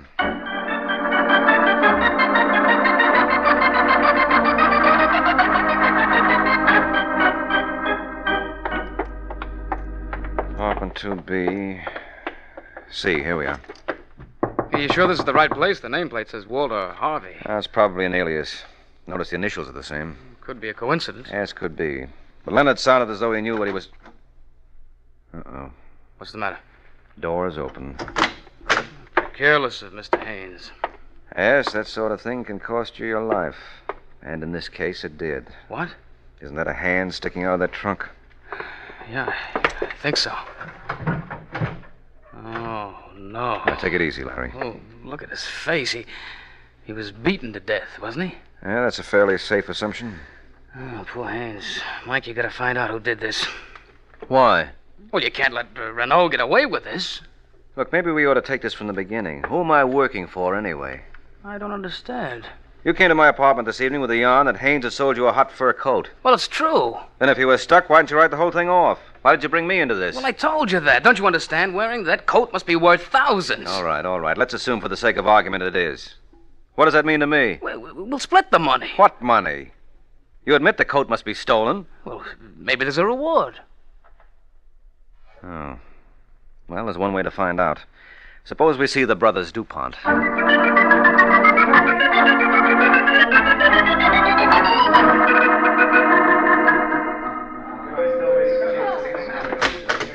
Yes, sir. Can I help you? I hope so. My name is Waring. I was in here a little earlier today. I left a coat to be appraised. Oh, yes, of course. I had Mr. DuPont look at it. Would you be good enough to identify your merchandise? That the same one, Larry? Yeah, I could never forget that fur. Well, what's the coat worth? Would you care to venture a guess? Well, judging by the trouble it's caused, I'd say 10,000. Oh, you're way off, sir. What did I tell you? 20? If I might be so bold, what'd you pay for this coat? Well, you can't judge by that. My friend got it at bargain rates. And he gave? Believe it or not, $75. Really? Uh-huh. Well, strictly entre nous, Mr. Waring, this is a very rare example of genus felidae. Ooh. English translation, please. Skinned alley cat. And as such, it isn't worth a dime.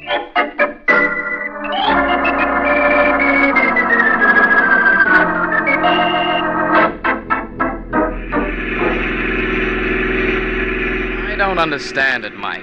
You sure that's the same coat? Positive. But if the coat's worthless, why was Haynes killed? Now, don't ask me, Larry. I'm a stranger here myself. Maybe Renault doesn't know its value. Well, I doubt that.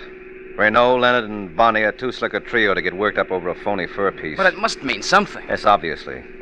And Brother Renault knows. Well, maybe he won't mind sharing his information with us. How are you going to find him? Through Leonard. You think he'll cooperate? If it's put to him the right way. Remember how you knocked him cold? Yes. Well, don't forget how you did it. I may want you to try it again.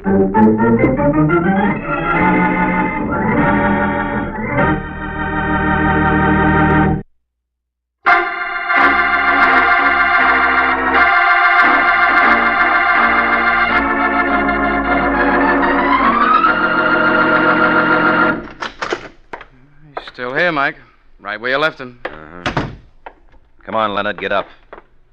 Come on, palsy, you'll miss Santa Claus. Yes, but I won't miss you. Mike. Don't move, chum, or I'll let you have it from here. Well, that wasn't nice of you to fool us that way, Leonard. I would have sworn you hadn't moved an inch since we left. Now, don't feel too bad, Waring. I only moved 2. From here to where you left my gun and back. Where's the coat? Are you still harping on that? You're wasting your time. It's worthless. I don't mind. Hand it over. And if not... Don't be a sap, Waring. I'm not fussy. I'd just as soon take it over your dead body. I think he means that, Mike. Well, I don't. You're bluffing, Leonard. You shouldn't have called me, pal. Get down, Waring! Larry, you all right? Yeah, I think so. I didn't mean to frighten you, folks. Oh, that's perfectly all right, friend. Another second and this Falcon would have been cold turkey. What about him? Oh, he's dead. Well, to whom are we indebted? Yeah, who are you? What's the matter, Larry? Don't you know me? Mister, the way your face looks, I don't think your own mother would. Hey, buddy, you got a girl? If you're Haynes, who's the stiff in your apartment? Renault. Leonard killed him. Oh, the old double-cross, huh? Yeah. Well, where have you been? Well, they kept me tied up in some dame's apartment. Bonnie's? Yeah, Bonnie's. After I got loose, I went to Larry's apartment, and some other dame told me I could locate him here. That must have been Georgia. What's this all about, Haynes? What's what all about? This fur coat. Believe me, Waring, I don't know. I got it in a consignment with my regular merchandise. I knew there was something screwy playing because Renault sent Leonard to buy it from me for $1,000, but I didn't want to get into trouble. So you sold it to me, figuring you could get it back any time. Oh, I'm sorry, fella. I didn't realize what I was letting you in for. Well, it all adds up except for one thing. Where does Bonnie come in? Right on cue, Mr. Waring. Bonnie? You want to do something about that door, Mike. Yes. Next time, get a spring so it'll close. Where's the coat, Mike? I want it. And if you don't get it? Don't be silly, darling. Nothing's going to stop me. Not even if I have to shed a little blood. I wouldn't be surprised if you meant that. I do. Well, what do you say, Haynes? I say give it to her. No. She's a pretty determined young lady, Larry. But if you'd care to stop her... How about that, honey? Well, I guess that settles that. Here you are, Bonnie, and wear it well. No, just drape it over the chair. I'll take it from there. You're the boss. And don't you ever forget it. Now, all of you stay put for the next 5 minutes. The first one who gets careless enough to show his face out of the doorway will get it blown off. Good night, folks. Thanks a million. Get the phone, Sterling. Maybe we can head her off. Yeah, hurry it up, Larry. Call downstairs. I'll take care of it. I thought you were going to rush her, Wary. If you're worried about that coat, Haynes, forget it. She won't get away. Oh, she can keep the coat for all I care. I had my fill of this business. I don't blame you. Oh, incidentally, what happened to the box that came in? Oh, I threw it away. You're kidding. Why, it wasn't worth anything, was it? Now, look, I want that box wearing, and I'm not clouding. Why make an issue of a little thing like that, Haynes? Unless it isn't a little thing. Suppose we see. Get away from that door. You want the box, don't you? I'm darned if I can see why. Looks like any other cardboard box to me. Maybe if I were to rip the cardboard apart... Hey, cut that out. Oh, well, what do you know? Pretty cute, huh? Who'd ever think of looking for a letter pasted between 2 sheets of cardboard? You did. Yeah, well, you gave me the lead. Yeah, this is a pretty important piece of stationery, Haynes. Look at the name on top, Moscow Federation. I want that letter, Wary. Yes, I'm beginning to understand why. Well, do I get it? Mister, you certainly do. Did you have to do that, Larry? Did I have to do that? You realize he was going to kill you? Sure, but I might as well be dead. You realize that was my last bottle of Christmas cheer? Now what am I going to do?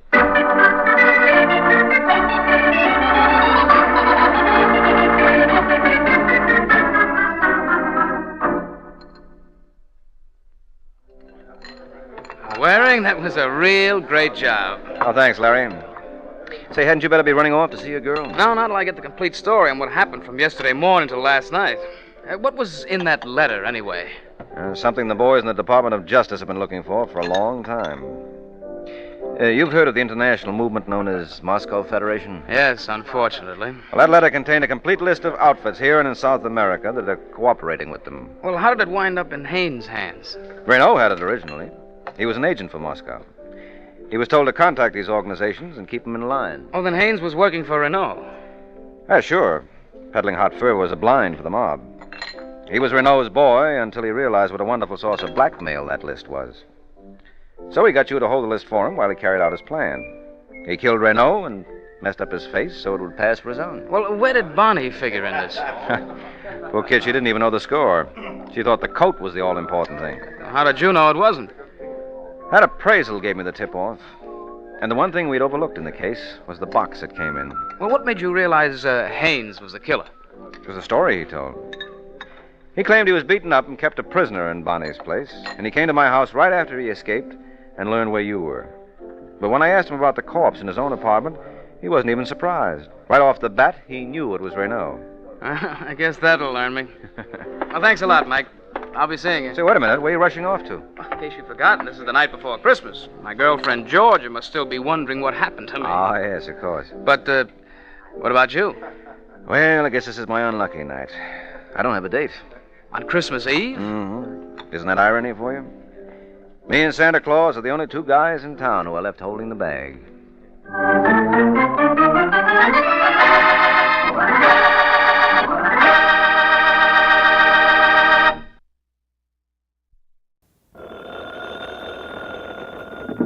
Hello? Yes, this is the Falcon speaking. Oh, Dolores. I'm glad you called. You'll have to count me out tonight. I'm going to the fights. Yeah, I know some of them are dull, Angel, but this one ought to be a killer.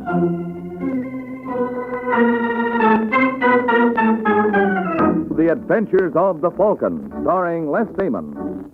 You met the Falcon first in his best-selling novels. Then you saw him in his thrilling motion picture series. Now join him on the air when the Falcon solves the case of the bellicose boxer.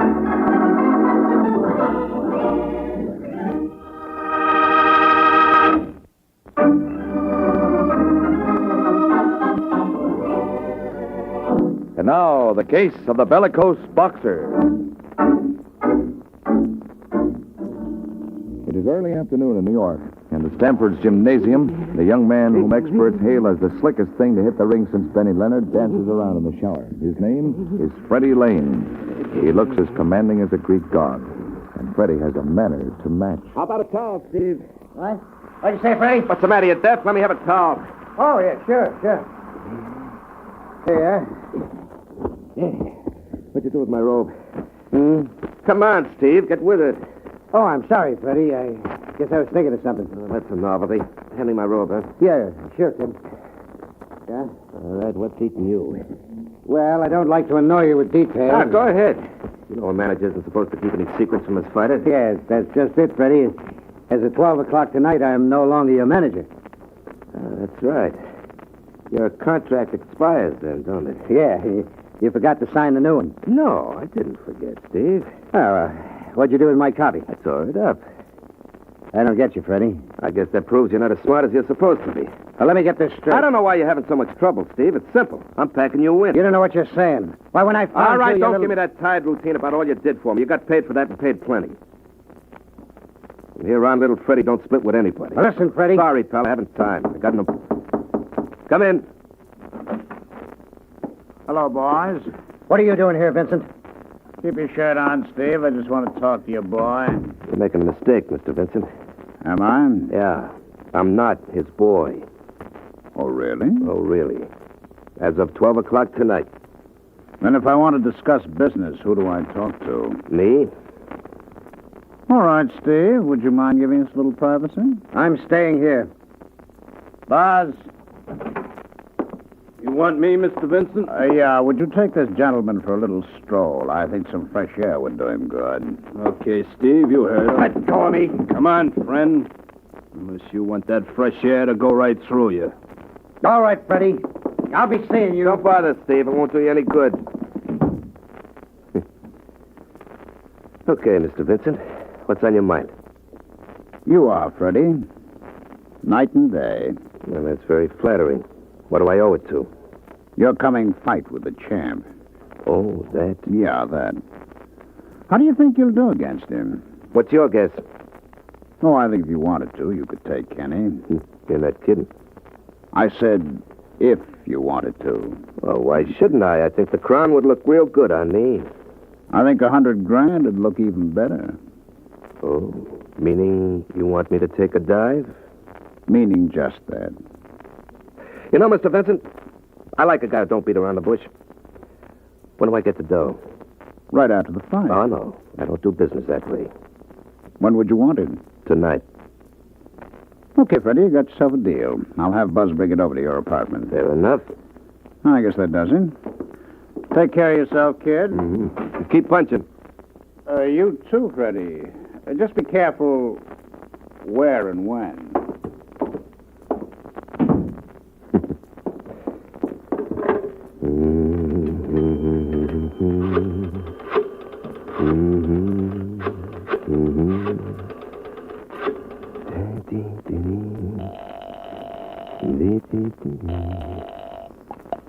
Hello? Let me talk to Ace Richards, please. Speaking. Oh, hello, Ace. This is Freddie Lane. Oh, hi, Freddie. What's up? This is strictly QT, Ace. Ever know me to talk? Well, I'd like to place a little bet on my fight next Friday night with the champ. How much? $100,000. Is that what you call a little bet? Look, if you don't want it, Ace, I'll get somebody else. No. I'll cover it, Freddie. All right. Lay the whole bunch on me to beat Kenny by a knockout.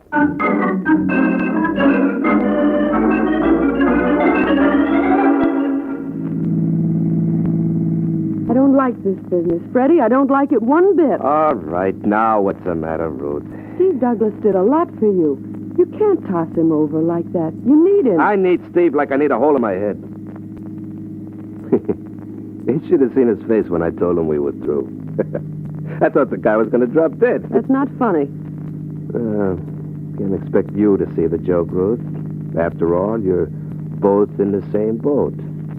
What's that supposed to mean? Here's where you get off, baby. What? Oh, I didn't realize this was my house. No, you had it right the first time, Ruthie. We're through. Oh, please, Freddie. I'm in no mood for any more of your clowning tonight. Now, what's the matter with all you people anyway? A fella tells you something right away, you think he's kidding. But you can't be serious. Go on, get. Now, darling, listen to me. Are you going to walk or do I have to toss you out? Now, beat it. All right, Freddie. Now, don't get so familiar. Next time we meet, remember, it's Mr. Lane.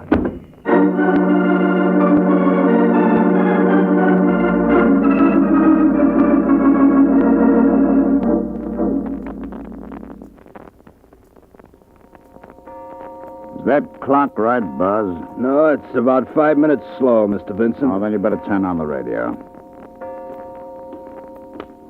If you don't mind my asking, how much dough is your syndicate laying on this match? Enough.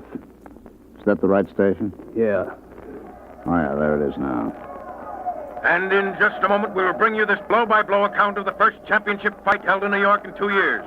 It's a 15-round match between Dan Kenny and the challenger, Freddie Lane. They're in the center of the ring now, getting their final instructions from the referee. Both boys look in great shape. Now, they've just gone back to their corners, and there's the bell for the first round. Both fighters come out of their corners swinging. The champ feints with the left and then tries another left, which catches Freddie going away. Why don't they cut out the acting and get down to Out right, business? but Freddie dances back. Lane must feel that there's plenty of time to show it. What am I saying? Freddie just brought up a roundhouse that caught Kenny right on the jaw. Boss, shut up. And now Lane throws a right and a left and still another left. Oh, that one hurt. The champ staggers and Freddie moves in for the kill. Hold on, you jerk. Kenny is trying to clinch now, but Lane won't let him. Freddie brings up a right from the basement. And Kenny is down. He's badly hurt. The referee is bending over him. Just listen to that crowd. Get up, Kenny. Come on, you bum. 5, 6, 7, 8, 9, and it's all over, folks.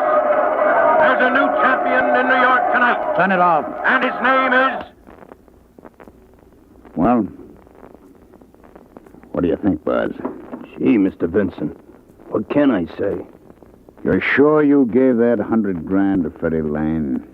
May I drop dead if I didn't. Okay, Buzz, that's all I wanted to know. I can take it from here.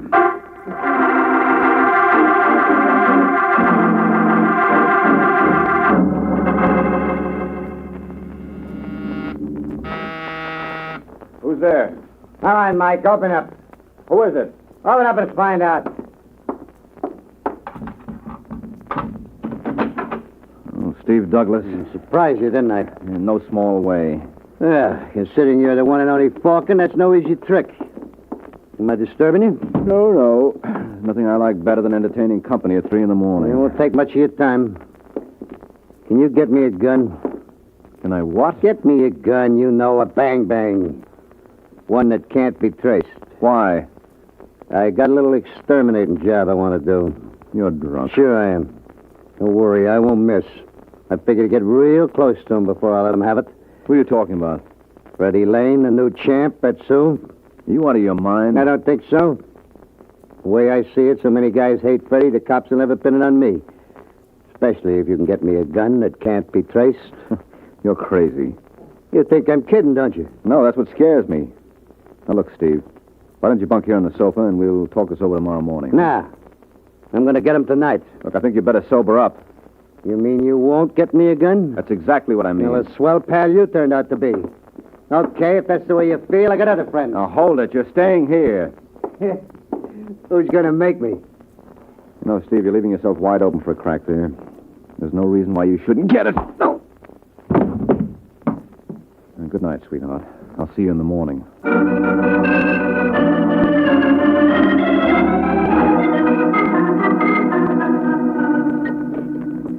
Come on, baby. Drink up. Plenty more where this came from. You realize you're talking to the new champ? Oh, I think you're wonderful, Mr. Lane. Call me Freddie, baby. All right, Freddie. But hadn't we better get back to the party? Ah, what's our rush? Told him I had to go up to my room to get my bags packed. Well, there they are. Oh, sugar, you ain't gonna wait. Yeah. I'm grabbing a 12 o'clock plane for Seattle. How'd you like to go with me, eh? Well, I don't know. You better make up your mind fast, baby. We got 15 minutes to make the airport. That must be the boy I've been waiting for. All right, just a second. I'm coming. Well, if it isn't... God.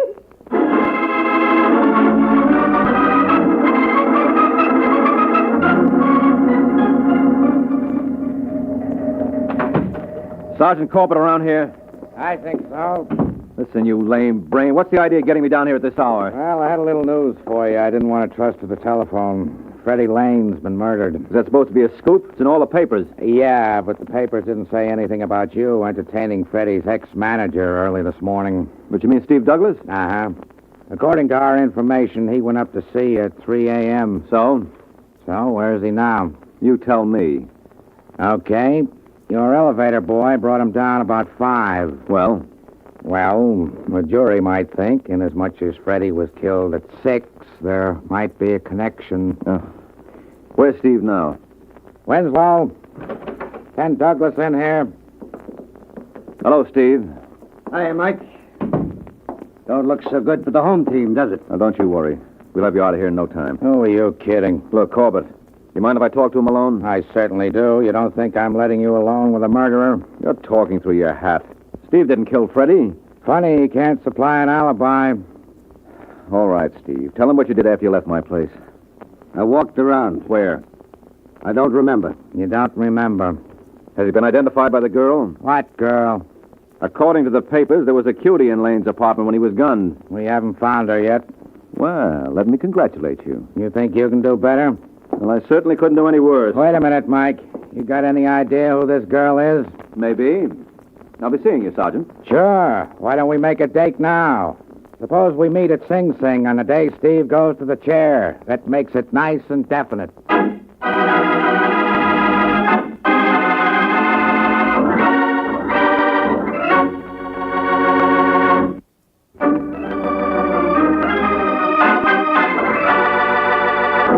Now, back to the adventures of the Falcon. A half hour has passed since Mike had his little talk with Sergeant Corbett. And now, as we find Mike, he is making the rounds. Just a second. Yes. Hello, Ruthie. I beg your pardon. You don't remember me, do you? No. Well, I'm Mike Waring. Steve Douglas introduced me one night after one of Freddie's fights. You certainly pick a strange time to renew old acquaintances. Well, I might have been around sooner, but I kept thinking of Freddie's left jab. All right, Mr. Waring, what do you want? Well, may I come in, Angel? I have a feeling you can say all you have to right there. Okay. Who killed Lane? How would I know? You were up in his room last night when he was murdered. Now, who told you that? Well, it's just a matter of simple arithmetic. You were Freddie's girl, and that naturally followed you'd be doing some celebrating after his victory. You better go back to school. You don't know your addition. The last time I saw Freddie was 2 days ago when we agreed to disagree. Oh, so you're another member of the club, huh? What kind of a crack is that? Well, Freddie used to change girls as often as he did his shirts. So? So maybe that agreement to disagree was all on one side. And if he gave you the old heave-ho... Yeah? that would make you a very logical suspect. That's very amusing. Well, you've got an overdeveloped sense of humor. Maybe I have, but the joke's on you. You wouldn't happen to know what time Freddie was shot. I would. Approximately 6:05. I suppose you have an alibi for the time? Mm-hmm. And it's supported by half the police force of New York. Meaning? Meaning at 6:05, I was in jail for reckless driving.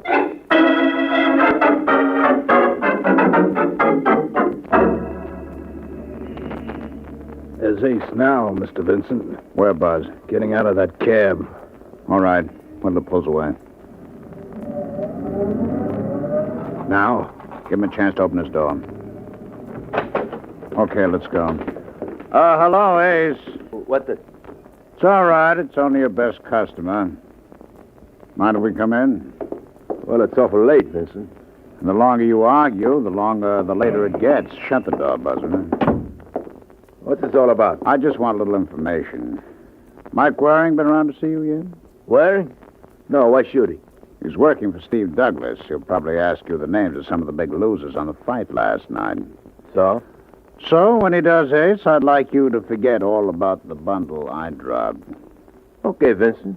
Mom's the word. Not that I don't trust you, Ace, but, where do you keep your records? I tell you, I won't say a word. Well, sure, but Waring's awfully persuasive, and you might spill without meaning it.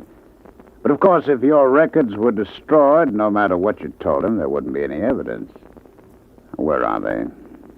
Wouldn't you like to know? Sure. That's why I asked.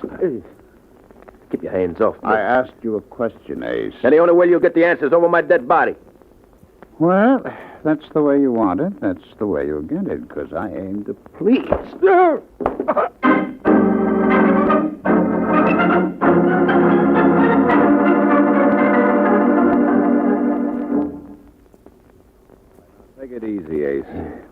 some more water? Please. Here you are. You better let me call a doctor. No. I'll be all right, Mike. You feel up to telling me the rest of it? That's all I know. After Vincent got tired of bouncing me around, he turned me over to Buzz. Cute kid, that Buzz. So you told them where your books were? Yeah. Then what happened? That's all I remember. I must have passed out. When I came to, they were gone. I called you. Wish you were able to do it sooner. How much did Vincent lose on the fight? 20 grand. Is that all? I heard he spread it around. Bet around $250,000 in Las Vegas. Well, that still doesn't give Vincent a motive to kill Freddie. Don't it? No, if a gambler ever tried to knock off all the people he lost dough on, the cemeteries would be loaded. The thing I don't understand is Vincent's bad judgment. What do you mean? Well, Freddie figured to take Kenny just the way he did. Doesn't add up for the smart money to be bet the other way. Unless Vincent thought Freddie was going to take a dive. Why should Freddie do that? He had a big bet with me that he'd take Kenny. How big? 100 grand. Oh, then that proves it. Where would Freddie get that kind of dough? He didn't hit the big time until 4 months ago. And you think... I think Sergeant Corbett might very profitably have a little talk with Georgie Vincent.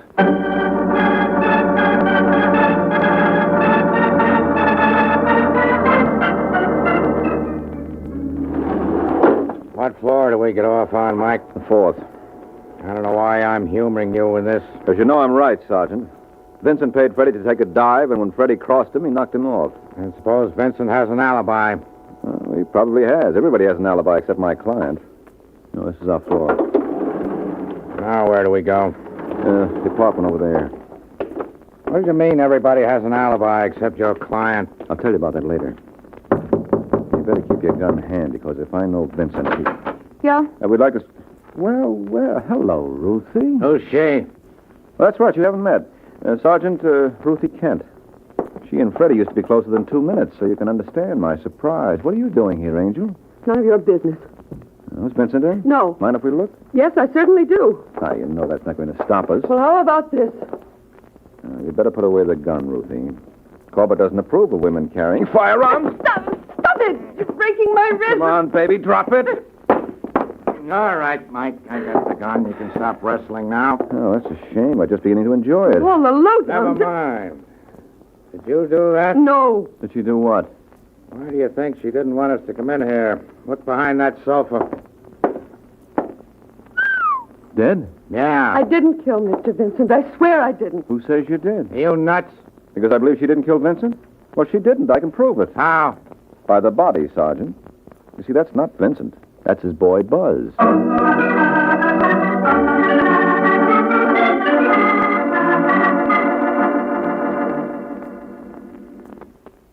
right, Miss Kent, what have you got to say for yourself? I came here to see Mr. Vincent, and when I walked in, I found that man. What'd you want with Vincent, anyway? Thought maybe he could give me some advice. I got frightened when you came around to see me before. What made you pick him as a father confessor? Well, I don't know many people in New York. I heard Freddie mention Vincent once as being a smart operator. He was the only one I could think of. You certainly couldn't have made a worse choice. What do you think, Mike? For one thing, this clears my client. I don't see how. Steve Douglas still could have killed Freddie, and she knocked off Buzz. That's not true. I'm inclined to agree with her, Sergeant. I tell you, both these murders are tied up. How? Well, I never thought to ask, but did you come across anything in Freddie's effects that might give us a lead? Not a thing. I went all through his stuff myself. What did you find? A dozen suits, 36 shirts. Well, never mind the haberdashery. Were there any letters? No, the only thing he had in his wallet was a check for $28,000 for the fight and about $1,700 in cash. Got any more ideas? Yes, I have. I think I can explain the whole thing now. Well? Suppose Buzz double-crossed Vincent. Quit ad-libbing. I tell you, it makes sense. Ace Richards told me that Vincent only bet 20 grand with him on the fight. So what? So that's peanuts to a guy like Vincent. I suppose he gave Buzz a lot more money to bet, and Buzz stuck it in his pocket and promptly forgot about it. How would Vincent find out? Well, that's easy. When he got hold of Ace's records, he'd see immediately that Buzz hadn't bet all the dough he was supposed to. Wouldn't that give Vincent the motive to kill him? Sure it would. There's only one trouble with your theory. What's that? I'll bet a year's salary it never happened that way.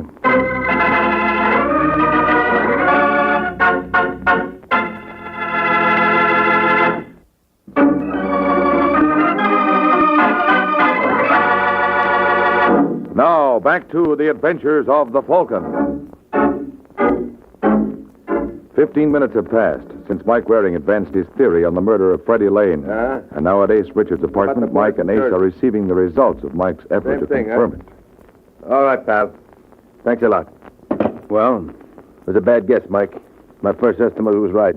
Buzz placed close to $250,000 for Vincent. Well, there goes a perfectly good hunch down the sewer. You don't seem too upset about it. Well, to tell you the truth, Ace, I half expected it. If the possibility of checking up on Buzz occurred to me, it must have occurred to Vincent, too.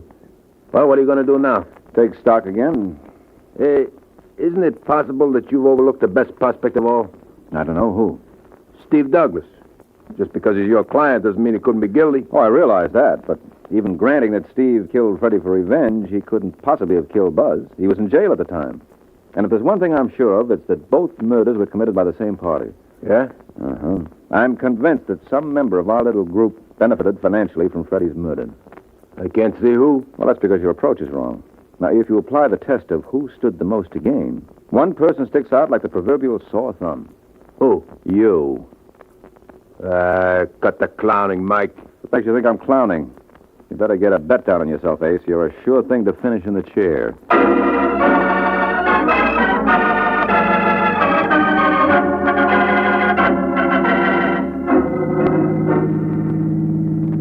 I can't tell you how grateful I am, Mike. Oh, forget it, Ruth. I don't forget things like that. I want you to send me a bill. Look, you don't owe me a dime. Steve Douglas is my client. The fact that you were cleared is incidental.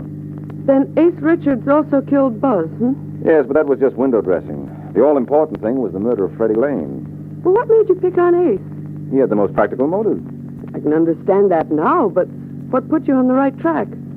Remember what Sergeant Corbett said they found in Freddie's effects?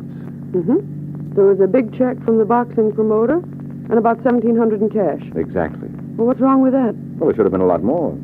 If Freddie bet $100,000 on himself with Ace, what happened to all the money he won? Well, common sense will tell you that a boy like Freddie could never blow town until he had every penny coming to him. Yeah, but isn't it possible somebody might have robbed the body afterwards? Well, then why did he leave the $1,700 the cops found? It was in cash, and I haven't met a burglar yet who would turn up his nose at that. So that rules out your theory of the anonymous thief. Then the answer must be Ace never paid him off. Only in lead, Angel. The same way he gave it to Buzz. Well, this has been very charming, Mike. Am I going to see you again? That raises quite a problem. On one hand, you did put up a big battle for me. Mm-hmm. You managed to lick almost the entire New York police force single-handed. Yeah, you're quite a guy to have in your corner when the going gets rough. Then where's your problem, Angel? Well, I've just finished tangling with one fighter, and one such experience is enough for a lifetime. Good night, Mr. Waring.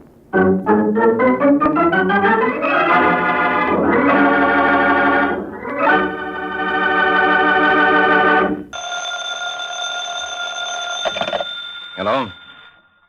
Yes, this is the Falcon speaking. Oh, Betty. Well, I'm glad you called. You'll have to give me a rain check tonight, Angel. Some girl just dropped by with an interesting proposition, and I can't afford to pass it by. Yet I'll be hanged if I touch it.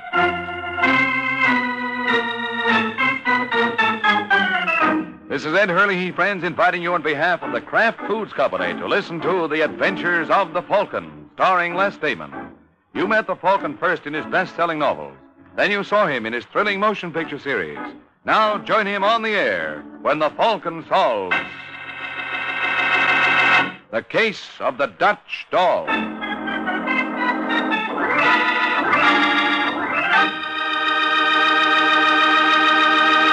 Before we join the Falcon in a new and exciting adventure, here's something else that's new and exciting. Kraft Salad Oil, the wonderful new salad oil just put on the market for your home use by the makers of all those other wonderful Kraft products. Kraft Salad Oil is more than just a new salad oil. It's a new kind of salad oil. A lighter-bodied oil designed to mix smoothly and perfectly with all the other ingredients you use in your homemade salad dressings, your delicious chiffon cakes, in fact, in every recipe you have that calls for liquid shortening. The reason Kraft Salad Oil is a lighter-bodied oil is that it's made by a special process created by Kraft called superfining. The first time you try this wonderful new lighter-bodied superfine salad oil, you'll know you've discovered something really new, really wonderful. So don't wait. Get Kraft salad oil tomorrow. Look for the bottle with the beautiful label.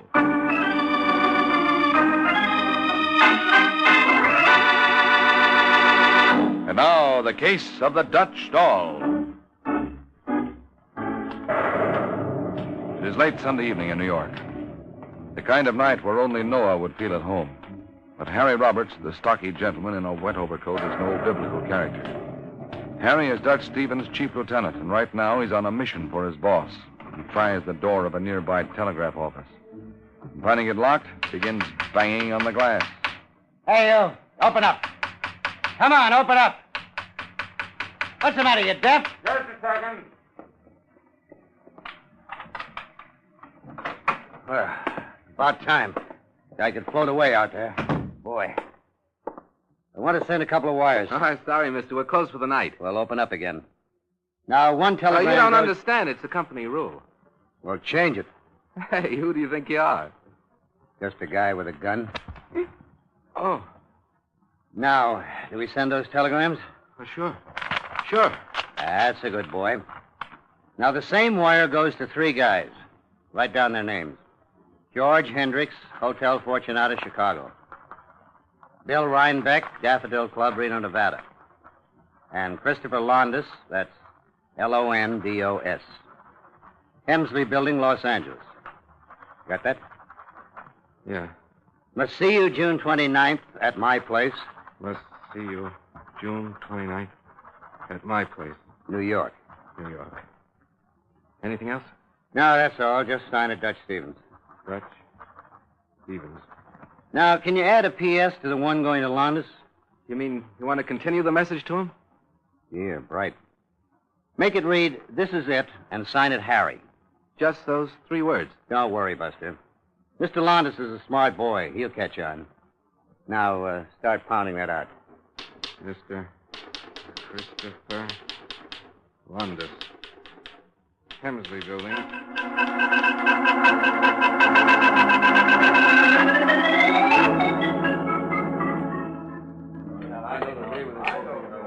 Well, now, if you gentlemen will give me your attention for a moment, I'd like to explain the purpose of this meeting. You're probably wondering why I called it. Now that you mention it, we are. Well, I've been doing a little thinking lately, Londos. And I've come to the conclusion it's pretty ridiculous for you, Hendricks, Rhinebeck, and myself to be constantly at each other's throats. Well, So what I propose is a combine. what's wrong with the agreement we've got now, Dutch? Nothing, except nobody's abided by it. You, Londos, have been running joints in my territory. Now, look here, Stevens. Don't bother denying it, Chris. I caught 4 of your hoods in New York last week. And don't tell me they came to see the Empire State Building. What's the matter? Didn't you try to open a club in Los Angeles? Sure I did. And what did it cost you to close it? Enough. That's exactly my point. Why spend time and money fighting each other? With one organization, we could cut down on overhead. I'm willing to bet now you'll increase your take at least 50%. And who is going to be head of this organization? I am. That's what I figure. And what's going to prevent you from, say, someday deciding you don't need Londos and freeze him out? Now, don't talk like a kid, Londos. No, I think I've got a very important point there. You don't know what you're saying. Now, I think the rest of these boys are willing to go along. Am I right, gentlemen? Well, make up your mind, Londos. I think maybe I'd try it alone for a while. You're making a serious mistake. Could be. But you've got to prove it to me first. All right, Londos. And I don't imagine that'll be quite as difficult as you think.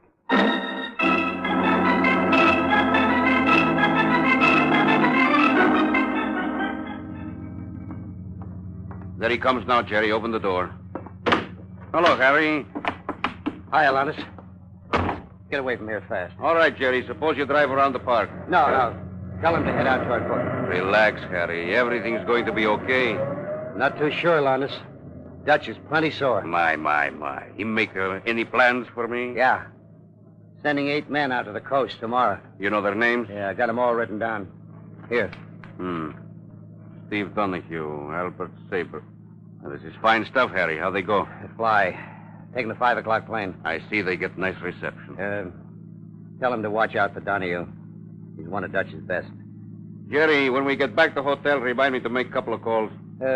Listen, Londos, before you start the rough stuff, I still think you can make a deal with Dutch. No use, Harry. We already tried. Well, let me try once more. If I can work on him the right way... Okay, Harry. You work on him. But just the same, I think I'm gonna make those calls.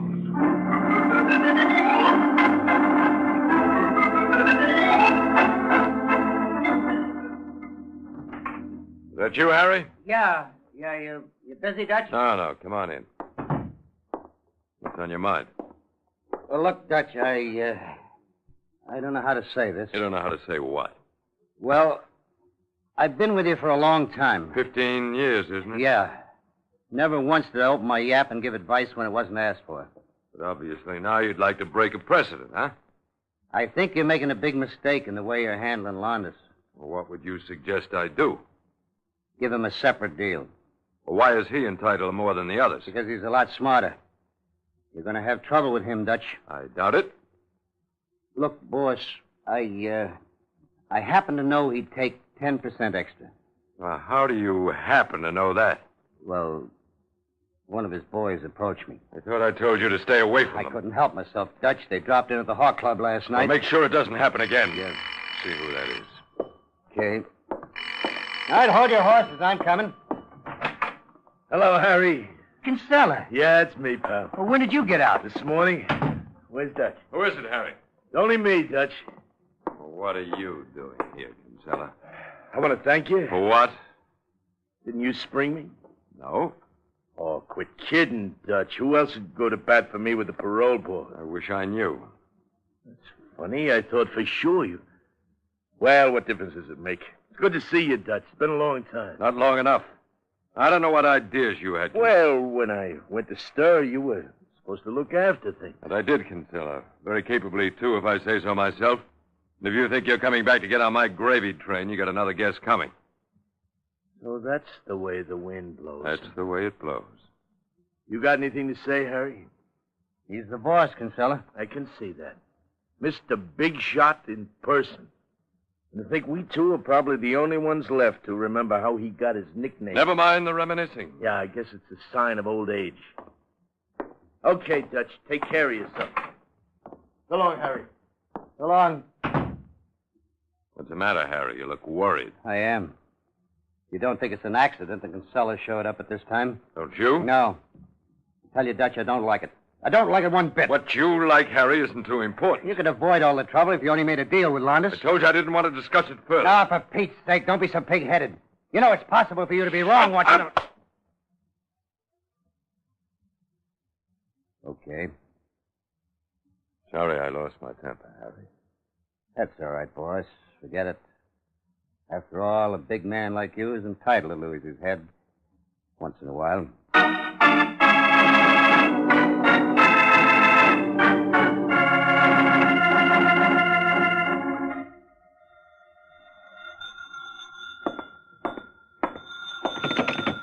Hello? Western Union calling.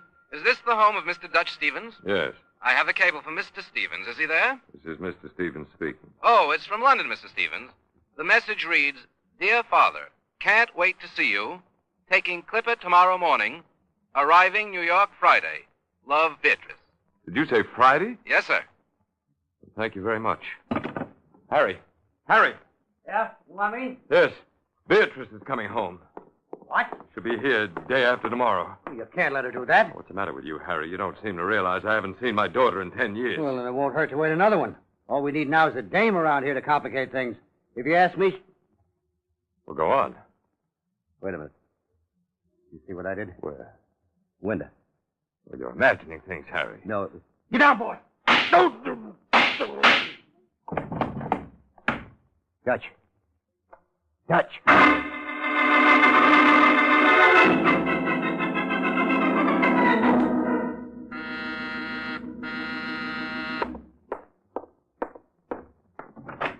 Yes?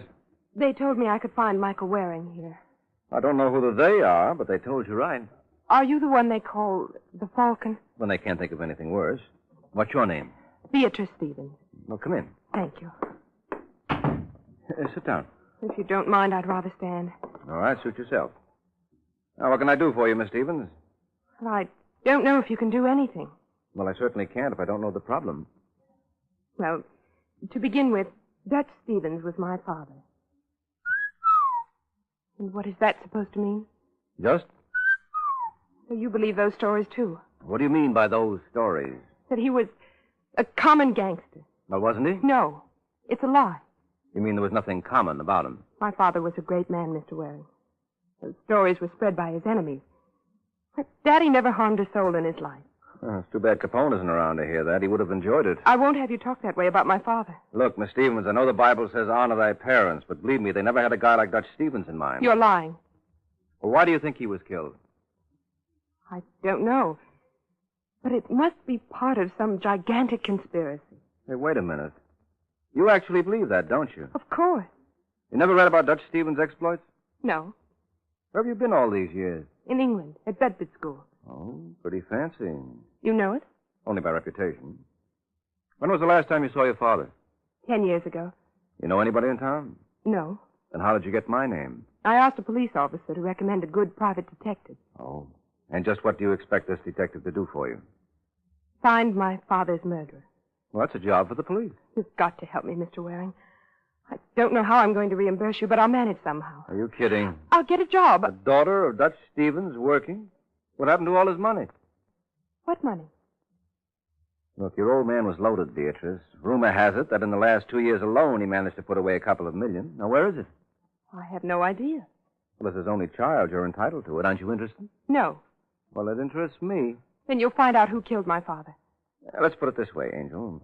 I'll try and find out what happened to his money. And if, incidentally, I can turn up his murderer, that's so much velvet.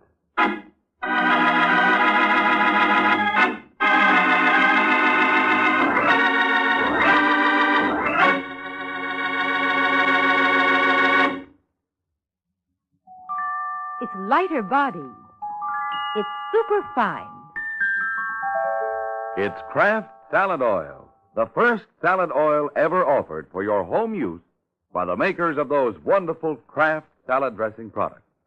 The first time you use Kraft Salad Oil in one of your own homemade salad dressings, or in one of those big, beautiful chiffon cakes you make, or in any recipe that calls for liquid shortening, you'll know you've found a treasure. For Kraft Salad Oil is more than just a new salad oil. It's a new kind of salad oil. A lighter-bodied salad oil that blends perfectly with other ingredients. That's because Kraft Salad Oil is superfined salad oil. Yes, superfined by a special process created by Kraft. Because it's superfined, it's lighter-bodied. Because it's lighter-bodied, it blends new magic into your salad dressing, baking, and cooking masterpieces. So don't wait to try this new Kraft Salad Oil. Remember, It's lighter bodied. It's super fine. get Kraft Salad Oil tomorrow at your grocer's. Look for the bottles with the beautiful labels.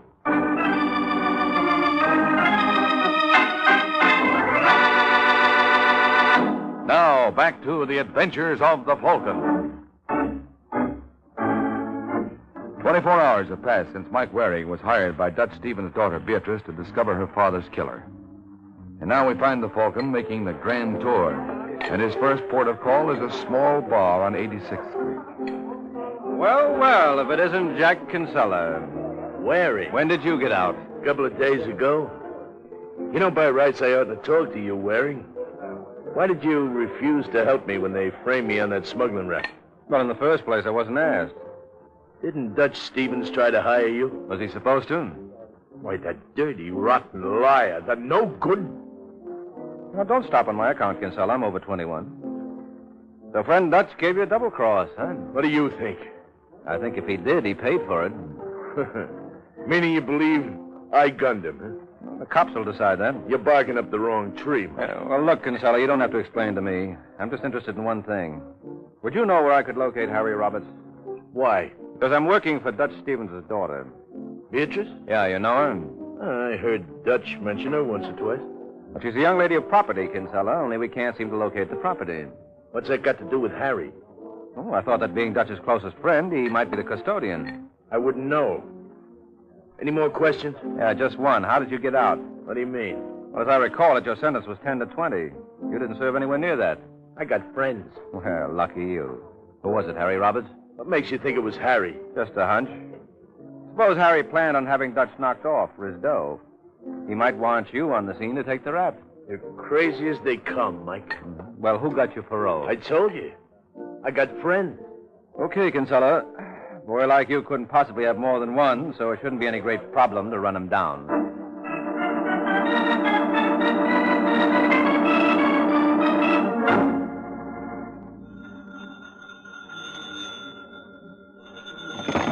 Homicide, Sergeant Corbett. Hello, Corbett. This is Mike Waring.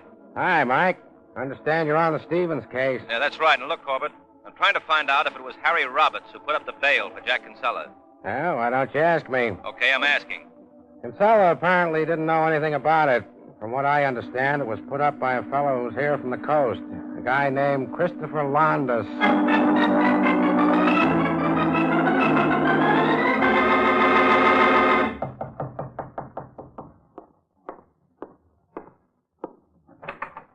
Yeah? Mr. Londos? That's right. My name is Mike Waring. Waring? I'm a private detective. Oh, the Falcon. Come in. I've appointed myself a committee of one to welcome you to New York and to thank you for all you've done for us here by giving us back Jack Kinsella. You're a very funny boy, Waring. Well, I don't think Bob Hope has anything to worry about. What's on your mind? There's had a little trouble with Dutch Stevens. Who didn't? Well, after I learned you secured the parole for Kinsella, I got to wondering what your motive might be. And you decided? That you knew Dutch Stevens double-crossed him, and you hoped he'd make Dutch regret it. You talk very interesting, Mr. Waring. Let me hear more. Now, you said I figure Kinsella is going to take care of Dutch Stevens for me. Did I say that? Yeah. And he's only one trouble. How do I know that Dutch double-crossed Kinsella? Well, that's the simplest thing in the world. Harry Roberts told you. What did you say? Oh, careful, friend. It's a new suit. Listen, Waring. What are you looking for? Harry Roberts. Why?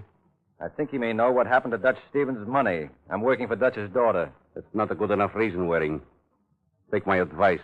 Stop looking.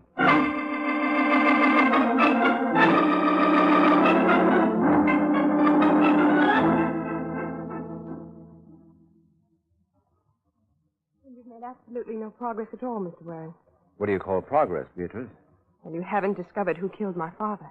Well, I told you, Angel, I wasn't looking for his murderer. That's a job for the police. But what have they accomplished? I'll give them time. They do all right. All I want to do is look after your interests. That means getting you a bundle of cash. I told you I wasn't interested in money. Yeah, well, you'll find it's a mighty comforting thing to have around in your old age. Now, as I see it, your old man was the kind who always tied up his dough in cash. And he must have socked it away someplace. That should be comparatively simple to check, shouldn't it? No, just the opposite. The only party who probably knows the complete details is Harry Roberts. Uncle Harry. Oh, you remember him? Oh, very well. As a matter of fact, I heard from him about an hour ago. What? Yes. Well, in heaven's name, why didn't you mention it before? You didn't ask me. Oh, well, I guess that's a good enough reason. Where did he say he was? Is there such a place as the Kendrake? There's a Mandrake Hotel on Madison Avenue. Yes, that's the one. All right, what are we waiting for? Come on, I'll call a cab. Don't bother, Waring. I got a car. Mr. Waring. All right. Nothing to be frightened of, Beatrice. This is Jack Kinsella. He's a former fraternity brother of your father's. You're a very comical fella. Didn't your new boss warn you? My new boss? Yeah, Chris Londos. What makes you think I'm working for him? Well, aren't you? No, and oh, sister, where do you think you're going? Well, I thought I'd... Sure, but wait till Mr. Waring and I leave. Oh, I'm not leaving, Kinsella. I like it here. I don't blame you, but just the same, you and I are going to catch a little air. I guess you want me to catch it right through the middle, huh? That's the general idea. Well, in that case... Why, you know Look out, Mr. Waring! No! So you want to play rough, huh? Oh.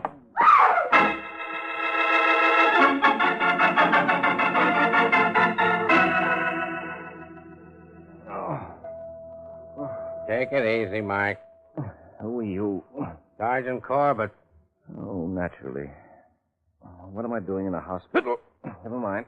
I remember now. You're a lucky boy.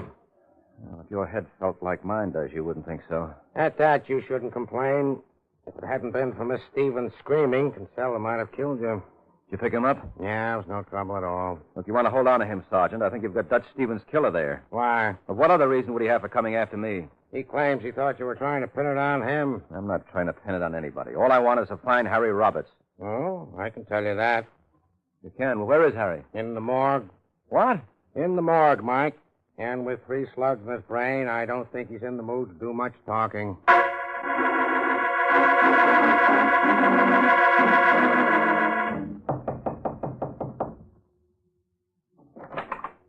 Don't tell me.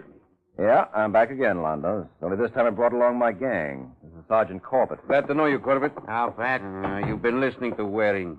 You can't believe everything he tells you. I don't know. He's a pretty convincing talker. Yeah, he would make a good salesman. Wait till you hear the idea I've sold him. I'm waiting. Mike thinks you killed Harry Roberts. Why should I? To cover up the murder of Dutch Stevens. You've got it all figured out, haven't you? Sure. You were working with Harry all along. And when you felt we were getting warm, you decided to get rid of him. I'm afraid you're going to have to start all over again because I got A1 alibi. What do you call A1? At a 1:45, I was having a little interview with the district attorney. How did you know when Harry died? Been on the radio.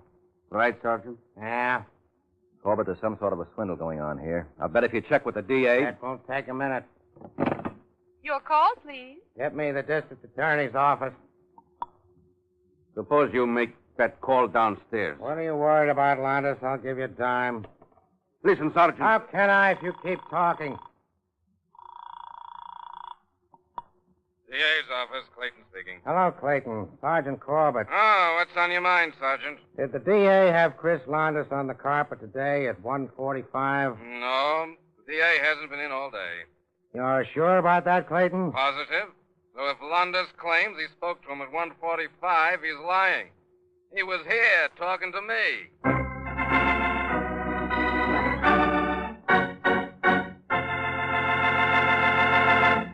Tomorrow at your grocer's, remember to pick up a pint or quart bottle of wonderful new Kraft salad oil. The first salad oil ever offered for your home use by the makers of all those other wonderful Kraft salad dressing products. Try this new salad oil in your homemade salad dressings, your baking, your cooking. It's lighter bodied because it's super fine. Look for the bottles with the beautiful labels. Get Kraft salad oil.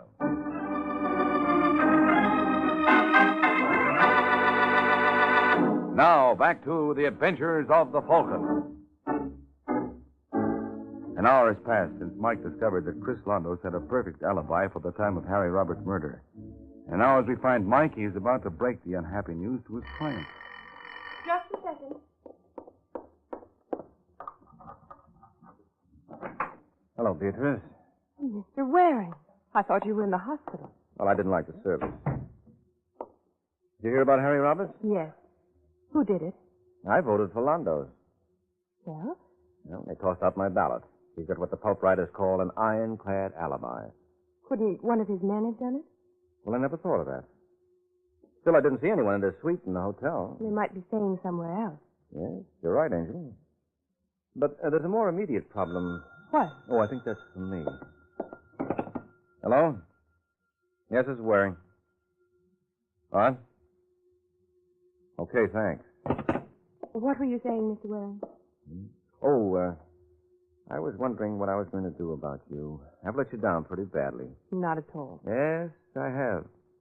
First of all, with Harry dead, we're never going to find out what happened to Dutch's bankroll. That's not your fault.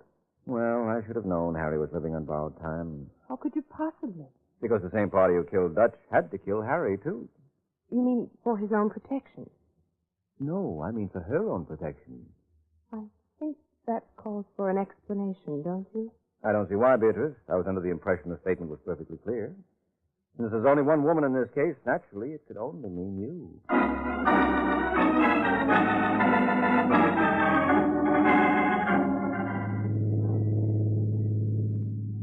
Where do you want me to drop you, Mike? Oh, anywhere along here will be all right. I don't have to tell you how surprised I was when I got your call to pick up Dutch's daughter. Well, I got another surprise for you. She wasn't his real daughter. What? Sure. That's what put me on the right track. I don't get it. Well, I had two prime suspects in this case. One, Harry Roberts. And when Harry was murdered, obviously that ruled him out. Oh, that must have made him feel good. Number two was Chris Londos. And he had a perfect alibi. That's right, so I had to start looking again. And all of a sudden it occurred to me there was one wrong note in this opera. Beatrice? Yes, she came to me with a story that she didn't know how she was going to pay me for my services because she thought her father was broke. Didn't make sense. Why not? Well, according to her own story, she spent the last 10 years in a fancy boarding school in England. The money for her tuition had to come from somewhere. She overplayed her hand. Once I hit on that, the rest was easy. So, I checked Scotland Yard. Uh-huh.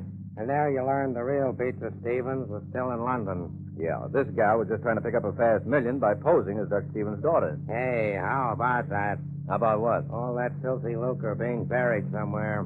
Think it'll ever turn up? I doubt it. You know, a man could do a lot with that kind of money. Why don't you try to find it, Mike? Oh, I'm the practical type, Corbett. If I'm going to spend my time looking, I'd sooner hunt for something more interesting. What's more interesting than money? Women. So let me off at the next block, and I'll start my search there.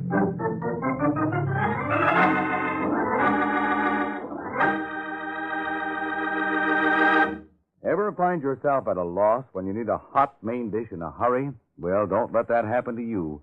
Always keep a package or two of Kraft Dinner on your pantry shelf. Because with Kraft Dinner, you can make delicious macaroni and cheese in just 7 minutes cooking time. Tender, fluffy macaroni with perfect cheese flavor all through it. You see, every package of Kraft Dinner gives you a special quick-cooking macaroni and just the right amount of Kraft grated to sprinkle in for wonderful cheese flavor. And Kraft Dinner can be your answer to today's high prices because every package makes 4 servings at a cost of just a few pennies each. Tomorrow, get a package or two of handy, delicious Kraft Dinner.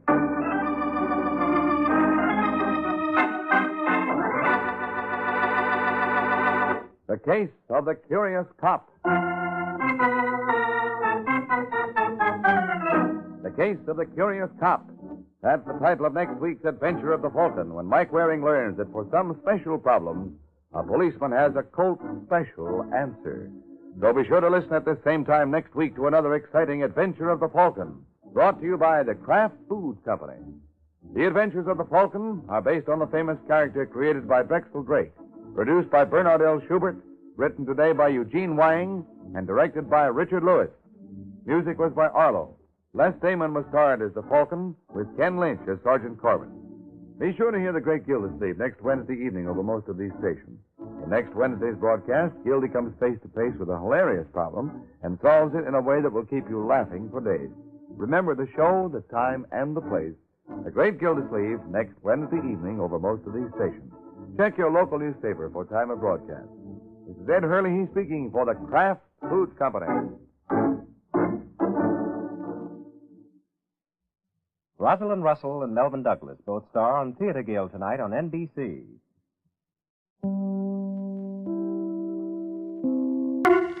The Kraft Foods Company brings you The Adventures of the Falcon, starring Les Damon. Hello?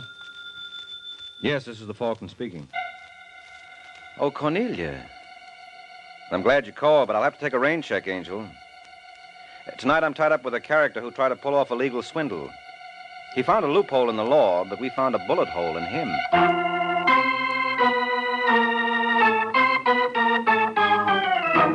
This is Ed Hurley, friends, inviting you on behalf of the Kraft Foods Company to listen to The Adventures of the Falcon. You met the Falcon first in his best-selling novels. Then you saw him in his thrilling motion picture series. Now join him on the air when the Falcon solves The Case of the Stooges' Errand.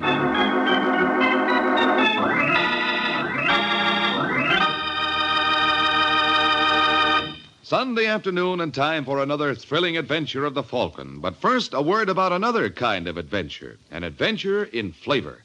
For right now at your grocer's, there's a wonderful new salad oil for use in your homemade salad dressings, your cooking, your baking.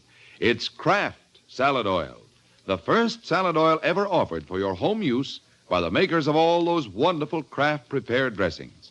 Now, Kraft Salad Oil is more than just a new oil. It's a new kind of oil, a lighter-bodied oil to mix quickly and perfectly with all other ingredients. That's because it's not just refined. It's superfined by a special process created by Kraft. Yes, superfined to put new magic into the salad dressings you make yourself, into those wonderful chiffon cakes you pride yourself on, into every home recipe that calls for liquid shortening. Don't wait to get acquainted with Kraft Salad Oil. Look for the bottle with the beautiful label tomorrow at your grocer's. Get Kraft Salad Oil.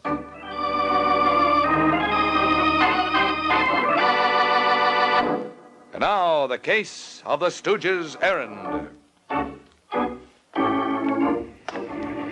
It's Sunday afternoon in New York, and tall, slender Rog Saunders has just come out of his apartment building, accompanied by his squat, cigar-chewing companion, chauffeur, bodyguard, and canasta partner, Jocko Quinn.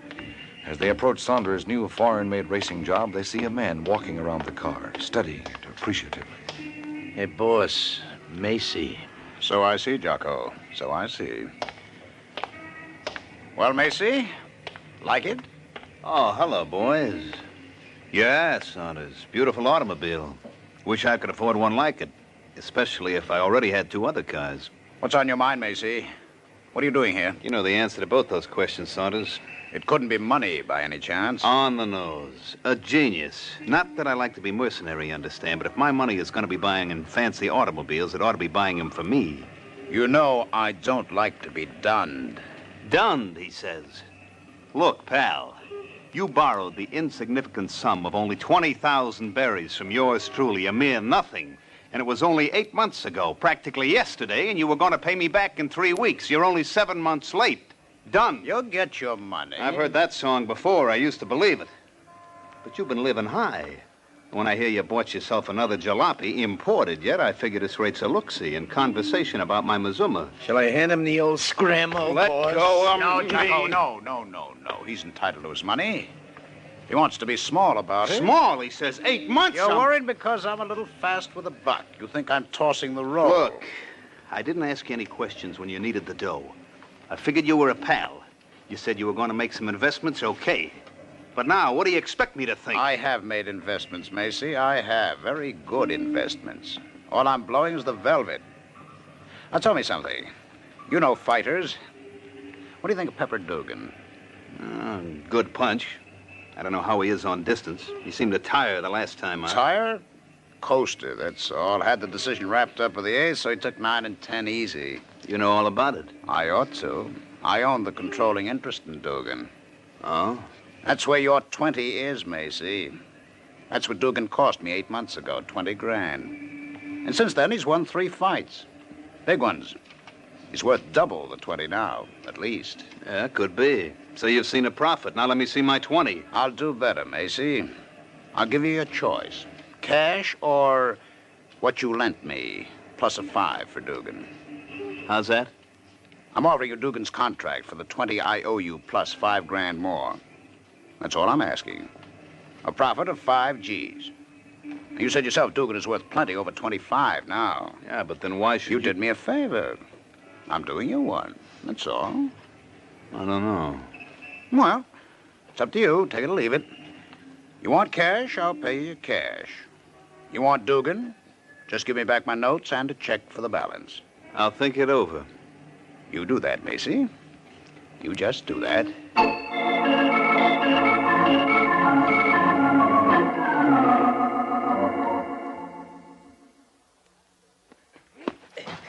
That's it, Dugan. Now throw your right. No, doggone it, the right. Harry, you throw a right. This time, Dugan, when he does, counter with your right. Now, Harry. No, Dugan. All right, boys, hold it. Will you hold it? Come here, Dugan. Sorry, Mr. Mason. What's the matter with you? Harry comes through with his right and you just stand there. It's his hand. It's hurting again. What hand? My right hand. Didn't Mr. Saunders tell you? Tell me what? Why, I busted my hand in the 8th of the Gasha fight, you butt. So that's why you slowed down. Sure. It's a bad break. Doc doesn't know if it'll ever heal right. And Saunders was doing me a favor, unloading you. Oh, that's just great, that is. Hey, wait a minute, Mr. Macy. You think Mr. Saunders gypped you intentionally? Are you kidding? I don't know. I always trusted him. He talks so honest. Sure, he's got a great line. I don't believe he's a crook. He was always good to me. He gave you the heave-ho as soon as you slipped a cog, Well, didn't he told me he was getting out of the fight game. Because you busted your mitt. Could be, but I hope you're wrong, Mr. Macy. I sure hope you're wrong. Look, kid, I hate to destroy your faith in mankind. It's not my faith I'm worried about, Mr. Macy. It's my 15 grand. Your what? Mr. Saunders held back part of my cut of the gates in the last couple of fights. Said he was going to invest it for me. Oh, fine. Mr. Macy. Yeah, Dugan? That lawyer you're going to see, do you figure he could take on an extra client?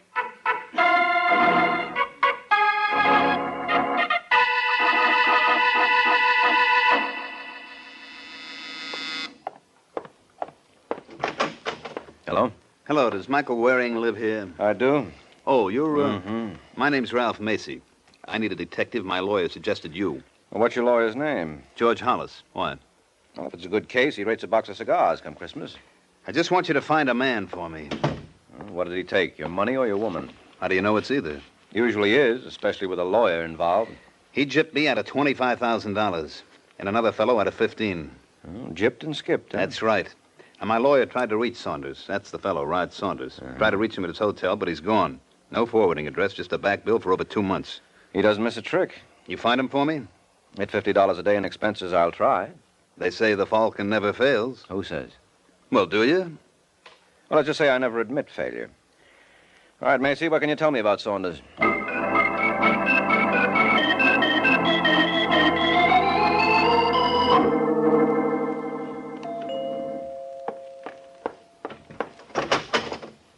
Yes? Are you Ivy Gray? That's right. Well, they told me Saunders has expensive taste. I see what they mean. What are you talking about? You and Roger Saunders. I understand you were good friends. Were. We still are. Oh. Well, then maybe you can tell me where to find him. Maybe I can. What do you want to see him about? About 10 minutes.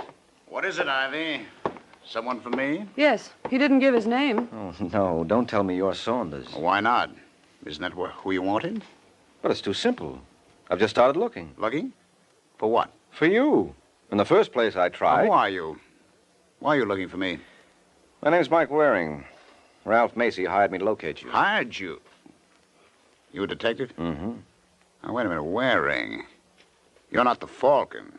My mistake. I thought I was. Now, Macy could have saved himself the trouble and expense of hiring you, Waring. Why didn't he call Ivy himself? Probably didn't think she'd talk.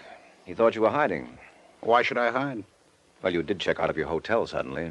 To prevent their throwing me out. I was what is known as in arrears. But I'm not hiding. Well, I'm glad to hear that. I've moved to the Grafton Apartments. Macy can find me there if he likes, but just what does he want? His money back. He says you gypped him. What? I did him a favor. Well, he doesn't see it that way. Well, if he wants money, he'll have to get in line. Yeah, so I gather. And you might tell him the line's not going anywhere. What's that? Can't collect what I don't have. Well, you have 3 cars. A summer estate in Maine, 50 suits of clothes. Who's been taking inventory? Macy's lawyer. Oh. Well, tell him to look a little closer, and he'll find none of it belongs to me. It's all in Jocko's name. Now, who's Jocko? Jocko Quinn, friend of mine. And Jocko owes nobody. So you see, Waring, I'm not in hiding. Nobody can touch me legally because I have nothing to touch. Yes, I see, Saunders. But when your creditors hear about it, I have an idea they're liable to touch you. And in a way you won't like.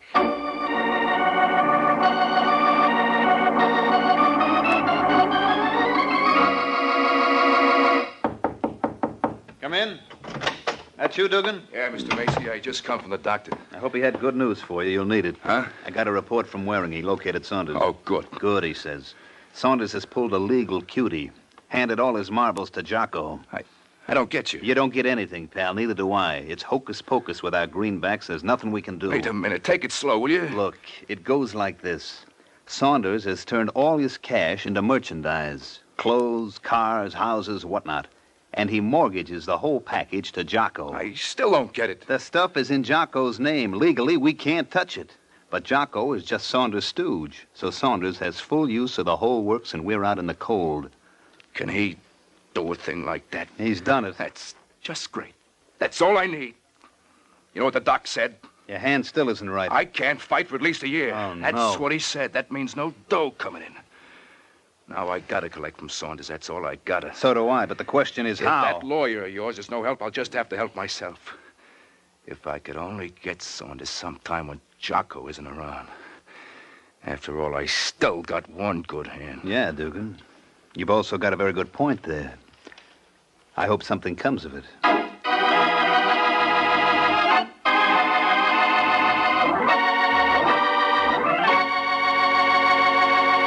Miracle Whip. Has a flavor so pleasing. Miracle Whip. Tastes so lively, so teasing. Miracle Whip. Only one of its kind. Miracle Whip. Best salad dressing you'll find. Miracle Whip is the only one of its kind because it's different, a different type of salad dressing made from a secret craft recipe. Miracle Whip combines the best qualities of boiled dressing and old-fashioned mayonnaise, so it's truly distinctive and delicious, with a flavor millions of folks call just exactly right. Try it, won't you? One taste will tell you why it's America's favorite salad dressing, the one and only Miracle Whip.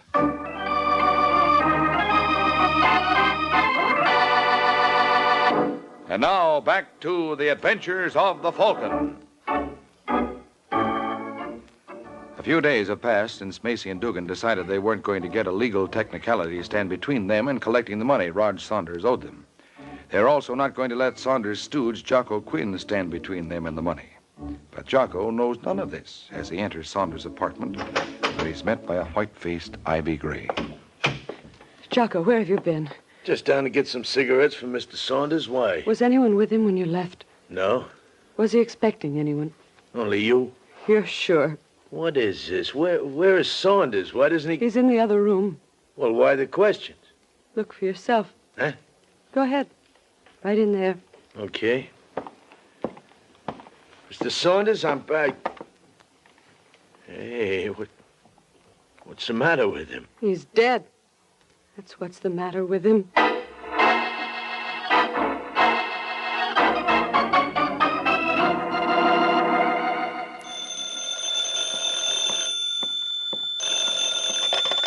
Hello? Is that the Falcon? Yes, this is the Falcon speaking. Macy again, Waring. Oh, have you lost Saunders again? In a way. Oh, I thought last time was a little too easy to be true. I know where he is, Waring. It's not that. Oh, well, keep it up. You're making great sense. He's dead. Oh. Well, couldn't happen to a nicer guy. Murdered. Am I supposed to register surprise or sympathy? Sympathy. For a guy who gypped his friends? For me, the police think I did it. Well, did you? No. Why not? I've been told it's against the law. Oh, and you never break the law. Well, I parked overtime once, but I paid my fine.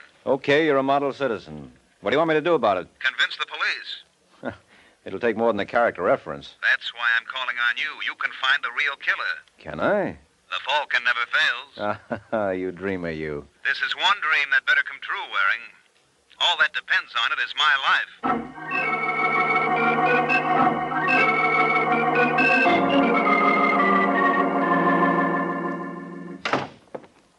Hello, Sergeant Corbett. Well, goody. It's Mike Waring. Did you come down to headquarters to see your client, Waring? No, of course not, Corbett. I came down to see you. He loves me. To know you is to love you. How did we get into this? What do you want, Waring? What have you got on the Saunders killing? He's dead. Well, thanks so much. His girl found the body. Ivy Gray? Yeah. What's this? List of things you found on the body? Yeah, just the usual. Handkerchief, key, packages, cigarettes, matches, coins. Any fingerprints in the apartment? His own, the girl's, and Jocko Quinn's, guy who works for him. So right away you suspect Macy? Macy had a beef. Claims Saunders gypped him. If you suspect everyone whom Saunders gypped... We do. Then Macy doesn't head the list? No. You brought him down here? Just for questioning, we let him go. Oh, that's too bad. Why? Since he's my client, I'd like to feel sure he's innocent. And nothing could give me greater confidence along that line than your thinking he's guilty.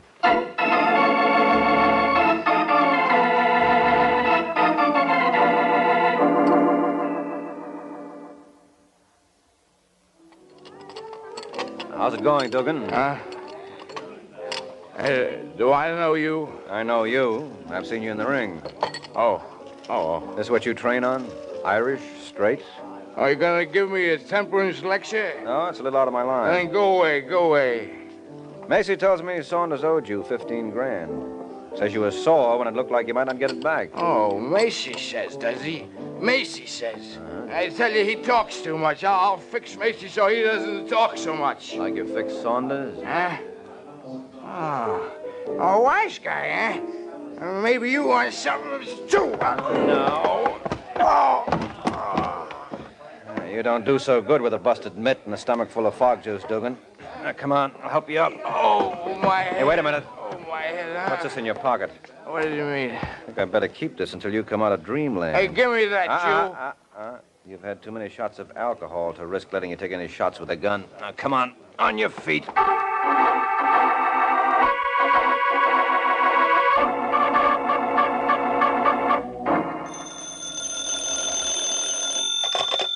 Hello? Hello, Macy. This is Mike Waring. Oh, yes, Waring. How's it going? I don't know yet. I've just seen your boy, Dugan, loaded to the gills and packing a rod. Uh-oh. You can say that again. He was planning to go gunning for you. For me? Why? Well, that was my fault. I tried to get him steamed up to see what he'd say. And now he wants to feed me lead, hmm? Yeah, but I've got his cannon. Oh? But I thought I ought to warn you anyway, because he might dig up another one. Thanks, Waring, but I can take care of myself. Yeah, sure you can, Macy. The question is, can you take care of Dugan?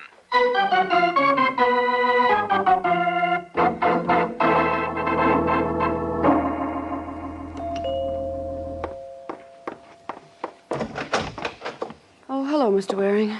Now, why don't you call me Mike? I hardly know you. Well, let me in. We'll go to work on that. Please, Mr. Waring, Roger's death was quite a shock. Well, then and why not help me find out who done it? What difference does it make now? A lot of difference. To the murderer. Well, I'm afraid I can't be much help. You found the body. I'd like to forget that. Were you in love with Saunders? I liked him. Because he was a good spender? Partly. Of other people's money? I don't know. I didn't ask where he got it. I do know. Look, if you're going to make insulting remarks... Facts. Goodbye, Mr. Waring. Just a minute, Ivy. Where was Jocko Quinn when Saunders was killed? Roger sent him out to get some cigarettes. Now, will you please go? If you'll answer just two more questions. Sorry. I wear 11 E's. You can't possibly close the door. What are the questions? Was Saunders absent-minded? What? No, of course not. Was he a heavy smoker? Not especially. And that's two questions. You're right, you are, Angel. So long.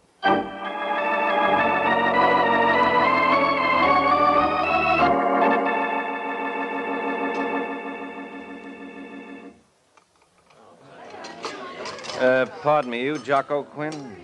Yeah. Ah, good. I heard that you eat in this bean wagon. In fact, I've heard quite a lot about you, Jocko. It's time we met. Who are you? What do you want? My name's Mike Waring. Oh? I've heard about you, too, Falcon. Well, then we ought to get along fine. You having dinner? No, just looking for you. Well, I'm finished. Here, sister, keep the change. Thanks. Oh, come on, Waring, if you want to talk to me. Sure. Now, what do you want? Information about Saunders' murder. I don't know nothing. No. Don't be so modest, Jocko. I wasn't there. Where were you? Saunders sent me out for cigarettes. You're lying, Jocko. What? I said you're lying, and I can prove it. Yeah? Yeah, Saunders had a pack of cigarettes on him when he was murdered. He wasn't a heavy smoker, so he wouldn't have sent you out to get him some. So, Jocko, what do you got to say to that? What have I got to say? Just this? No, you don't. Dugan, you showed up in the nick of time. Thanks for knocking out Waring. You saved me the trouble. I've been looking for you, Jocko. Seems everybody's looking for me. Yeah. Now that I've taken care of Waring, it's your turn. Come here, Jocko.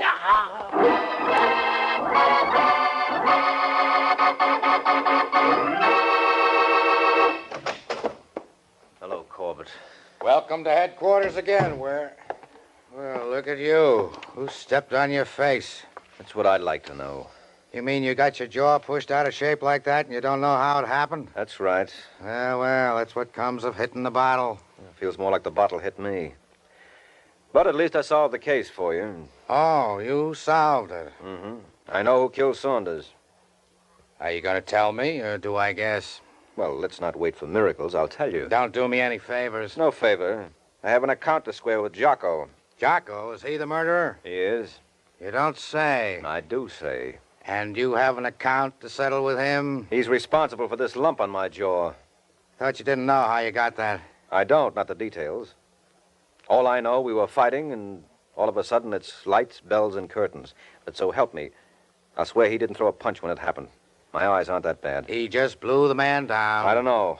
But I'm going to find out as soon as you pick up Jocko, so get to work on it. I anticipate your every wish. We've already picked up Jocko. Now all we got to do is put them together again. What? Let's go down to the hospital, and you can see for yourself. Hospital? That's right, Waring. He was unconscious, but maybe he can talk now. You know, for a couple of boys who didn't throw many punches, you fellas sure did a lot of damage.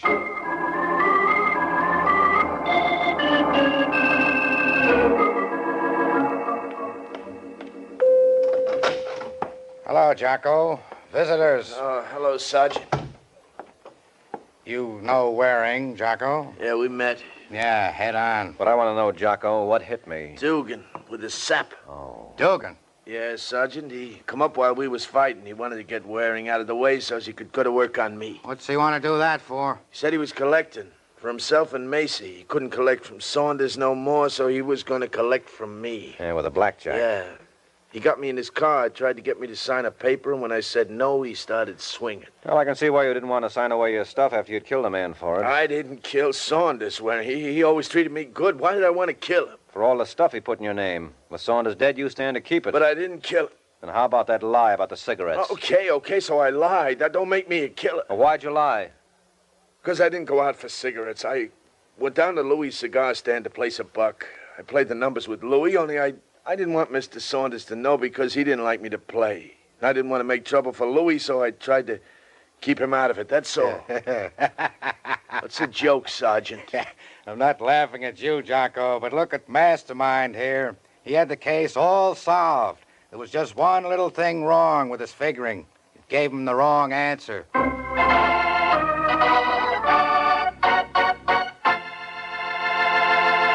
This is Ed Hurley again, friends. I do want to tell you something I'm sure you mothers especially will want to know. It's how to get the finest cheese food you can buy for your family. It's simple, really. Just be sure you buy Velveeta, Kraft's delicious pasteurized processed cheese food. Velveeta tastes good, and it's so good for you, too. For Velveeta is rich in important food values from milk, and it's as digestible as milk itself. So it's perfect anytime for snacks, sandwiches, and grand hot dishes. Try it, won't you, Mother? Make Velveeta your handy helper. Just be sure you get genuine Velveeta, the pasteurized processed cheese food of top quality, made by Kraft.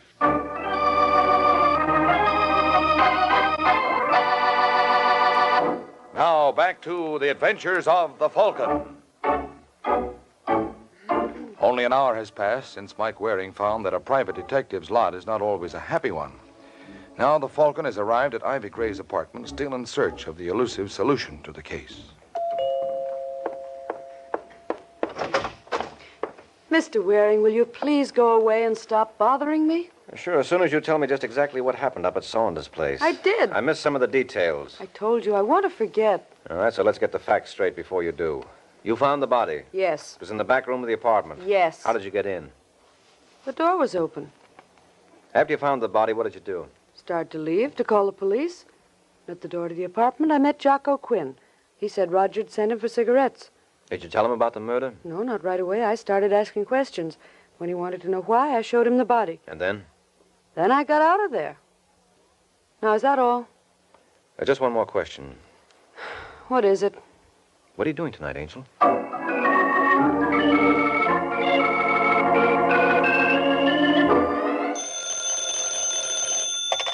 Homicide, Sergeant Corbett speaking. Mike Waring's out here, Sergeant. He's out there? Well, send him in. I want him to see this. Yes, sir. All right, Macy, sit down next to Dugan. You on the other side of him, Jocko. Okay. Just what is this, Sergeant? I'm going to prove a couple of points, but we'll wait until Waring gets in here. He's right outside. Prove, he says. You don't have anything on us. We'll see. All right, Waring, come right on in.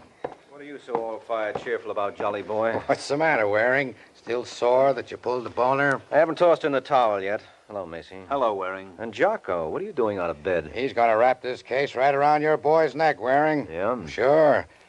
Dugan told him he was collecting for himself and Macy. That means they were working together.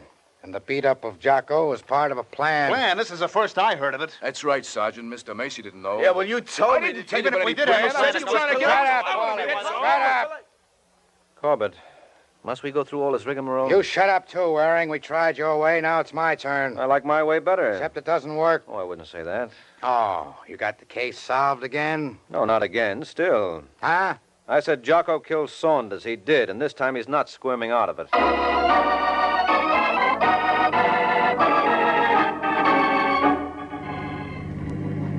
See, Waring, I told you. Did you, Macy? Sure, the Falcon never fails. I'll tell that to Sergeant Corbett. For a while, he thought the Falcon had laid a great big egg. How'd you finally clinch it? Well, when Jocko ran into Ivy in Saunders' apartment, He told us Saunders to send him out for cigarettes, but I proved that was a lie. Yeah, but he explained that. Mm-hmm.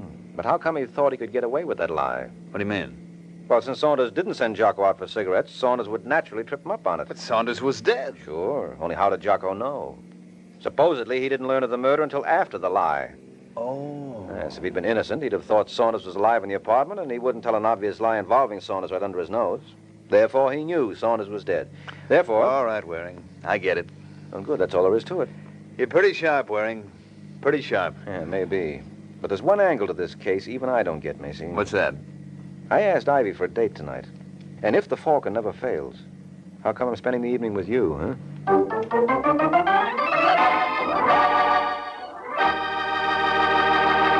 Friends, America's defense program has placed on the Red Cross one of the greatest responsibilities it has ever had to assume. Now, in addition to day-to-day aid to the sick and injured, the Red Cross must extend its services to the men of our growing armed forces in camps and hospitals, at home and overseas. Now, too, the Red Cross must recruit, train, and equip millions of home defense volunteers in first aid and home nursing. And the Red Cross system of blood banks must be expanded to meet greater civilian and military needs. That's why Red Cross needs your help.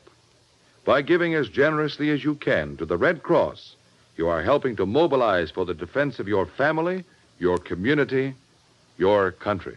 This is NBC, the national broadcasting company.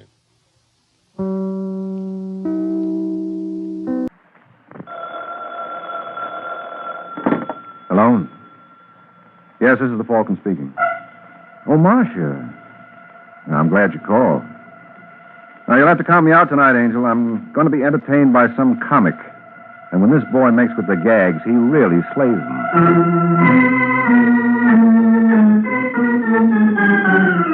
This is Ed Hurley, friends, inviting you on behalf of the Kraft Foods Company to listen to The Adventures of the Falcon, starring Les Damon. You met the Falcon first in his best-selling novels. Then you saw him in his thrilling motion picture series. Now join him on the air when the Falcon solves the case of the practical choker.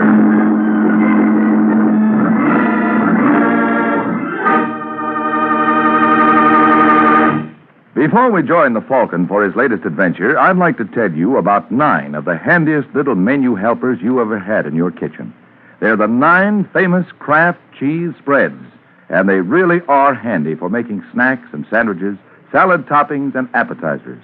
All of the Kraft cheese spreads, the mild-tasting ones and the sharp-tasting ones, too, are delicious. And they're all the very finest quality because they're made by Kraft. So, tomorrow, get several of the 9 famous cheese spreads made by Kraft.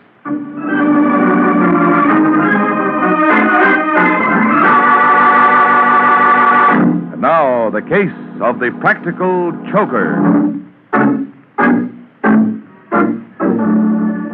It is Sunday afternoon in New York, and in a parked car outside the Club 91, a bad actor named Chuck Morgan and a blonde named Linda Stewart are rehearsing a new comedy routine.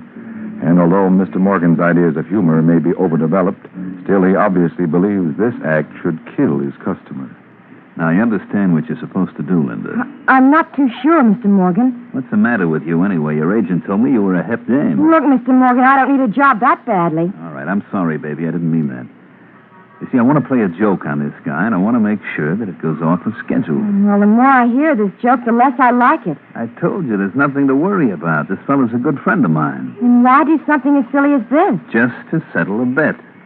Now, he thinks he's a great little guy with the ladies, and I bet him $50 he was wrong. But you promised me $100 for this job.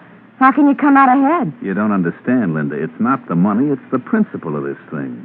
I just want to make a sucker out of Davis. Davis? Yeah, his name is Red Davis.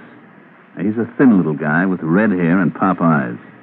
You won't have any trouble spotting him. He owns the joint. He'll be in the corner booth. But suppose your friend doesn't show any interest in me. You haven't taken a good look at yourself in the mirror lately, have you? No, I'm not at all worried. Now, when Red sees you, he'll start baying at the moon. But at the beginning, you want me to act insulted. That's right. That's so he won't become suspicious. Then, thaw out and let him buy you a couple of drinks. And after that? Well, he'll probably want to take you out for the evening, so You tell him that first you have to make a stop at your apartment. I don't think I like that, Mr. Morgan. What's there not to like? This is on the up and up. When you get to your place, I'll be waiting for you. And that's where you're going to tell Mr. Davis it's just a joke. That's right. I can hardly wait to see Red when he learns it's a gag. I'll bet he'll practically die laughing.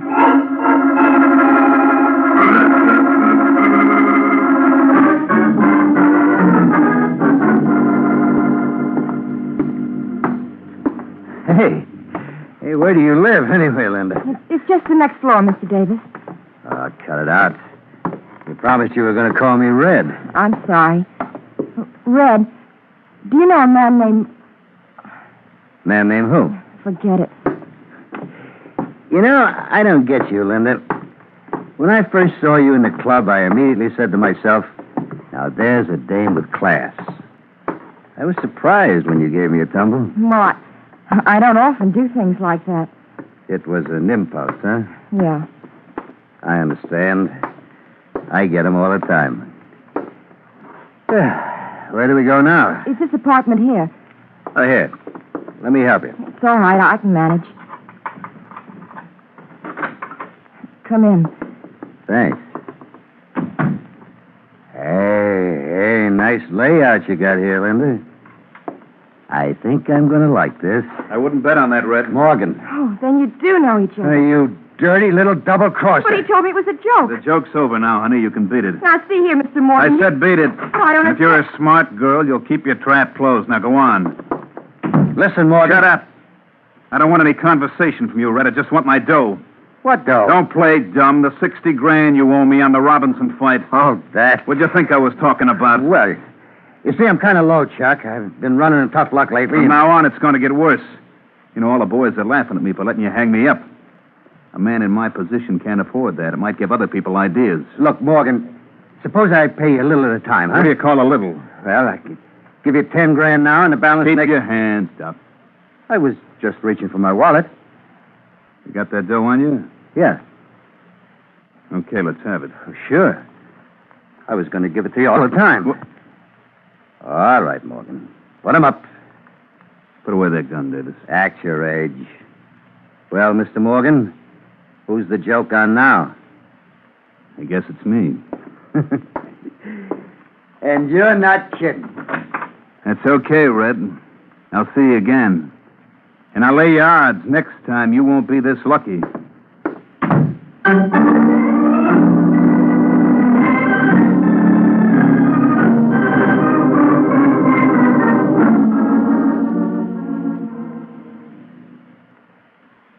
Mr. Lyons, because you'll enjoy it. After Chuck Morgan goes to all that trouble, Red pulls the gun and leaves Chuck with his tongue hanging out. Well, that's very amusing, Hudson. What happened after that? Oh, Morgan started looking for him again. And what do you think will happen if he finds him this time? The same thing. You don't believe Morgan will kill him? No, Morgan's all talk. You think so? I know so. I wouldn't last this long as a private dick if I wasn't a good judge of character, huh? Now, take it from me, nothing's going to happen to Red. Well, that's too bad, Hudson. It would be worth a lot of money to me if something did. Huh? How much is a lot of money? Well, what's the difference? You're not interested. Try me. $2,500. You're right. At that price, I'm not interested. Well, it isn't worth more. Everybody knows that Morgan has threatened Davis. So you run absolutely no risk. What have you got against Red anyway? Well, that's none of your business. Either you want the job or you don't. Well, as long as you put it in that basis, Mr. Lyons, let me think it over.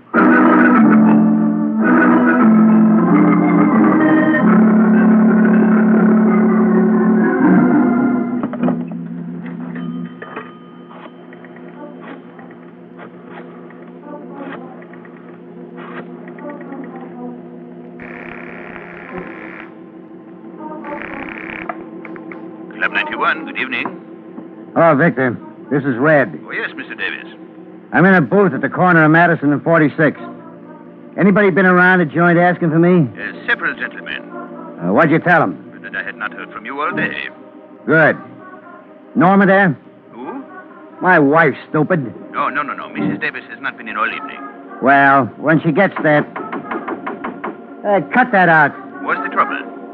Some characters in a hurry to use the phone. Hold it a second, Victor, till I take care of this pest. Now, listen, you. How would you like a good... punch?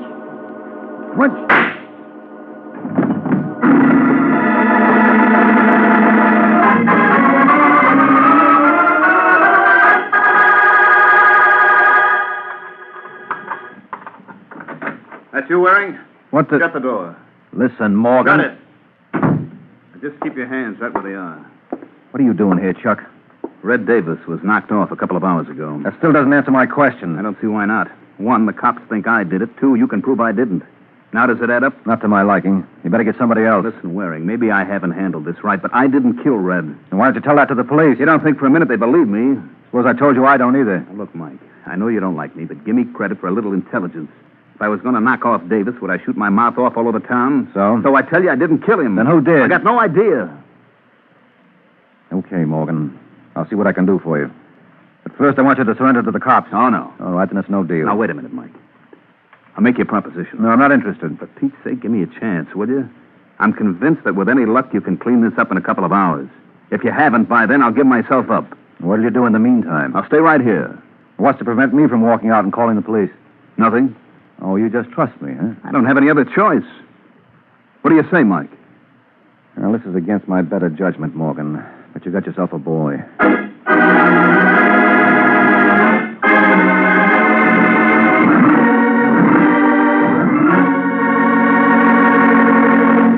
This is Ed Hurley again, friends. This time of year, especially, everybody longs for something just a little bit different to pep up tired winter menus. So this idea for a tempting salad may be just what you want. It's an easy salad to make. You just take a good-sized green pepper, scoop out the center, and stuff the pepper with Kraft's delicious olive pimento cheese spread. Then chill, slice into pinwheels, and serve each slice on a crispy lettuce leaf. Mmm. Oh, what wonderful eating. Kraft olive pimento is an extra delicious cheese spread, filled with juicy bits of red pimentos and fine green olives. And like all 9 of the good-eating Kraft cheese spreads, it's a wholesome dairy food made from only the finest, purest ingredients. And smooth, it's smooth as satin. Spreads perfectly for sandwiches and snacks. Try Smoke Hell and Kraft cheese and bacon spread, and all of the 9 Kraft cheese spreads. Look for them in gay, colorful, tulip-designed drinking glasses. Collect a whole set while you're enjoying these delicious spreads. You know, Kraft cheese spreads are so delicious, they're America's favorites. So be sure you get the cheese spreads made by Kraft.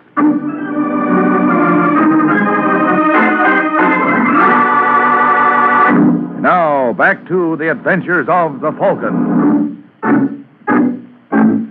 20 minutes have passed since Mike Waring agreed to go to work for Chuck Morgan. And now, as we find Mike, he's about to earn his fee. Yes, Mrs. Norma Davis? that's right. My name is Mike Waring.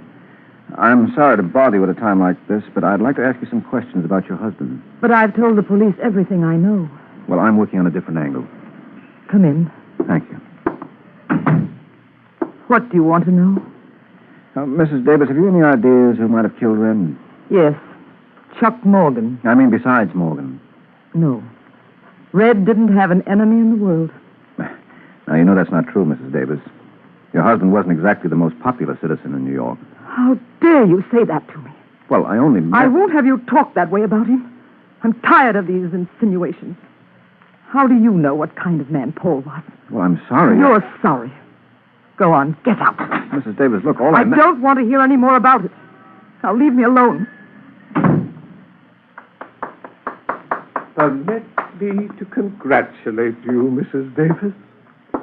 That was a marvelous performance. Why, thank you, Mr. Lyons. You think I convinced him I was a broken-hearted widow? How could you help it when you practically convinced me? Come here, darling, and let me console you.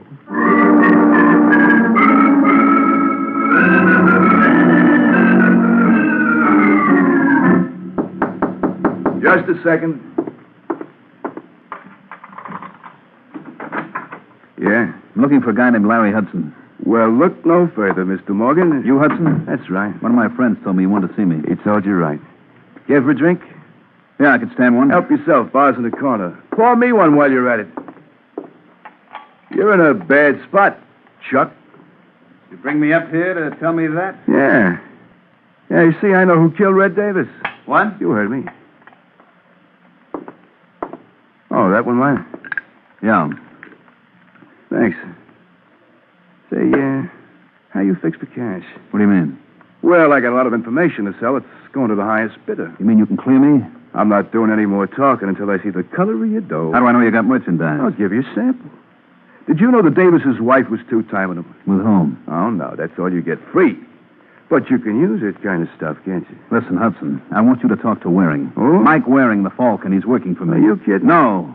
Will you talk to him? Sure. Providing I can make a buck. I'll take care of you. I'm going back to Waring's apartment.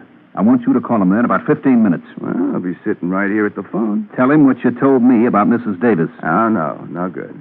Get the dough up first. Now, look, Hudson, I only got $1,000 on me. I'll give you another $4 the next time I see you. Ah. Okay, Morgan. You got yourself a deal.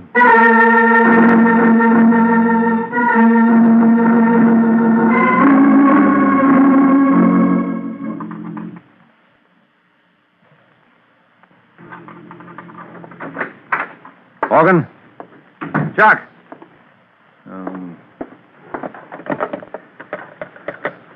Hello, desk. This is Mr. Waring. There was a man waiting in my apartment. By any chance did you... Never mind. Come in. Hello, Mike. I'm just asking for you, Morgan. Where the devil have you been? Out. That tells me a lot. I thought you agreed to stay right here. I know, but I had to see somebody. Who? Suppose you tell me what you found out first. Well, not very much. Every lead I explored came back to you. Did you see Mrs. Davis? Just for a few minutes. What'd you think of her? She seemed all broken up over her husband's murder. She was kidding you. What makes you think so? Because I've been doing a little checking on my own. She's been holding hands with some guy who wasn't her husband. Where'd you get that from? Private dick named Larry Hudson. Oh, that lying thief. I don't care what he is, Mike. He's got the evidence to clear me. Who did he say killed Davis? He wouldn't tell me, but I made him promise to talk to you. He should be calling you any minute. Listen, Morgan, I wouldn't trust that guy on a stack of Bibles. What'd you give him? Give him? Yes, a guy like Hudson doesn't talk for free. How much you promise him? $5,000. Well, you better save your money. But I tell you, he can clear me. There, that's probably him now. Hello. That's you, Waring? That's right, Hudson. I take it then you've talked to Morgan. Yeah. Well, what do you think? What I think is unimportant. Morgan tells me you can clear him. Sure. For a price. Well, for my part, I'm not interested. You gotta talk to him, Mike. I don't like it, Morgan. Neither do I, but if this guy can save my Well, neck... make up your minds, boys. They ain't got all week. Okay, Hudson. We'll be over in an hour.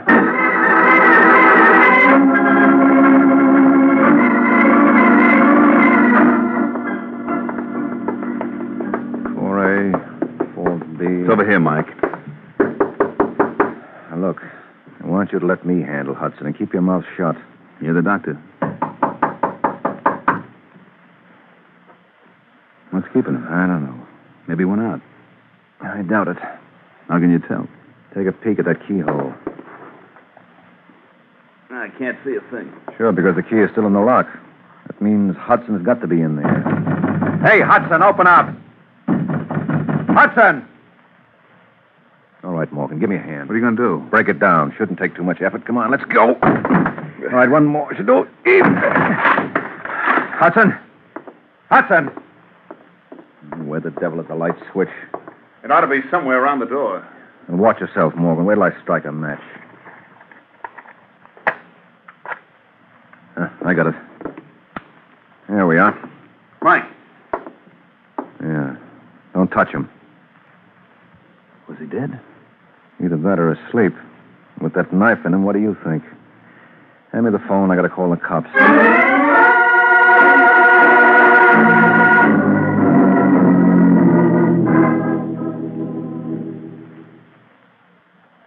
A nice piece of work, Mike. A very nice piece of work. All right, Morgan, let's go. Now, hold it, Corbett. He's not the reason I called you. I know, but I'm not complaining. I told you not to call him Mike. Yeah, I'm beginning to think you're right, Morgan. For the same dime, I could have phoned someone with brains. What kind of a crack is that? Well, in case you hadn't noticed, Sergeant, that's a body in that chair. It'll keep. But as long as you raised the point, why did you kill him, Morgan? You crazy? I just got here with Waring. Don't hand me that. It's the truth, Corbett. So you're going to be his alibi. Yep. And you better listen to me unless you want to look like a jerk when we get to headquarters. Now, how long would you say Hudson was dead? Yeah, not too long. Body's still warm. Could be anywhere from 15 minutes to 3/4 of an hour. That lets Morgan out. I don't see how. Because he was with me every minute from the time I got Hudson's call to the time we broke down the door. And the whole business took at least an hour. Your word's not good enough, Mike. Okay, Sergeant. If you don't believe me, you can check with the switchboard at my place and the doorman downstairs. And if that's not enough, I'll dig up the hacky who drove us over. That still doesn't mean Morgan couldn't have killed Red Davis. Oh, now, come on. Use your head, Sergeant. You know both these murders were committed by the same party. Hudson knew who it was, and that's why he was killed. I still say it was Morgan. You're crazy. Hudson was going to clear me. Keep quiet, Morgan. All right, Sergeant. I'll advise him to confess if you can show me one thing. What? How did he get in here? You can see the only door was locked from the inside. So what? He could have used the window. Yeah? We'll take a look. There are bars on him. That's right. And no one but a midget could fit through the opening. And there must be another door. Yeah, forget it. There wasn't. And it was a physical impossibility for anyone to have killed Hudson. Yet it was done. How? Well, I can't tell you. But maybe I can take you to the little lady who can. Shall we go?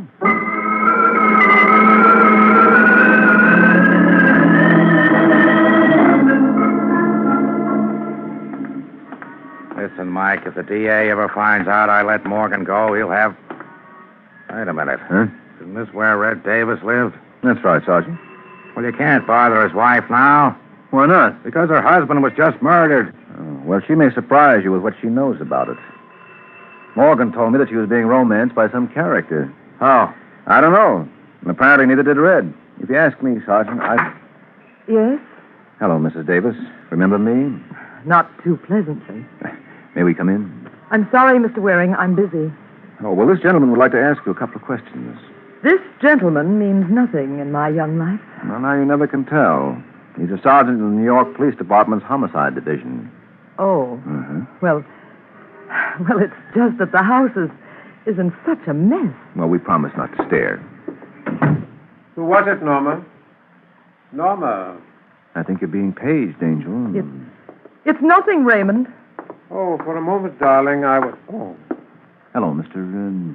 Lyons, Raymond Lyons. Listen, Sergeant, I can explain everything. Sure, but suppose we do it downtown. Downtown? As is customary, Mrs. Davis, when the police are questioning suspects. But we did absolutely nothing. Nothing but murder your husband and the man named Larry Hudson. That's a lie. You deny that you and Lyons are busy in the romance department behind your husband's back? Yes.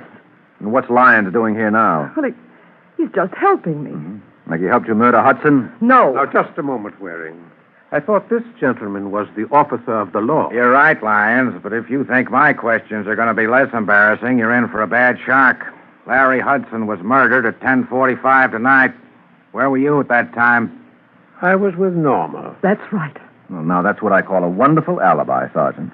Too bad there wasn't anyone else around to substantiate it. Oh, but there was, Mr. Waring. A justice of the peace named Smith over in Jersey. I think he might recall us. Why should he? Because I gave him $100 to perform the marriage ceremony that made Norma here Mrs. Lyons. I guess you should remember that, don't you?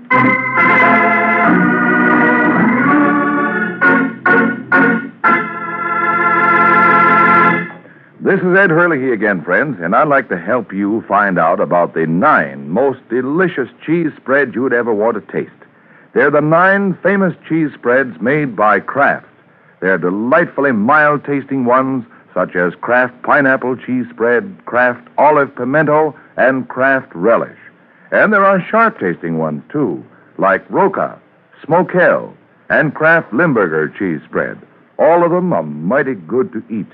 And they're good for you to eat, too, because they're wholesome dairy foods made from only the finest ingredients. For quick, easy snacks and sandwiches, keep your refrigerator stocked with several of the 9 delicious Kraft cheese spreads.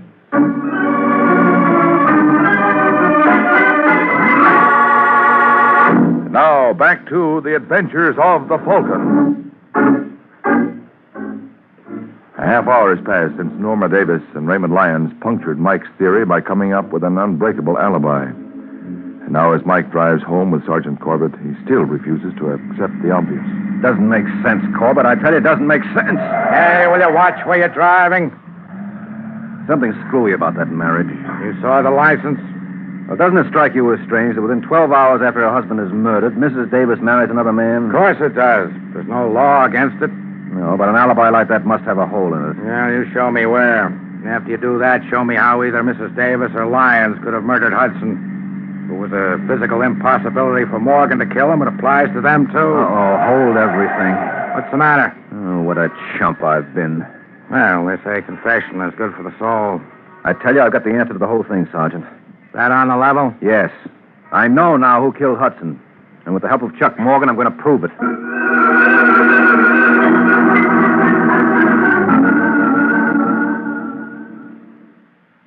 See what you're driving at, Mike. I don't know anything about Mrs. Davis except what I told you before. Well, how did you discover she was seeing Raymond Lyons? I didn't know it was Lyons. All Hudson told me was that it was some man. Mm-hmm. How well did you know Hudson? I met him for the first time today. He got in touch with one of my friends and said he wanted to see me. Well, that puts us right back where we started. Look, Mike, why don't we drop the whole business? Yeah, you'd like that, wouldn't you? Well, sure. The cops know now that I couldn't have killed Hudson. That's where you're wrong. You mean they still No, they don't. But I do. What are you babbling about? Morgan, I know how you managed it. Do you? Yes, it was pretty clever. I can't blame myself for not seeing it sooner. No wonder you insisted I go up and see Hudson. I'm still waiting to hear you explain how I killed him. Well, I'm saving that for the cops. Ah, don't kid yourself, Mike. You've done all the talking you're going to. All right, put away the gun, Morgan. You don't think I'd be sucker enough to come here alone? Funny, I don't see anyone around. You're not looking in the right places. What? Get down, Mike. I'm warning you, Morgan. You better throw your gun in the middle of the road. You want it, Sergeant? Come here. Watch it, Mike. He may be acting. And with that hole in his forehead, Corbett, it doesn't call for much ability. I think you better phone the coroner.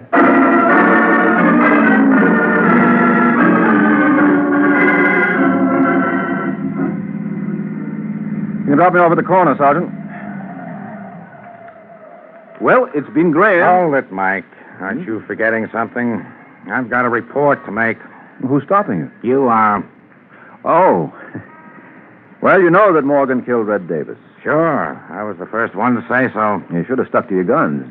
Well, when you tossed in that razzle-dazzle about Hudson's murder, you threw me. Yeah, well, don't feel too badly about it. I was right with you. Of course, I'm reconstructing now, but this is what must have happened. Lyons tried to hire Hudson to bump Red. Hudson said he'd think it over. When Red was killed, Hudson knew immediately that if he hadn't done it, Morgan must have. I don't see how that follows. It could have been Lyons.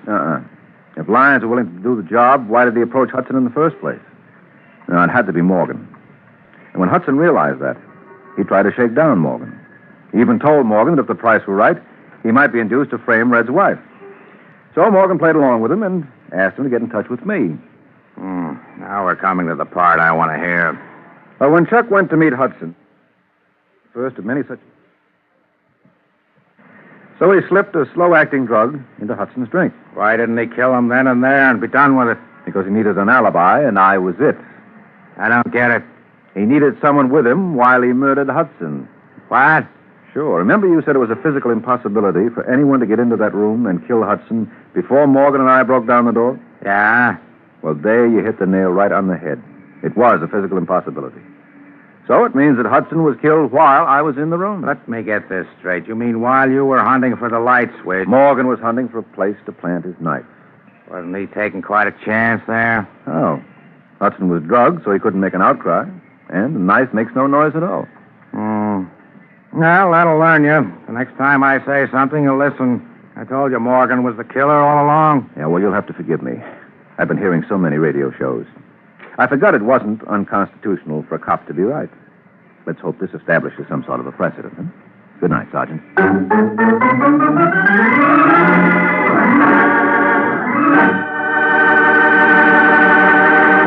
It's wonderful as a spread, delicious as a seasoning, superb as a flavor shortening. It's Parquet Margarine, that marvelous all-purpose margarine made by Kraft. Yes, millions prefer Parquet to any other spread, seasoning or shortening, for one big reason. It tastes so good. And it tastes so good because it's always fresh. In states where the law permits, get yellow parquet in its new aluminum foil Flavor Saver wrap. Elsewhere, get the regular package or color quick bag. Get Parkay, Parquet margarine made by Kraft. It tastes so good.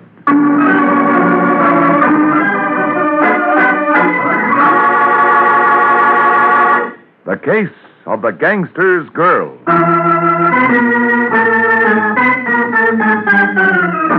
The Case of the Gangster's Girl. That's the title of next week's adventure of the Falcon, when Mike Waring learns that somebody who starts out to be a stool pigeon is likely to end up being a dead pigeon.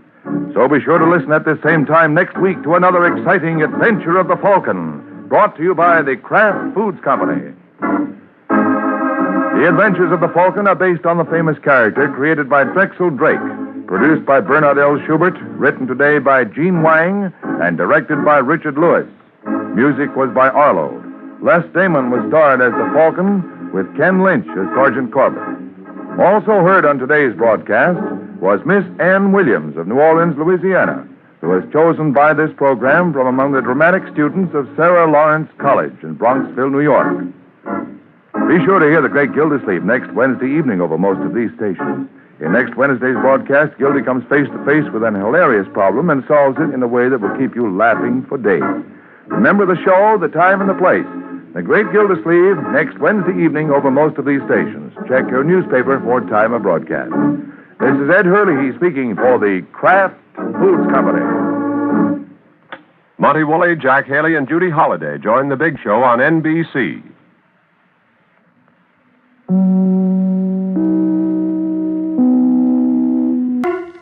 The Kraft Foods Company brings you The Adventures of the Falcon, starring Les Damon. Hello? Yes, this is the Falcon speaking.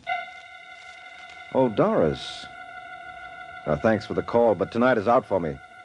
I'm working for a businessman who was killed off his competition, and the question is, did he do it literally?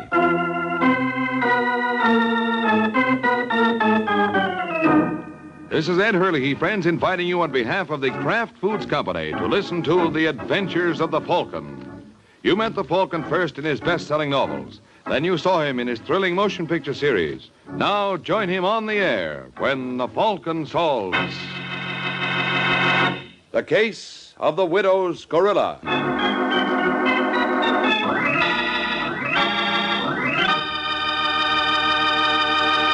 Sunday afternoon and time for another thrilling adventure of the Falcon. But first, a word about another kind of adventure, an adventure in flavor. For right now at your grocer's, there's a wonderful new salad oil for use in your homemade salad dressings, your cooking, your baking. It's Kraft Salad Oil, the first salad oil ever offered for your home use by the makers of all those wonderful Kraft prepared dressings. Now, Kraft Salad Oil is more than just a new oil. It's a new kind of oil, a lighter-bodied oil to mix quickly and perfectly with all other ingredients. That's because it's not just refined. It's superfined by a special process created by Kraft. Yes, superfined, to put new magic into the salad dressings you make yourself, into those wonderful chiffon cakes you pride yourself on, into every home recipe that calls for liquid shortening. Don't wait to get acquainted with Kraft Salad Oil. Look for the bottle with the beautiful label tomorrow at your grocer's. Get Kraft Salad Oil.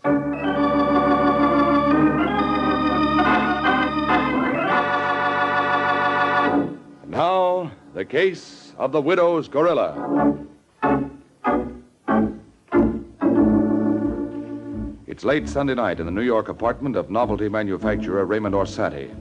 Orsatti is the stout middle-aged man who at the moment is opening a desk drawer in the study of the apartment, out of which he takes a revolver. He breaks the revolver, sees that it's loaded, closes it, and is raising it to his head when he hears a sound behind him. He turns to see his wife, Lois, standing in the doorway. Raymond, what are you doing? What does it look like I'm doing? Give me that gun. Stay away from me. Please, Raymond, let me have it. Stay away or you'll really get hurt. Won't you listen to reason? What can you say? Business is ruined.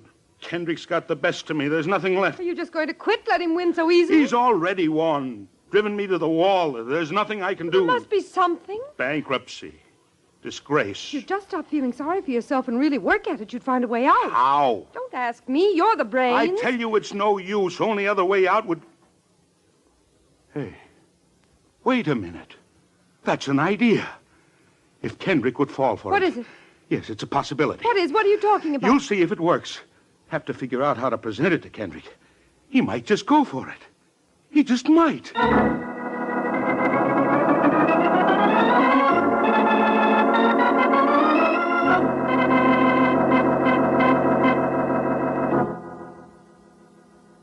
Well, there's the proposition, Kendrick. What do you say? Is that all you have to offer? All? Look, it's all in your favor. Everything the way Sorry, you... Arsade, I'm not interested. But don't you see... It's not worth discussing. When you asked me to come over this morning, I thought you had a worthwhile offer. I can't waste my time on this. Good day, Osade. No, Kendrick, wait. Perhaps your time isn't valuable, Osade. Mine is.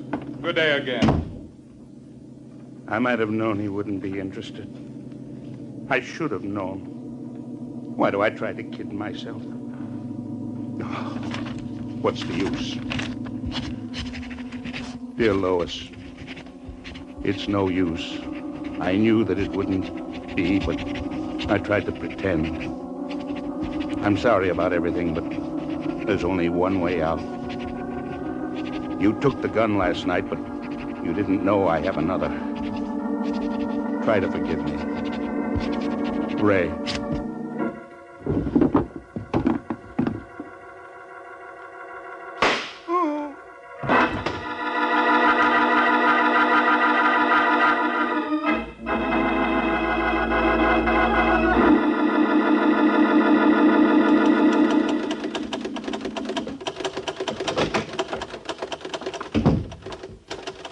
Excuse me, miss. Yes?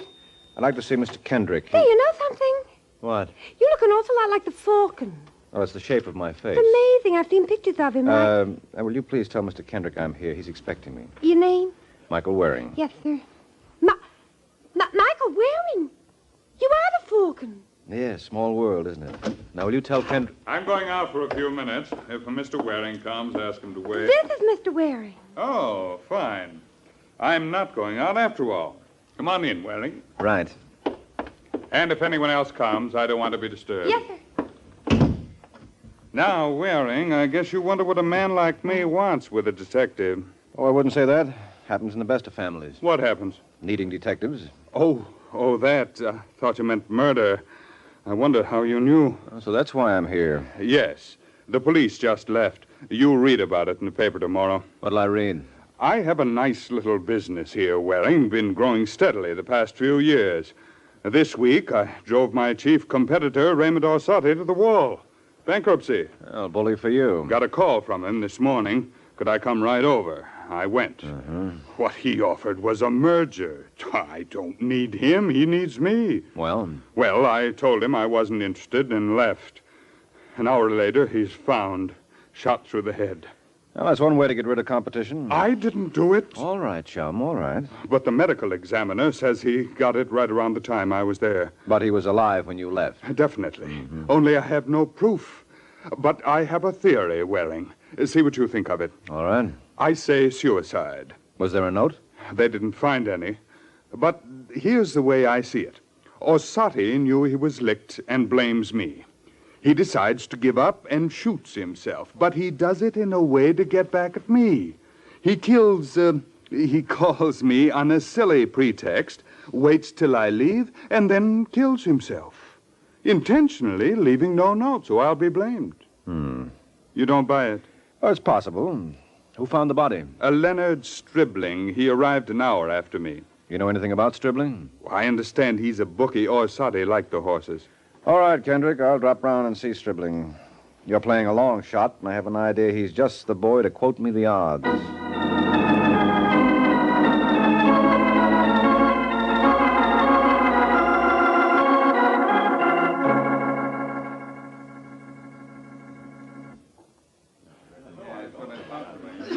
Hello, my name's Mike Waring. I'd like to see Leonard Stribling, please. I'm Stribling. The bookie? Look around you, Waring. Look around you. Can't you see this is a loan office? It's convenient. You clean them, lend them the money, then clean them all over again. Get him coming and going. You got the wrong Leonard Stribling. Didn't you find Raymond Orsatti's body? So what? I've got the right Leonard Stribling. Look, I don't know what you want, Waring, but whatever it is, you're wasting your time. The law's had me on the grill already, and I'm clear. Orsatti was killed an hour before I went up to his place, and I can account for every second of that hour with witnesses. So you didn't kill him. What's the chances he killed himself? Suicide? Mm-hmm. Are you sure there wasn't a note? Who are you working for, Waring? Insurance company? What insurance company? Orsatti's. He had a 30-grand policy, didn't you know? Oh, I'm just beginning. Tell me more. Oh. You tell me. Who are you working for? That's no secret. Kendrick. Kendrick, huh? Mm-hmm. Good. Very good. You like that? Come on in here, Waring. Okay. Now, look, Kendrick is in this kind of deep, So? Well, suppose there was a note. A suicide note. I don't say there was, but if there was, that'd be all the proof Kendrick would need that he didn't knock off Orsatti, right? Right. A note like that ought to be worth a lot to Kendrick. How much? Don't ask me. Kendrick's the only one who can answer that, but before he starts figuring, maybe you'd better remind him that he's not the only one who'd be interested in the note. Who else? Orsatti's widow. Why, suicide clause? You guessed it, chum. The clause is in effect. If Orsatti killed himself, the insurance is void, meaning that Mrs. O is out a cool 30 grand. I get the picture. Good.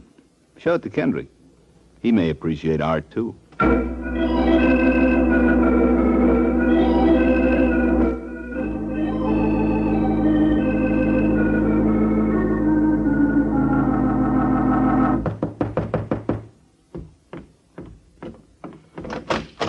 Yes? Are you Lois Orsatti? Yes? My name's Mike Waring. I'd like to talk to you for a minute. May I come in? What's it about? Your husband's death. I don't want to think about it anymore. You'll have to go.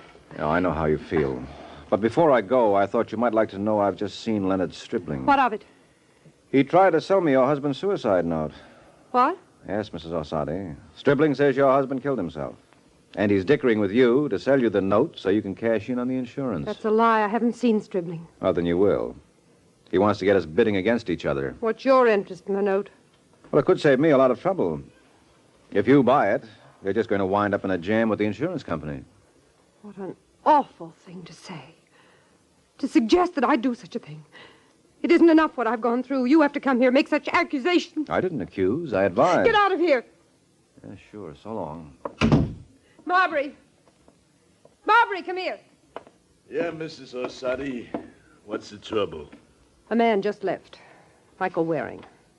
You can catch him before he reaches the street. I want you to see that he doesn't get to Stribling. If he tries to, stop him. I don't care what you do, only stop him. You understand?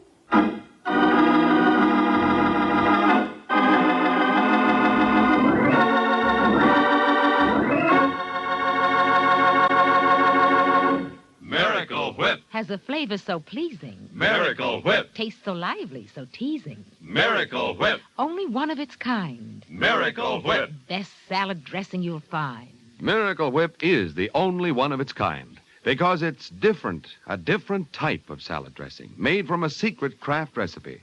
Miracle Whip combines the best qualities of boiled dressing and old-fashioned mayonnaise, so it's truly distinctive and delicious, with a flavor millions of folks call just exactly right. Try it, won't you? One taste will tell you why it's America's favorite salad dressing, the one and only Miracle Whip.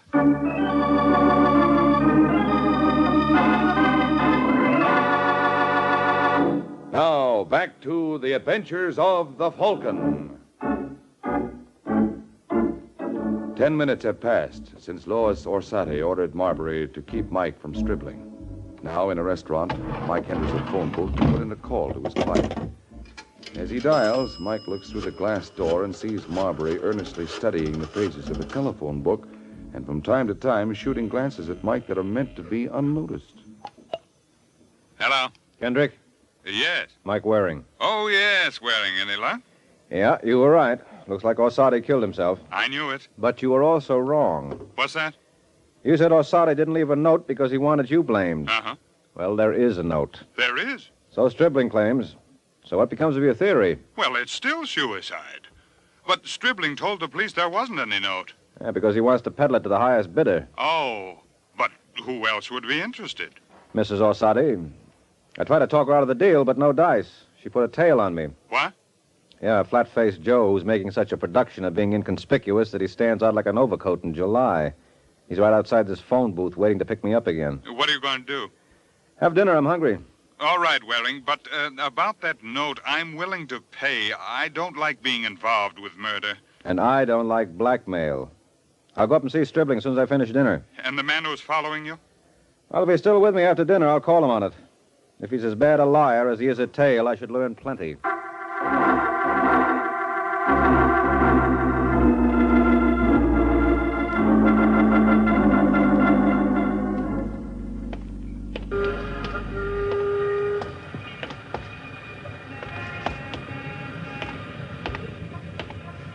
All right, chum, what are we playing? Huh?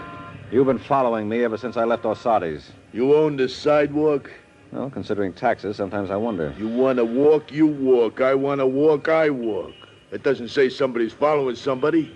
All right, walk. I'll wait here. I'll walk when I feel like it. You mean when I feel like it? Now, look, chum, I've been in this racket long enough to know when I'm being tailed. In that case, you've been in the racket long enough to be familiar with one of these.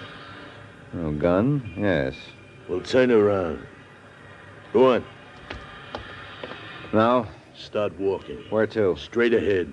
Remember, I'm right behind you. Well, under the circumstances, I'm not likely to forget. You know, I'm sorry you're so attached to me. I'm really not your type at all. Maybe you have a point. Turn into that alley. All right, now stop. I have an idea this is the part I don't like. Don't like? You love it. This is where I leave you. That's where you want it, isn't it? Well, yes, but... Only before I go, I better say goodbye like so.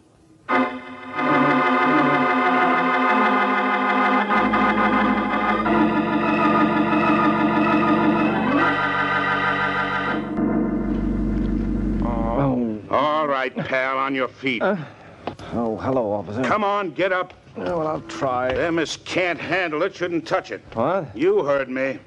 You think I'm drunk? No, that aroma issuing from you is doubtless genuine attar of roses. What?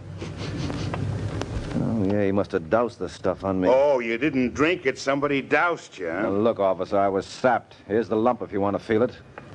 Hey, neat job. Right back of the ear. Maybe I was wrong. Yeah, maybe. What time is it, officer? A little after 8.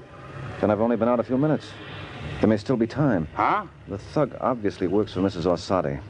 I thought I could scare her into tossing in her hand, but the strong arm act means she's shooting for the pot. That means I've got to work fast. What'd you say? She wants to beat me to a deal with Stribling. But if she gets that note, I'm cooked.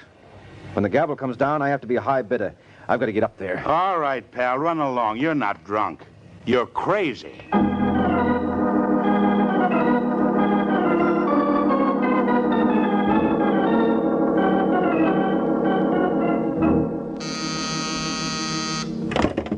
Harrison Apartments.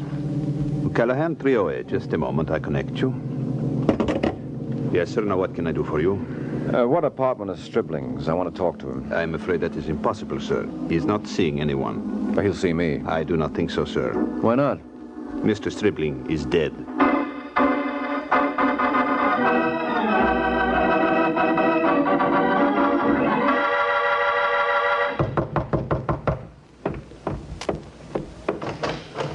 Oh, you again. That's right, Mrs. Orsatti. What do you want this time? The thug. Where is he? Thug? The character who followed me when I left here before. I don't know what you're talking about. You do know what I'm talking about. He didn't tail me here. He did tail me from here. You must be the link. Now, see here, Mr. Waring. Yeah, I know. This is no way to talk to a poor bereaved widow. But it so happens I've just been slugged by the poor widow's gorilla. And a thing like that doesn't put me on my best behavior. Now, where is he? Look, if you don't stop bothering me, I'm going to call the police. No, don't bother. They'll be around. I've already talked to them. You what? I told you were flirting with trouble. Well, the trouble's here. There's been a murder. Murder? Yeah, murder. And your playmate may have some of the answers on it, so where can I find him? How many times do I have to tell you? All right. I keep thinking you'll listen to reason, but I see you're determined to do it the hard way. So I might as well run along. I'm just wasting my time here. I'm glad you finally realized that. Goodbye, Mr. Waring.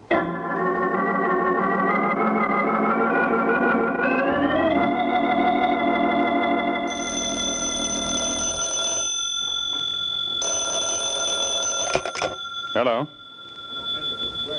Oh, yes, Waring. I've been trying to reach you. I want to know what I owe you so we can settle up. Well, you mean I'm canned? No, it's just I don't need your services anymore. How come? Have you seen Stribling tonight? Yeah. Well, didn't he tell you? No, he's not in a talkative mood. What should he have told me? About the note. What about it? I got it from him. You what? I have Orsatti's suicide note. Got it from Stribling tonight. So you can see, as far as you're concerned, the case is closed. Well, maybe, Kendrick. But as far as you're concerned, believe me, it's just starting.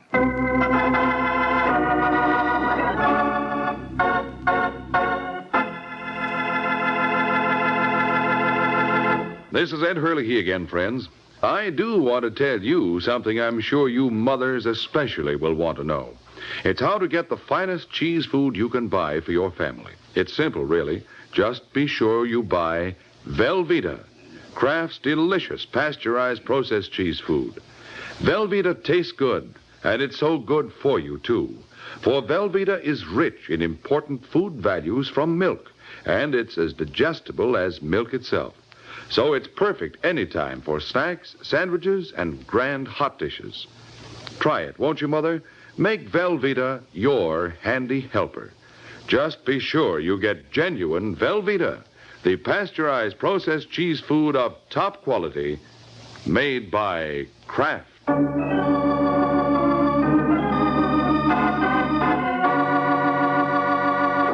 Now, back to the adventures of the Falcon. It is 20 minutes since Kendrick told Mike over the phone about having Orsatti's suicide note. And since he has the note, Kendrick thinks he no longer needs Mike. But Mike has different ideas on the subject, and he's gone over to Kendrick's to present them. So you say you bought the note from Stribling? That's right, Waring. I don't see why you're so excited about it. No? No, the note's conclusive. Unmistakably in Orsatti's handwriting. All right, Kendrick. You've proved you didn't kill Orsatti. Now, what about Stribling? Huh? What about him? I suppose you don't know that he was killed tonight. What? Good heavens. Yeah. You walked out of one murder rap right into another. So it looks like my services are still very much required. You're not joking? When I work for Yox, Kendrick, I pull cuter stuff than this. What'll we do? First, a quick run-through to see where we stand. Like, why did you go up to Stribling's? I told you I'd handle it. He called me right after you did. Wanted to know how much I'd pay. He claimed Mrs. Orsatti had offered $15,000. I offered $20,000. And you took it right over to him? That's right. When'd you get there? Around 7:30. How long did you stay? 5-10 minutes. Oh, great. You were there right around the time he was killed. Oh, no. The neighbors heard the shots. He was alive when I left. Yes, and was killed right after. 7:40. You're in a rut. Orsatti and Stribling. Right back where you started, only this time there's no note. There may be another difference, too. Oh, what's that? It was known that I was up at Orsatti's. Possibly no one knows I went to Stribling's. I know. Except you. Look, I'm scared to death of a murder charge, Waring. I paid $20,000 already to clear myself of one. How much do you want? You save your pennies, Kendrick.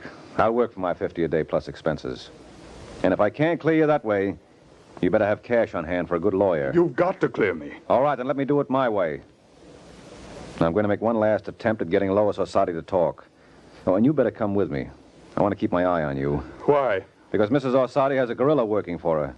And if she gets the idea you have the note, he may come calling. And take my word for it, Kendrick, you wouldn't enjoy the visit.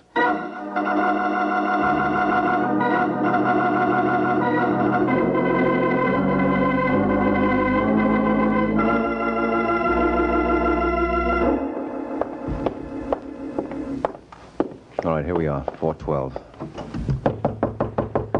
Now, remember, Kendrick, let me do the talking. All right, Waring. Now, just one thing before we go in. Did you ever meet Stribling before tonight? No. Why? Oh, good. Let me... Oh, not you again. Yes, and this time I'm coming in. I see you are. What do I have to do? Just be your charming self. All right, let's get this over with, once and for all. That suits me fine. You know Mr. Kendrick? Yes, I know him. He killed my husband. Now, see here, Mrs. Orsatti. I'll handle it, Kendrick. Mrs. Orsatti, I told you your husband killed himself. Now we have proof. Then Kendrick drove him to it. It was strictly business, up and up. If your husband wasn't... Kendrick, I'll handle it. Sorry. Mrs. Orsatti, your husband killed himself. We have a note to prove it. You have it? Yes, right here. Don't touch. But you can see it's in your husband's handwriting. Where did you get it? From Stribling. You killed him for it. Who told you he's dead? The police were here. Oh, I see. Yes, they were here, all right. It's not enough I've lost a husband. No, all day long. You and the police and you. Oh, that's too bad. You know, I could have more sympathy with you if you weren't involved with that gorilla. And if you didn't lie about your dealings with Stribling. I didn't have any dealings with Stribling. He said different. He was lying. I doubt it. He wouldn't have closed a deal with us until he'd heard your last offer. He didn't close the deal. You killed him. That's how you got the note. What makes you so sure? Because he obviously was killed for the note, and you've got it. Well, that's nice going, Mrs. Orsatti. But there's one hitch. What's that? Kendrick never met Stribling before. So when he bought the note, how do we know he bought it from Stribling? What? Waring, you mean that wasn't Stribling? Someone could have killed Stribling for the note, then sold it to you pretending to be Stribling. But who? Well, obviously not you, Mrs. Orsatti. You couldn't have masqueraded as a man. But your gorilla... I've told you. You told me you don't know the gorilla. But there's a good possibility that he's a murderer. Now, if you want to keep on covering for him, you may wind up as an accessory. I didn't have anything to do with the murder. But you did have something to do with the murderer. And if you don't talk now, we'll still prove it when we find him. After all, I've seen him. I've described him to the police. Now it's just a matter of time. What do you want me to do? Tell us his name. Tell us where we can find him. All right. But you understand I didn't know he was going to kill Stribling. Uh-huh. Stribling phoned me. Said he had something that I might be interested in.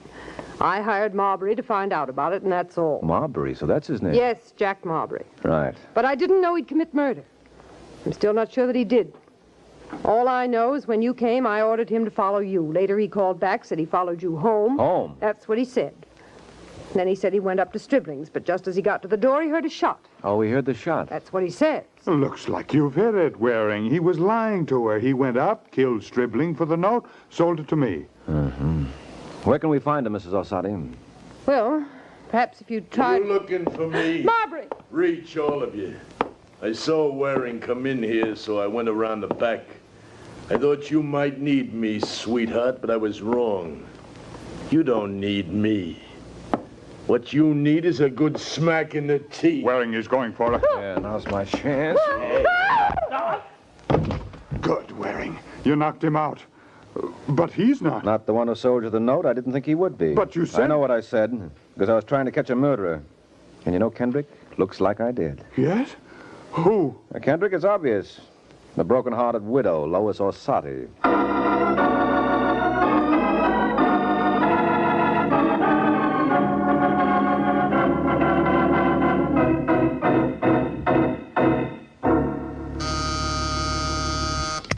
Yes? Mr. Waring is here. All right, send him in. Hello, Waring. Come in. Sit down. Thanks, Kendrick. Well, they got the whole story out of her at headquarters. Good. One thing I still don't understand, Waring. Maybe you can explain. What's that? Why'd she do it? The note was what everyone was after. Killing Stribling didn't get it for her. She wanted the note because she'd lose $30,000 if it fell into your hands. Precisely. But Stribling called her, told her you had offered $20,000 cash. Yeah? Well, she couldn't see topping your bid. What she'd have left out of $30 wouldn't be worth the risk. Mm-hmm. But she knew $20,000 in cash would be changing hands at Stribling's. So she went there with a gun to collect it.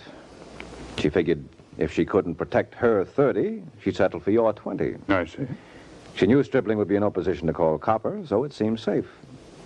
Only he put up a struggle, and she had to shoot him. Uh-huh. And just how did you know it was she? Well, first of all, I didn't think it was you. Flattering? Why not? Well, you were just trying to clear yourself of one murder rap. I couldn't see you exposing yourself to another, just to wipe out the first. Very well, you've cleared me. Still, that doesn't prove... Well, you didn't do it. I knew Marbury didn't. How'd you know Marbury didn't? Well, because Stribling was killed at 7:40, and it so happens that at that exact time, Marbury was sitting across from me in a restaurant, keeping an eye on me. Oh. Mm-hmm. So that left Mrs. Orsatti. Of course, there was the outside chance that the job was pulled by someone not directly involved in the case. But I squashed that by giving Mrs. Orsatti a chance to finger Marbury. And she fell for it? Well, she figured the more fall guys she had lined up, the safer she'd be. But when she tried to place Marbury at Stribling's at the time of the shooting, that proved she was lying. Very good, Waring. Very good indeed. And now, here's your check. Thank you. And I guess that's just about all, huh? Uh-huh. Oh, just one more thing. What's that? So what's the name of that cute little secretary of yours? Her name? Mm-hmm. Oh, it's Mrs. Kendrick. Oh. Well, as you were saying, Kendrick, I guess that's just about all, huh? So long.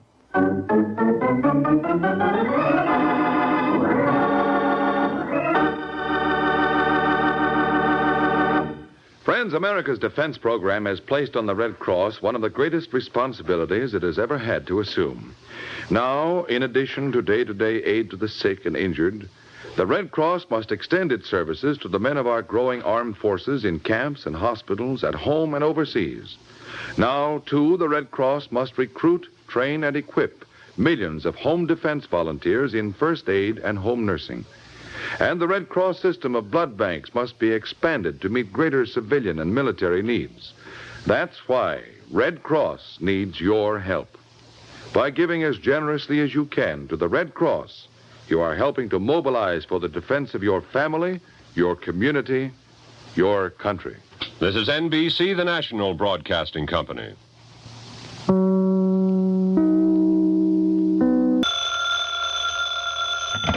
Hello? Yes, this is the Falcon speaking. Oh, Louise. I'm glad you called. Oh, you'll have to count me out tonight, Angel. Some boy I know thinks committing murder is a sure way to make a fortune. And unless I can convince him otherwise, he's going to make a stab at it.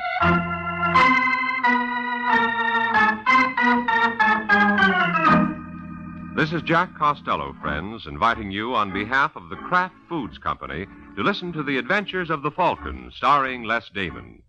You met the Falcon first in his best-selling novels. Then you saw him in his thrilling motion picture series. Now join him on the air when the Falcon solves the case of the mighty muscle.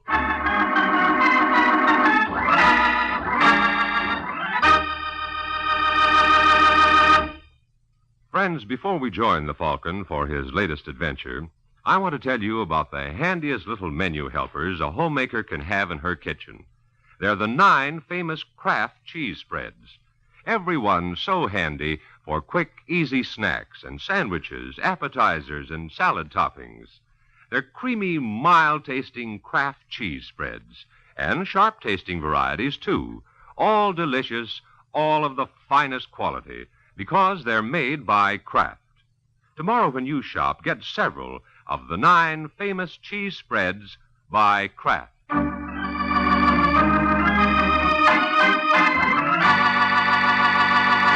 And now, the case of the mighty muscle. It's early Sunday morning, and the streets of Manhattan are deserted, save for a broad-shouldered young man named Al Compton, who strolls down East 86th Street and heads for home. But unknown to Mr. Compton, he has company. 20 feet behind him is a tall, lean gent who matches him step for step. And only after Compton has gone 2 blocks is he aware of his shadow. All right, friend, what's the idea? Speaking to me? Yes, why are you tailing me? Tailing? Now, why should I want to do a thing like this? That's what I want to know. You're imagining things, Mr. Compton. Yeah? And how come you know my name? Oh, well, you're a celebrity. Everybody knows Ken Brady and the fella he's grooming to follow in his footsteps. Why, it's one of the big success stories of our time. Who do you think you're kidding? Okay, Compton, I'll put it to you straight. You going right home? Why? A friend of mine wants to talk to you. Who? Nick Daniels. What does Daniels want with me? Oh, then you've heard of the boss. Maybe. Then you know that Daniels ain't no two-bit up. I know his territory is Indianapolis. What's he doing in New York? That's what he wants to talk to you about. I got a car around the corner. I'm sorry. I never take rides with strangers. Look, Compton, as far as I'm concerned, you can keep on walking and heaven bless you. But Daniels said, Eddie, you bring Compton to my place, so you see the position that puts me in. That's your tough luck. Oh, no, friend. It's yours. Oh.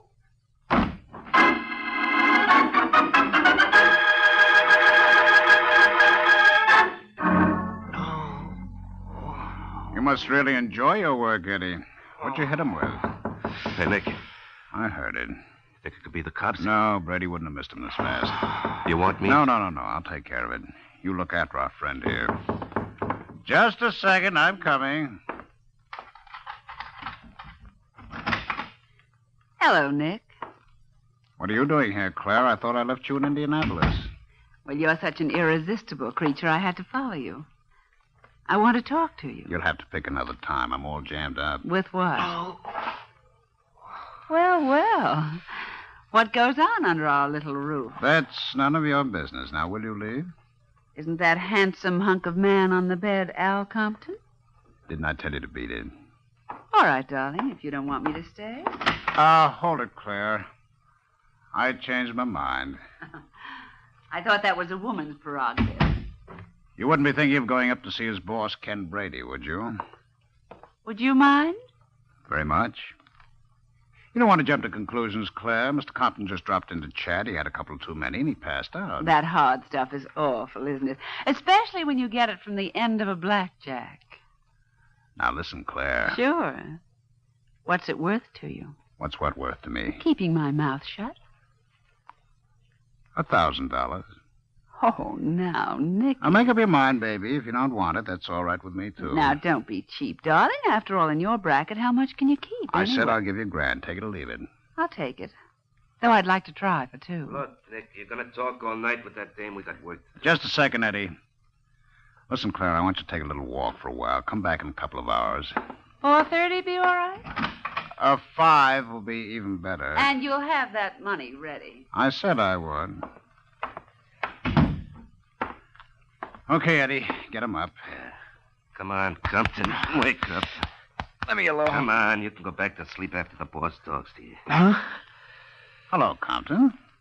Oh, you're Nick Daniels, aren't you? That's right.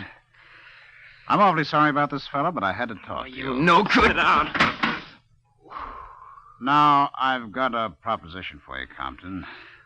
I'm not interested. Why don't you hear me out? I've been doing a little checking up on you. They told me you're Brady's fair-haired boy.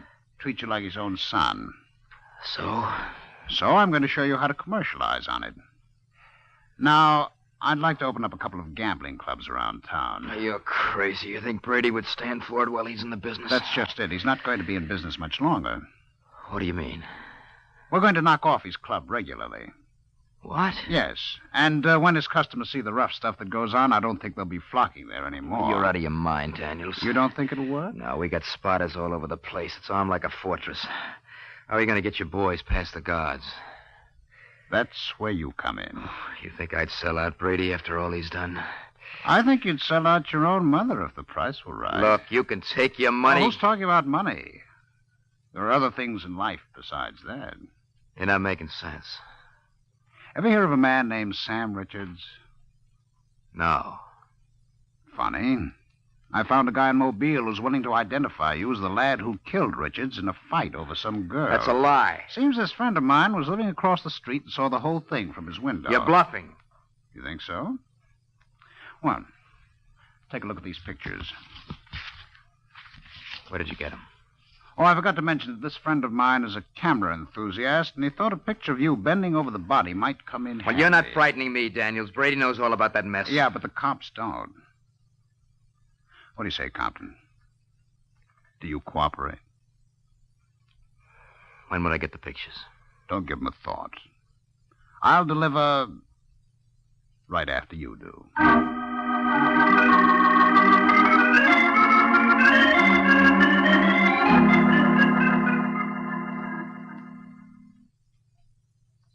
Judy, so you see the spot I'm in. Either way, I'm a dead duck. What does this Nick Daniels have on you? Oh, that's unimportant. It can't be if you told him you'd cooperate. Listen, Judy, I swear all this happened long before I ever met you. Then why can't you tell me what it is? I just can't, that's all. Just take my word for it that Daniels wasn't sounding off. If I double-cross him, it can mean my life. Well, what are you going to do? Well, what can I do? When I came to New York, I was a bum. Brady took a liking to me. He gave me a job. You mean you're going to tell him about Nick Daniels? Yes. Oh, no, you can't do that, Al. You got a better idea? Yes. Why don't we leave town? How far do you think we'd get? Daniels probably has a boy now watching the hotel. Then why don't you do what Daniels wants? Brady'd never suspect Will you forget it? If you really loved me, I do. Then don't say anything to Brady. Just get out of my way, Judy. No. I won't let you go, Al. You can't stop me. I can try. Al! Al!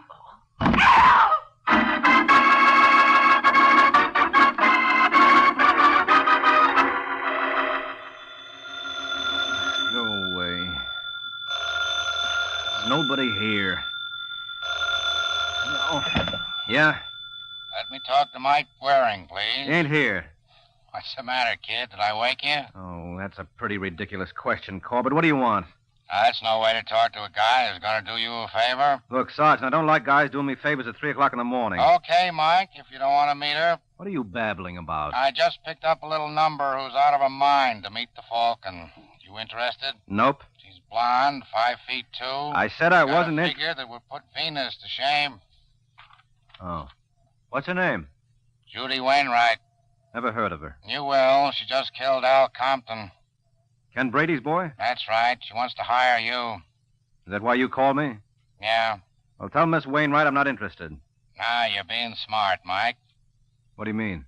Well, strictly between you and me and the guy who's hiding under your racing form, this little girl hasn't got a prayer.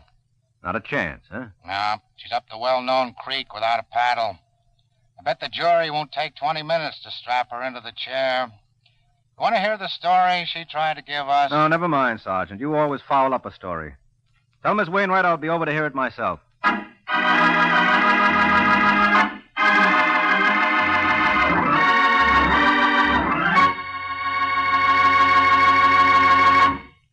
This is Jack Costello again, friends. While Mike is on his way to listen to Judy Wainwright's story, I have a little success story I'd like to tell you. It's about a hostess I know who helped make her latest party a special success by serving extra delicious appetizers. Here's how she made them. She took small strips of dried beef, spread them with Kraft's tempting relish cheese spread, and then just rolled them up jelly roll fashion. Good eating? I should say so. Mighty good eating. And of course, it's no wonder because Kraft relish cheese spread has a flavor that's delightfully mild and yet tantalizing. And it's smooth, creamy smooth for easy spreading, too. And like all 9 Kraft cheese spreads, Kraft relish is a wholesome dairy food made from only the finest, purest ingredients. Kraft spreads are perfect for appetizers and for between-meal snacks and sandwiches, too. Try Kraft pimento, Roca, Kraft pineapple. In fact, try all 9 grand varieties. Look for them in gay, colorful, tulip-designed drinking glasses you can use again and again. And remember, Kraft cheese spreads are America's favorites because they're so delicious. Tomorrow, get several of the 9 delicious Kraft cheese spreads.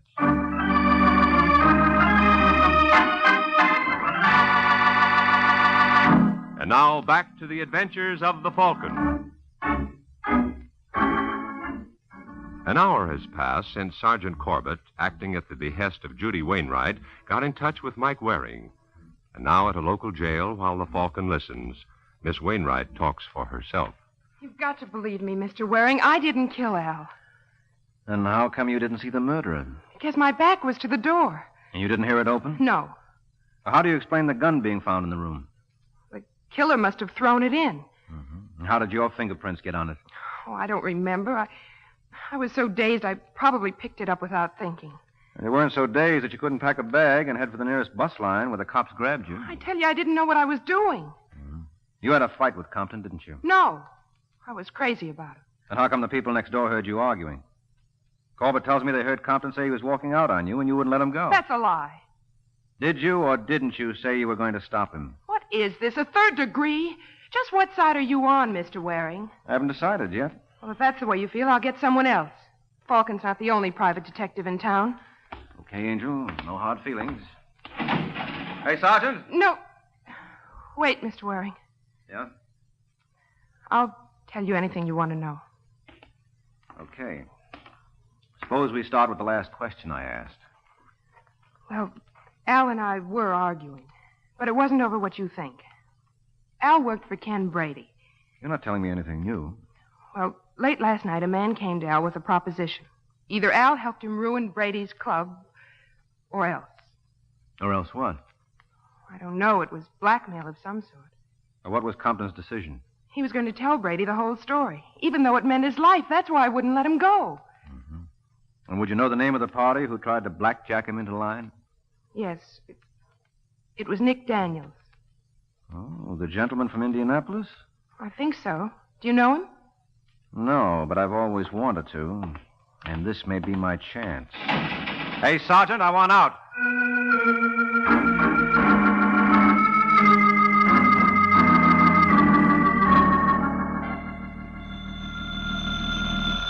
Want me to get that, Nick? Don't trouble yourself, Claire. No trouble at all. Hello? Yes, just a minute. It's your Indianapolis call, Nick. The operator says she's ready with Wilson. Just tell him I won't need those strong-arm men I asked him for. Anything else? No, just say I'll be back in a couple of days. All right. Go right on, Claire. I'll take care of it. Hello, Wilson. Nick asked me to relay some dope to you. Yeah, about those men. Look, you want to see? Hello, Nick. Do I know you? Well, not like you're going to. My name is Mike Waring. Oh, the Falcon. Mm-hmm. What do you want with me? Well, I'm working for a girl named Judy Wainwright. I don't believe I know her. She was engaged to Al Compton. Oh. Too bad it was broken. Then you know he was murdered, huh? Sure, I heard it on the radio. Sad, wasn't it? Yes, very. But doesn't it strike you strange that he should be knocked off right after you worked on him to double-cross Brady? Who told you that? Little Birdie. What's this little birdie's name? What difference does that make? He's got a long tongue. Maybe somebody ought to pull it out. Eddie. Yeah? First game? Right. Get your hands off me. Shut up. Nick, what are you doing? I said, get your hands off me. I heard you the first time. Why, you... Tough guy, huh? Come on, break it up. Let go. I said break it up. Quit playing around, Eddie. Use the sack. No, you don't. I can't. He's got my arm. Well, in that case, I guess I'll have to take a hand. You all right, Eddie? My arm feels like he tore it out of its socket. The dirty... Make him stop, Nick. I'll fix him. Cut it out, Eddie. Waring. He's out cold. Give me that vase. You're not going to hit him with it. Will you shut up? Lift his head up, Eddie. Right. That's fine. No, don't. It's only water, Waring. It can't hurt you. Want a drink? No. Suit yourself. Who told you about my deal with Al Compton? That's none of your... Oh, for heaven's sake, Nick, stop it. I told you to keep out of this, Claire. Well, Mr. Waring? You don't think I'd tell you? Sure I do. Well, you're going to be disappointed. Okay, Eddie. Take off his shoes. Hey, what's the idea? I'm going to show you how we make it hot for guys like you back in Indianapolis. Nick, you wouldn't. No? We'll watch and see. You got a match, Eddie? Sure. No. Nick!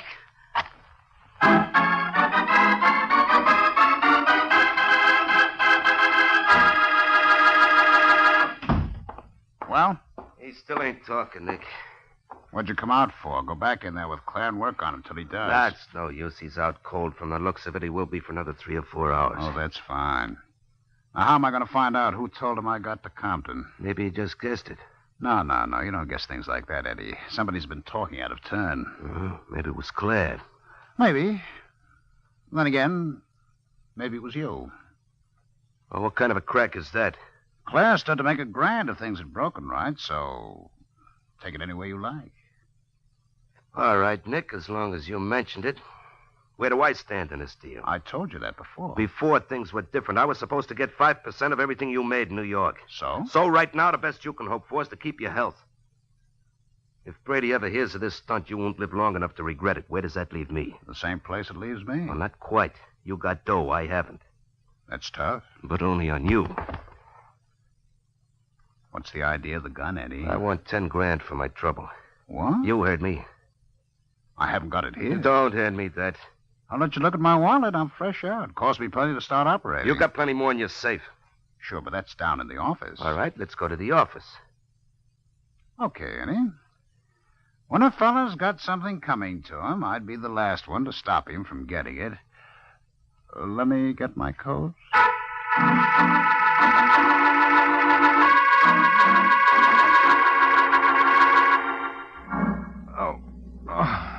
Take it easy, handsome. You're going to be all right.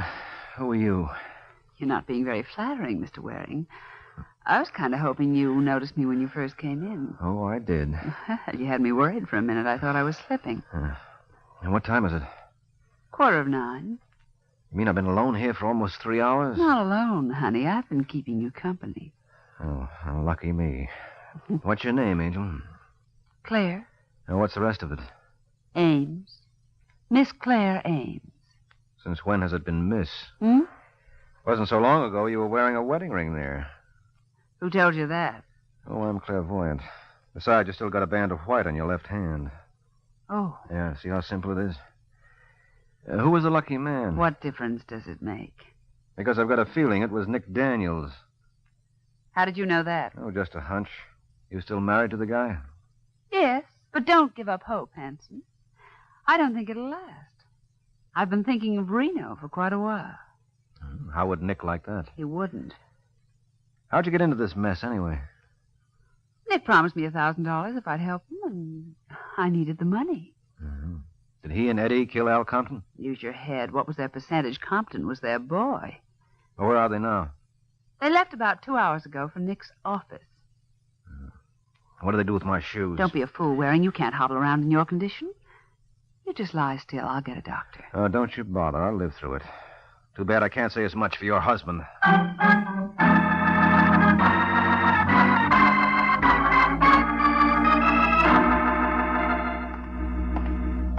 Where's Nick's office, Claire? Last one down the hall. Look, Mike, what's your interest in this case? Well, isn't it obvious? I'm looking for Al Compton's murderer. Why? Because I've got a client named Judy Wainwright. The police think did it. I see. Do you? Yes. So that's where the leak was, huh? That's how you knew that Nick approached Compton. Uh-huh. And the police think that your client is guilty. Yep. What makes you so sure she isn't? Oh, I don't know. Call it blind faith. I wish I could find someone to believe in me that way. Well, maybe we could work out a deal. Maybe. This the place? Yes. Who's the Star Trading Company? That's the name Nick is using in New York. Oh. Well, I guess there's nobody... What's the matter? I spoke too soon. The door's open. Where's the light switch? I've got it. Well, awfully careless of Mr. Nick Daniels to leave his office in this condition. Hmm? Doesn't it strike you as being sloppy? No. Well, obviously, we both can't be looking at the same thing. And the first thing I noticed was that open closet. And the next thing I saw... Eddie! Yes, that's who it is, Claire. What's wrong with him? Just to mention one thing, he's dead. Hand me the phone, Angel. I got to call the police.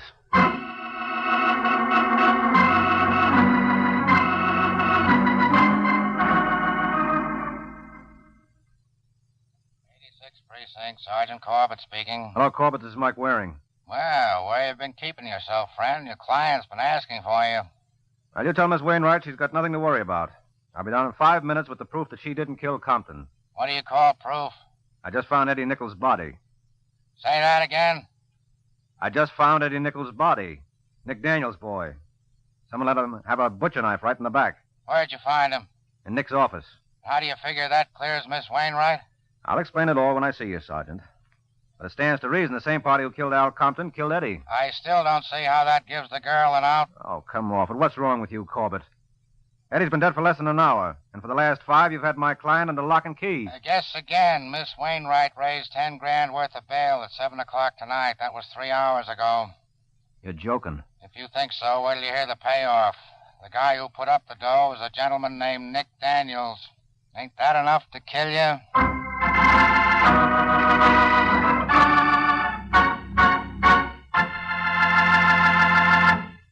This is Jack Costello again, friends, and I'd like to say a few words about those 9 delicious Kraft cheese spreads. That's right, I said 9. There's a variety to please every taste. There are the creamy, mild-tasting ones like Kraft Pineapple Cheese Spread, Kraft Olive Pimento, and Kraft Relish.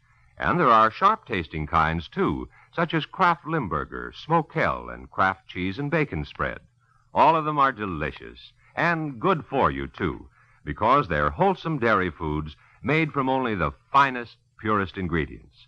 For easy sandwiches and snacks, keep your refrigerator stocked with several of the 9 famous Kraft cheese spreads.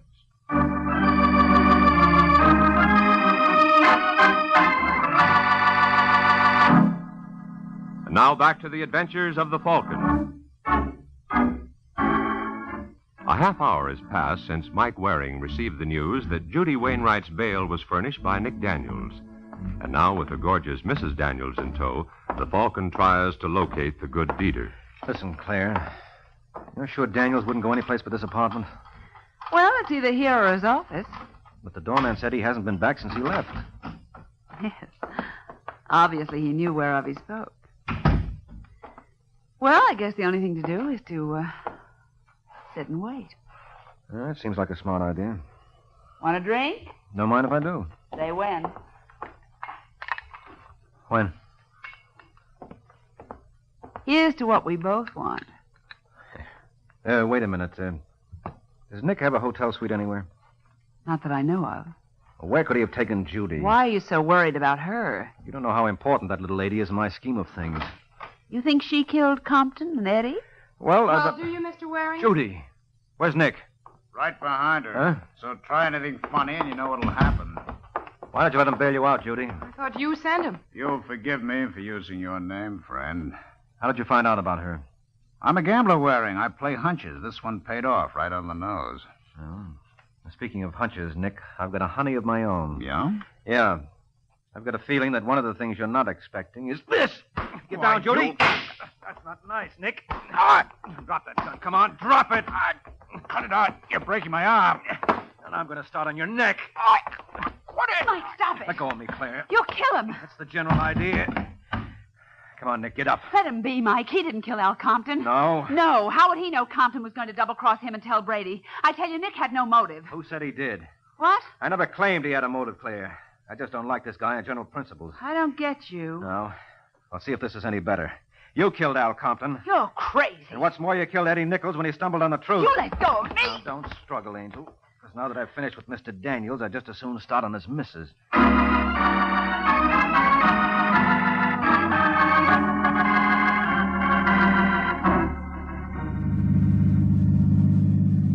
So it was Claire who was the villain of the piece. Mm-hmm. But why did she kill Al? She had nothing against him. Well, that's what made this almost a perfect crime, Judy. She had no motive, but her husband did. You mean it was a frame? That's right, Angel. You see, if Claire played ball with her husband, all she stood to gain was $1,000. But if Nick went to the chair for the murder of Al and Eddie, then, as his widow... She stood to come into a fortune. Now, you got it. While I was out cold, she followed Eddie and her husband to the office, where she let Eddie have it. And you mean to tell me Nick just stood by and did nothing? What was your reaction when you saw Al die? Oh. As I recall, you were a little on the bewildered side. Yes, that's true. Well, the same thing happened to Nick. But didn't Claire say she was with you while Eddie and Nick were gone? What could you expect her to do, break down and confess? After that going over I got, I was in no condition to tell whether or not she was lying. Well, I still find it hard to believe she was in that hotel room while I was arguing with Al. Why? You were both so worked up you didn't notice the door open. Oh, now admit it. You're guessing. No, she had to be in that room, Judy. You see, she knew something she never could have known otherwise. That Al was planning to double-cross Nick by telling his boss the whole story. Now, Nick didn't know that. The only reason he was giving up the scheme of breaking Brady was that with Al dead, it didn't stand a chance of working. Now, is it clear? I see. Good. I only wish there was some way I could pay you for all you've done. Oh, there is. How? Well, I don't think this is the proper time to go into that. Why not? Well, a private detective likes to keep his fees strictly between him and his client, and I've got a feeling we're being overheard. Wait till we're alone, huh?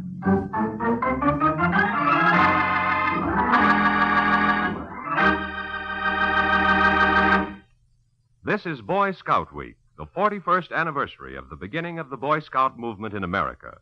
All over the country, special Scout activities are in progress, including Scout open houses to which the public is invited.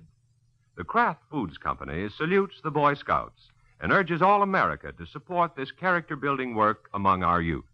Why not get in touch with your local Scout organization this week? Drop in and get acquainted with the Scouts, their leaders, and their program.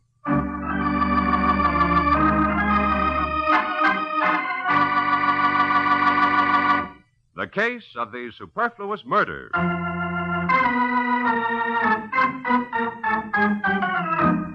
The Case of the Superfluous Murder. That's the title of next week's adventure of the Falcon, when Mike Waring learns that if a woman wants something badly enough, not even murder will stand in the way. So be sure to listen at this same time next week to another exciting adventure of the Falcon, brought to you by the Kraft Foods Company. The Adventures of the Falcon are based on the famous character created by Drexel Drake, produced by Bernard L. Schubert, written today by Gene Wang, and directed by Richard Lewis. Music was by Arlo. Les Damon was starred as the Falcon, with Ken Lynch as Sergeant Corbett. Be sure to hear The Great Gildersleeve next Wednesday evening over most of these stations. In next Wednesday's broadcast, Gildy comes face to face with an hilarious problem and solves it in a way that will keep you laughing for days. Remember the show, the time, and the place. The Great Gildersleeve, next Wednesday evening over most of these stations. Check your newspaper for time of broadcast. This is Jack Costello speaking for the Kraft Foods Company. Groucho Marx joins Tallulah Bankhead's big show today. Be sure to hear it on NBC.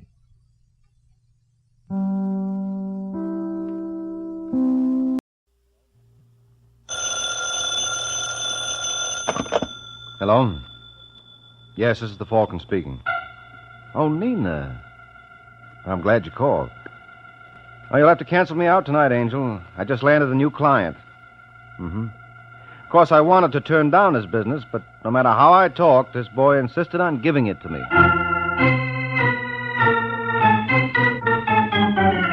This is Ed Hurley, friends, inviting you on behalf of the Kraft Foods Company to listen to The Adventures of the Falcon, starring Les Damon. You met the Falcon first in his best-selling novels. Then you saw him in his thrilling motion picture series. Now join him on the air when the Falcon solves the case of the Big Talker.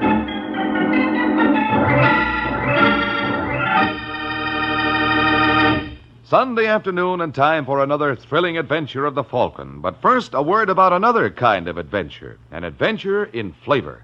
For right now at your grocer's, there's a wonderful new salad oil for use in your homemade salad dressings, your cooking, your baking.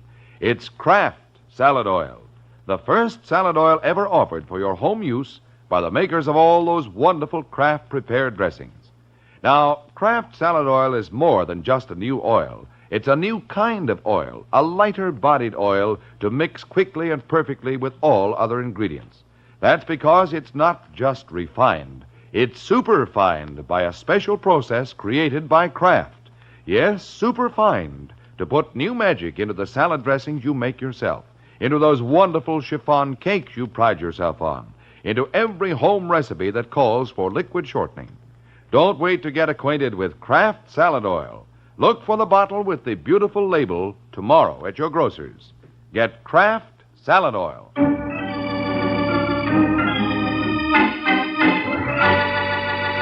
And now, the case of the Big Talker. It's Sunday evening in New York, and a trio huddles in the rear booth of the Pelican Club. Reading from left to right, they are Joe Greco, Danny Bell, and William Palmer. And from the deference accorded Mr. Palmer, it's obvious who leads this band, which is no more than Mr. Palmer deserves. All you have to do is listen, and you'll hear some of the slickest arrangements. Well, of course, the big thing in our favor is the element of surprise. Weber's had everything his own way so long, he won't be expecting any opposition. Yeah, that's smart operating, Palmer. We pulled the same deal in St. Louis. Oh, did you, Danny? Oh, sure. I just walked into this guy's place and gave him 24 hours to leave town. Uh-huh, and what happened? Well, he was gone in 4. They play awfully rough in St. Louis, don't they? Yeah, you're not kidding. Maybe this league won't be fast enough for him, boss, huh? There's always that possibility, Greco. Why, I remember one time... much as I'd love to hear you reminisce, Danny, I'm afraid it's getting late. Oh, well, that's okay. Just remind me to tell you sometime about Lefty Wilson. I'll make a note of it. But getting back to Weber... You don't have to draw me a diagram, Palmer. I got the picture already. This Weber gets the big gambling play from the society crowd, and you want it. Very much so. Okay, I'll have a little talk with the man. Oh, I don't doubt that you're a brilliant conversationalist, Danny, but Mr. Weber is also gifted. And let's assume that nothing you say moves him. What's your next step? Well, we take over.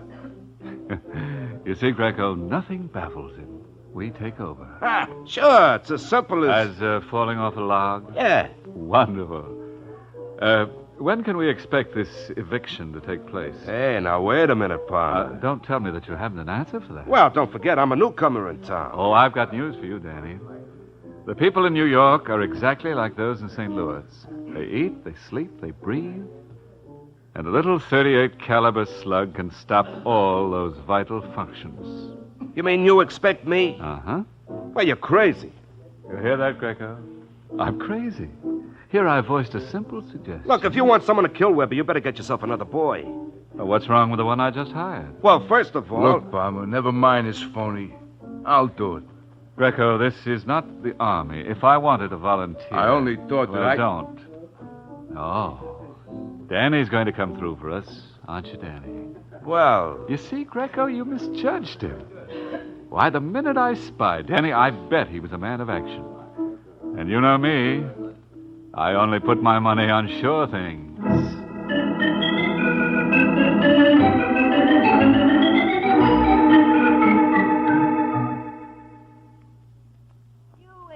Big mouth. No matter how many times I warn you, Danny. Oh, cut it out, Martha. I'll cut it out when you learn to keep your trap shut. We had to leave St. Louis because someone called your bluff. But Mr. Loudmouth doesn't remember that. Now, look, honey, that's water under the bridge. What are we going to do now? What are we going to do?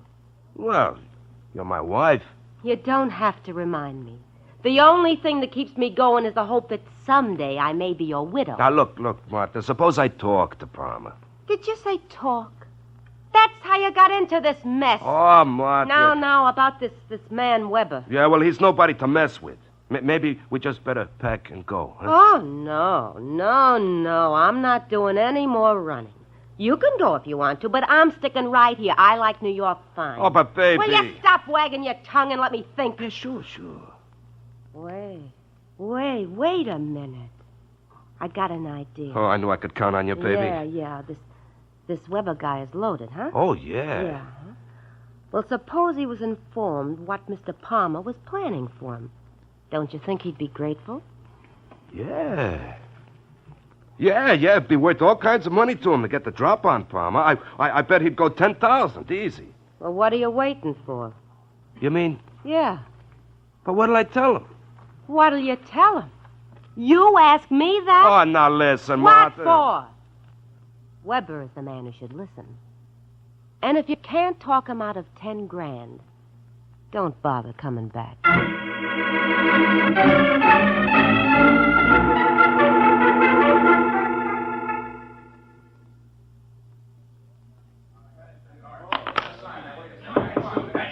Yes? Mr. Weber?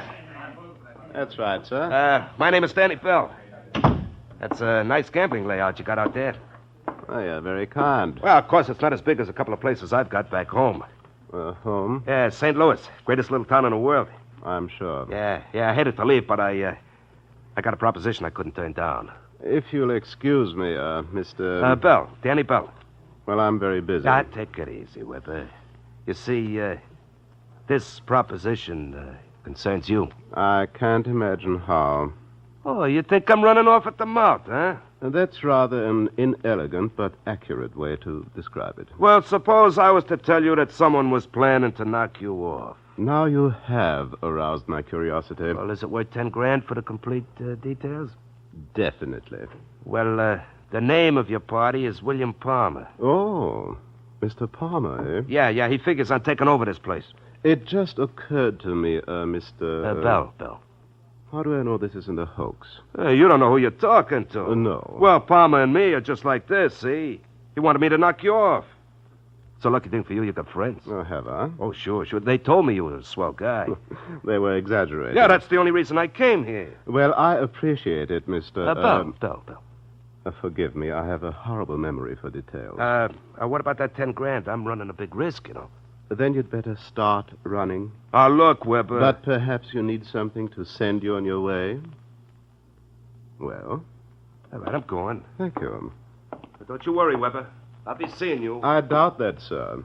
I don't ever expect to hear from you again. Is that understood?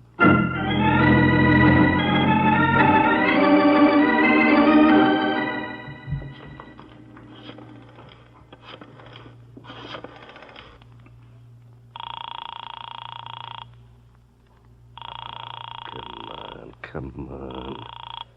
Hello? That you, Martha? No, Mrs. Bell ain't in. Well, who's this? Blanche West. Oh, well, this is Danny, Blanche. Where's my wife? I don't know, Danny. She went out about an hour ago. She asked me to mind the house. Anybody call? Only a Joe Greco. Joe Greco? Yeah, he said you should ring Mr. Palmer when you got in. You want the number? No, I'll call when I get home. When Martha comes in, you just... What was that, Danny? Here it goes again. It sounded like... Danny!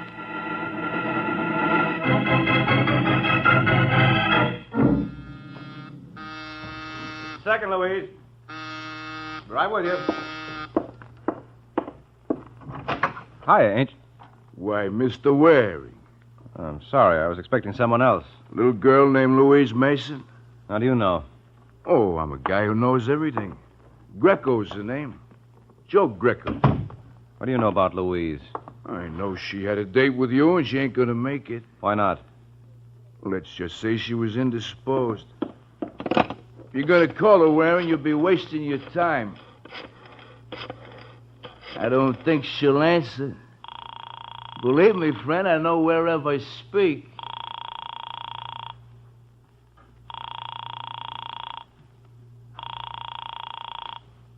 All right, Greco, where is she? What are you getting so excited about? What happened to her? This is New York in broad daylight. What could happen to her? Look, Greco. Hey, holding on to my coat ain't gonna bring her back. If you really want her, all you gotta do is say the word. What's the word? Yes. Yes, what? Yes, you work for Bill Palmer. What are you talking about? Did you read about this jerk Danny Bell getting himself knocked off last night? Well? Well, the cops think the boss did it. Why? Did you ever try to reason with a cop? Yes. You've been pretty successful. That's why Palmer wants you to work for him.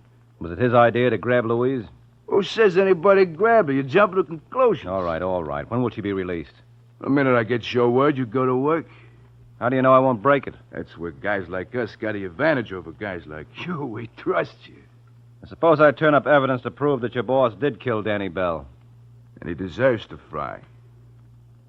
Okay, let's go see Palmer. That's just what I was going to suggest. Lucky I got a cab waiting.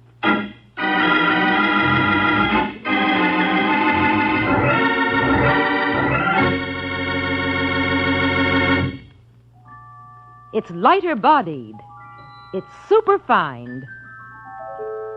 It's Kraft Salad Oil, the first salad oil ever offered for home use by the makers of all those wonderful Kraft prepared salad dressings. Yes, there is something new under the sun at your grocer's right now. A new salad oil, Kraft Salad Oil. The first salad oil ever offered for home use by the makers of all those wonderful Kraft prepared dressings. Wait till you try it in those wonderful salad dressings you make yourself. Those light-as-air chiffon cakes you're so proud of, and all your special recipes that call for liquid shortening. For Kraft Salad Oil is more than just a new oil. It's a new kind of oil. Superfined for better blending by a special new Kraft process. Because it's lighter-bodied, it mixes perfectly with all ingredients, puts new magic into dressings, cooking, and baking. Don't wait. Put this new salad oil on your shopping list right now. Remember, It's lighter-bodied. It's superfined. get Kraft Salad Oil tomorrow at your grocer's. Look for the bottles with the beautiful labels.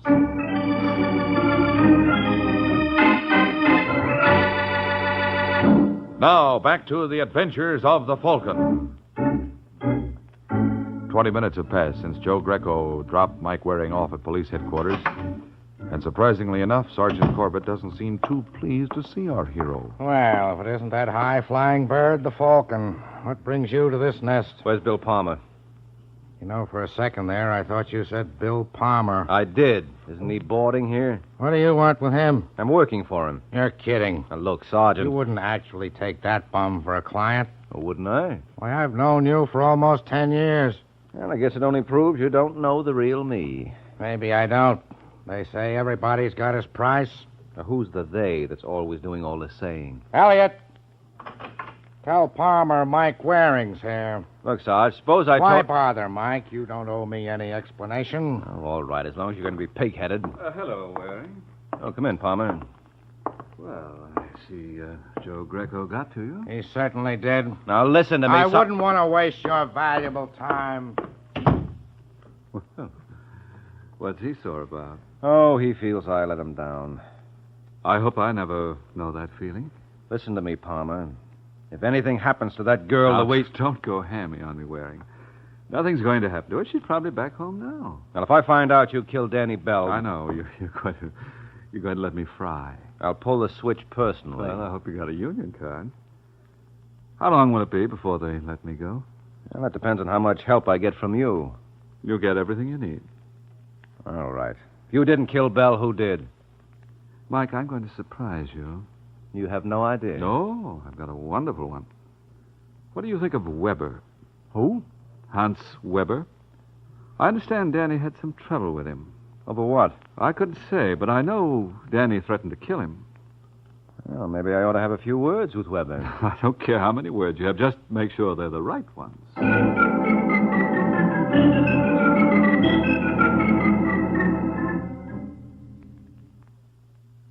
You know what makes me feel badly, Waring? No, what, Weber? It's only on occasions like this you come up to the club. Well, I can't afford it. Even with Bill Palmer for your client? Now we're right back where we started. He thinks you should be in his place. Such ugly suspicions, Mike. Believe me, I hardly even knew this, Danny Bell. Thank you. Mm-hmm. Well, by any chance, would you happen to recall if you killed him? Well, I might remember that if I had a motive. You did. Danny threatened you. Then I could plead self-defense. You could. Well, thanks for the advice, Mike. If I decide to take it, I'll mail you a check.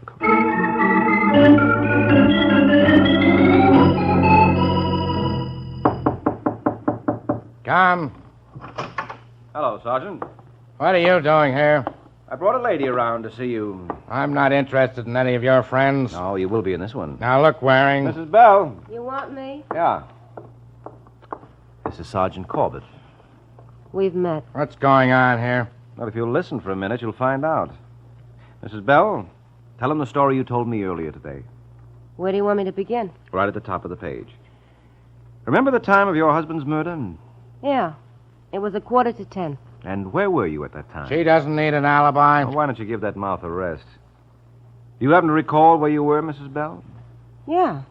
I was at the Pelican Club. Did anyone see you there? Bill Palmer. What? That's right. I was with him from 9 to 10:30. And if Palmer was with you, he couldn't possibly have killed your husband. No. Why didn't you tell me that before? You didn't ask, honey. You satisfied now, Sergeant? No. Well, maybe I can find someone who won't be so difficult. Come along, Mrs. Bell. We'll go see the DA.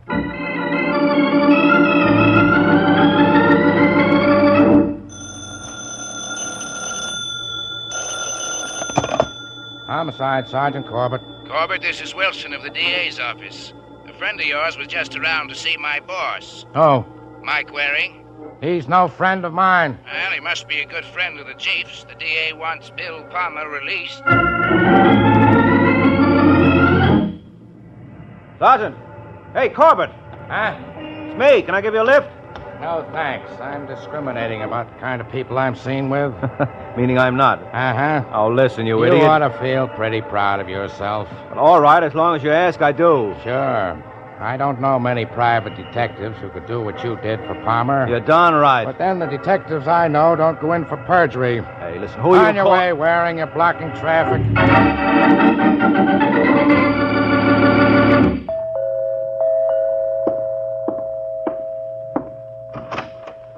Hello, Mr. Palmer. Well, as I live and breathe. And you can thank me for both. All right, Martha, thanks. Satisfied now? Not quite. I like people to show their gratitude in a more tangible way. I don't think I understand you, Martha. I was supposed to get $5,000 for lying to the cops. Oh, well, I've come to the conclusion I made a mistake. I could have had Joe Greco do it for nothing. Then you know where you would have wound up. I saved your life, Palmer, and don't ever forget it. If I do, I'm sure you'll remind me. Yes, indeed. Suppose I told you I didn't kill your husband. Don't make me laugh. Oh, they let me go. And we both know why. So you better dig up that money, otherwise... You'll... What? Don't ever try that again. Oh, you shouldn't have said that, Martha. I'm a gambler, and that's the kind of challenge that I can't resist. Get it out. There's no pleasing you. First you complain because I don't give you anything, then when I do, you yell twice as loud. I don't know what I'm going to do with you.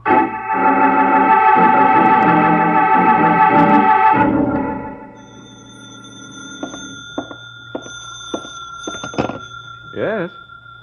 Is Mr. Palmer in? Oh, who wants to know? Hans Weber. Oh. What's on your mind, Weber? Oh, Palmer, I just thought I'd offer my congratulations on your release. Thank you. Frankly, I never thought you'd make it. Well, I had a good man working for me, Mike Waring. But he needed help. Oh, you mean Danny Bell's widow? Yes. And then to repay her kindness the way you did. What do you mean? Oh, she told me the whole sordid story. She probably thought I would be a little more appreciative. Hmm. And were you?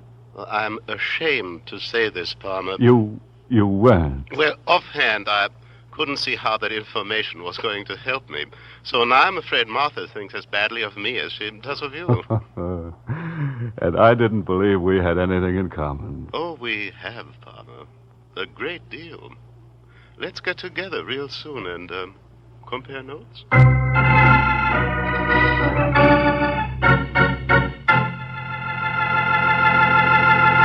Remember, tomorrow at your grocer's, you can get a wonderful new salad oil for your homemade salad dressings, your cooking, your baking. It's Kraft Salad Oil, the first salad oil for home use ever offered by the makers of all those wonderful Kraft dressings. Kraft Salad Oil is a lighter-bodied oil, superfined to blend perfectly with other ingredients. Get a pint or quart bottle tomorrow at your grocer's. Ask for Kraft Salad Oil.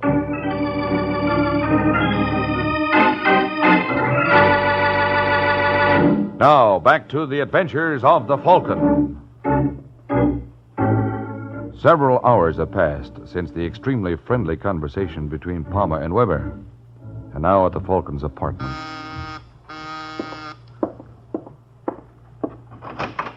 Hello, Mike. What are you doing here, Sergeant? I just dropped by to apologize. You what? Yeah, Louise Mason called me at home and told me why you agreed to work for Palmer. Oh. Why didn't you say something? I would have understood. I tried to. I know you did. Am I forgiven? Yeah, sure, Corbett. Come on in. Thanks. Care to join me in a drink? Yeah, I'm off duty. Start pouring, boy. You know, I never thought you were going to get Palmer out. Well, strictly between us, Sergeant, I was a little surprised myself.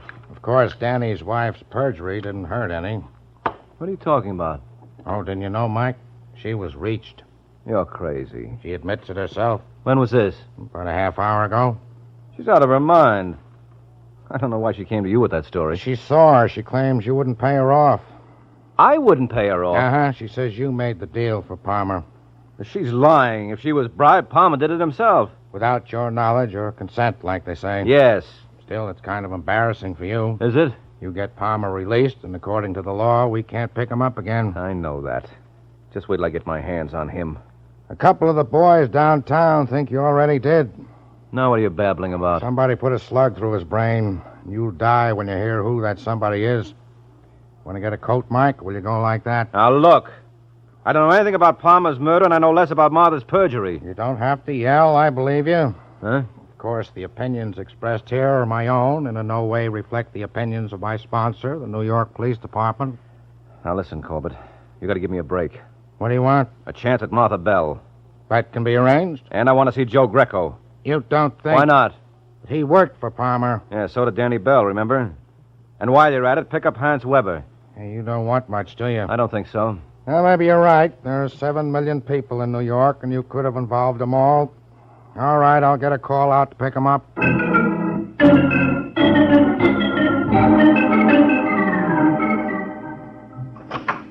I beg your pardon. Is Sergeant Corbett... Right here, Mr. Weber.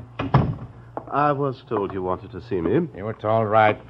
This is Martha Bell. Or have you two already met? No. Well, have you, Weber? I never contradict a lady. Well, this is Joe Greco. Yeah. Likewise, I'm sure. Listen, Sergeant, what's the big idea? Yeah, what are we waiting for anyway?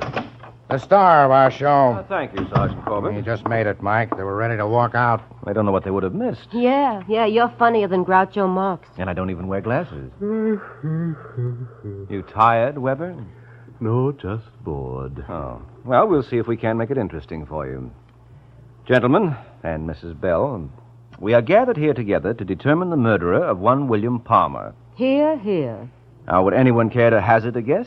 Oh, is this an audience participation program? Yes. So suppose I pass among our contestants. First, I have a question for you, Martha. How nice. Why did you tell Sergeant Corbett I was the one who got you to lie for Palmer? You did. And where did all this take place? At your apartment the day before we went up to see him. Now, that's a nice try, Angel. But it isn't the right answer, because I spent that entire day in Jersey on another case. Listen, Waring. Sorry, we're a little pressed for time, but don't feel badly. You win at least a 5 to 10 year stretch for perjury. Now, Greco, you're next. Am I? Yes, what were you doing at the time of Palmer's murder? I was down at the Pelican Club. And how long were you there? From 6 to 11:30. And Mr. Palmer died? At 8:15. Who told you that? I did. Okay, Sergeant. Now, let's get on to Mr. Weber. Must you? Well, I'll start you off with something easy. Do you remember Danny Bell? This lady's husband? Yes. May I ask if you have an alibi for the time of his murder? So far back. Can you give me a little hint? Yes, it happened at 9:45 on... Oh, yes. Well, if memory serves me right, at that time I was at my club, greeting my guests. And their names? Perhaps Senator Burns might remember that evening. Why should he? Well, there was a little unpleasantness at 9:40 about one of his checks. It was made of rubber. Well, that completes the first round. And we have a winner. Have we? Yes, Mrs. Martha Bell. Will the lady please stand? Listen, you comic, what are you babbling about? By killing your husband and Bill Palmer, you have hit the jackpot. No. Yes, you win that famous trip up the Hudson to Sing Sing with all expenses on the house. Oh, yes, I forgot to mention, Angel. That trip is only one way.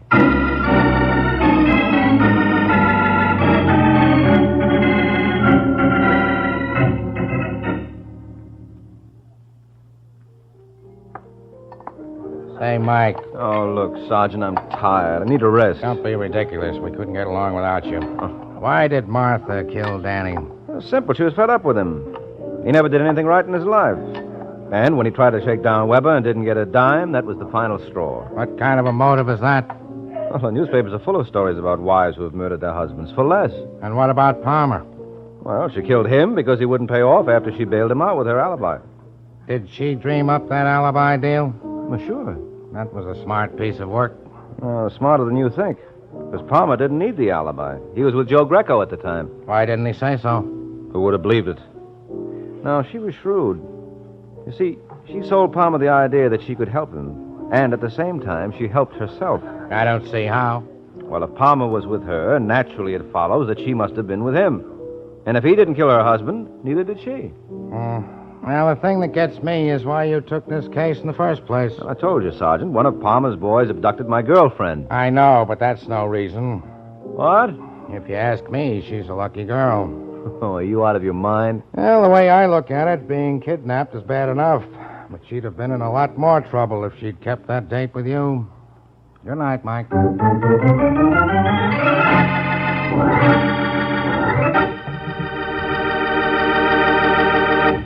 There comes a time in the life of every homemaker when she has to fix a dinner fast, and that's when Kraft Dinner is such a help. You see, in just 7 minutes cooking time, Kraft Dinner makes delicious macaroni and cheese. Wonderful, tender macaroni with fine cheese flavor all through, just like I said, in only 7 minutes cooking time. That's because every package of Kraft Dinner gives you a special quick-cooking macaroni and just the right amount of Kraft grated for that grand cheese flavor. So tomorrow, get a couple of packages of Kraft Dinner.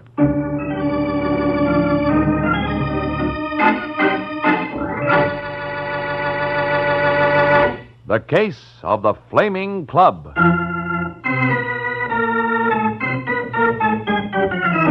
The Case of the Flaming Club. That's the title of next week's adventure of the Falcon.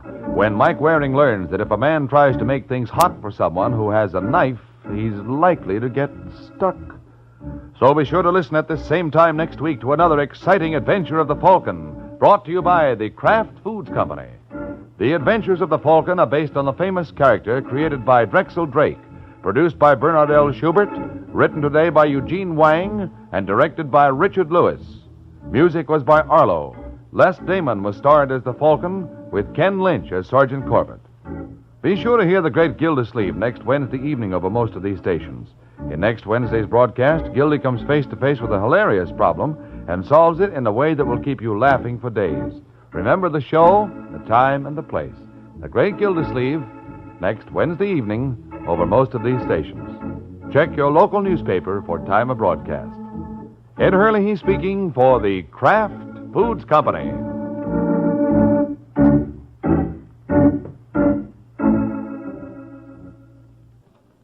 Jimmy Durante and Ethel Merman visit the Big Show later on NBC.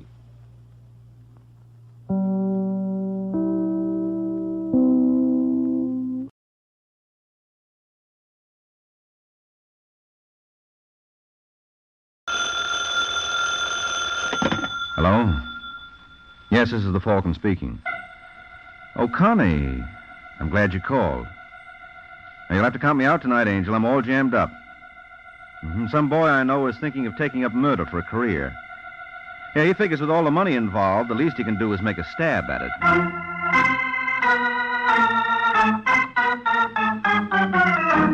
This is Ed Hurley, friends, inviting you on behalf of the Kraft Foods Company to listen to The Adventures of the Falcon, starring Les Damon. You met the Falcon first in his best-selling novels. Then you saw him in his thrilling motion picture series. Now join him on the air when the Falcon solves the case of the Happy Hoodlum.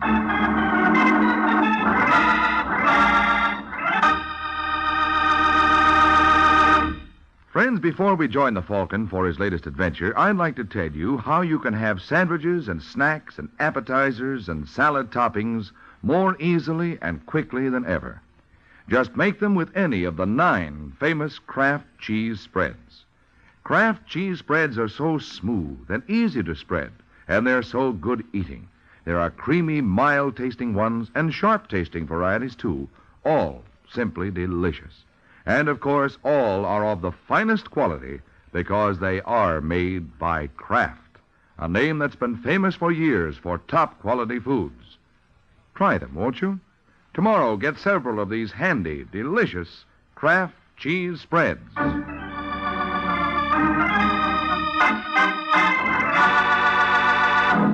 And now, the case of the Happy Hoodlum. It's late afternoon in New York, and a tall, thin man with a dirty trench coat walks up the steps of the Revere building. His name is Marty Kramer. Mr. Kramer is embarked on a mission where the chances are 1,000,000 to 1 against him. Apparently, that doesn't bother him. He smiles as he takes the elevator down to the basement where the Revere Express Company has its headquarters. Then, still smiling, he marches down the hall to a door marked Employees Only and barges right in. Hey, just a second there, mister. Yeah? You don't work here. Do you? Yes. Good, then maybe you can help me out. Where do they keep the dough around here? Were you crazy? Don't tell me the stories I heard about this place aren't true. I saw a piece in the Sunday paper that said you always have 2 or 3 million on tap. Now, look, mister. No, you look, friend, because I got a little more than you have. That's right, it's a gun. And if you don't want a practical demonstration of how it works, you better take me to where they keep the dough. Okay, you're the doctor. Wait a minute. Where do you think you're going? You said you wanted to go into the bullion room, didn't you? That's right. Well, I've got to get my pass. They won't let me in without it. Where is it? In that drawer. Okay. Open it slowly. And don't put your hand in there until I can see what you're doing. Hold it. What's that? Oh, that? Why, that's the signal for one of the drivers that a bank wants him for a pickup. You wouldn't try to kid me, would you, friend? So help me, it's the truth. All right, where's your pass? Right here. Now, which way do we go? Down the hall. Okay, let's move. Say, tell me something, mister. Yeah? That piece you read in the paper. What about it? Did it tell you how many armed guards we have in the joint? 68, wasn't it? That's right. And you expect to pick up an odd million and walk out without anyone bothering you. I'm doing it, ain't I? You haven't got the million yet. Just give me time, pal. Where do we go now? In here. That's where they get the shipments ready for the trucks. Okay, open the door. Now, don't forget, I'm right behind you. And I'm right behind you, mister. What? Just drop the gun, Pally. You got him, Paul? Yeah, I got him. All right, Barney. Frisk him. Right. You don't have to do that. I'm clean. I know, but we don't believe in taking chances. I can see that. That drawer you opened was connected with an alarm, wasn't it? That's right. Real cute. What's your name, mister? Marty Kramer. You escaped from some lunatic asylum? You didn't think for a minute you'd walk in here and heist this place? Well, I guess I was over-optimistic, You're over something. Now, look, Kramer. What do you got up your sleeve? Not a thing. Ask your friend. He just frisked me. Don't be a wise guy. You're on the spot. So it would seem, wouldn't it? I don't get your angle. Angle? Yeah. You knew darn well you didn't have a prayer of getting away with this job. Now, why'd you do it? As long as you put it on that basis, I'll tell you. Well? I just wanted to prove to the kiddies that crime doesn't pay.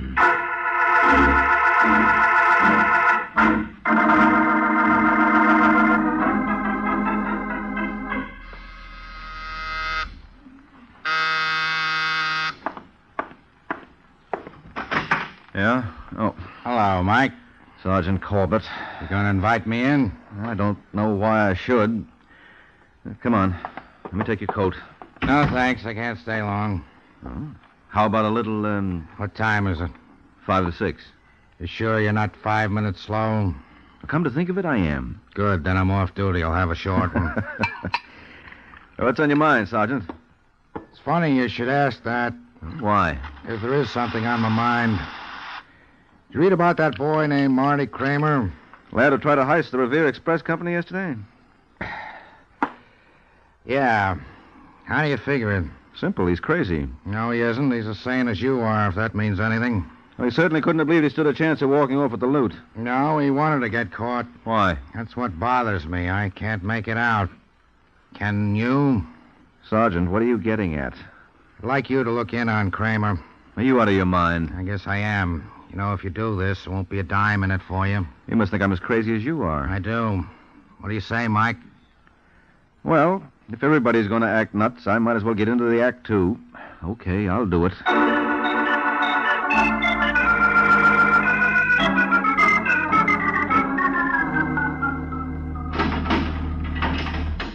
All right, Kramer. Mike Waring's here. Mike Waring? Yeah. You have 10 minutes, Mike. Thanks, Mac. Wait a minute, Buster. Who sent for you? Sergeant Corbett asked me to look in on you. My name is Mike Waring. You the bird they call the Falcon? Mm-hmm. What do you want with me? Sergeant Corbett feels there's a lot more to your case than meets the eye. And I'm inclined to agree with him. Well, you're wrong. I tried to pull a job and I was caught. That's all there is to it. There are too many things it leaves unexplained. Such as? Such as your background. Your name isn't really Marty Kramer. No? Then what is it? I don't know. All I could find out is that you came to New York 6 weeks ago. Where from, nobody seems to know. Maybe I'm ashamed of my past. I don't see why. You have no criminal record that the police can discover. This was your first offense. Always the first time for everything. Well, it goes deeper than that, Kramer. You weren't hard-pressed for cash, either. Oh, how do you know? I went through your room, found this bank book there. Who gave you a license to go through my stuff? The police. There's $7,000 in that account. Well, maybe that wasn't enough for me. Well, you certainly couldn't hope to pick up more at the Revere Express Company. A fella can try. Yeah, I know, but you didn't have your heart in it. The DA showed me the gun they took away from you up there. Yeah? Yeah. That thing couldn't hurt a fly. The firing pin was filed all the way down. You're out of your mind, Falcon. Now, don't tell me that. I saw the gun. Well, if the pin was shot, I didn't know about it. You don't think I'd do anything as silly as that? I think you're doing something a lot sillier. Now, look, Kramer, you better start talking. Unless you level with me, they're really going to pop it to you. Why don't you mind your own business? Can I help it if I'm nosy? Well, maybe this'll cure you. Oh, Mike! What's going on in there? Nothing. I'm all right, Mac. What's the idea, Kramer? I'm just settling accounts with my friend here. That was the down payment, Waring. If you insist on working for me in the future, you can expect a lot more.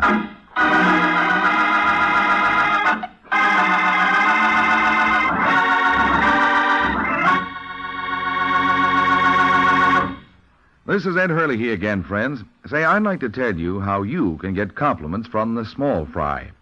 Next time the children want something to eat between meals, send out their favorite crispy crackers and a glass or two of Kraft pineapple cheese spread, one of the 9 famous Kraft cheese spreads. Then watch those youngsters go to it. Watch how their faces light up when they taste this delightfully mild cheese spread that's filled through and through with juicy bits of sweet sun-ripened pineapple. Mm-hmm. Kraft pineapple cheese spread is delicious. And it's smooth, too, for wonderfully easy spreading. And you know it's a snack the whole family can enjoy often. Because, like all the Kraft cheese spreads, it's a wholesome dairy food made from only the finest ingredients.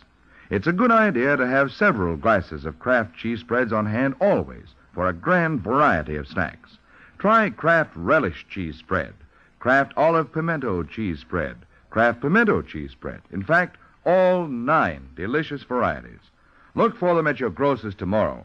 They come in bright, new tulip-patterned drinking glasses in a choice of 4 gay colors.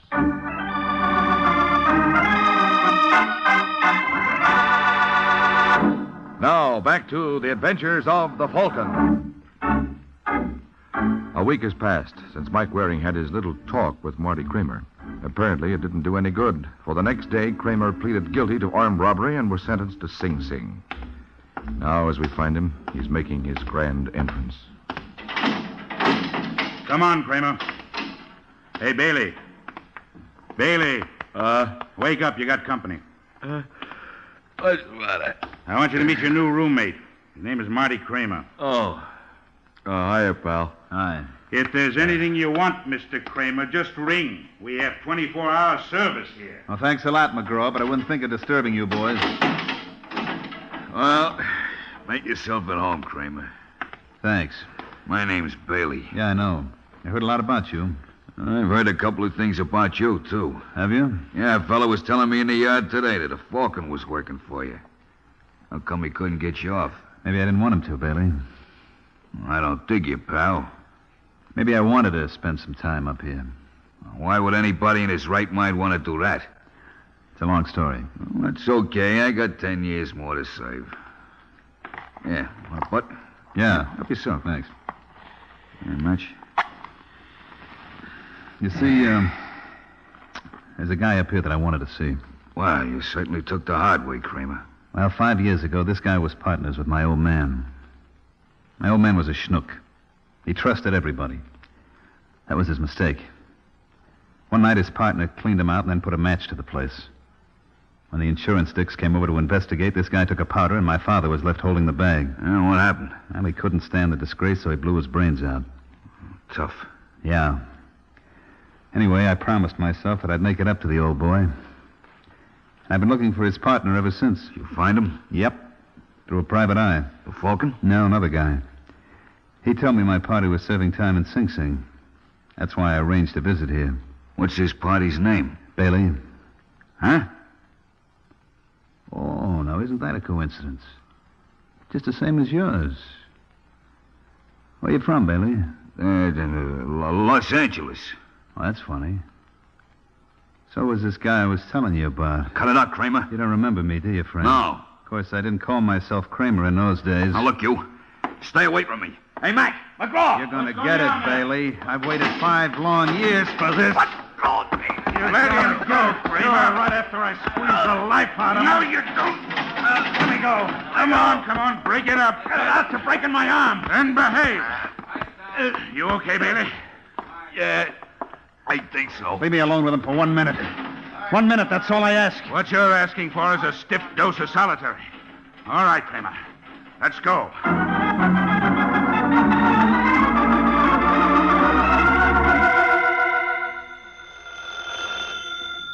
Go away.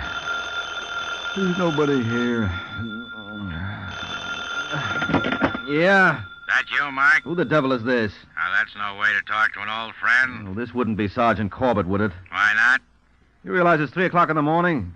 You're slow. I got a quarter after. Look, if your purpose is to annoy me, you're succeeding very well. Got a little news item I thought you might be interested in. Remember our friend, Marty Kramer? Yeah, sure. What about him? I just got word from Sing Sing. He tried to kill his cellmate, a boy named Bailey. Oh, so that's why he wanted to go to jail. What do you mean? Well, obviously, this whole idea was a plot on the part of Kramer to get his hands on Bailey. Maybe. I kind of doubt it, though. I got a hunch we haven't heard the last of our friend, Mr. Kramer. Don't ask me why. I just got a hunch.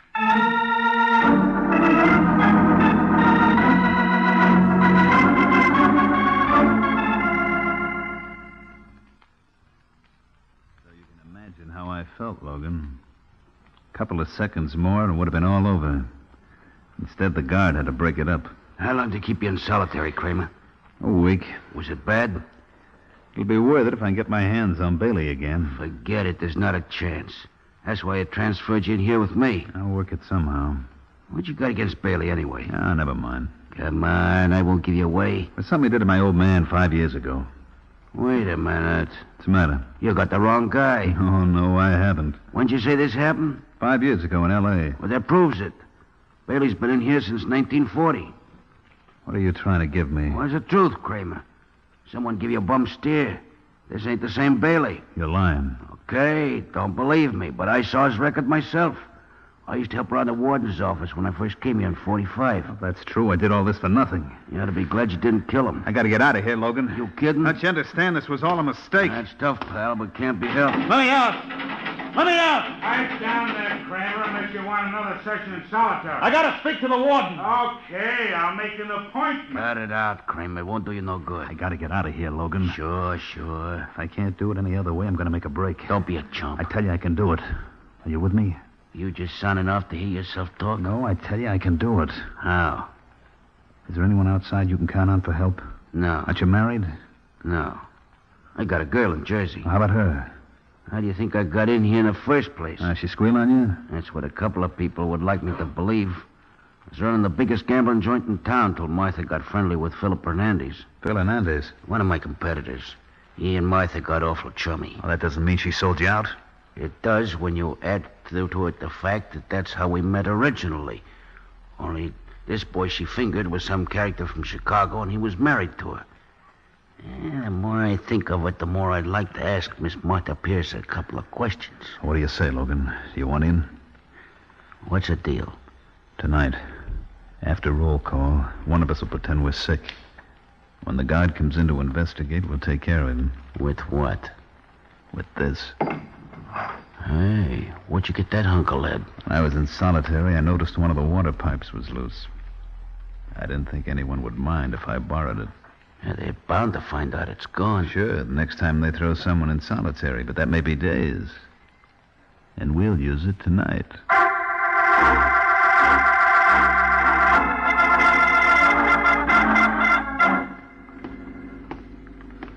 All right, Logan, here he comes. Start moaning. Yeah. That's the ticket, pal. Keep it up. Oh. What's the trouble there? I don't know, Mac. Something's the matter with Logan. Stand back from the door, Kramer. I'm coming in. I think it's appendicitis. Logan. Where does it hurt? Right here. Oh, I better get the doc. Okay, Kramer, now. What the...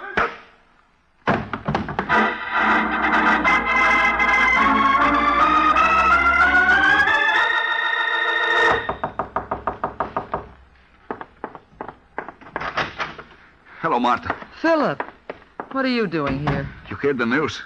What news? There was a flash on the radio at 10:30. Your ex-boyfriend, he broke out of jail. Logan? Yes, he and a man named Marty Kramer. Well, what do you know? I know we better do something. Don't tell me you're frightened, Philip. Well, there's no point in taking chances. You know the kind of guy Logan is. Suppose you leave Mr. Logan to me. But maybe he'd think I made you squeal on him. Well, didn't you? No, it was all your idea, Martha. Remember, I didn't want you to do it. Aren't you the brave boy? Well, it's your fault. I was satisfied with the way things were. But no, you had big ideas. This is the first time I heard you complain. Well, I didn't know. You don't know a lot of things. Now listen, Phil. If Logan knew about us, we would have heard from him before this. But maybe somebody tell him now. Then all he's got is suspicions. And I can talk him out of them. I've done it before. You think he is in New York already? Well, if he is, he must be with his friend Kramer. You got any idea where they can be? Maybe. Where? Never mind. What you don't know can't hurt you. Tell me where, Martha. Let go, Philip. You're hurting me. Where are they? Oh, you're going to regret that, Mr. Hernandez. I'm sorry, Martha. I didn't mean it. It's just that I worry about Logan so. You shouldn't, Phil. I've got a feeling Mr. Logan is the least of your worries.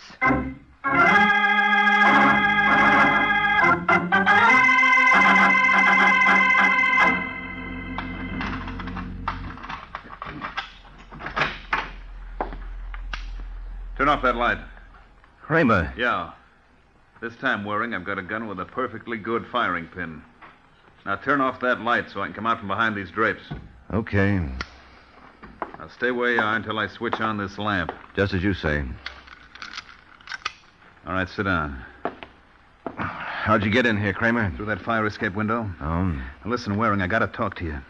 You've got to help me. You must be out of your mind. I wouldn't be surprised if you were right. I was crazy to do what I did. You mean break out of jail? No, break in. What are you raving about? I wanted them to send me to Sing Sing because there was a man named Bailey there that I thought was responsible for my father's suicide. So that's why you tried that phony holdup at the Revere Express Company, huh? Yeah. But when I got to the pen, it was the wrong guy.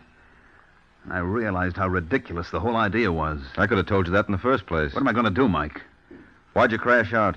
I told you I wanted to see you. You could have sent me a letter. I was rattled. I didn't think of it. Well, you've got to give yourself up. No. Look, it's your only chance, Kramer. Fortunately, that guard you slugged wasn't badly hurt. What do you think they'll do to me?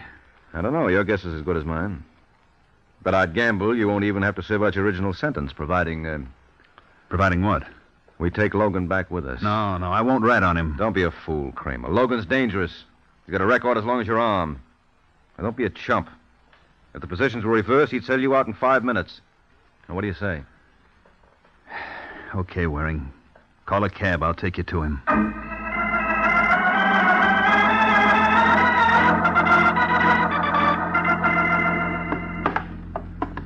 All right, Marty. Where is he? Next floor. Whose place is it? Belongs to Logan. He owns the building.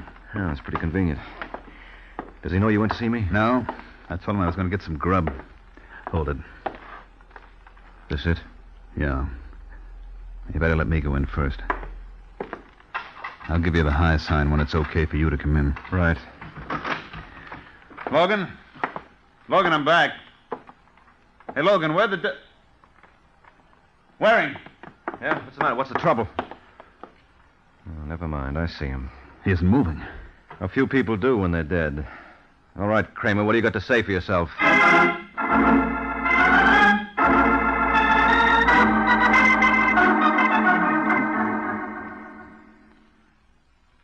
That's the whole story. Now, what am I going to do? First, you're going to get a grip on yourself. You're absolutely no help to me this way. Now, come on, help me turn him over. No, I can't touch him. Oh, and you're the man who's going to kill for revenge. Well, I didn't know they looked like this. What did you expect? Well, judging by the signs, I'd say Logan got it around 9:45. Where were you at that time? Waiting for you in your apartment. Oh. Look, Mike, how will this affect my chances on the appeal? Not a bit if everything you say stands up. Cops couldn't possibly hang this on you. Well, they could try. You got a motive? No, but... There are no buts about it. Especially if we can deliver the right party to them. Now, when you left Logan to go to my place, did he say anything about expecting anyone? No. Well, somebody must have known he was here. Someone who had a key to this dive. Now, who could that be? I don't know. Now, come on, Kramer. You must have heard Logan mention some name. No, I tell you. All he ever told me was he had a girl in Jersey. Remember her name? No. You've got to. He only mentioned her once or twice. Oh, for Pete's sake, man, think. Your life may depend on it. Wait a minute. Yeah, it was Martha. Martha Pierce. Phil Hernandez girl? Who's he? Big gambler in town. Yeah, I think you're right. Logan told me this Martha dame sold him out to one of his competitors. All right, Kramer, you stay here. I'll be back as fast as I can.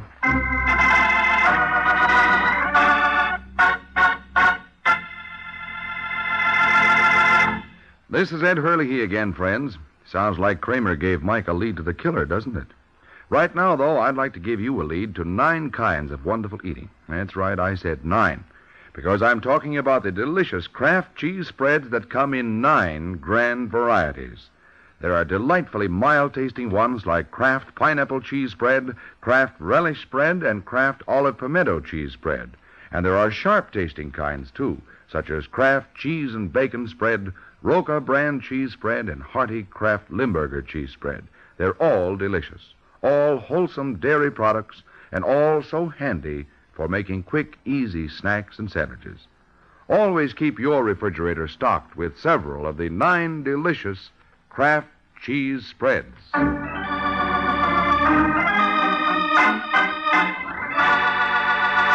And now, back to the adventures of the Falcon.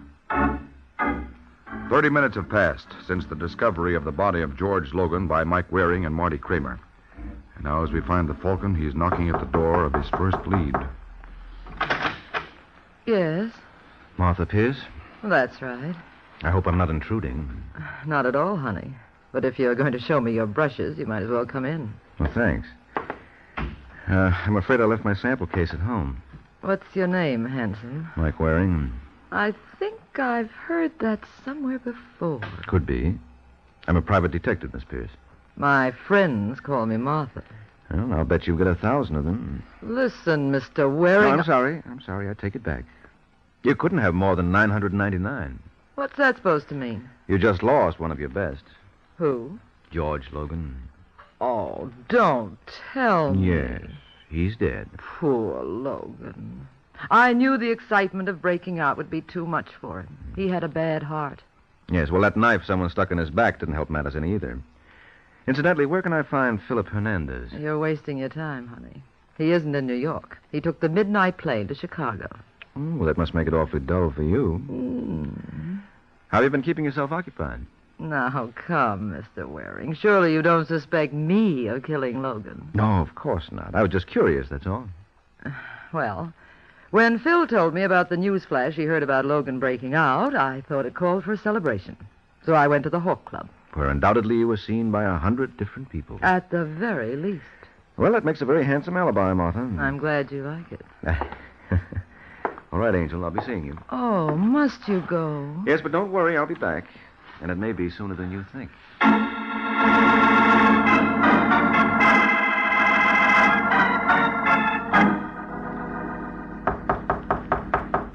Who's there? It's all right, Kramer. It's only me, Mike Waring. Oh, just a second. How'd you make out, Waring? I didn't. You couldn't get a thing out of her? No. Our girlfriend Martha's got an alibi. Claims she spent the entire evening at the Hawk Club. Well? Well, I was down there, and everyone bears her out. It must have been her new boyfriend who killed Logan. No, I'm much more inclined to suspect it was her old one. Who? You. I don't understand. Oh, sure you do. You're a pretty smart boy, Kramer. That was a beautiful plan you worked out to get Logan. What are you talking about? You went up to Sing Sing to find somebody, only his name wasn't Bailey, it was Logan. That business of your old man's suicide was so much tripe. Logan took Martha away from you, and that's why you had it in for him. You got rocks in your head. If Logan was the one I was after, why didn't I kill him when we were in the same cell? Because you were sure to go to the chair. This way you felt confident you'd get away with it. The authorities up there thought Bailey was the one you were after. As far as they knew, you had no connection with Logan. It was just a coincidence that you broke out together and someone killed him. Now, you played it very smart, Kramer. Obviously, it wasn't smart enough. You caught on. Well, it wasn't your fault. Sometimes the fates conspire against you. You see, you broke out a stir at 8:30. So the news of the break wasn't released over the air until 2 hours later. The first flash came at 10:30. Well, Logan was murdered at 9:45. 3/4 of an hour before either Martha or Phil Hernandez could possibly have known he escaped. That's where your frame fell down. It's too bad you made that mistake. We can't all be as clever as you, Waring. But speaking of bonus, you made a pretty bad one yourself. I don't see where. You shouldn't have come back here. Why not? You forget that I still have this gun. Oh, no, I haven't. Sergeant? What? Hiya, Kramer. Don't bother turning around. Just drop the rod. Come on, drop it. Well, did you hear enough, Sergeant? Plenty. Okay, Kramer, let's be moving. I'll make this up to you, Waring. Oh, don't bother. I owe you plenty. You don't owe me a thing, friend. After all, if it hadn't been for you, I never would have met Martha. What? Mm-hmm. Take him away, Sergeant. I have work to do.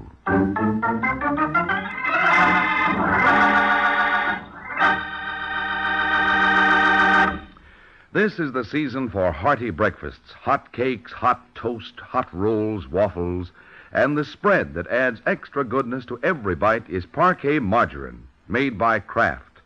Yes, Parquet is the margarine millions prefer to any other because it tastes so good.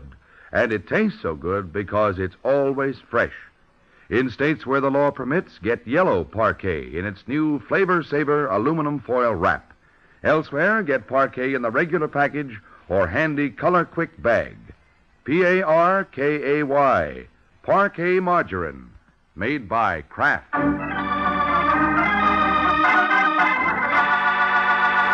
The case of the substitute target. The Case of the Substitute Target. That's the title of next week's adventure of the Falcon, when Mike Waring learns that just because a fella has a head on his shoulders is no sign he's going to be able to keep it there.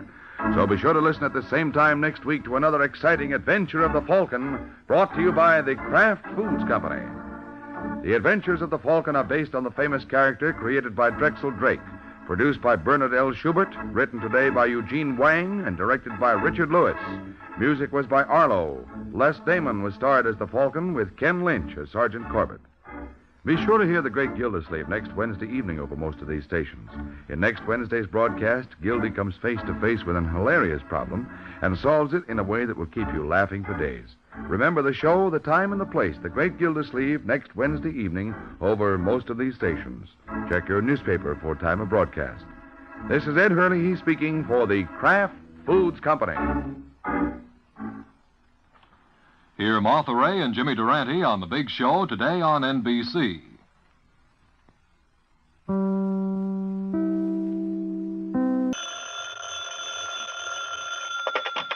Hello?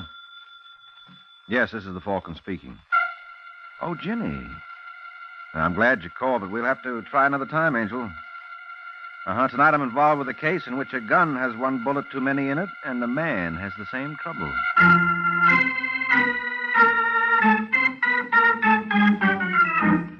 This is Jack Costello, friends, inviting you on behalf of the Kraft Foods Company to listen to the adventures of the Falcon, starring Les Damon. You met the Falcon first in his best-selling novels. Then you saw him in his thrilling motion picture series. Now join him on the air when the Falcon solves the case of the superfluous murder.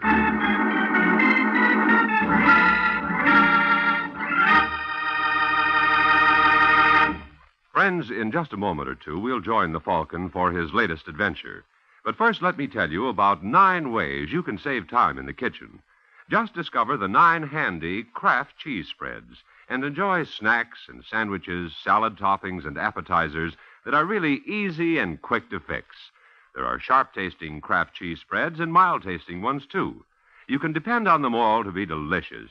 And, of course, you can depend on them to be the finest quality because they're made by Kraft. Try some of these handy helpers tomorrow. Take home several of the 9 famous Kraft cheese spreads.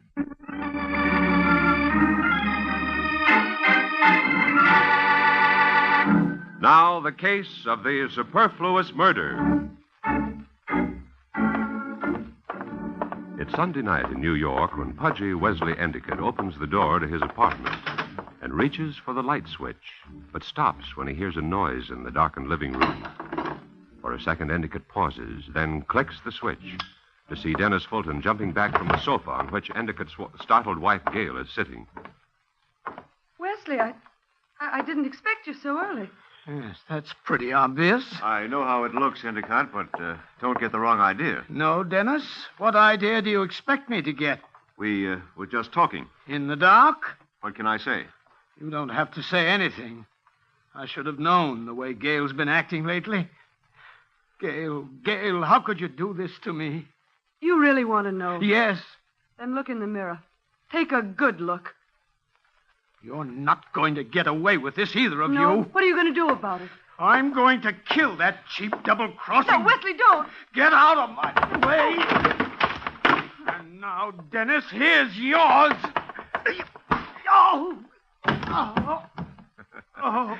If you're going to fight for the honor of your home, Endicott, you'd better start taking boxing lessons.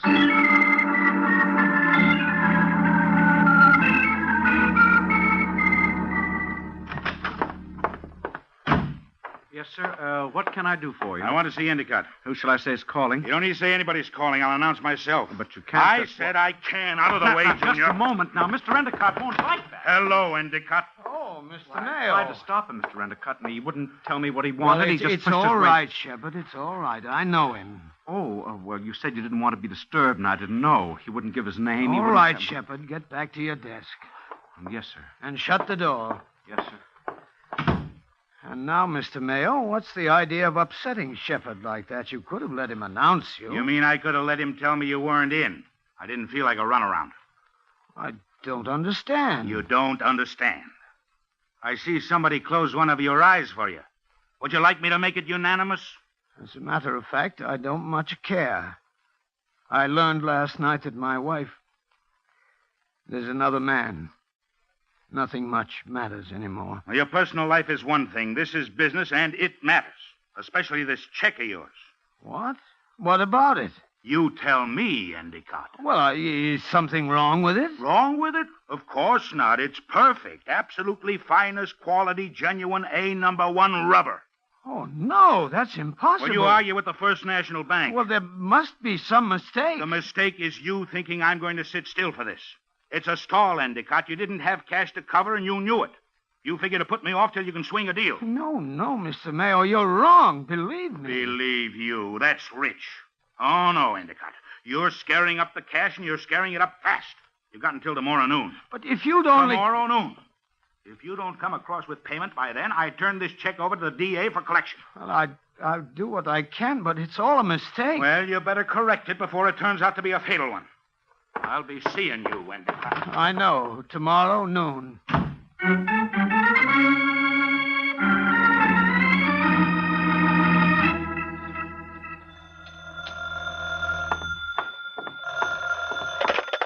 Hello? Hello. Michael Waring? Yeah? Aren't you the detective known as the Falcon? Yes, this is the Falcon speaking. Well, this is Wesley Endicott. I'm sorry to call you at home, Mr. Waring, but I couldn't find your office listed. Or maybe that's because I don't have one. Oh, you work out of your home? Mm-hmm. Well, isn't that rather inconvenient? Is it causing you any trouble? Well, no. Well, then. Well, I didn't call to talk about you, Mr. Waring. All right, change the subject. Can you come over here right away? Where's here? My apartment, Sheldon Hall. What's it about? I'll tell you when I see you. Well, there'll be a charge for the visit. It doesn't matter. How soon can you get here?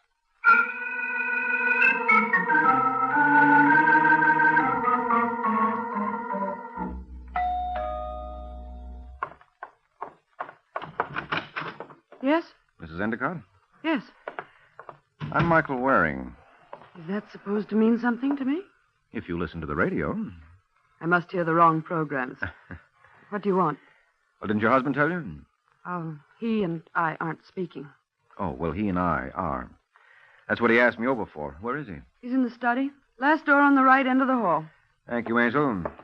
You might tell him for me to quit sulking. I'm leaving as soon as I finish packing. I'll give him your message.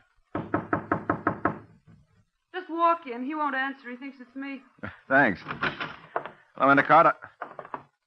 Hey. Mrs. Endicott. What is it? You don't need to leave him. Looks like he's left you. Permanently. What are you talking about? Well, he's not sulking. He's dead. Dead? Mm-hmm. And if this is his handwriting, it looks like he did it himself.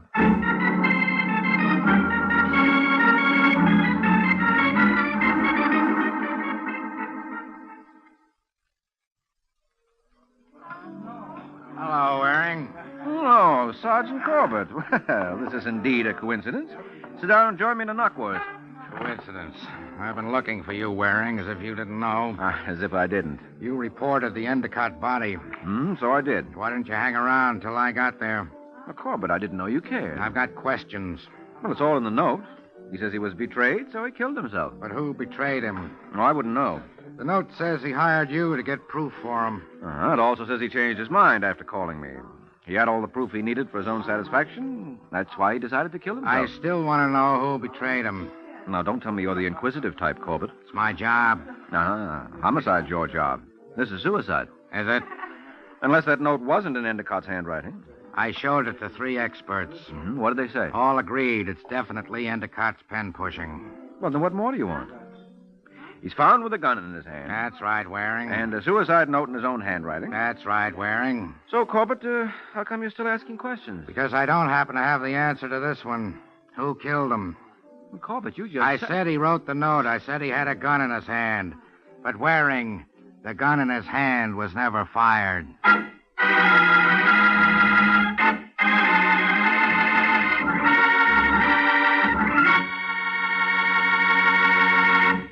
This is Jack Costello again, friends. All of you in favor of having good, hot biscuits for dinner, say aye. That's what I thought. Just about everyone likes them. So here's a trick you should know. For extra delicious hot biscuits, spread them with delicious Old English brand cheese spread, one of the 9 delicious Kraft cheese spreads, just before they're ready to come out of the oven. Then slip the biscuits back in the oven and let the wonderful flavor of this tempting cheese spread melt right into them. You'll have some of the best-tasting biscuits you ever enjoyed, because Old English brand cheese spread is so good. It's made of fine, sharp, aged American cheddar cheese for really wonderful eating. And it's smooth, creamy smooth for easy spreading. And, of course, like all 9 Kraft cheese spreads, Old English brand is a wholesome dairy food made from only the finest, purest ingredients. Try it for grand snacks and sandwiches, too. And try Smokell and Roca and all the 9 Kraft cheese spreads. Look for them in colorful, gay, tulip-patterned drinking glasses. Collect a whole set while you enjoy the delicious Kraft cheese spreads. You know, the Kraft cheese spreads are so delicious, they're America's favorites. So be sure you get the cheese spreads made by Kraft.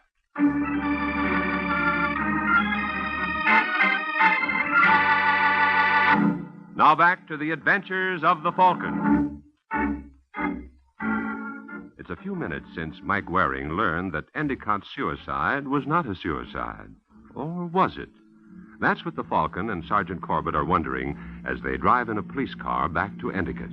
So his wife was planning to leave him, Waring. So she said. Why didn't you tell me about it before I mentioned the gun? Well, I didn't think it mattered before, Corbett.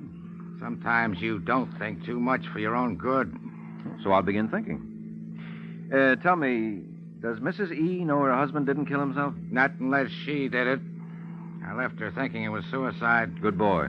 That puts us a step up on her. Yeah, and we may need it. The note says he was betrayed. Her leaving him could be the betrayal. Mm-hmm. Except if he didn't kill himself, does the note mean what it says? What else would it mean? I don't know, but it says he was going to kill himself, and if he didn't... No, he should be ashamed of himself. After all, it's a sin to tell a lie.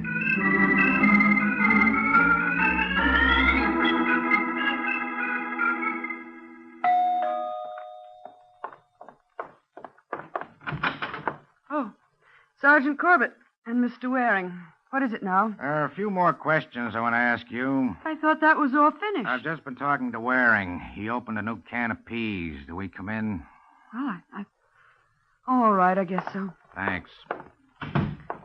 Now, what is it? It's just that Waring tells me you were going to leave your husband. Oh, no, that's not so. Oh, wait a minute. You told me... Well, I was just talking. We had a little spat. It didn't mean anything. You said you were packing. I often threatened to leave. I didn't mean it. Wesley knew it. This had happened often before. It had nothing to do with his death. You don't think constant fights with you But could... we always made up. Believe me, it didn't mean anything. What was the little spat about? Money. I wanted a new coat. Wesley said he couldn't afford it. He said business had been bad. I didn't see how it could have been that bad, or he'd have said something about it before. Oh, he said his business was bad. Mm-hmm. Mrs. Endicott, when I was here before, I asked you if you knew any reason why your husband would want to kill himself. You said you couldn't think of any. I couldn't. Don't you call bad business a possible reason? But I just told you I didn't believe he was telling the truth. Oh, Corbett, there's one way to find out if he was. Let's look into Endicott's business, shall we? Maybe we'll find it's dead, too.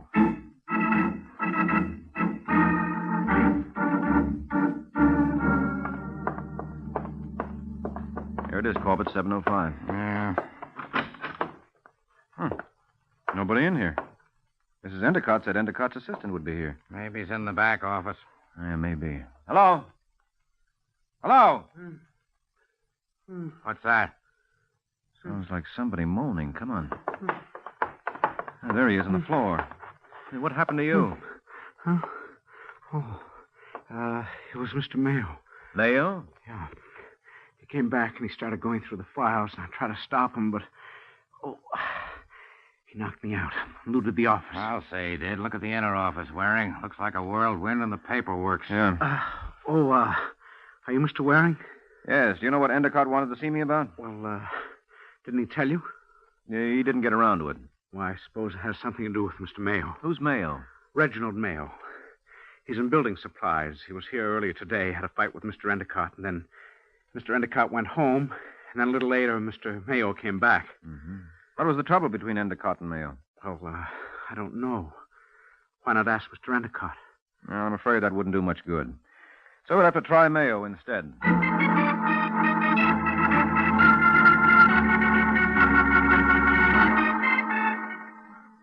Mr. Mayo, I'm sorry, gentlemen. Mr. Mayo isn't in. He left word he can be reached tomorrow morning at the Hillard Hotel in Boston. Boston? What's he doing in Boston? I'm sure I don't know. When did he leave? About 20 minutes ago. I understand he's taking the 6 o'clock from LaGuardia Airport. You may still have Yeah, time. if we hurry, thanks. Waring, come on.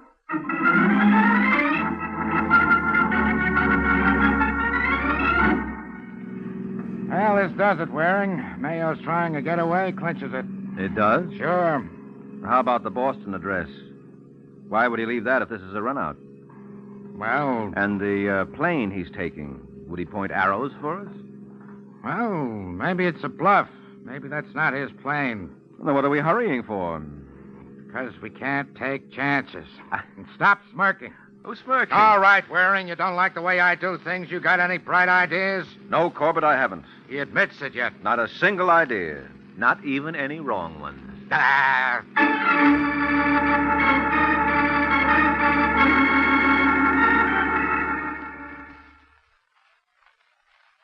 Sergeant, I've got important business They're in holding Boston. the plane, Mayo. Talk fast and make sense. Maybe I'll let you go. Maybe. I'm What's telling this you... important business, anyway? Conference, tomorrow morning, 10 o'clock. What's with you and Endicott? Why? I'll ask the questions. Well, at least you can want to jump- miss the plane? All right. I did business with Endicott. Got him some materials that are hard to get hold of. Had plenty of bids for it, but took his. Then his check bounces. You wonder why I'm sore? Oh, the check bounced. That's right. So you push him around. I didn't push him around. I just warned him he better make good on that check by tomorrow noon or there'd be trouble. Except tomorrow noon you plan to be in Boston. I didn't know that this morning. This Boston business came up sudden. Yeah, didn't it, though? The murder wouldn't have anything to do with it, I suppose. Murder? What murder? Endicott's. What?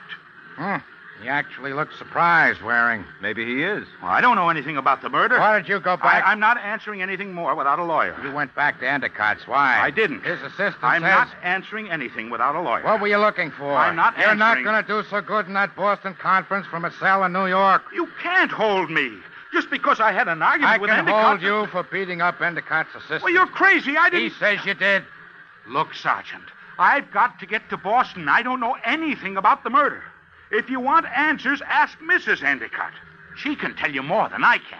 What gives you that idea? She was seeing another man. Yeah, who says so? Endicott. All right, we'll check on that. But now, Mayo, you're I going have nothing more to say. And you can sit in the cell until you think of something. Look, I gave you a lead, So so now... thanks. Now get moving.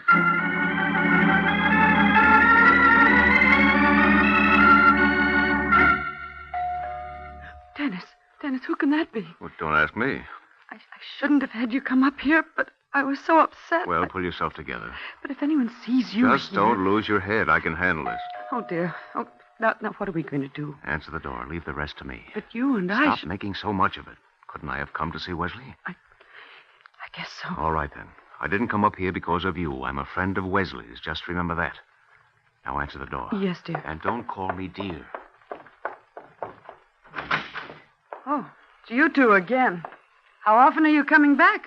Until you tell us all you know. I did. That's not the way we heard it. Come in, Waring. Yeah, Corbett. But... Well, she has company. So I see. Sergeant Corbett, Mr. Waring, this is Dennis Fulton. He's a friend of my husband's. I see. Hello, Fulton. How do you do, Sergeant? I dropped in to see Endicott. Gail, Mrs. Endicott, just told me the awful news. I can't imagine why he did it. Do you think it could have been because his wife was seeing another man? What? Sergeant, how dare you? We have it on good authority. And you admitted threatening to leave him. I explained all that. You say you dropped in to see Endicott, Fulton? That's right, Mr. Waring. And Mrs. Endicott had nothing to do with your visit? What do you mean? Are you trying to suggest that she and I... Now, that's ridiculous. I hardly know Dennis. You call him Dennis. Well, that doesn't mean anything.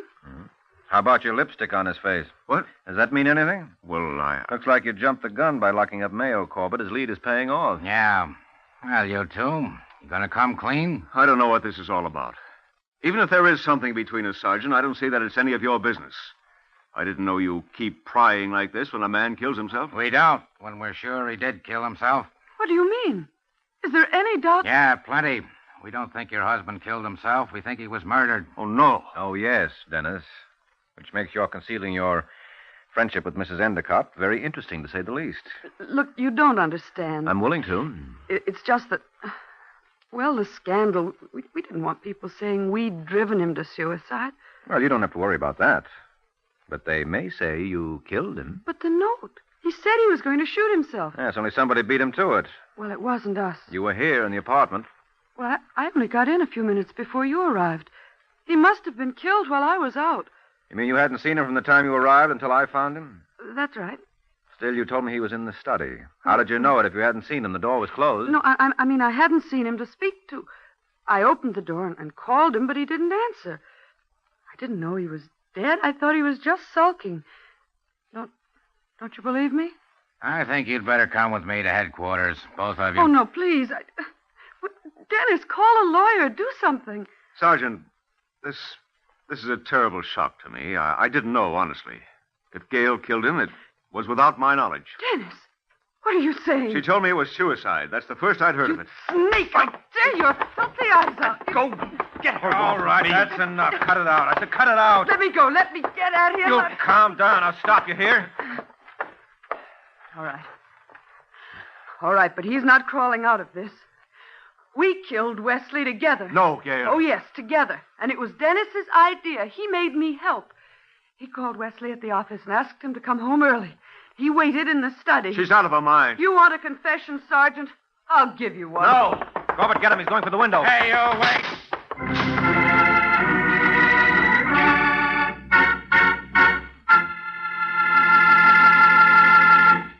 This is Jack Costello again, friends.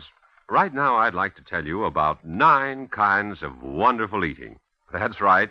I said 9 because I'm talking about the delicious Kraft cheese spreads that come in 9 grand varieties.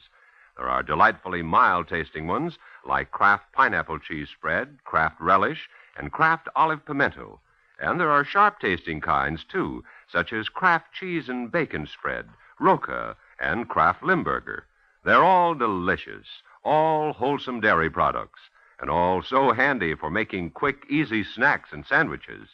Always keep your refrigerator stocked with several of the 9 delicious Kraft cheese spreads.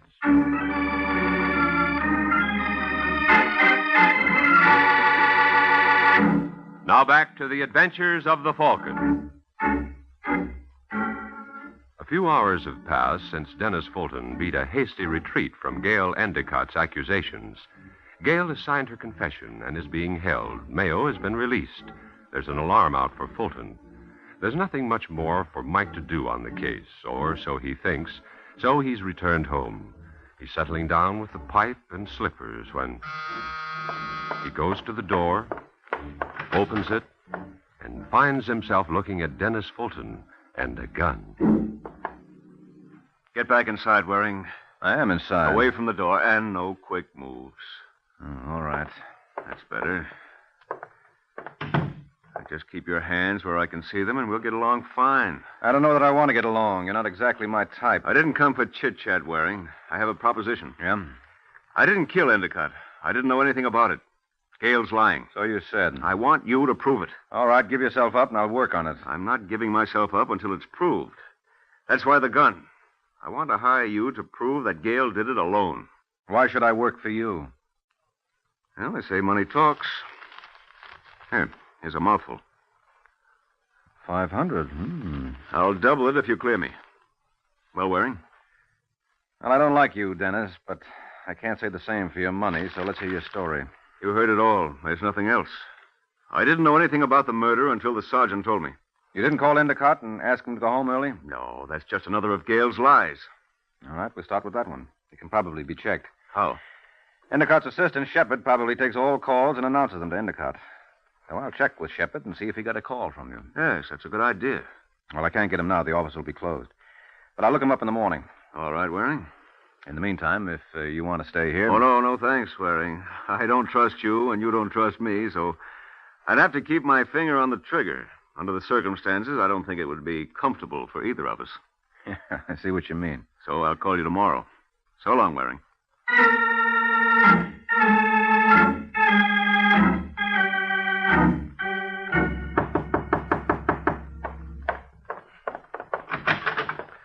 Oh, Mr. Waring. Hello, Shepard. What are you doing here? Maybe saving your life. What? Well, let me in. I'll explain. All right, come in. I don't understand. Shepard, since I saw you this afternoon, you've probably seen in the paper that Endicott was murdered today. Yes, it's awful. Mm-hmm. Well, you may be able to clear one of the suspects or clinch the case against him. I? Yes, I told him you probably have the information. Now, if he's innocent, he won't do anything. If he's guilty, he may come gunning for you. Good heavens. Now, take it easy. He won't be coming yet. I told him I'd check with you in the morning so he doesn't think he needs to hurry. And I came right over. Yes, but if he does come, now, before what you I get do in then? this stew, let's see if you really have anything to worry about.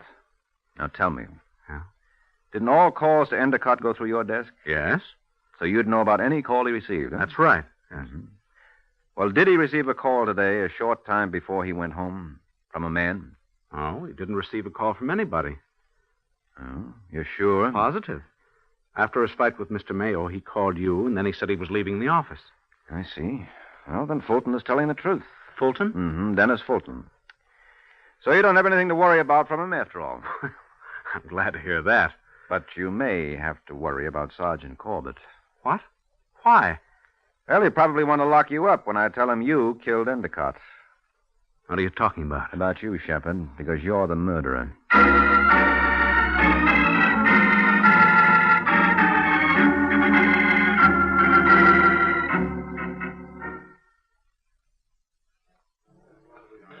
Well, we've wrapped up another one, Corbett. Have we? Shepard admitted the shooting, didn't he? So what? Endicott wrote a suicide note, but he didn't kill himself. Mrs. Endicott said she killed him, but she didn't kill him. Shepard said Mayo attacked him. Now he says Mayo didn't attack him. He was lying to throw suspicion on Mayo. What's one more confession worth? Well, I think Shepard's will stand up. Mrs. Endicott only confessed because Fulton started crawling and left her holding the bag, so she wanted to get him no matter what it cost her.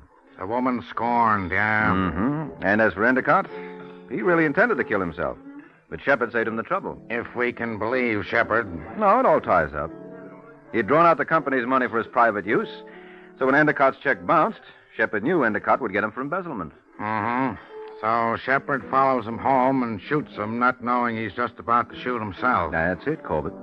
He overheard Endicott phoning me to get information, so as soon as Endicott hung up, Shepard stepped into the room and shot him as Endicott turned, and then beat it without noticing the gun in Endicott's hand. If we can believe Shepard. Still not convinced, Corbett? On this case, no. All right, how about the clue that tipped me to Shepard? What clue, Waring? Shepard overheard Endicott's phone call to me. Now, he said Endicott made it from the office. But when Endicott talked to me, he said, "Can you come over here?" and gave me his home address. That meant he was calling from home, not from the office. Uh-huh. Well, does that convince you, Corbett? If we can believe you. Oh, please, how cynical can you get? You know I cannot tell a lie. Yeah, Waring, I know it. But who's going to believe me?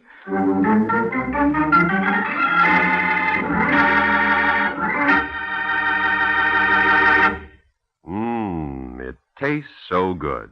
And it tastes so good because it's always fresh. That's Parquet margarine made by Kraft. Yes, next time you shop, pick up a pound of this good-tasting, fresh-tasting margarine. In states where the law permits, get yellow Parquet, already colored in quarters and ready to serve in its new Flavor Saver aluminum foil wrap. Elsewhere, get the regular package or handy Color Quick bag. It's the margarine that tastes so good because it's always fresh. Parkay. Parquet margarine, made by Kraft.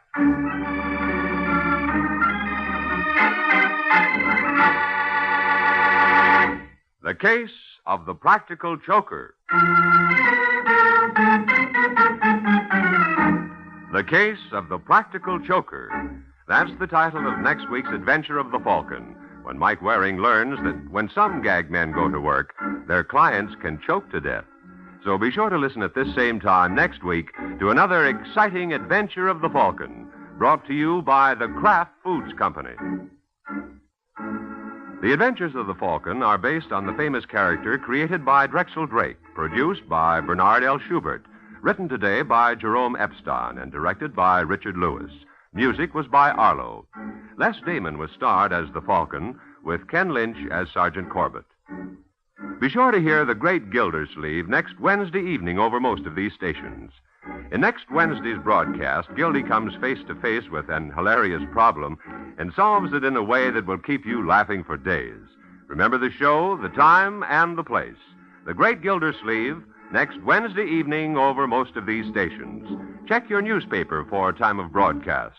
This is Jack Costello speaking for the Kraft Foods Company. Fred Allen, Edwin, and B. Lilly join The Big Show today on NBC.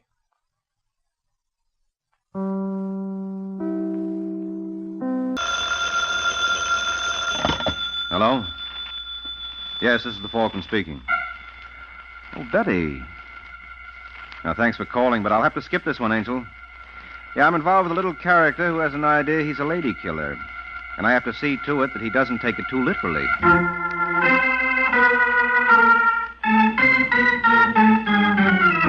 This is Ed Hurley, friends, inviting you on behalf of the Kraft Foods Company to listen to The Adventures of the Falcon, starring Les Damon.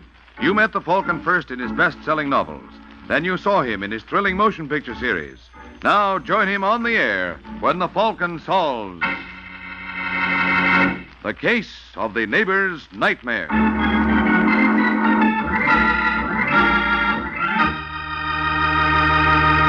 In just a moment or two, we'll join the Falcon for his latest adventure. But first, I'd like to tell you ladies how you can make delicious snacks and sandwiches, salad toppings, and appetizers more quickly and easily than ever. Just make them with those wonderfully handy Kraft cheese spreads. There are 9 grand varieties, you know, some sharp-tasting and others delightfully mild. But all are delicious, and of course of the finest quality, because they are made by Kraft. And for years, Kraft has been famous for foods of the finest quality. Try some of these handy helpers tomorrow. Take home several of the 9 famous Kraft cheese spreads.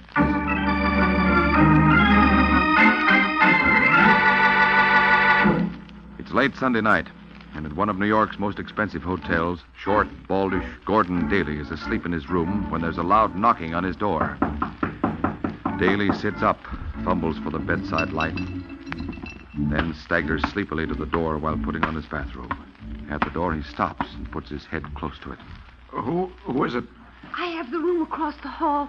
I must talk to you. Well, it's late. Yes, I know, but please open the door. I'm afraid. Afraid? Why? Open the door, I'll explain. Just a minute. Now, what is... Let me in, please. But it's late, and suppose, somebody this time of night... Just for a minute till I collect myself.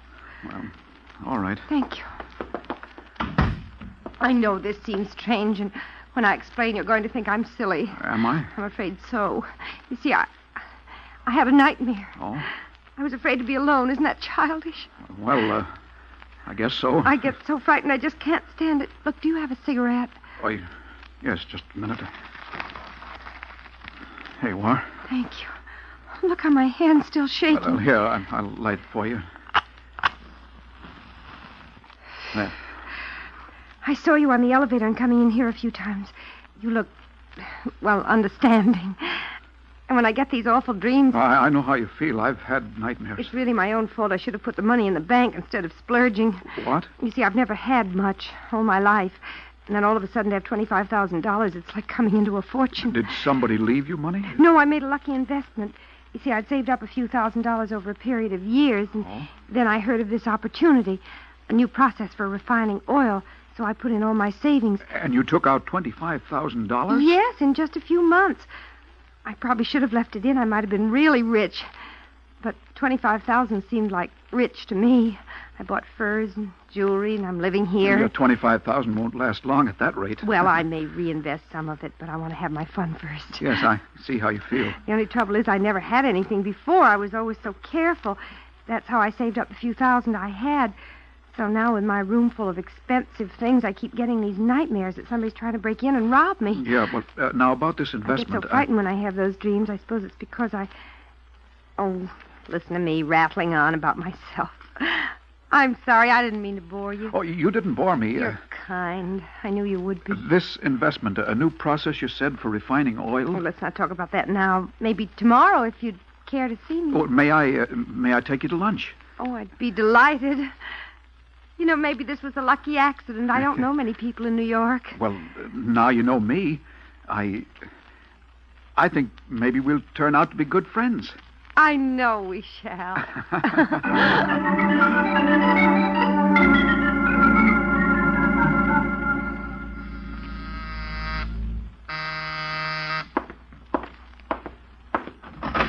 Yeah? How do you do, sir?